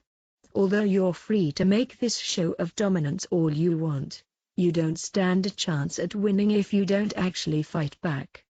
I still wouldn't stand a chance even if I did, though, correct? So, what will you do? From the sound of it, Nanasei hadn't been treating this seriously yet either. She was watching me closely, examining my movements, pushing forward on the offensive as she thought about how to dodge whatever I threw at her next. I'm not sure yet. It would be great if you could figure that out while you're still able to stand around and talk. At that, she suddenly sprang into action and grabbed hold of my right arm with a level of dexterity and strength that seemed to indicate that she was finally treating this seriously. It looked like she was planning to yank me straight down to the ground, so I steeled myself, counteracting her force with my own. There are many forms of martial arts that allow one to gain the upper hand against raw strength through the trained application of technique and skill, regardless of their gender or physique. However, that's only the case when you are facing an opponent whose strength paled in comparison to your skill. What the question mark? Seeing that she was caught off guard by the rigidity of my body, I took advantage of the opening to attack. I went for an uppercut the moment she stopped trying to pull down on my arm. My left fist tore through the air, only stopping when it was less than a centimeter away from smashing into her lower jaw. The force of the swing had been so great that her long hair was sent dancing even though there hadn't been an impact. Exclamation mark. She stared down at my fist, her eyes wide, before eventually turning to me. I'll say this just in case you haven't noticed, but this makes 3 times now. For the first time, her eyes began to waver as she matched my gaze. It seems your strength is just as the rumors say, Ayano Koji-senpai. I couldn't afford to fight back seriously right now. Breaking Nanase's fighting spirit without actually hurting her was the only means I had at my disposal. I had to make her realize that I was an opponent she'd never be able to win against. I know what you're trying to do here, senpai. Apparently, Nanase was aware of this as well. It's true that it's improbable that I'll be able to win against you if we keep going on like this. I'll admit to that. Had I broken her fighting spirit already? No, that simply wasn't possible. Her eyes were filled with a clear mixture of hatred and fervor as she looked at me. I may not be able to beat you.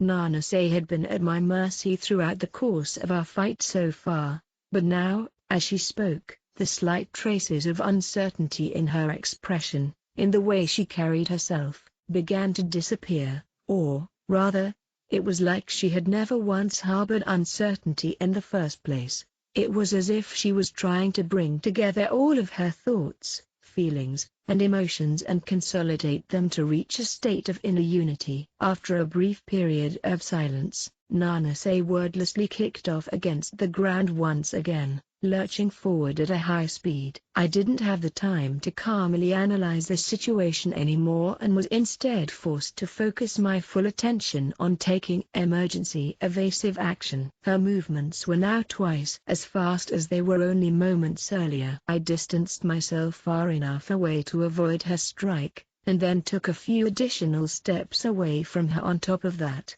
she glared straight at me with a look so sharp it felt like it could kill a man. It was such a dramatic change that it was hard to believe she was still the same person. If I had taken that last attack of hers directly, I would have suffered a substantial amount of damage. If I slipped up even once, she may very well end up taking the upper hand after all. The feeling she gave off was painfully different than anything I had seen from her before. Therefore, I will. Right here, right now. The change from Watashi to Boku. There was no way that this simple change in the first-person pronoun she chose to use was enough to change her movements. But, even so, there was no denying that this last attack of hers was on a completely different level than the first 3 she had opened up with. Who are you? Given the circumstances, I couldn't help but ask her this question. I came back from that place in order to put a stop to you. That place? For a moment, I thought she might be referring to the White Room, but that didn't seem to be the case. From that dark, gloomy place, I have come back. Even though I didn't understand what in the world she was talking about, I couldn't afford to be negligent. This new Nanase who referred to herself with Boku had shifted her fighting style from one that focused primarily on jujitsu to karate. She came at me repeatedly with swift, lethal thrusts and jabs that, if landed properly, would probably be powerful enough to knock out an adult man. After I got into the rhythm of parrying and dodging her repeated attacks, I began to contemplate the mystery behind why she had changed her first-person pronoun. Do you really think that you can keep dodging forever? In Nanase's mind, she had probably convinced herself that if she just kept attacking 10, 20 times over, one would eventually have to hit the mark. For that very reason, she had done away with all hesitation and pushed forward with her relentless barrage. If someone else were to bear witness to what was happening, they probably would have thought something similar. They'd think that there's no way I'd be able to avoid everything she threw at me and eventually reach the conclusion that I'd have to strike back at some point to try and defend myself. Ha, ha. Nanase's breathing began getting heavier and heavier as she continued with her onslaught. Naturally, there was no way she would be able to keep up with her rapid barrage of attacks forever. Still, if I never ended up fighting back, she'd be able to recover her strength at any time. Phew. Ha. Just as anticipated, Nanase soon ran out of breath and distanced herself to try and get it back under control. Absolutely. I'll absolutely defeat you. Absolutely. Defeat you. She was chanting these select few words like a Buddhist monk would a mantra, all while looking at me as if I were a murderer. I came back. I came back in order to bring you down. You came back? What are you talking about? I hadn't been able to understand what Nanase was going on about for quite a while now. It makes sense that you don't understand. After all, you and I have never met in person before. If that was really true, then this excessive hatred she had for me didn't really make any sense. I could imagine that the White Room student might bear a grudge against me even though I had never met them before. However, was Nanase really from the White Room? The tone of her voice was ever so slightly different than usual. While she still looked like a girl on the outside, it seemed as though her personality had become that of a man. If you aren't going to fight back, then that's your decision. I'll just have to do this over and over until you're down on the ground. It had been less than 20 seconds since she stopped attacking, but it seemed like it had been just long enough for her to recover her energy. Her feelings of hatred for me seemed to be spurring her forward more and more, seeing as she came at me with the fastest jab I had seen from her today. Her slender, white hand came hurtling straight toward my face and her fist just barely grazed past the tips of my bangs. She seemed like the usual Nanase on the outside, but perhaps she had become someone else on the inside? As I asked myself this, another thought came to mind, namely, the notion of split personalities, or what was officially known as dissociative identity disorder. Put in layman's terms, it's a mental disorder where two or more distinct personalities reside within a single individual. If Nanase had dissociative identity disorder, everything would make a lot more sense. There was more to this disorder than just a simple change in personality. From what I've been told, there have been rare cases where one of the personalities had the chronic illness, but the illness disappeared whenever the patient switched over to another personality. Under that same logic, it was more than possible that this separate Boku personality residing within Nanase possessed physical abilities even greater than the original. And, if this personality was that of a man, then she might even be able to demonstrate strength effectively identical to that. You don't seem like Nanase anymore. Upon hearing me say this, Nanase momentarily stopped with her onslaught. A visibly irritated expression on her face. You still don't get it, do you? She glared at me with her arm thrusted out in front of her. Her fists were shaking with rage just as much as the sound of her voice. I'm not Nanase, the one standing here before you right now. Matsuo Ichiro. Matsuo Ichiro? I had definitely heard the surname Matsuo before, and it hadn't even been that long since the last time I heard it either. The name had come out of that man's mouth back when he paid a visit to Advanced Nurturing High School. Given all of that, I had a fairly good idea of where this was headed, the son of a man who was killed by your father. Seeing that I still didn't seem to understand where she was going with this, she spoke up once again, having completely lost her patience. This body has been borrowed. I'm right here, right now, all for the sake of bringing you down. Borrowed? What a funny joke. It simply wasn't possible for someone to take on the personality of another real human being. If you think I'm joking, then please, be my guest. Nanase kicked off against the ground once more, her arms trembling violently. The traditional, orthodox attack style that she had used so far gradually began to change to something much more rough and unrestrained. I'm here. I came all the way here just to see you fall. And it wasn't just her attack style, her movements in general had changed from being decisive and controlled to wild and violent.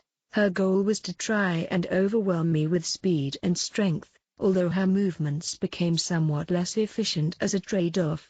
That being said, regardless of whether they were refined or not, It probably wouldn't make much of a difference as long as she managed to land a hit on me. I'll make sure you suffer retribution.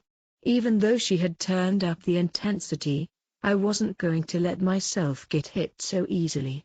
And after everything that had happened, Nanase should be more than aware of that as well. Although she was pretending to be calm and composed, she was the one whose back was really up against the wall here, not me. No matter how many short breaks she may take to recover her stamina, it was clear from the way her shoulders were heaving up and down that she was reaching her limit.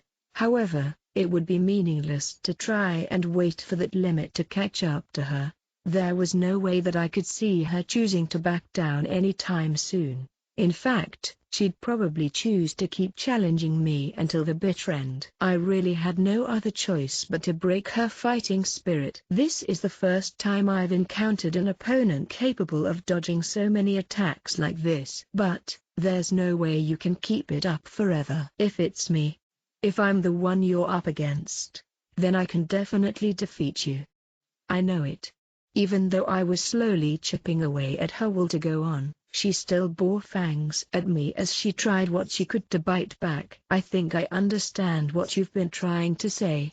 While I didn't know the exact details of the situation, there was at least one thing that I had ascertained throughout all of this. After a few moments of mulling it over internally, I finished sorting out my thoughts and began to speak. Nanase, you don't have multiple personalities, nor did someone else's personality take over you. Like I said, if you think I'm joking, then please, be my guest, but there's no getting around the fact that I'm the one right here in front of you. She raised her voice in denial as she stamped her feet into the ground. But, that and that alone was proof enough it didn't exist. No. It's unfortunate, but I just don't believe you. If this alternate personality of yours hadn't been someone who actually existed elsewhere, then I suppose that I might have been able to believe you. However, you're saying that Matsuo Ichiro, a person who exists here in real life, has gone and borrowed your body. And sorry, but that's just far too unrealistic. If that's the case, then how do you explain my presence here? There was no need to think very hard about the answer to that. It truly wasn't very complicated. You just took the liberty to dream up another personality inside of yourself. The reason you deliberately chose to change from using Watashi to Boku is to remind yourself of that.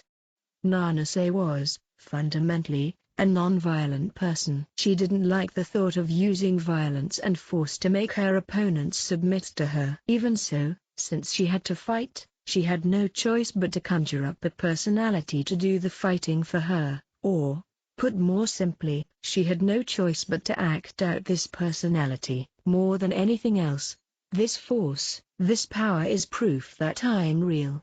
With that, her fist came flying at me, no doubt faster and stronger than any punches she had thrown before the change. You're not showing me anything more than the strength you've always had in you, Nanase. Nanase's face paled, seemingly shaken that I had managed to hit at the very core of the matter. Why, you're wrong. I'm Matsuo. If you really are this Matsuo person, then there's no need for you to be so upset by this. As Matsuo, she could simply turn up her nose and laugh at my blatantly misguided reasoning. There was something out of sorts about the way you were talking when you changed your first-person pronoun. It's nothing more than a form of self-deception. She was just using the pronoun Boku as a trigger of sorts to make herself into a more aggressive person. No. You want to believe that Matsuo's personality resides within you. No, I'll bet that deep down, even you don't believe that. She was desperately trying to embrace the guise of self-deception, but couldn't. Unable to listen to my words for even a second longer, Nanase cried out and threw herself at me. The speed and sharpness she had displayed earlier was now nowhere to be seen. It had gotten to the point where I'd probably be able to avoid her with my eyes shut. It's time to give up, Nanase. You can't beat me. Yes, I can. I have to. She extended her left arm and grabbed hold of the collar of my jersey, and then, Having decided that this was the chance she had been waiting for, she raised her right fist and swung at me in a wide, dramatic arch. I was an easy target, wide open. And usually, there was probably no way that someone would be able to dodge from my position. But, despite my movements being limited by her stranglehold on my collar, I deftly avoided the punch as it came barreling straight at my face. TSK. Another punch was sent flying toward me immediately afterward. Yet I dodged it just the same as the first. Why can't I land a hit? Why is this happening? A third, fourth, and fifth punch came flying, but try as she might, every attempt ended up with the same result. Fed up with the fact that her punches weren't landing, she forcefully reached out to try and grab me by the hair. She probably thought that, if she could prevent me from moving my head, she'd finally be able to hit me. I seized her by the wrist just as it came close enough. Let go. Even if I let go, nothing would change. Let go of me. She forcefully tore her hand away before repeating the entire meaningless cycle all over again. Her fist came flying at me, only to once again punch through the open air. At this point, I'd already lost track of how many times we had gone through this. Ha ha ha. She had finally reached her limit, both physically and mentally. Why? I'm so close and yet only a little more, and yet. Nanasei's resolve to continue throwing herself at me had already disappeared. Trembling at the knees, she tried what she could to spurn her legs forward, but her body refused to fight. From the very beginning, you were wrong to tell yourself that you'd eventually land a hit as long as you kept trying. At your level, even if you kept this up until the day you died, you'd never be able to hit me. Not even once. Of course, this was just a bluff. Nobody could avoid being hit forever, not even me. Nanasei, however, had just been forced to come to terms with her failure to land even a single hit on me, so my words probably resonated with her. If you really want me expelled, your best bet is to start playing the victim now. If you make your clothes seem disorderly, that alone would probably be enough to drive me into a corner. Even though it seemed like I was helping the enemy here, I knew Nanasei wouldn't choose to do that. After all, I didn't think she really, truly wanted to get me expelled at all. I, she cried out as her knees finally gave in and collapsed to the ground. No matter how much one may lay bare their fighting spirit, if, deep down, they had already given up, then doing so was merely an empty, meaningless gesture. 8.3 The sound of the harsh wind resounded throughout the forest as I struggled to follow the tracks of two specific people. Just how hard did I have to work to make it to Area D3 this morning? It should only be a little longer, or at least, that's what I kept telling myself as I pushed forward, my legs trembling with every step I took. If they were to find out that I was following after them, then everything I've gone through, all my efforts so far, would be meaningless. Normally, when tailing after someone, it was necessary to keep them in your sights at all times so as not to lose track of them. That, of course, meant that the other party would be able to see you as well. There were certain inevitable risks that came along with doing something like this. But, no matter who the other party may be, there was absolutely no way they'd catch on to what I was doing. After all, even I wasn't able to see Ayano Koji, my target, from where I was right now. The key to this was a walkie-talkie hidden in the pocket of my jersey. Thanks to this walkie-talkie, I had been able to keep in touch with a certain someone who was helping me constantly pinpoint Ayano Koji's exact location. Ever since the 6th day, the entire student body had been given permission to use their points on the GPS search feature on our tablets. As such, it was possible for my accomplice and me to get a rough idea of Ayano Koji's location. Even if worse came to worst, I'd gladly exhaust my own supply of points in order to track him down. No matter the method, there was something I absolutely had to get my hands on: decisive, conclusive evidence. One way or another, I needed to get my hands on enough definitive proof to get Ayano Koji expelled. I didn't have any other options anymore. Horikita's expulsion wasn't what I should have been prioritizing all this time. I felt truly ashamed that, despite having always been vaguely aware of his true potential, I had always chosen to look the other way. In retrospect, I should have been more suspicious back when Ryun stopped searching for X in Class D. Ayano Koji had been involved in everything that had happened back then. Even after having my eyes open to the truth, there was still a part of me that found it hard to believe. After all, he never seemed like anything more than your average, unremarkable, run-of-the-mill high school boy. My walkie-talkie sounded off from within my pocket. I was wearing a wireless earpiece, so I could listen in without having to stop. Please hold on for a moment, Kushida-senpai. It seems the two of them have stopped not too far ahead of your current location. Ha, ha. Really? They're finally taking a break. Following the instructions I had received, I gratefully eased to a stop. With this, I could finally rest for a moment. I know you must be tired, but please hang in there for just a little longer. The moment of truth should come along soon enough, and when it does, there won't be anything left standing in your way. My accomplice shouldn't have been able to hear what I said since I hadn't been holding down the transmission button, but from what it sounded like, they had a perfect understanding of my current situation. I get it, I get it. At this point, I was just flat out irritated. It felt like a carrot was dangling just before my eyes, ever so slightly out of reach. I'd been out here risking my ass all on my own since the moment the sun came up, and there was still a ton of other stuff I had to get done after this too. My well-earned break only lasted for 5 short minutes, interrupted by further instructions coming through over the walkie-talkie. There's no sign of movement.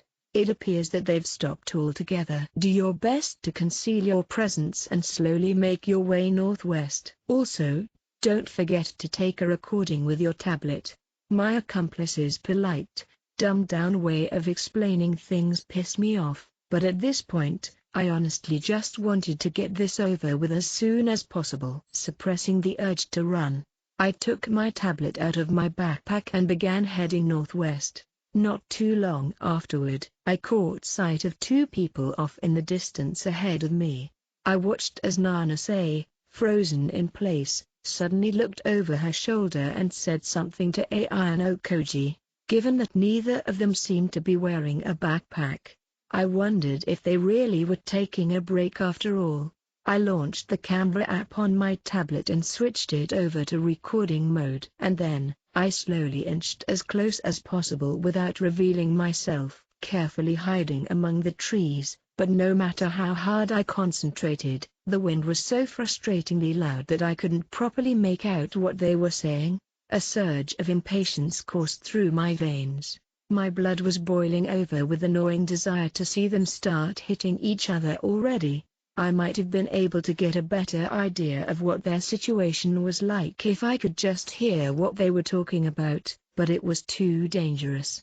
If I tried getting any closer than this, I'd run the risk of getting spotted by Nanase now that she had her head turned. For the time being, I needed to rein in my emotions.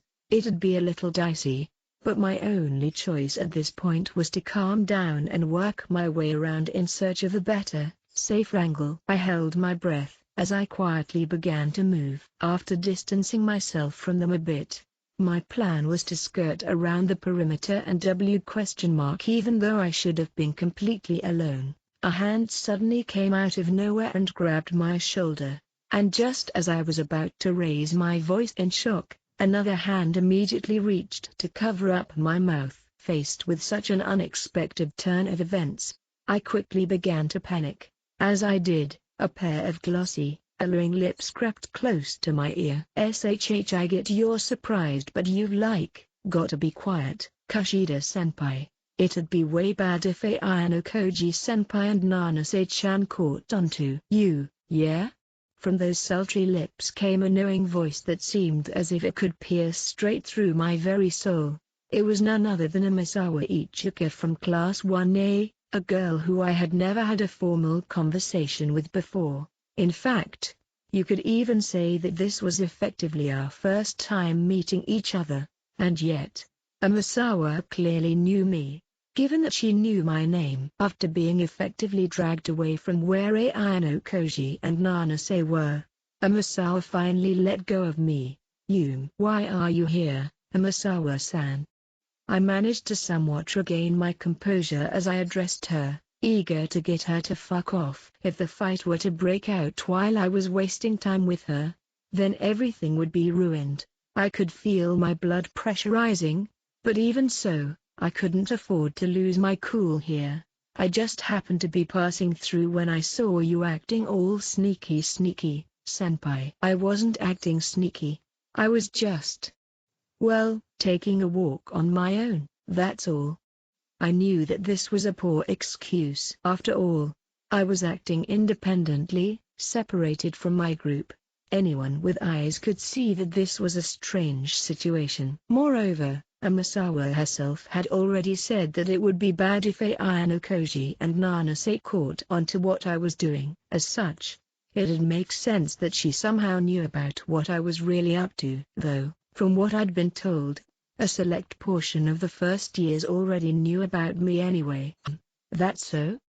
Amasawa approached me with a somewhat suspicious look in her eyes. Come to think of it, how'd this Amasawa chick manage to get all the way out here without so much as a tablet or even a backpack smack? A dry, out-of-place sound echoed throughout the forest. It, of course, was no doubt drowned out by the overbearing sound of the wind. Just as I began to wonder where the sound had come from, I felt a sharp, stinging pain well up in my right cheek and covered it up with my hand. What?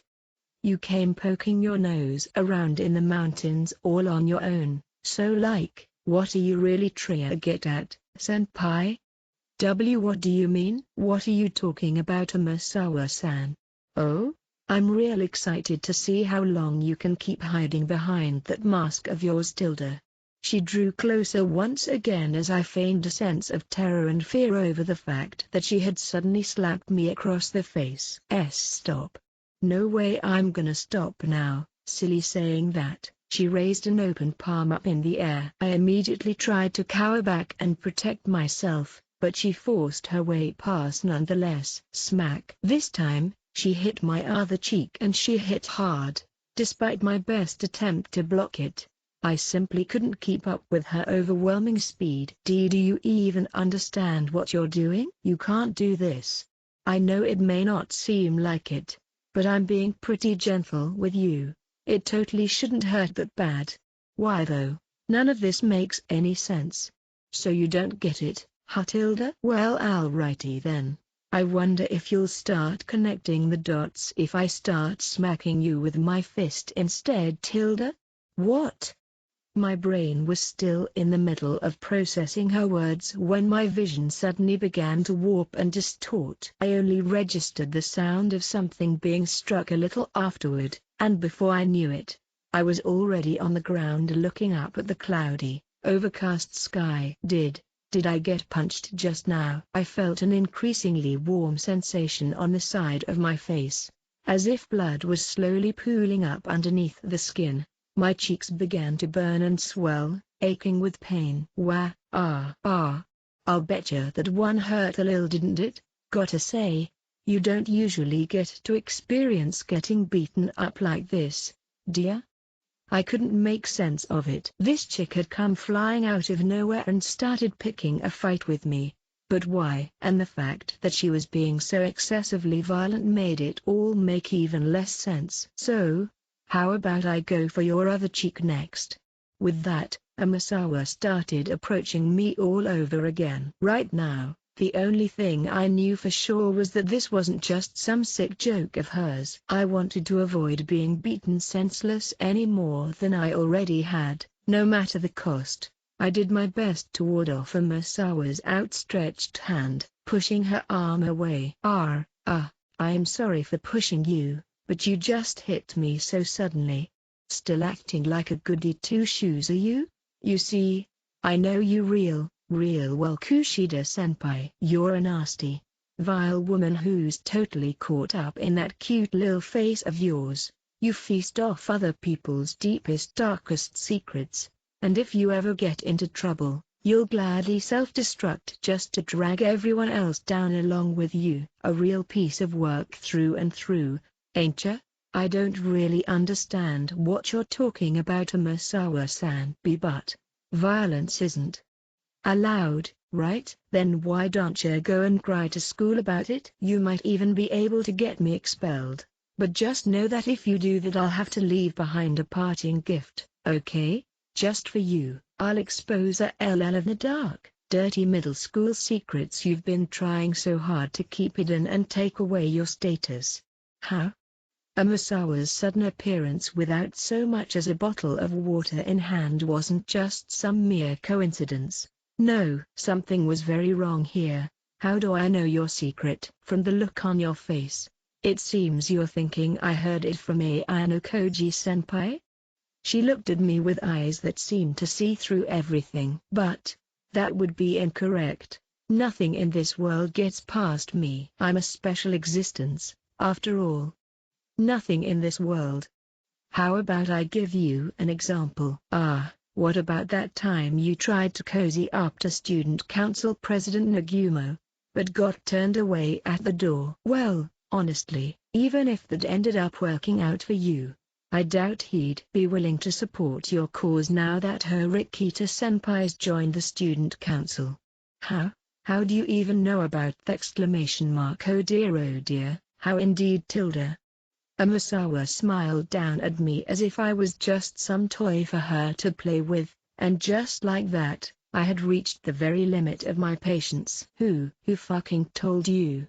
You've finally shown your true colors. That said, you really need to shush. Yeah, I get that the island is real huge, so it may seem like there's no one around right now, but there's no telling when someone else might show up. Amasawa crouched down and playfully tapped me on the nose, giving me a gentle, patronizing warning. That rotten, smug, condescending attitude of hers pissed me off to no end. Stop it, you shitty bitch. In a fit of uncontrollable rage, a voice burst forth from the bottom of my heart. If you had only ever seen the outward mask of the girl named Kushida Kikyo, then my words just now would probably seem surprising. But Amasawa didn't seem surprised at all. Rather, she let out a giddy laugh. Ahahaha. Now this suits you much better, Kushida-senpai. Tilda. Sure enough, this chick knew all about me, about the things I'd done. In fact, she seemed to know far more than the likes of Ayano Koji and Horikita. What the hell are you? I'm not sure how to respond to a question like that. I'm just here to save Ayano Koji-senpai. Save, huh? Don't try and hide it, Kushida-senpai. I can see through your every move. You were planning on finding some dirt on Ayano Koji-senpai with that tablet you dropped over there to try and get him expelled, right? I don't understand what you mean. Find dirt on him with my tablet, huh? Shit. This chick had already seen through everything. Some small part of me knew that it was pointless to try and resist any longer, but even so, I felt that I had no choice but to continue to do so, denying the truth until the bitter end. You've been in a class together with him for over a year already, and yet you still don't understand anything, do you, senpai? There's no way Ayano Koji-senpai would feel threatened by such a shallow display of thinking. Amasawa turned her gaze toward where Ayano Koji and Nanase should be. I really wanted to sit back and watch from a front row seat. I'm sure he'll defeat Nanase-chan without even hurting her. I really wanted to see it. Tilda. After mumbling a few words to herself, she turned back to face me again. I don't know who put you up to this, but you're really letting yourself get used, Kushida-senpai. No matter what things are like over there with Nanase-chan, I'm fairly certain that Ayano Koji-senpai's already noticed what you've been up to. There's no way he wouldn't, given how much of a silly amity you are. But I've put plenty of distance between us. Plenty of distance? Did I just hear you admit that you've been stalking him? Well, I just thought those two being together was kinda weird is all. So you followed them out of curiosity, headed up this rough mountain trail all on your own? I felt like I should stop making excuses and answer her honestly, but my habitual impulse to try and escape won out in the end. I had no choice but to recognize Amasawa as a formidable enemy. It's got nothing to do with you. Yes, I had a hunch you'd still be uncooperative. But the thing is, it actually has quite a lot to do with me. After all, Ayano Koji-senpai is a very special person to me. Huh? What the heck? Do you like him? I'd rather you not come to such a vulgar conclusion, Tilda. It's not that I like him romantically or anything. It's more that I love him. No. I suppose it's much more than that. A feeling that goes far beyond the likes of love. What? I said what I said. Anyway, I've gone out of my way to tell you a lot, so how about you head down the mountain and go back to your group like a good girl? The weather's gonna turn bad any time now. This'll probably be your last chance to turn back. Don't fuck with me. I took a clump of wet soil in hand and threw it at Tomisawa as a means of rejection. I'm going to get dirt on Ayano Koji and get him kicked out to here, no matter what it takes. Even if you get him expelled, that's not going to solve anything. You do know that, right? I had come all this way, desperate to see my ambitions fulfilled. For all that, there was no way I'd back down to an underclassman like her and leave empty-handed. I'll say it again. Ayano Koji-senpai is a very special person to me. I'll never allow him to get expelled by an outsider like you. Amasawa reached out and mercilessly grabbed hold of my bangs, wrenching up my head to draw my eyes level with her own. Let go of me. Now why would I do that, Tilda? Amasawa's colorful eyes seemed like hollow, empty voids. The eyes of a person who had lost touch with reality. My body began to tremble as my instincts told me to escape, pleading for me to run away. You freak, you're not normal. How curious, Tilda, to think you'd start shaking in fear of a girl younger than you. But, well, I think it's best you cherish that wonderful feeling, Kushida-senpai. Tilda. Amasawa spoke highly of me in a strange, almost insulting way. She continued on, clearly uninterested in hearing what I had to say in response to this. You think you're cuter than everyone, smarter than everyone, better than everyone. In short, you're just hopelessly in love with yourself, aren't you, Kushida-senpai? Your mouth waters at the thought of asserting your dominance, always eager to take hold of other people's secrets. Nonetheless, you hate the thought of losing that control you crave, forever unable to forgive those that know your secrets. Personally, I don't mind this messed up personality of yours. I held back the urge to talk back and instead looked to process the situation. Clearly, this bitch already knew everything there was to know about me. For the time being, I had to cast aside questions like how and why. With that in mind, I calmed my racing heart and stood up. Earlier, what exactly were you trying to say? I sorted out the rest of my thoughts, finally regaining my composure. The more I let my emotions get the better of me, the more I'd get caught up in her pace. You know, it's really quite amazing you made it this far on your own. Sure, you've got your tablet and someone helping you, but that doesn't change the fact that you walked here with your own two legs.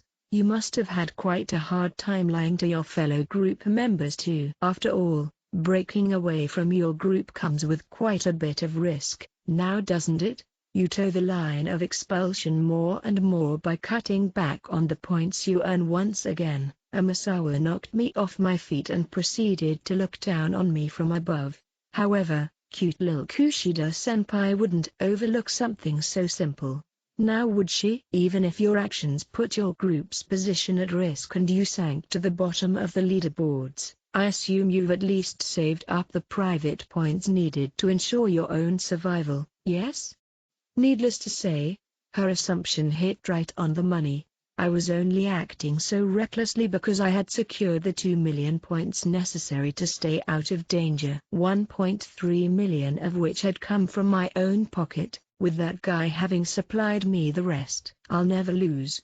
No matter what, I'll never give up until the very end. Well then Tilda, just how do you plan on doing that Tilda? Seems to me like you're putty in my hands right now, senpai.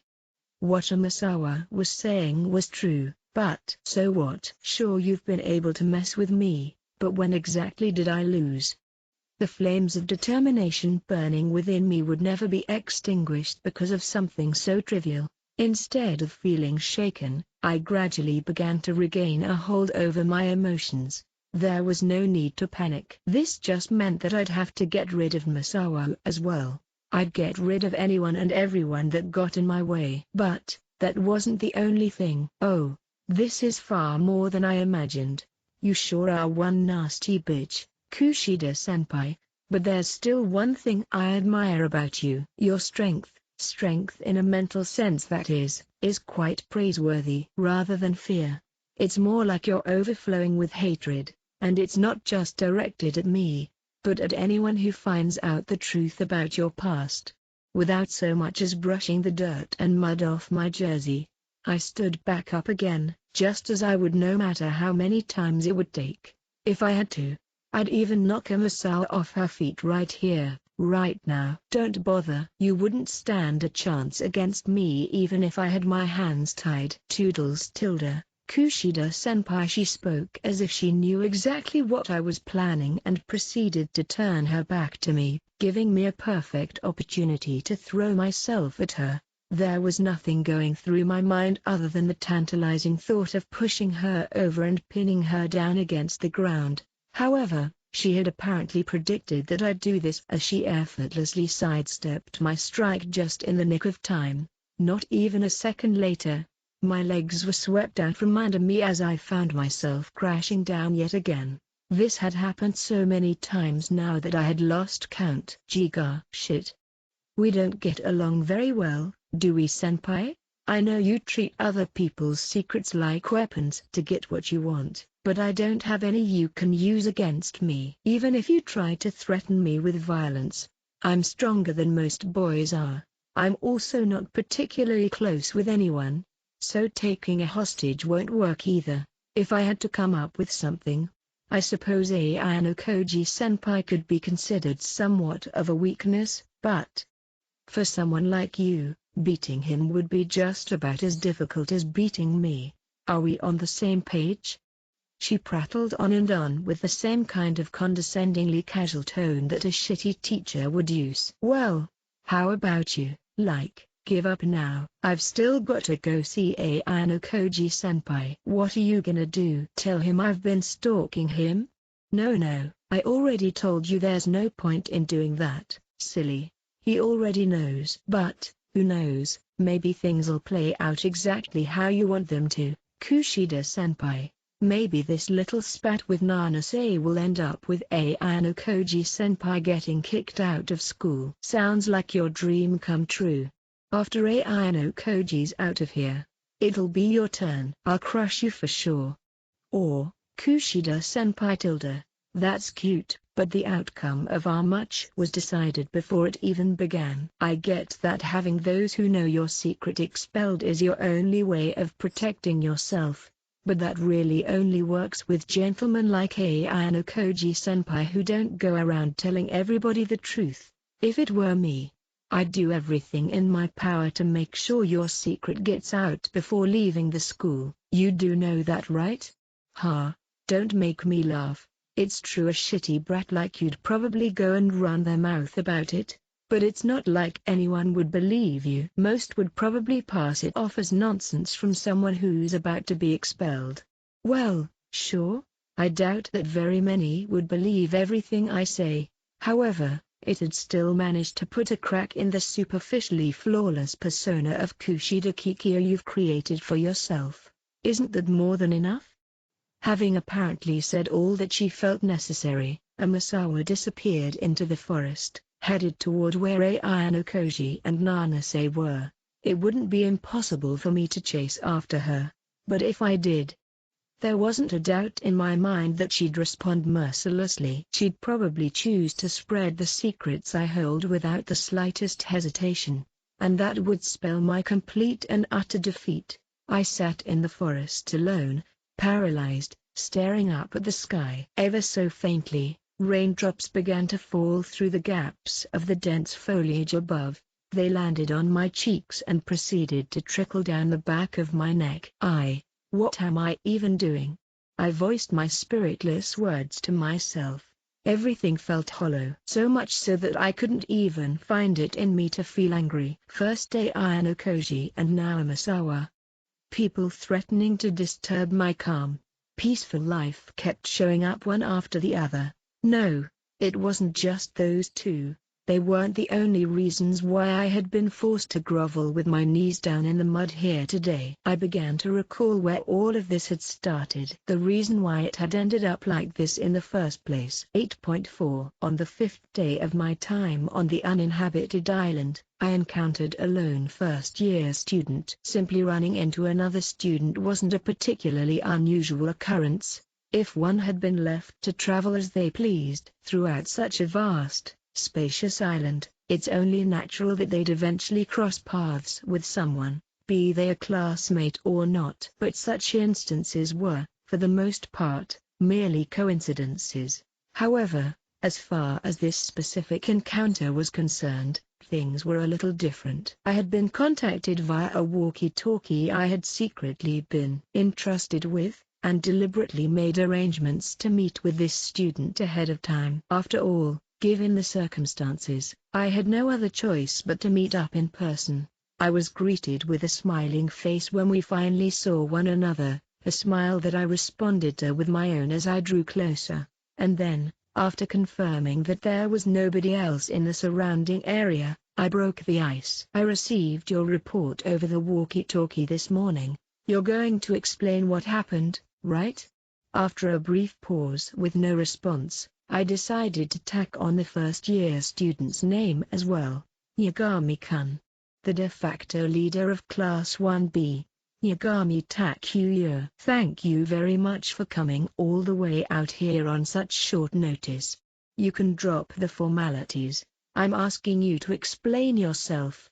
In response to my urgency, Yagami averted his gaze as if troubled by something. Shortly thereafter, he turned back and locked eyes with me once again.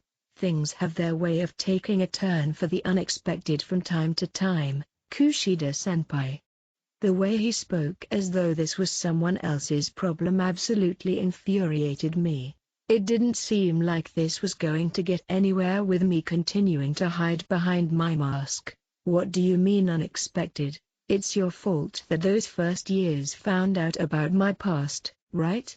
Back when Yagami contacted me this morning, he told me that a group of first-year students, Takahashi Osamu from Class 1A, Tsubaki Sakurako and Yuta Miyariku from Class 1C, and Hosen Kazuomi from Class 1D, had pressured him into confessing about me. Allegedly, the four of them had been suspicious of our relationship from fairly early on, and it had apparently been impossible for Yagami to talk his way out of it. This was by no means a problem that could just be swept under the rug with the type of half-assed response he was giving me. Please allow me to apologize for that. Seriously? Even if you apologize, it's not like it's gonna change anything. There were now 4 more people who knew my secret. At this point, there was nothing I could do about it on my own anymore. Tsubaki-san and the others had been more informed than I anticipated. It was a surprise for me too. A surprise? How stupid. Please calm down, Kushida-senpai. Tsubaki-san and the other first years aren't what's important right now. What? Their objective is purely to get Ayanokoji-senpai expelled from the school. I don't think they're very interested in what your past is like, Kushida-senpai. It didn't matter if they were interested in it or not. I simply couldn't stand the thought of living in the same general space as someone who had their hands on my sensitive information. Just why couldn't anyone else understand that? Besides, Those 4 are all first-year students. They basically have nothing to do with a second year like you, Kushida-senpai. Ha, don't make me laugh. You do know we're in the middle of fighting each other on a freaking island right now, right? When the time comes that I have to go against them, they'll have something to lord over my head. Inevitably, this would end up putting me at a disadvantage. If they blackmailed me with the threat of disclosing everything, it wouldn't matter what school year they were in. I'd have no choice but to comply with their every demand. Yes, I suppose that's true. Looking at it from Senpai's perspective, that must be awfully important. Yagami conceded, admitting to understanding where I was coming from. That being said, it would be nigh impossible to get those 4 expelled right now. Or am I wrong? Are you looking down on me? You'd best not get too carried away. I'm sorry, however, I still feel as though I made the best choice at the time. How exactly was it the best choice to blab about my secrets without my permission? I just barely managed to suppress the urge to sock him right in the nose as he continued. Do you remember what I told you back on the cruise ship about how I was devising a strategy to expel Ayano Koji-senpai? Of course I remembered that. Yagami had come up with a secret plan to force Ayano Koji out of school, one that he was going to implement once we were actually on the island. However, he had only handed me a walkie-talkie at the time, leaving me in the dark about the exact details of what he was up to. For your sake, Kushida-senpai, I'll add on a few things to my strategy. Add on? Once Ayano Koji-senpai has been dealt with, I'll make sure to have those 4 unwelcome individuals shown to the exit as well. That should take care of the problem, right? Yagami spoke without so much as a trace of guilt lining his voice. For now, let's think about getting a leg up on the rest of them. As it currently stands, even if Ayano Koji-senpai's expulsion goes by without a hitch, most of the credit will go to Tsubaki-san and the rest of Class 1C. You and I won't get a very large cut of the 20 million. I don't care about the points. I understand, but having a huge sum of points at your disposal makes for a better safety net to fall back on. This entire time, I had been reluctantly going along with all of Yagami's ideas. Even if I didn't want to, I didn't really have any other choice given the situation I was in. However, I was at my limit. I couldn't afford to sit around on this sinking ship any longer. I'm done with you. It's already clear enough that I decided to follow the wrong person. I hadn't come all the way here today just to have Yagami order me around like this. Rather, I came to draw the line and distance myself from him. You can still come back from this. It's already too late. No, it isn't too late at all. In fact, I'd say that this is your chance. Currently, Ayano Koji-senpai has his hands full with Nanase-san clinging onto him. Nanase, isn't she that girl from Class 1D? Don't tell me she is. Please don't worry. You can rest assured that Nanase-san knows nothing about your past, senpai. You know I can't trust anything you say anymore, right? I truly apologize for betraying your trust. But, please, at least hear me out. Even though I had been making it painfully clear how irritated I was for quite a while now, Yagami simply refused to stop talking. I told you previously that she's working with Hosen-kun to try and get Ayano Koji-senpai expelled, right? Well, I have a general idea of what their strategy is this time around as well. So what is it? Talk. Given that Hosen-kun is the one who came up with it, I'm fairly certain it'll revolve around violence. Violence? That'd be problematic, but I guess the acting director did say the school would be looking past any minor disputes that popped up between students. I can't imagine that'd be enough to warrant expulsion though. If it's nothing more than a light scuffle, then yeah, that might be true. But what if it's violent to the point of turning into a gruesome bloodbath? What then? Hosen certainly seems brutal enough to do something like that, but he'll be the only one expelled if Ayano one-sidedly gets his ass handed to him, right? Although Ayano would be disqualified from the exam due to his injuries, I found it hard to believe that he would be expelled on top of that. I don't think Hosen-kun will be the one squaring off with Ayano senpai this time. As you said, Hosen-kun's already got a bit of a reputation, so if a fight were to break out, he'd bear the brunt of the school's suspicion. If you say that, then yes, the one facing off with Ayano senpai will instead be Nanae-san. Although, even if she raises her hand against him, I can't imagine that he'll strike back right away. However, if she really puts her all into it, he'll inevitably have to do something to keep her at bay. Perhaps he'll actually end up hitting her, or maybe he'll get on top of her and pin her down. Either way, the spectacle would surely be quite unsightly. Indeed, if those two were to duke it out with each other. Well, needless to say, it would be a big deal. So, you're saying their plan is to have Nanase tell the school that Ayano beat her up?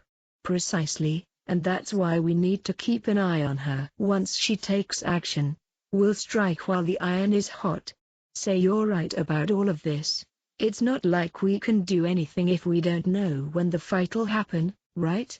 It's not like we can just hover around them 24/7. I've already got that covered. A certain somebody told me which day it'll be taking place. A certain somebody. While I can't disclose their identity, they're definitely trustworthy. Anyway, Nanase-san will be making her move on the 7th day of the exam. Though the exact time frame is still unclear, chances are that once they've gotten somewhere remote enough, then and there, things would start getting ugly. So, what exactly is your plan here? Your plan to get a leg up on the other first years? Our tablets come with the ability to record videos, right? If we use that to record their fight, it'd be possible for us to get our hands on incriminating video evidence. If we turn the video evidence of their fight over to the school, expulsion would certainly be on the table. But a single video might not be enough to guarantee his expulsion. It'd at least be enough to use as a threat. It's even possible that he might choose to drop out on his own accord. I understood the gist of what Yagami was trying to tell me. If it really ended up playing out the way he said it would, taking a recording would indeed give us the upper hand. I'd like to entrust the job of recording the video to you, Kushida-senpai. Huh? Why does it have to be me? Can't you just do it yourself? Compared to me, it won't seem unnatural if you're the one approaching him. That's what you think. Ayano-koji's already super wary of me. I'm a guy. At some level, it'd be expected of me to step up and intervene if a fight were to break out in front of me, making it too suspicious if I were to just stand there and take a video. However, you'd have the excuse of just being a delicate, terrified girl who, despite not being brave enough to intervene directly, at least managed to turn on her tablet and record what was happening. You'd be able to represent righteousness, refusing to cower in the face of injustice even though the perpetrator was a fellow classmate. While righteousness is great and all, I might end up being scorned by my peers for selling out one of my own. In that case, you can just give the video to me. I'll just say I got it from an anonymous source and leave it at that. Yagami was trying his best to persuade me, but as far as I was concerned, I was perfectly fine with letting Nanase or whoever else get rid of Ayano for me. That being said, it'd also be worthwhile for me to put in the effort if it meant increasing the odds of success, even if only by 1%. I just don't want to be on a sinking ship any longer. Naturally. So what's your role in all of this? Are you just gonna pile this on me and wash your hands of it? Of course not. On the day of, I'll be providing you backup over the walkie-talkie. Once the GPS search feature is made available tomorrow, I'll be able to relay Ayano-senpai's location to you at any time. That way, you'll be able to maintain a safe distance while you tail them. Plus, There's a chance Tsubaki-san is conspiring something too. She might try and pull something at the same time as us. So I'll be poking around to try and find out what they're up to as well. What about that Utamiya guy you're in a group with? He's nothing more than Tsubaki-san's pawn. There's no need to worry about him being up to anything. It was important, if not necessary, to take anything Yagami had to say with a grain of salt, but right now, I didn't really have much of a say in the matter anyway. You'll do it for me, right Kushida-senpai? It's not like I've got any other choice. There was no way out for me anymore. For the sake of protecting my position at this school, my status, I couldn't afford to allow myself any more mistakes. Epilogue, the seeds of unrest. What a bother. It was just past 7 a.m. on the 7th day of the exam, a time at which most groups would already be headed off to their first designated area. Ichinose Honami, however, simply let out a deep sigh as she stared down at the watch fastened onto her right wrist. Dark gray clouds lined the overcast skies above, threatening to drop their rain at a moment's notice. Ichinose, is it really broken? Shibata-so, a fellow group member, asked as he peered down at her watch. Yeah, seems like it. I think it happened this morning when I fell by the river and hit it on a rock. She had already tried everything she could think of to fix it once she noticed that it wasn't working properly, but despite her best efforts, she hadn't been able to get the GPS and heart rate monitor to function at all. Nothing showed up on the map when she tried to confirm her current position on her tablet either. With a broken watch, she wouldn't be able to earn points from any designated areas or tasks. Absolutely nothing good would come from leaving it like this. I guess we should be grateful we're not on the other side of the island, huh? Yeah, that's for sure. Ichinose and her fellow group members were currently in the southwest of Area E6. While the walk back to the starting area would only take about 2 hours, it would be fairly dangerous for her to make the trip on her own with a broken GPS. For the time being, it looks like we'll have no choice but to go back. Shibata sounded a bit peeved, but from the tone of his voice it was obvious that he wasn't placing the blame on Ichinose. But their first designated area of the day was Area D5. In other words, they'd have to move in pretty much the opposite direction of the starting area. So not only would she have to miss out on the valuable arrival bonus, but the entire group would lose out on the chance to earn any early bird bonuses as well. Though Ichinose understood what she had to do, she instead looked back at the 3 people, Kamuro, Hashimoto, and Ninomiya, who were waiting to depart behind her. Well, since it's busted, I guess there's no helping it, right Masumi-chan? If you head out now, you might make it back in time for the 3rd area.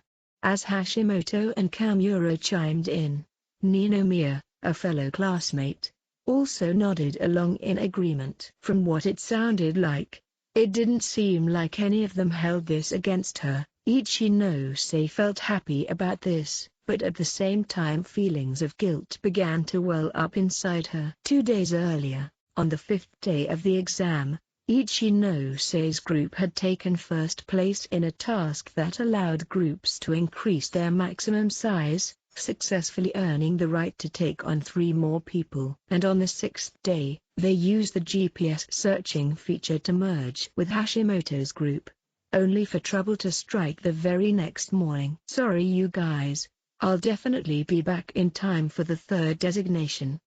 Now that a course of action had been decided on, every second mattered. She would need to move quickly in order to make her way back to her friends as soon as possible. Well, guess I'll stick with Ichinose. After Shibata's self-nomination, Ichinose buckled down and together, the 2 of them set off toward the south. Sorry Shibata-kun, for having to accompany me like this. It's not like there's anything you could have done about it, so don't sweat the apology. Yeah, that's fair I guess. Just like that, Ichinose and Shibata spent the next hour or so walking south along the river until they arrived at Area E9. By the time they stepped foot on the sandy beach, the starting area was close at hand. "We're going a lot faster than I expected." "Good work." All they needed to do now was push westward and they'd eventually turn up near the port. Even if they moved slowly, this final leg of the journey would only take less than half an hour. However, that meant that the round trip would take around an hour, so time was still of the essence. "Shibata-kun, why don't you just head for the next designated area from here?" "No way." "Even though it's close, isn't it still dangerous for you to head back alone? The forest is like a maze. You know that." "And yeah, it's still daytime and all. But it's really cloudy today, so rain." Shibata looked up at the sky as he trailed off. It was currently 8 a.m., and while it wasn't raining yet, there was no telling when the weather would take a turn for the worse. "Yeah, I know it's dangerous, but I should be able to make it back to the port from here without getting lost. If we want to catch up to the top groups, we can't afford to miss out on even a single point. Besides, if it does start raining, we might not be able to meet back up with the others." Though it was somewhat greedy, Ichinose felt strongly that they should go after as many points as possible. "I just need to walk in a straight line. I'll be fine." At the very least, she wanted to get Shibata back onto the field quickly so he could earn points for the group. As the one holding everyone back, she simply wanted to minimize the burden. "All right, but please don't do anything foolish. If it starts raining, don't try to force it, just wait until it stops, okay?" "Yep, I definitely won't overdo it." After all, it'd be no laughing matter if I got injured and was made to retire because of it. After promising to be careful, Ichinose waved her hand, urging Shibata to meet back up with Hashimoto and the others. And then, with the general directions Shibata had given still fresh in her mind, she set foot into the forest. Even if she couldn't make it in time for the next designated area, her resolve to get back in time for the third drove her to keep pushing forward. Her feet moved even faster than her racing mind, eager to avoid wasting any time. Given that she hadn't spotted a single person since she split off from Shibata, there didn't seem to be anyone else in the area. Originally, she thought that she'd be able to ask another group for help if the need arose, but as time went by, she realized just how naive that line of thinking had truly been. After trudging forward for about 10 minutes, the already poor visibility of dimly lit forest gradually began to deteriorate. The cause for this was obvious. The gray clouds lining the sky had become even thicker and darker than before. Though Ichinose had every intention of walking in a straight line, the dense thicket of trees standing in her way had other plans. The path, if you could even call it that, was treacherous. The moment she worked her way around one tree, 2 more would already be lying in wait just ahead. As time went by, she eventually began to lose confidence that she was walking straight at all. "Why does it feel like everything's gone terribly wrong for some reason?" A quiet laugh of self-derision crept past her lips. She had no choice but to keep pushing forward. After all, the port should theoretically only be a couple hundred meters away. She continued walking for 20 more minutes or so before finally coming to a stop, at a complete and utter loss for what to do. If she hadn't taken a wrong turn at some point, she definitely would have arrived at the port by now. What am I even doing?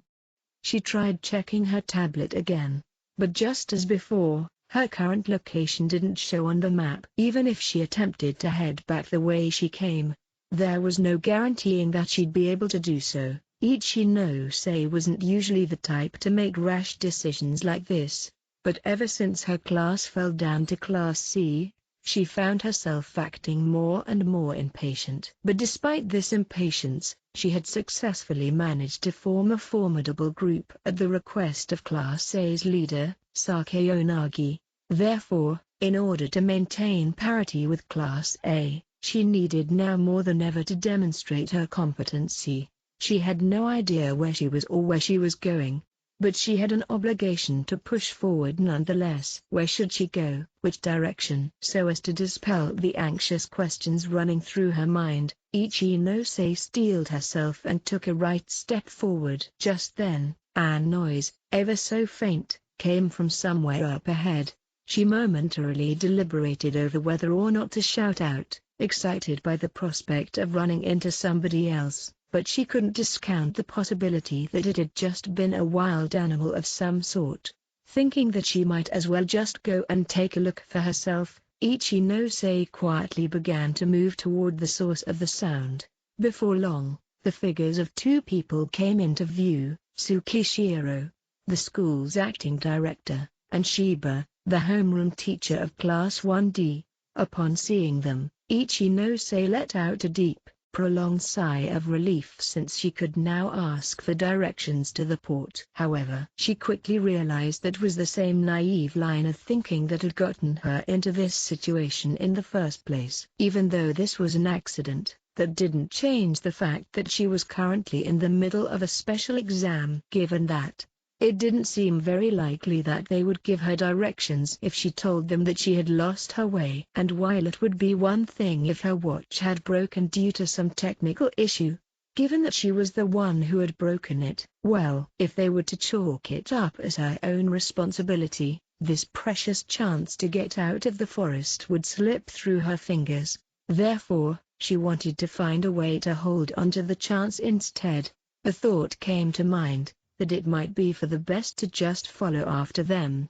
They'd ideally just go back to the starting area from here, but if they ended up heading off to an upcoming task site instead, other students would be bound to show up sooner or later. Either way, by following them she'd probably manage to avoid the worst-case scenario. After thinking about it for a bit longer, she ultimately settled on tailing them from behind, since they seemed to be immersed in a conversation of some sort. As they walked, she figured that she would be relatively hard to notice, and even in the off chance she did get caught, she didn't think it'd be a very big deal as long as she feigned ignorance. I asked you to confirm whether or not we're in the clear to freely take action. How about it? It seems that will be difficult. I've found evidence to suggest that the teachers are keeping a keen eye on us. Among them, Mashima seems to be on particularly high alert. The sound of their voices traveled clearly throughout the quiet, tranquil forest, allowing Ichinose to make out most of what they were saying. Though, she wasn't very interested in the contents of their conversation, so she didn't listen in very closely, choosing to focus primarily on staying concealed instead. Aside from him, there's one other teacher of note, Chabashira, Class 2D's homeroom teacher. She's been searching through all the logs and records. It's because dragging the teachers into this was one of the few viable options he had left. Be it Chabashira-sensei or Mashima-sensei, there's no doubt in my mind that their actions link back to Ayano Koji-kun. Since Ayano Koji-kun happened to be at the scene back then, it's only natural that he managed to figure out the truth. However, everything changed the moment a certain, unexpected name came up. Ichinose held her breath with newfound interest. Ayano Koji, a name that subconsciously made her heart throb whenever she heard it. The two men came to a complete stop before continuing. Perhaps due to the sudden mention of this very name, I've already altered the logs on our end, so I don't believe they'll be able to trace anything. Thank you for that. However, they still might get their hands on something. If so, we're not going to get another chance. We have to be sure to corner him this time. Will it really be that simple to force his expulsion though? He's the of the White Room. People are always so caught up with titles. He's just a comma. That's White Room? Despite straining her ears to try and comprehend what had been said, Ichinose couldn't quite make out some of the words. The wind had suddenly picked up strength, the sound of the gale drowning out their voices. Ayano Koji's name together with the word expulsion ceaselessly echoed throughout her mind. Of all people, why were the acting director and a first-year teacher talking about something like that? Desperate to make out just a little bit more of their conversation, Ichinose unconsciously began to close the distance, a distance she otherwise knew she ought to maintain. If he keeps until the last day, lets him disappear, and I too planned.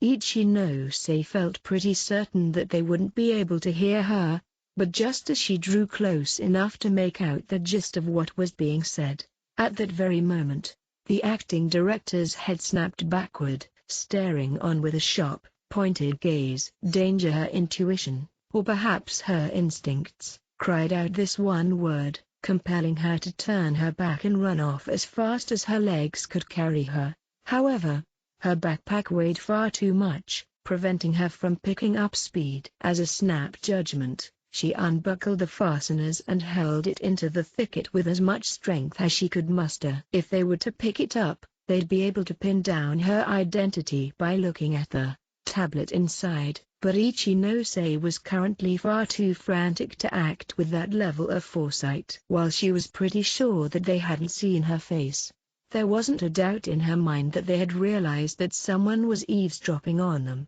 That alone, she was certain of. Their entire conversation just now was something she was never supposed to hear. It was a premonition, one that chilled her down to her very bones as she continued to run. She could definitely get away from them just fine, right? And there was definitely no way that they, of all people, would come and chase her down, right? Yeah. Everything was definitely going to be fine, right? Definitely. Definitely. Definitely. From behind, the sound of twigs breaking and leaves crumbling underfoot could be heard. While Ichinose wasn't that confident in her physical capabilities, she was very proud of her speed. Left, right, straight, the direction didn't matter anymore. She just kept running, completely lost within the forest, losing further control with every mindless step she took. There was a strange, almost surreal feeling that came with bearing witness to something that shouldn't be seen, and it was that very feeling that drove her forward. Ichinose eyes had been glued to the path ahead as she ran, sparing not even a single glance to where she had been placing her feet. So, in the midst of her delirium, her foot inevitably got caught on something, sending her toppling down to the forest floor. When she looked back, she saw the apparent culprit, a large tree root protruding up and out of the ground. Although there was a sharp, biting pain in her knee due to her fall, she endured it, doing what she could to try and get back up on her feet again. Just as she slowly began to put weight back into her legs, a large hand reached out and clamped down on her left shoulder from behind. Ichinose immediately froze in place, surprised to the point where her heart nearly stopped, and fearfully looked over her shoulder. If I'm not mistaken, you're Ichinose Honami from Class 2C, correct? Intimidated by Shiba's strong gaze, Ichinose sank back down to the ground again. Why yes, that's correct. With her rear end now on the forest floor, she tried desperately to scramble backward, but there was simply no escaping his discerning gaze. He stood, towering over Ichinose, his eyes filled with indecipherable emotion. Why are you here? Well, it seems that my watch is broken, so I was going to get it looked at. I see. So that's why there aren't any GPS signals nearby. After a brief pause, he continued, it doesn't really matter how much you heard. Even if it was only a couple of words, for you to get yourself involved in this, well, it simply means you were unlucky. Are you saying that I'm going to be penalized for something? It has nothing to do with the school's rules or penalties. We're just going to have to dispose of you immediately. At that, Shiba slowly began to reach for Ichinose. It's a bit premature to resort to such violent methods, Shiba-sensei. Tsukishiro, having shown up slightly late with Ichinose's backpack in hand, spoke up to rein Shiba back in. Yes, forgive me. At that, the acting director turned and looked at Ichinose with an ominous smile on his face. Let's go about this formally. Did you happen to hear anything, Iachino-san? Not at all. I didn't hear anything. Of course, that was a lie. While it had only been a few bits and pieces, Ichinose had indeed overheard their unsettling conversation. But no matter what she chose to say in response, they probably weren't going to believe her anyway. I'm not so naive as to trust those words of yours. As adults, we always have to assume the worst and act accordingly, so I have no choice but to proceed under the premise that you heard everything. Tsukishiro stood before Ichinose with an evaluative look in his eyes, and then, he crouched down to match her gaze with his own. Accidental as it may have been, you still heard it all. Information that should have never reached your ears. And yet, here we are. Shiba simply stood back as he watched his superior, seemingly afraid of where it was headed. If our conversation earlier were to leak to the public, Shiba-sensei and I would be in a great deal of trouble. I really didn't hear anything. That's not true. I'm speaking now under the firm premise that you did, remember? Being told this, Ichinose could only swallow her bated breath. Should we perhaps roughen you up a bit until you forget the memory, Ichinose-san? Your retirement would be soon to follow. Seeing her cower in fear, Tsukishiro smiled and stood back up. I say that jokingly. Of course, as the one entrusted with protecting this school, I would never truly say something like that. I too would like to avoid a violent solution if at all possible.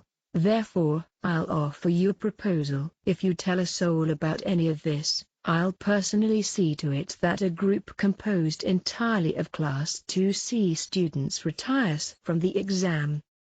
Naturally, this would be a group that doesn't have the private points they'd need to save themselves.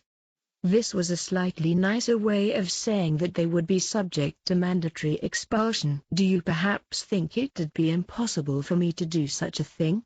As the man in control of the rules, fabricating a justification would be trivial. There's no telling what might happen, especially out here on such an unsupervised, vast deserted island. Tsukishiro narrowed his gaze, peering down at the terrified Ichinose.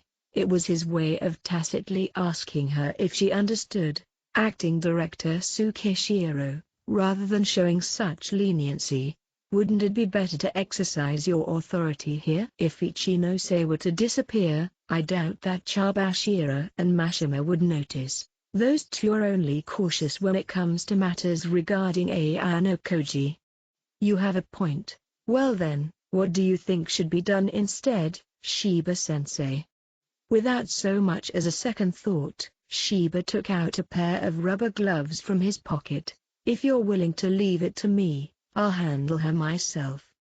Any and all hopes that Ichinose had of getting away were long gone by now, leaving her with no choice but to wait for her sentencing as the two men discussed how to deal with her. From the mortified look on her face, it was clear that she couldn't even begin to imagine what Shiba intended to do once he put on the gloves. The sight caused Tsukishiro to let show a tender smile. Well, I'd rather not waste any more time on this. Saying that, Tsukishiro set down the backpack he was holding in front of Ichinose before stepping away again. The port is located about 150 meters straight ahead of us. Do get going, if you would. Why yes, sir. Overcome with a sense of panic, Ichinose hurriedly put on her backpack, desperate to get away as quickly as possible. It's not your enemies that you should be protecting, but your own classmates. It would do well to keep that in mind. Ichinose nodded in response before promptly setting off in the direction Tsukishiro had indicated. Once she had disappeared into the forest, Shiba sent a look of confusion towards Tsukishiro. It's fine, just leave her be. Are you sure? If she mentions this to Ayano Koji, it'll interfere with the plan. He simply couldn't shake the thought that there were still loose ends that ought to be dealt with somehow. Unexpected setbacks happen all the time. That being the case, we'll just have to adapt. Shiba still seemed visibly apprehensive about this, unable to perceive Tsukishiro's true intentions. Are you really that worried?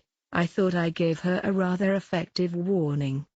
If she were to go back on her word, Several of her classmates would be expelled, although it was just a threat. For someone like Ichinose who prioritized her classmates above all else, it would have seemed far more real. Regardless of her relationship with Ayano Koji-kun, the elimination of a formidable enemy like him would be great for Class C.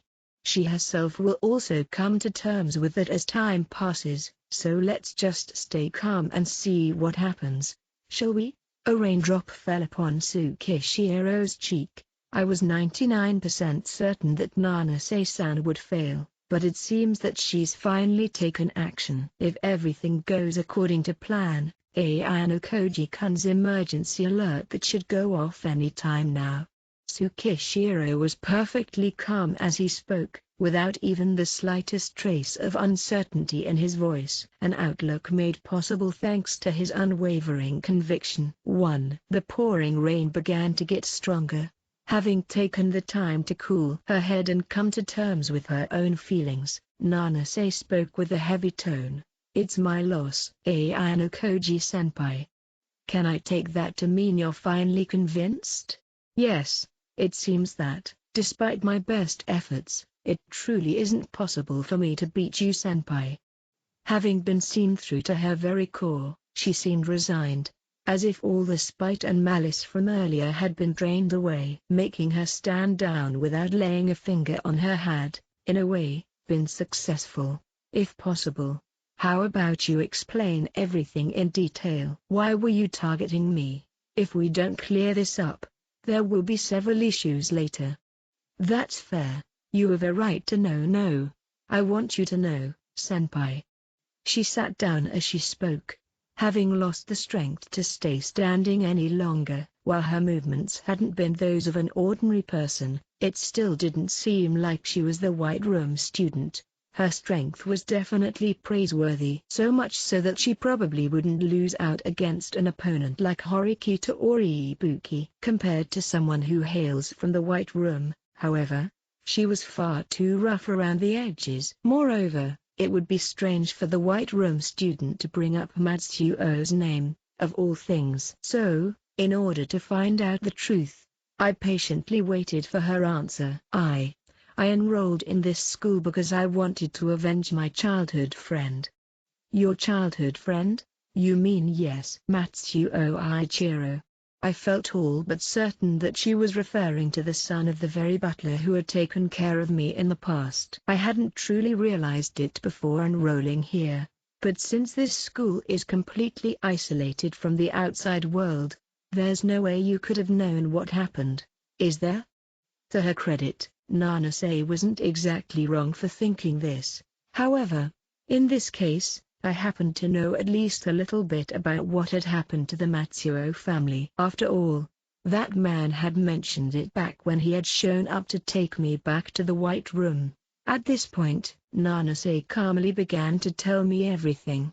How Ichiro had been forcibly expelled from the high school he had worked so hard to get into due to my father's relentless scheming. How, no matter which school he tried to apply for afterward, he ended up suffering the exact same fate, eventually leading to him giving up on pursuing higher education altogether. How, upon finding out about this, his father had committed suicide, burning himself to death. And how, after his father's death, he was left to do what he could to make ends meet by working a part-time job. Even though that man had already told me all of this, I simply chose to hold my tongue and listen. From kindergarten up until the day he graduated from middle school, I was always together with Ichiro-kun. He was a year above me and better than me at just about anything, from studies to the games we played together. He was my inspiration, my role model.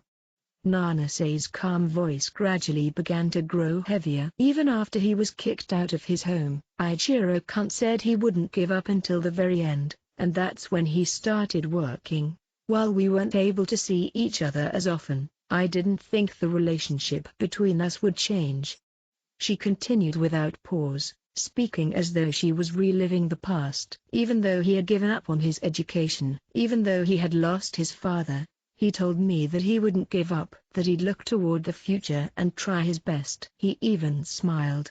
And yet, Nanase voice began to shake, her fists clenched. Earlier this year, on the evening of February 14th, I paid a visit to Ichiro-kun's apartment. He was trying so hard, so I was hoping to at least make him feel a little bit better, but even without hearing the end of it, I could tell exactly where she was going with this, that, despite all his hard work, Matsuo Ichiro had ultimately chosen to give up on his own life. If you can never meet again, then you'll never be able to tell them how you feel. You said it yourself. I was reminded of what she said back when she was consoling Ike on the second day of the exam. In her case, she had been far too late for regrets. Heartfelt words would indeed be meaningless when said to a corpse. I didn't know very much about you or your father at the time. In fact, I had only just sent out my application to another high school when that person appeared before me. You mean Tsukishiro? Yes. Back then, acting director Tsukishiro told me why Ichiro-kun's life had been thrown into turmoil. He said that the root cause of all of it had been that someone named Ayano Koji Kiyotaka had escaped from an establishment called the White Room by enrolling at a school named Advanced Nurturing High School, and that he had made arrangements for me to enroll there myself. And so, she had taken him up on the offer in order to seek vengeance for the death of her childhood friend. If I could successfully get you expelled, he promised to let me meet your father, Senpai. Truth be told, I was going to ask your father to bow his head and apologize to Ichiro-kun, but even if she somehow managed to get me expelled, there was simply no way that man would ever choose to bow his head. Her words would have never managed to get through to him. Of that, I was certain. I was able to see the bigger picture at this point, but there were still several things that I didn't understand. Tsukishiro told me that he had sent in a student from the White Room. Was that just a bluff? What do you mean by that, Senpai? I don't really know much about this White Room thing to begin with. It didn't seem like she was lying when she said this. So with that being the case, there were only two possible explanations I could come up with. The first was that the enforcer he had sent wasn't Nanase, but someone entirely different, be they from the White Room or not. While the other was that the very enforcer he had mentioned really was Nanase, and he had just wanted me to think that she was from the White Room. If it was the latter, then there wouldn't be anyone else targeting me anymore. However, that felt pretty hard to imagine. When compared to the general public, Nanase was exceptionally talented, but her abilities fell short for an enforcer tasked with forcing my expulsion. Even Tsukishiro should have realized that it would end up like this. I knew that you weren't the one at fault, Ayano Koji-senpai, but I needed someone to take it out on. All my pent-up anger and frustration. Upon hearing this, all sorts of things started to make sense. Her behavior ever since she first came here, throughout all her attempts to have me expelled, there had also been several occasions where she had stepped in to help me. Contradictory behavior that had come about because Nanase herself didn't truly believe that she was doing the right thing, and today, convinced that she had Matsuo Ichiro's dying will at heart, she unleashed it all. We were high up on the mountain and the falling rain had cooled down the ground beneath our feet, causing a thick fog to enshroud the area. I don't know how I can face you anymore, Senpai. I'm so sorry.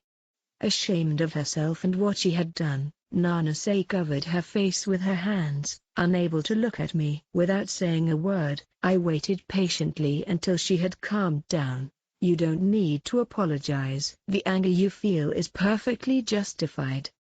The fact of the matter was that that man had committed such a grave crime just to bring me back. A cold-hearted, calculating being who doesn't even see others as human. But, ironically enough, that was also a projection of myself. I've failed to carry out the acting director's orders. There's no point in me staying here anymore. Will you drop out?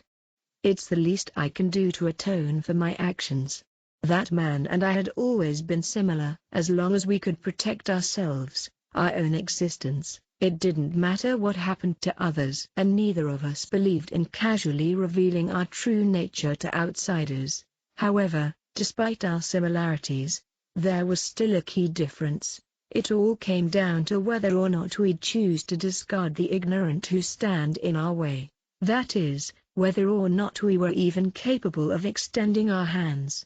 Extending his hand to an ignorant person was something that man would absolutely never do. And that was the decisive difference between us. I slowly reached out, extending my hand to Nanase-senpai. If you're really sorry, then please take back what you said just now. What do you mean?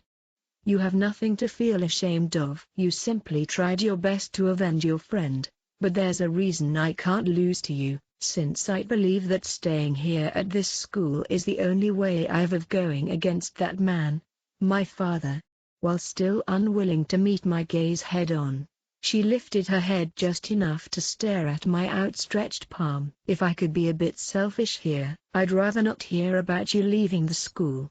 Instead, I'd like you to cooperate with me. Even now, Tsukishiro is probably scheming to use this special exam to expel me and present me as a gift to my father. If that were to happen, all the painstaking efforts Matsuo Ichiro went through to get me into this school would be for nothing. Are you saying that I should have been doing the opposite this entire time? Can you lend me your hand? Her delicate, smooth hand took hold of my own. It's a promise. Though her hand was cold due to the rain, there was still a hint of warmth contained within. Nanase, whose head had been down for a while now, finally looked me in the eyes. This had nothing to do with whether she'd actually be able to help me or not. I just needed to make good use of her so that she could, even if I ended up only using her once and throwing her away. You'll catch a cold if you stay in the rain for too long, so let's get going. Okay. Afterward. Hello everyone. It's Kinugaza, the world's biggest fan of Yume Chazuke, served with green tea poured over it. Rice soup with Japanese pickled plums. First of all, please take note that this is the first time the special exam has spanned for more than one volume. I wanted to write about the other students scattered about the island, but before I knew it, I had already hit the page limit. I'm really starting to feel the limits on how much a single volume can permit. Back when I first started writing, I'd think to myself, it'd be fine if I went a couple of pages over the limit, right? What's the big deal? Despite that optimism, most of the time I'm struggling to fit everything in. Why can't they just make an exception for Yuzutsu and let me write over 500 pages per? No, I'll stop. That would probably just end up with me injuring myself in vain. I'd probably be just fine with a 50-page increase instead. All right. Sorry for the lengthy preamble here, but I've only gone any page for the afterword this time. Honestly, I feel like we'd be perfectly fine without an afterword. Is there really anyone out there dying to read these anyway? I wonder this all the time, but I imagine it's really annoying for the reader if the very next page after finishing the story is the afterword without any blank pages to space it out. That being said, there simply aren't enough pages, so it can't be helped. While the end of 2020 is now in sight, I'll continue working hard to finish off the year. Until next time. Sakeonagie Risu SS, an enjoyable moment. The 5th day of the special exam is fast approaching, but the only ones who felt time running fast are the strong students with lots of extra energy, or the ones like me who remained at the starting line. The physical and mental stress is generally felt throughout all classes. As long as they repeatedly throw themselves into this harsh environment, bad injuries will definitely begin to appear at this stage. I clearly understand that from watching the people entering and leaving the harbor from the beach I'm at. Oh my! I notice someone approaching me and my cheek softens. Without showing any signs of fatigue, he walks closer to me as usual. Good day, Ayanokuji-kun. It's a rather hot day today, isn't it? How are you? He's the same as always.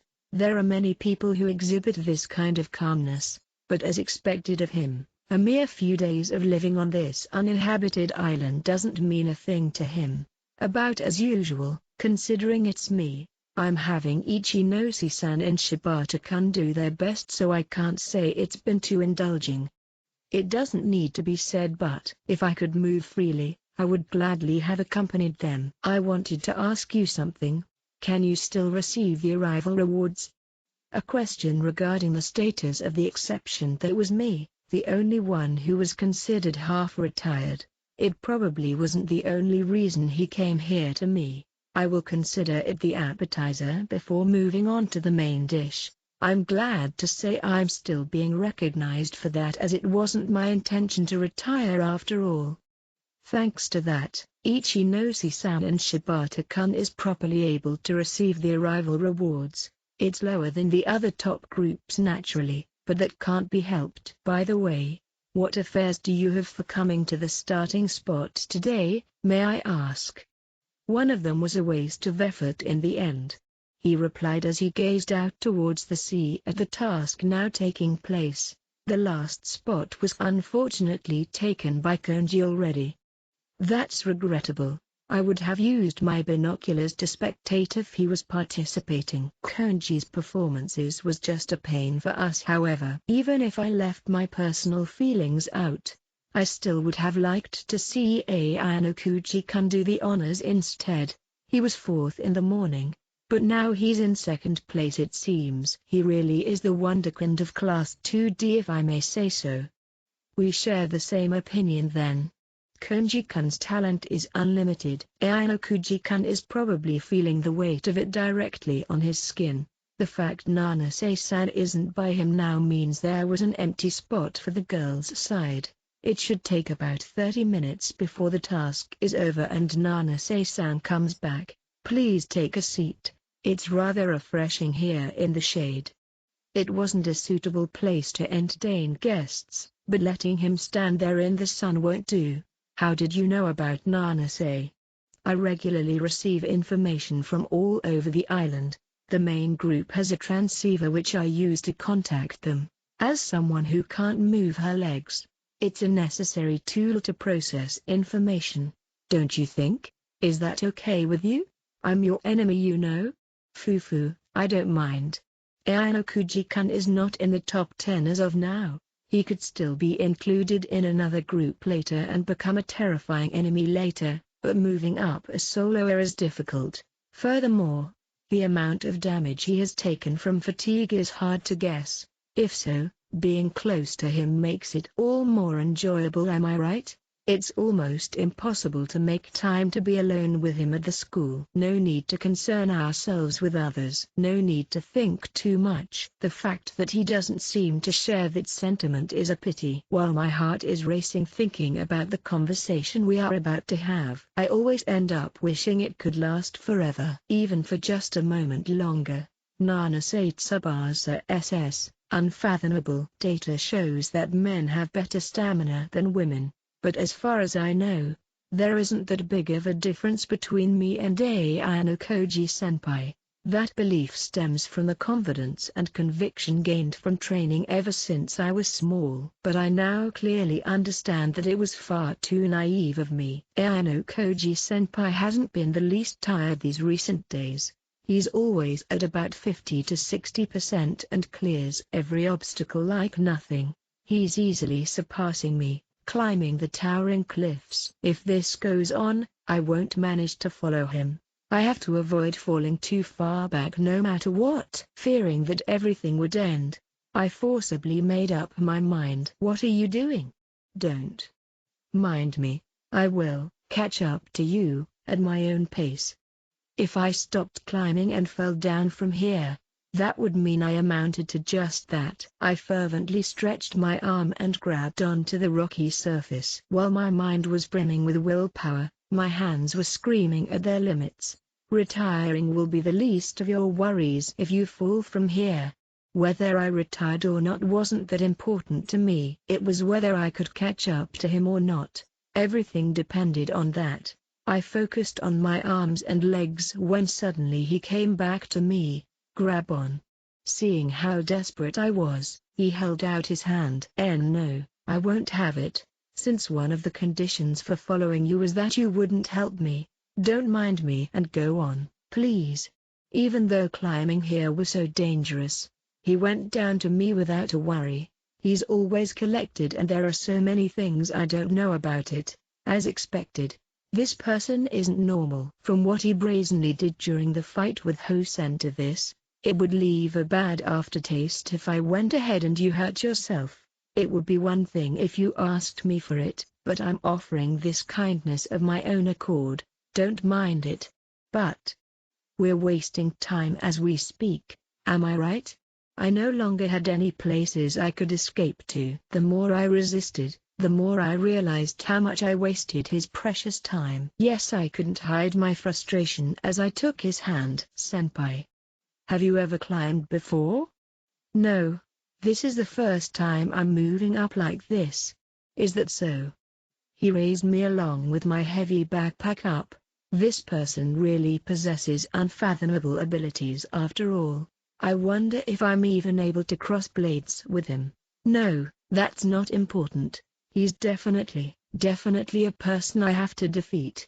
And then I must drag out that person. That's why I came to this school in the first place. It's the only goal I have. Horikita Suzune SS, a brief farewell. Well then, I'll be leaving. I told Ayano-kuji-kun as I began to take my leave, while adjusting my hat which shielded me from the sun. It seems he would be staying at the starting line since he just saw me off. I had to perform well as someone who was going solo these next 2 weeks. The same could be said about Ayano-kuji-kun, but I probably didn't need to worry about him. No need to worry, huh? Without even realizing, my thought patterns had inadvertently settled on this option. As soon as I had heard the rules for this special exam, I had immediately realized just how difficult it would be to fight solo. For him though, there weren't any reasons for concern. I took a swift glance at him. He was still watching me with a slightly puzzled expression on his face after watching him score the highest possible marks in that math test and how he had handled Hosen. I had realized he was much more than he let on. Was that why? It was probably a factor, but that wasn't the complete story by far. That's because I've been watching him from up close this entire year, more than anyone else. He never panicked and remained calm no matter what. He was a person who would always find the right answer and win regardless of the situation he was in. He had flaws obviously. He couldn't achieve certain goals without revealing some extent of his true abilities. Not to mention, he wasn't particularly good at communicating either. But he would shield those weaknesses by using others. I stopped looking back and took a strong step forward. A new invisible feeling was growing. It probably wasn't jealousy nor was it admiration. I wanted to become someone who could stand shoulder to shoulder with him, I believe. Probably.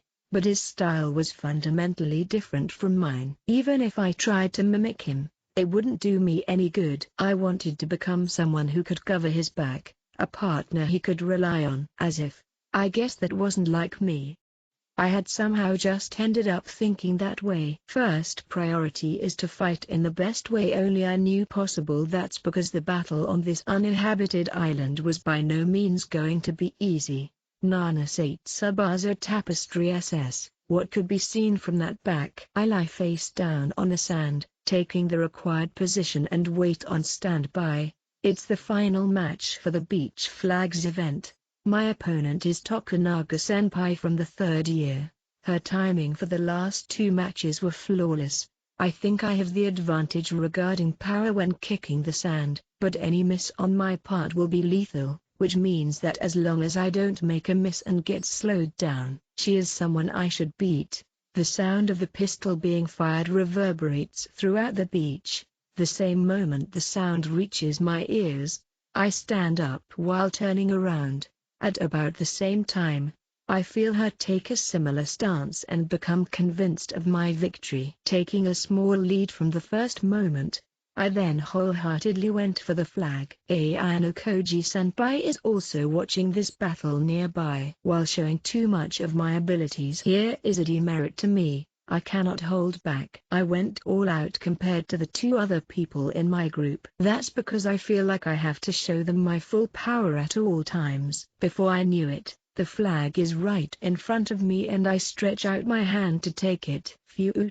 Feeling relieved over securing the win in this final round, I breath in and out to calm down. What a terrifying first year. It's my loss. Tokunaga-senpai, who came in after me, said as reached out her hand for a handshake. Thank you so much, Tokunaga-senpai. You know about me? I looked at the OAA app for any upperclassmen I had to be wary of when preparing for this special exam.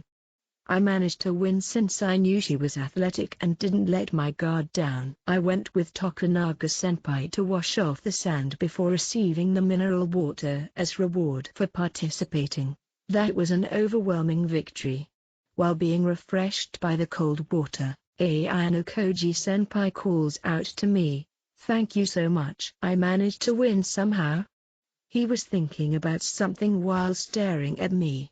I try to not let it bother me and ignore it, but he still continues to stare. I somehow begin feeling a bit bothered by it, or shall I say a bit distracted by it. I was wearing a swimsuit, so I can't help but feel a bit embarrassed by it. Hey, Ayano Koji-senpai? I can't really relax when you are staring at me like that. I instinctively said. I have never showed so much of my skin to anybody before, so. Yeah, whoops, you're right, my bad. He apologizes and looks another way, but I still can't relax and turn my gaze somewhere else. I hope I can calm down a bit, but I am spending a lot of alone time with him during this uninhabited special exam, which also means that we, a boy and a girl, are moving around together. That felt like a bit of problem to me. Oh, no. If I continue thinking about this, my plan will break down. Ayano Koji-senpai seems to be talking to Kiriyama-senpai, so I'm going to change while I have the chance. I decide to go and wash these unexpected feelings off me.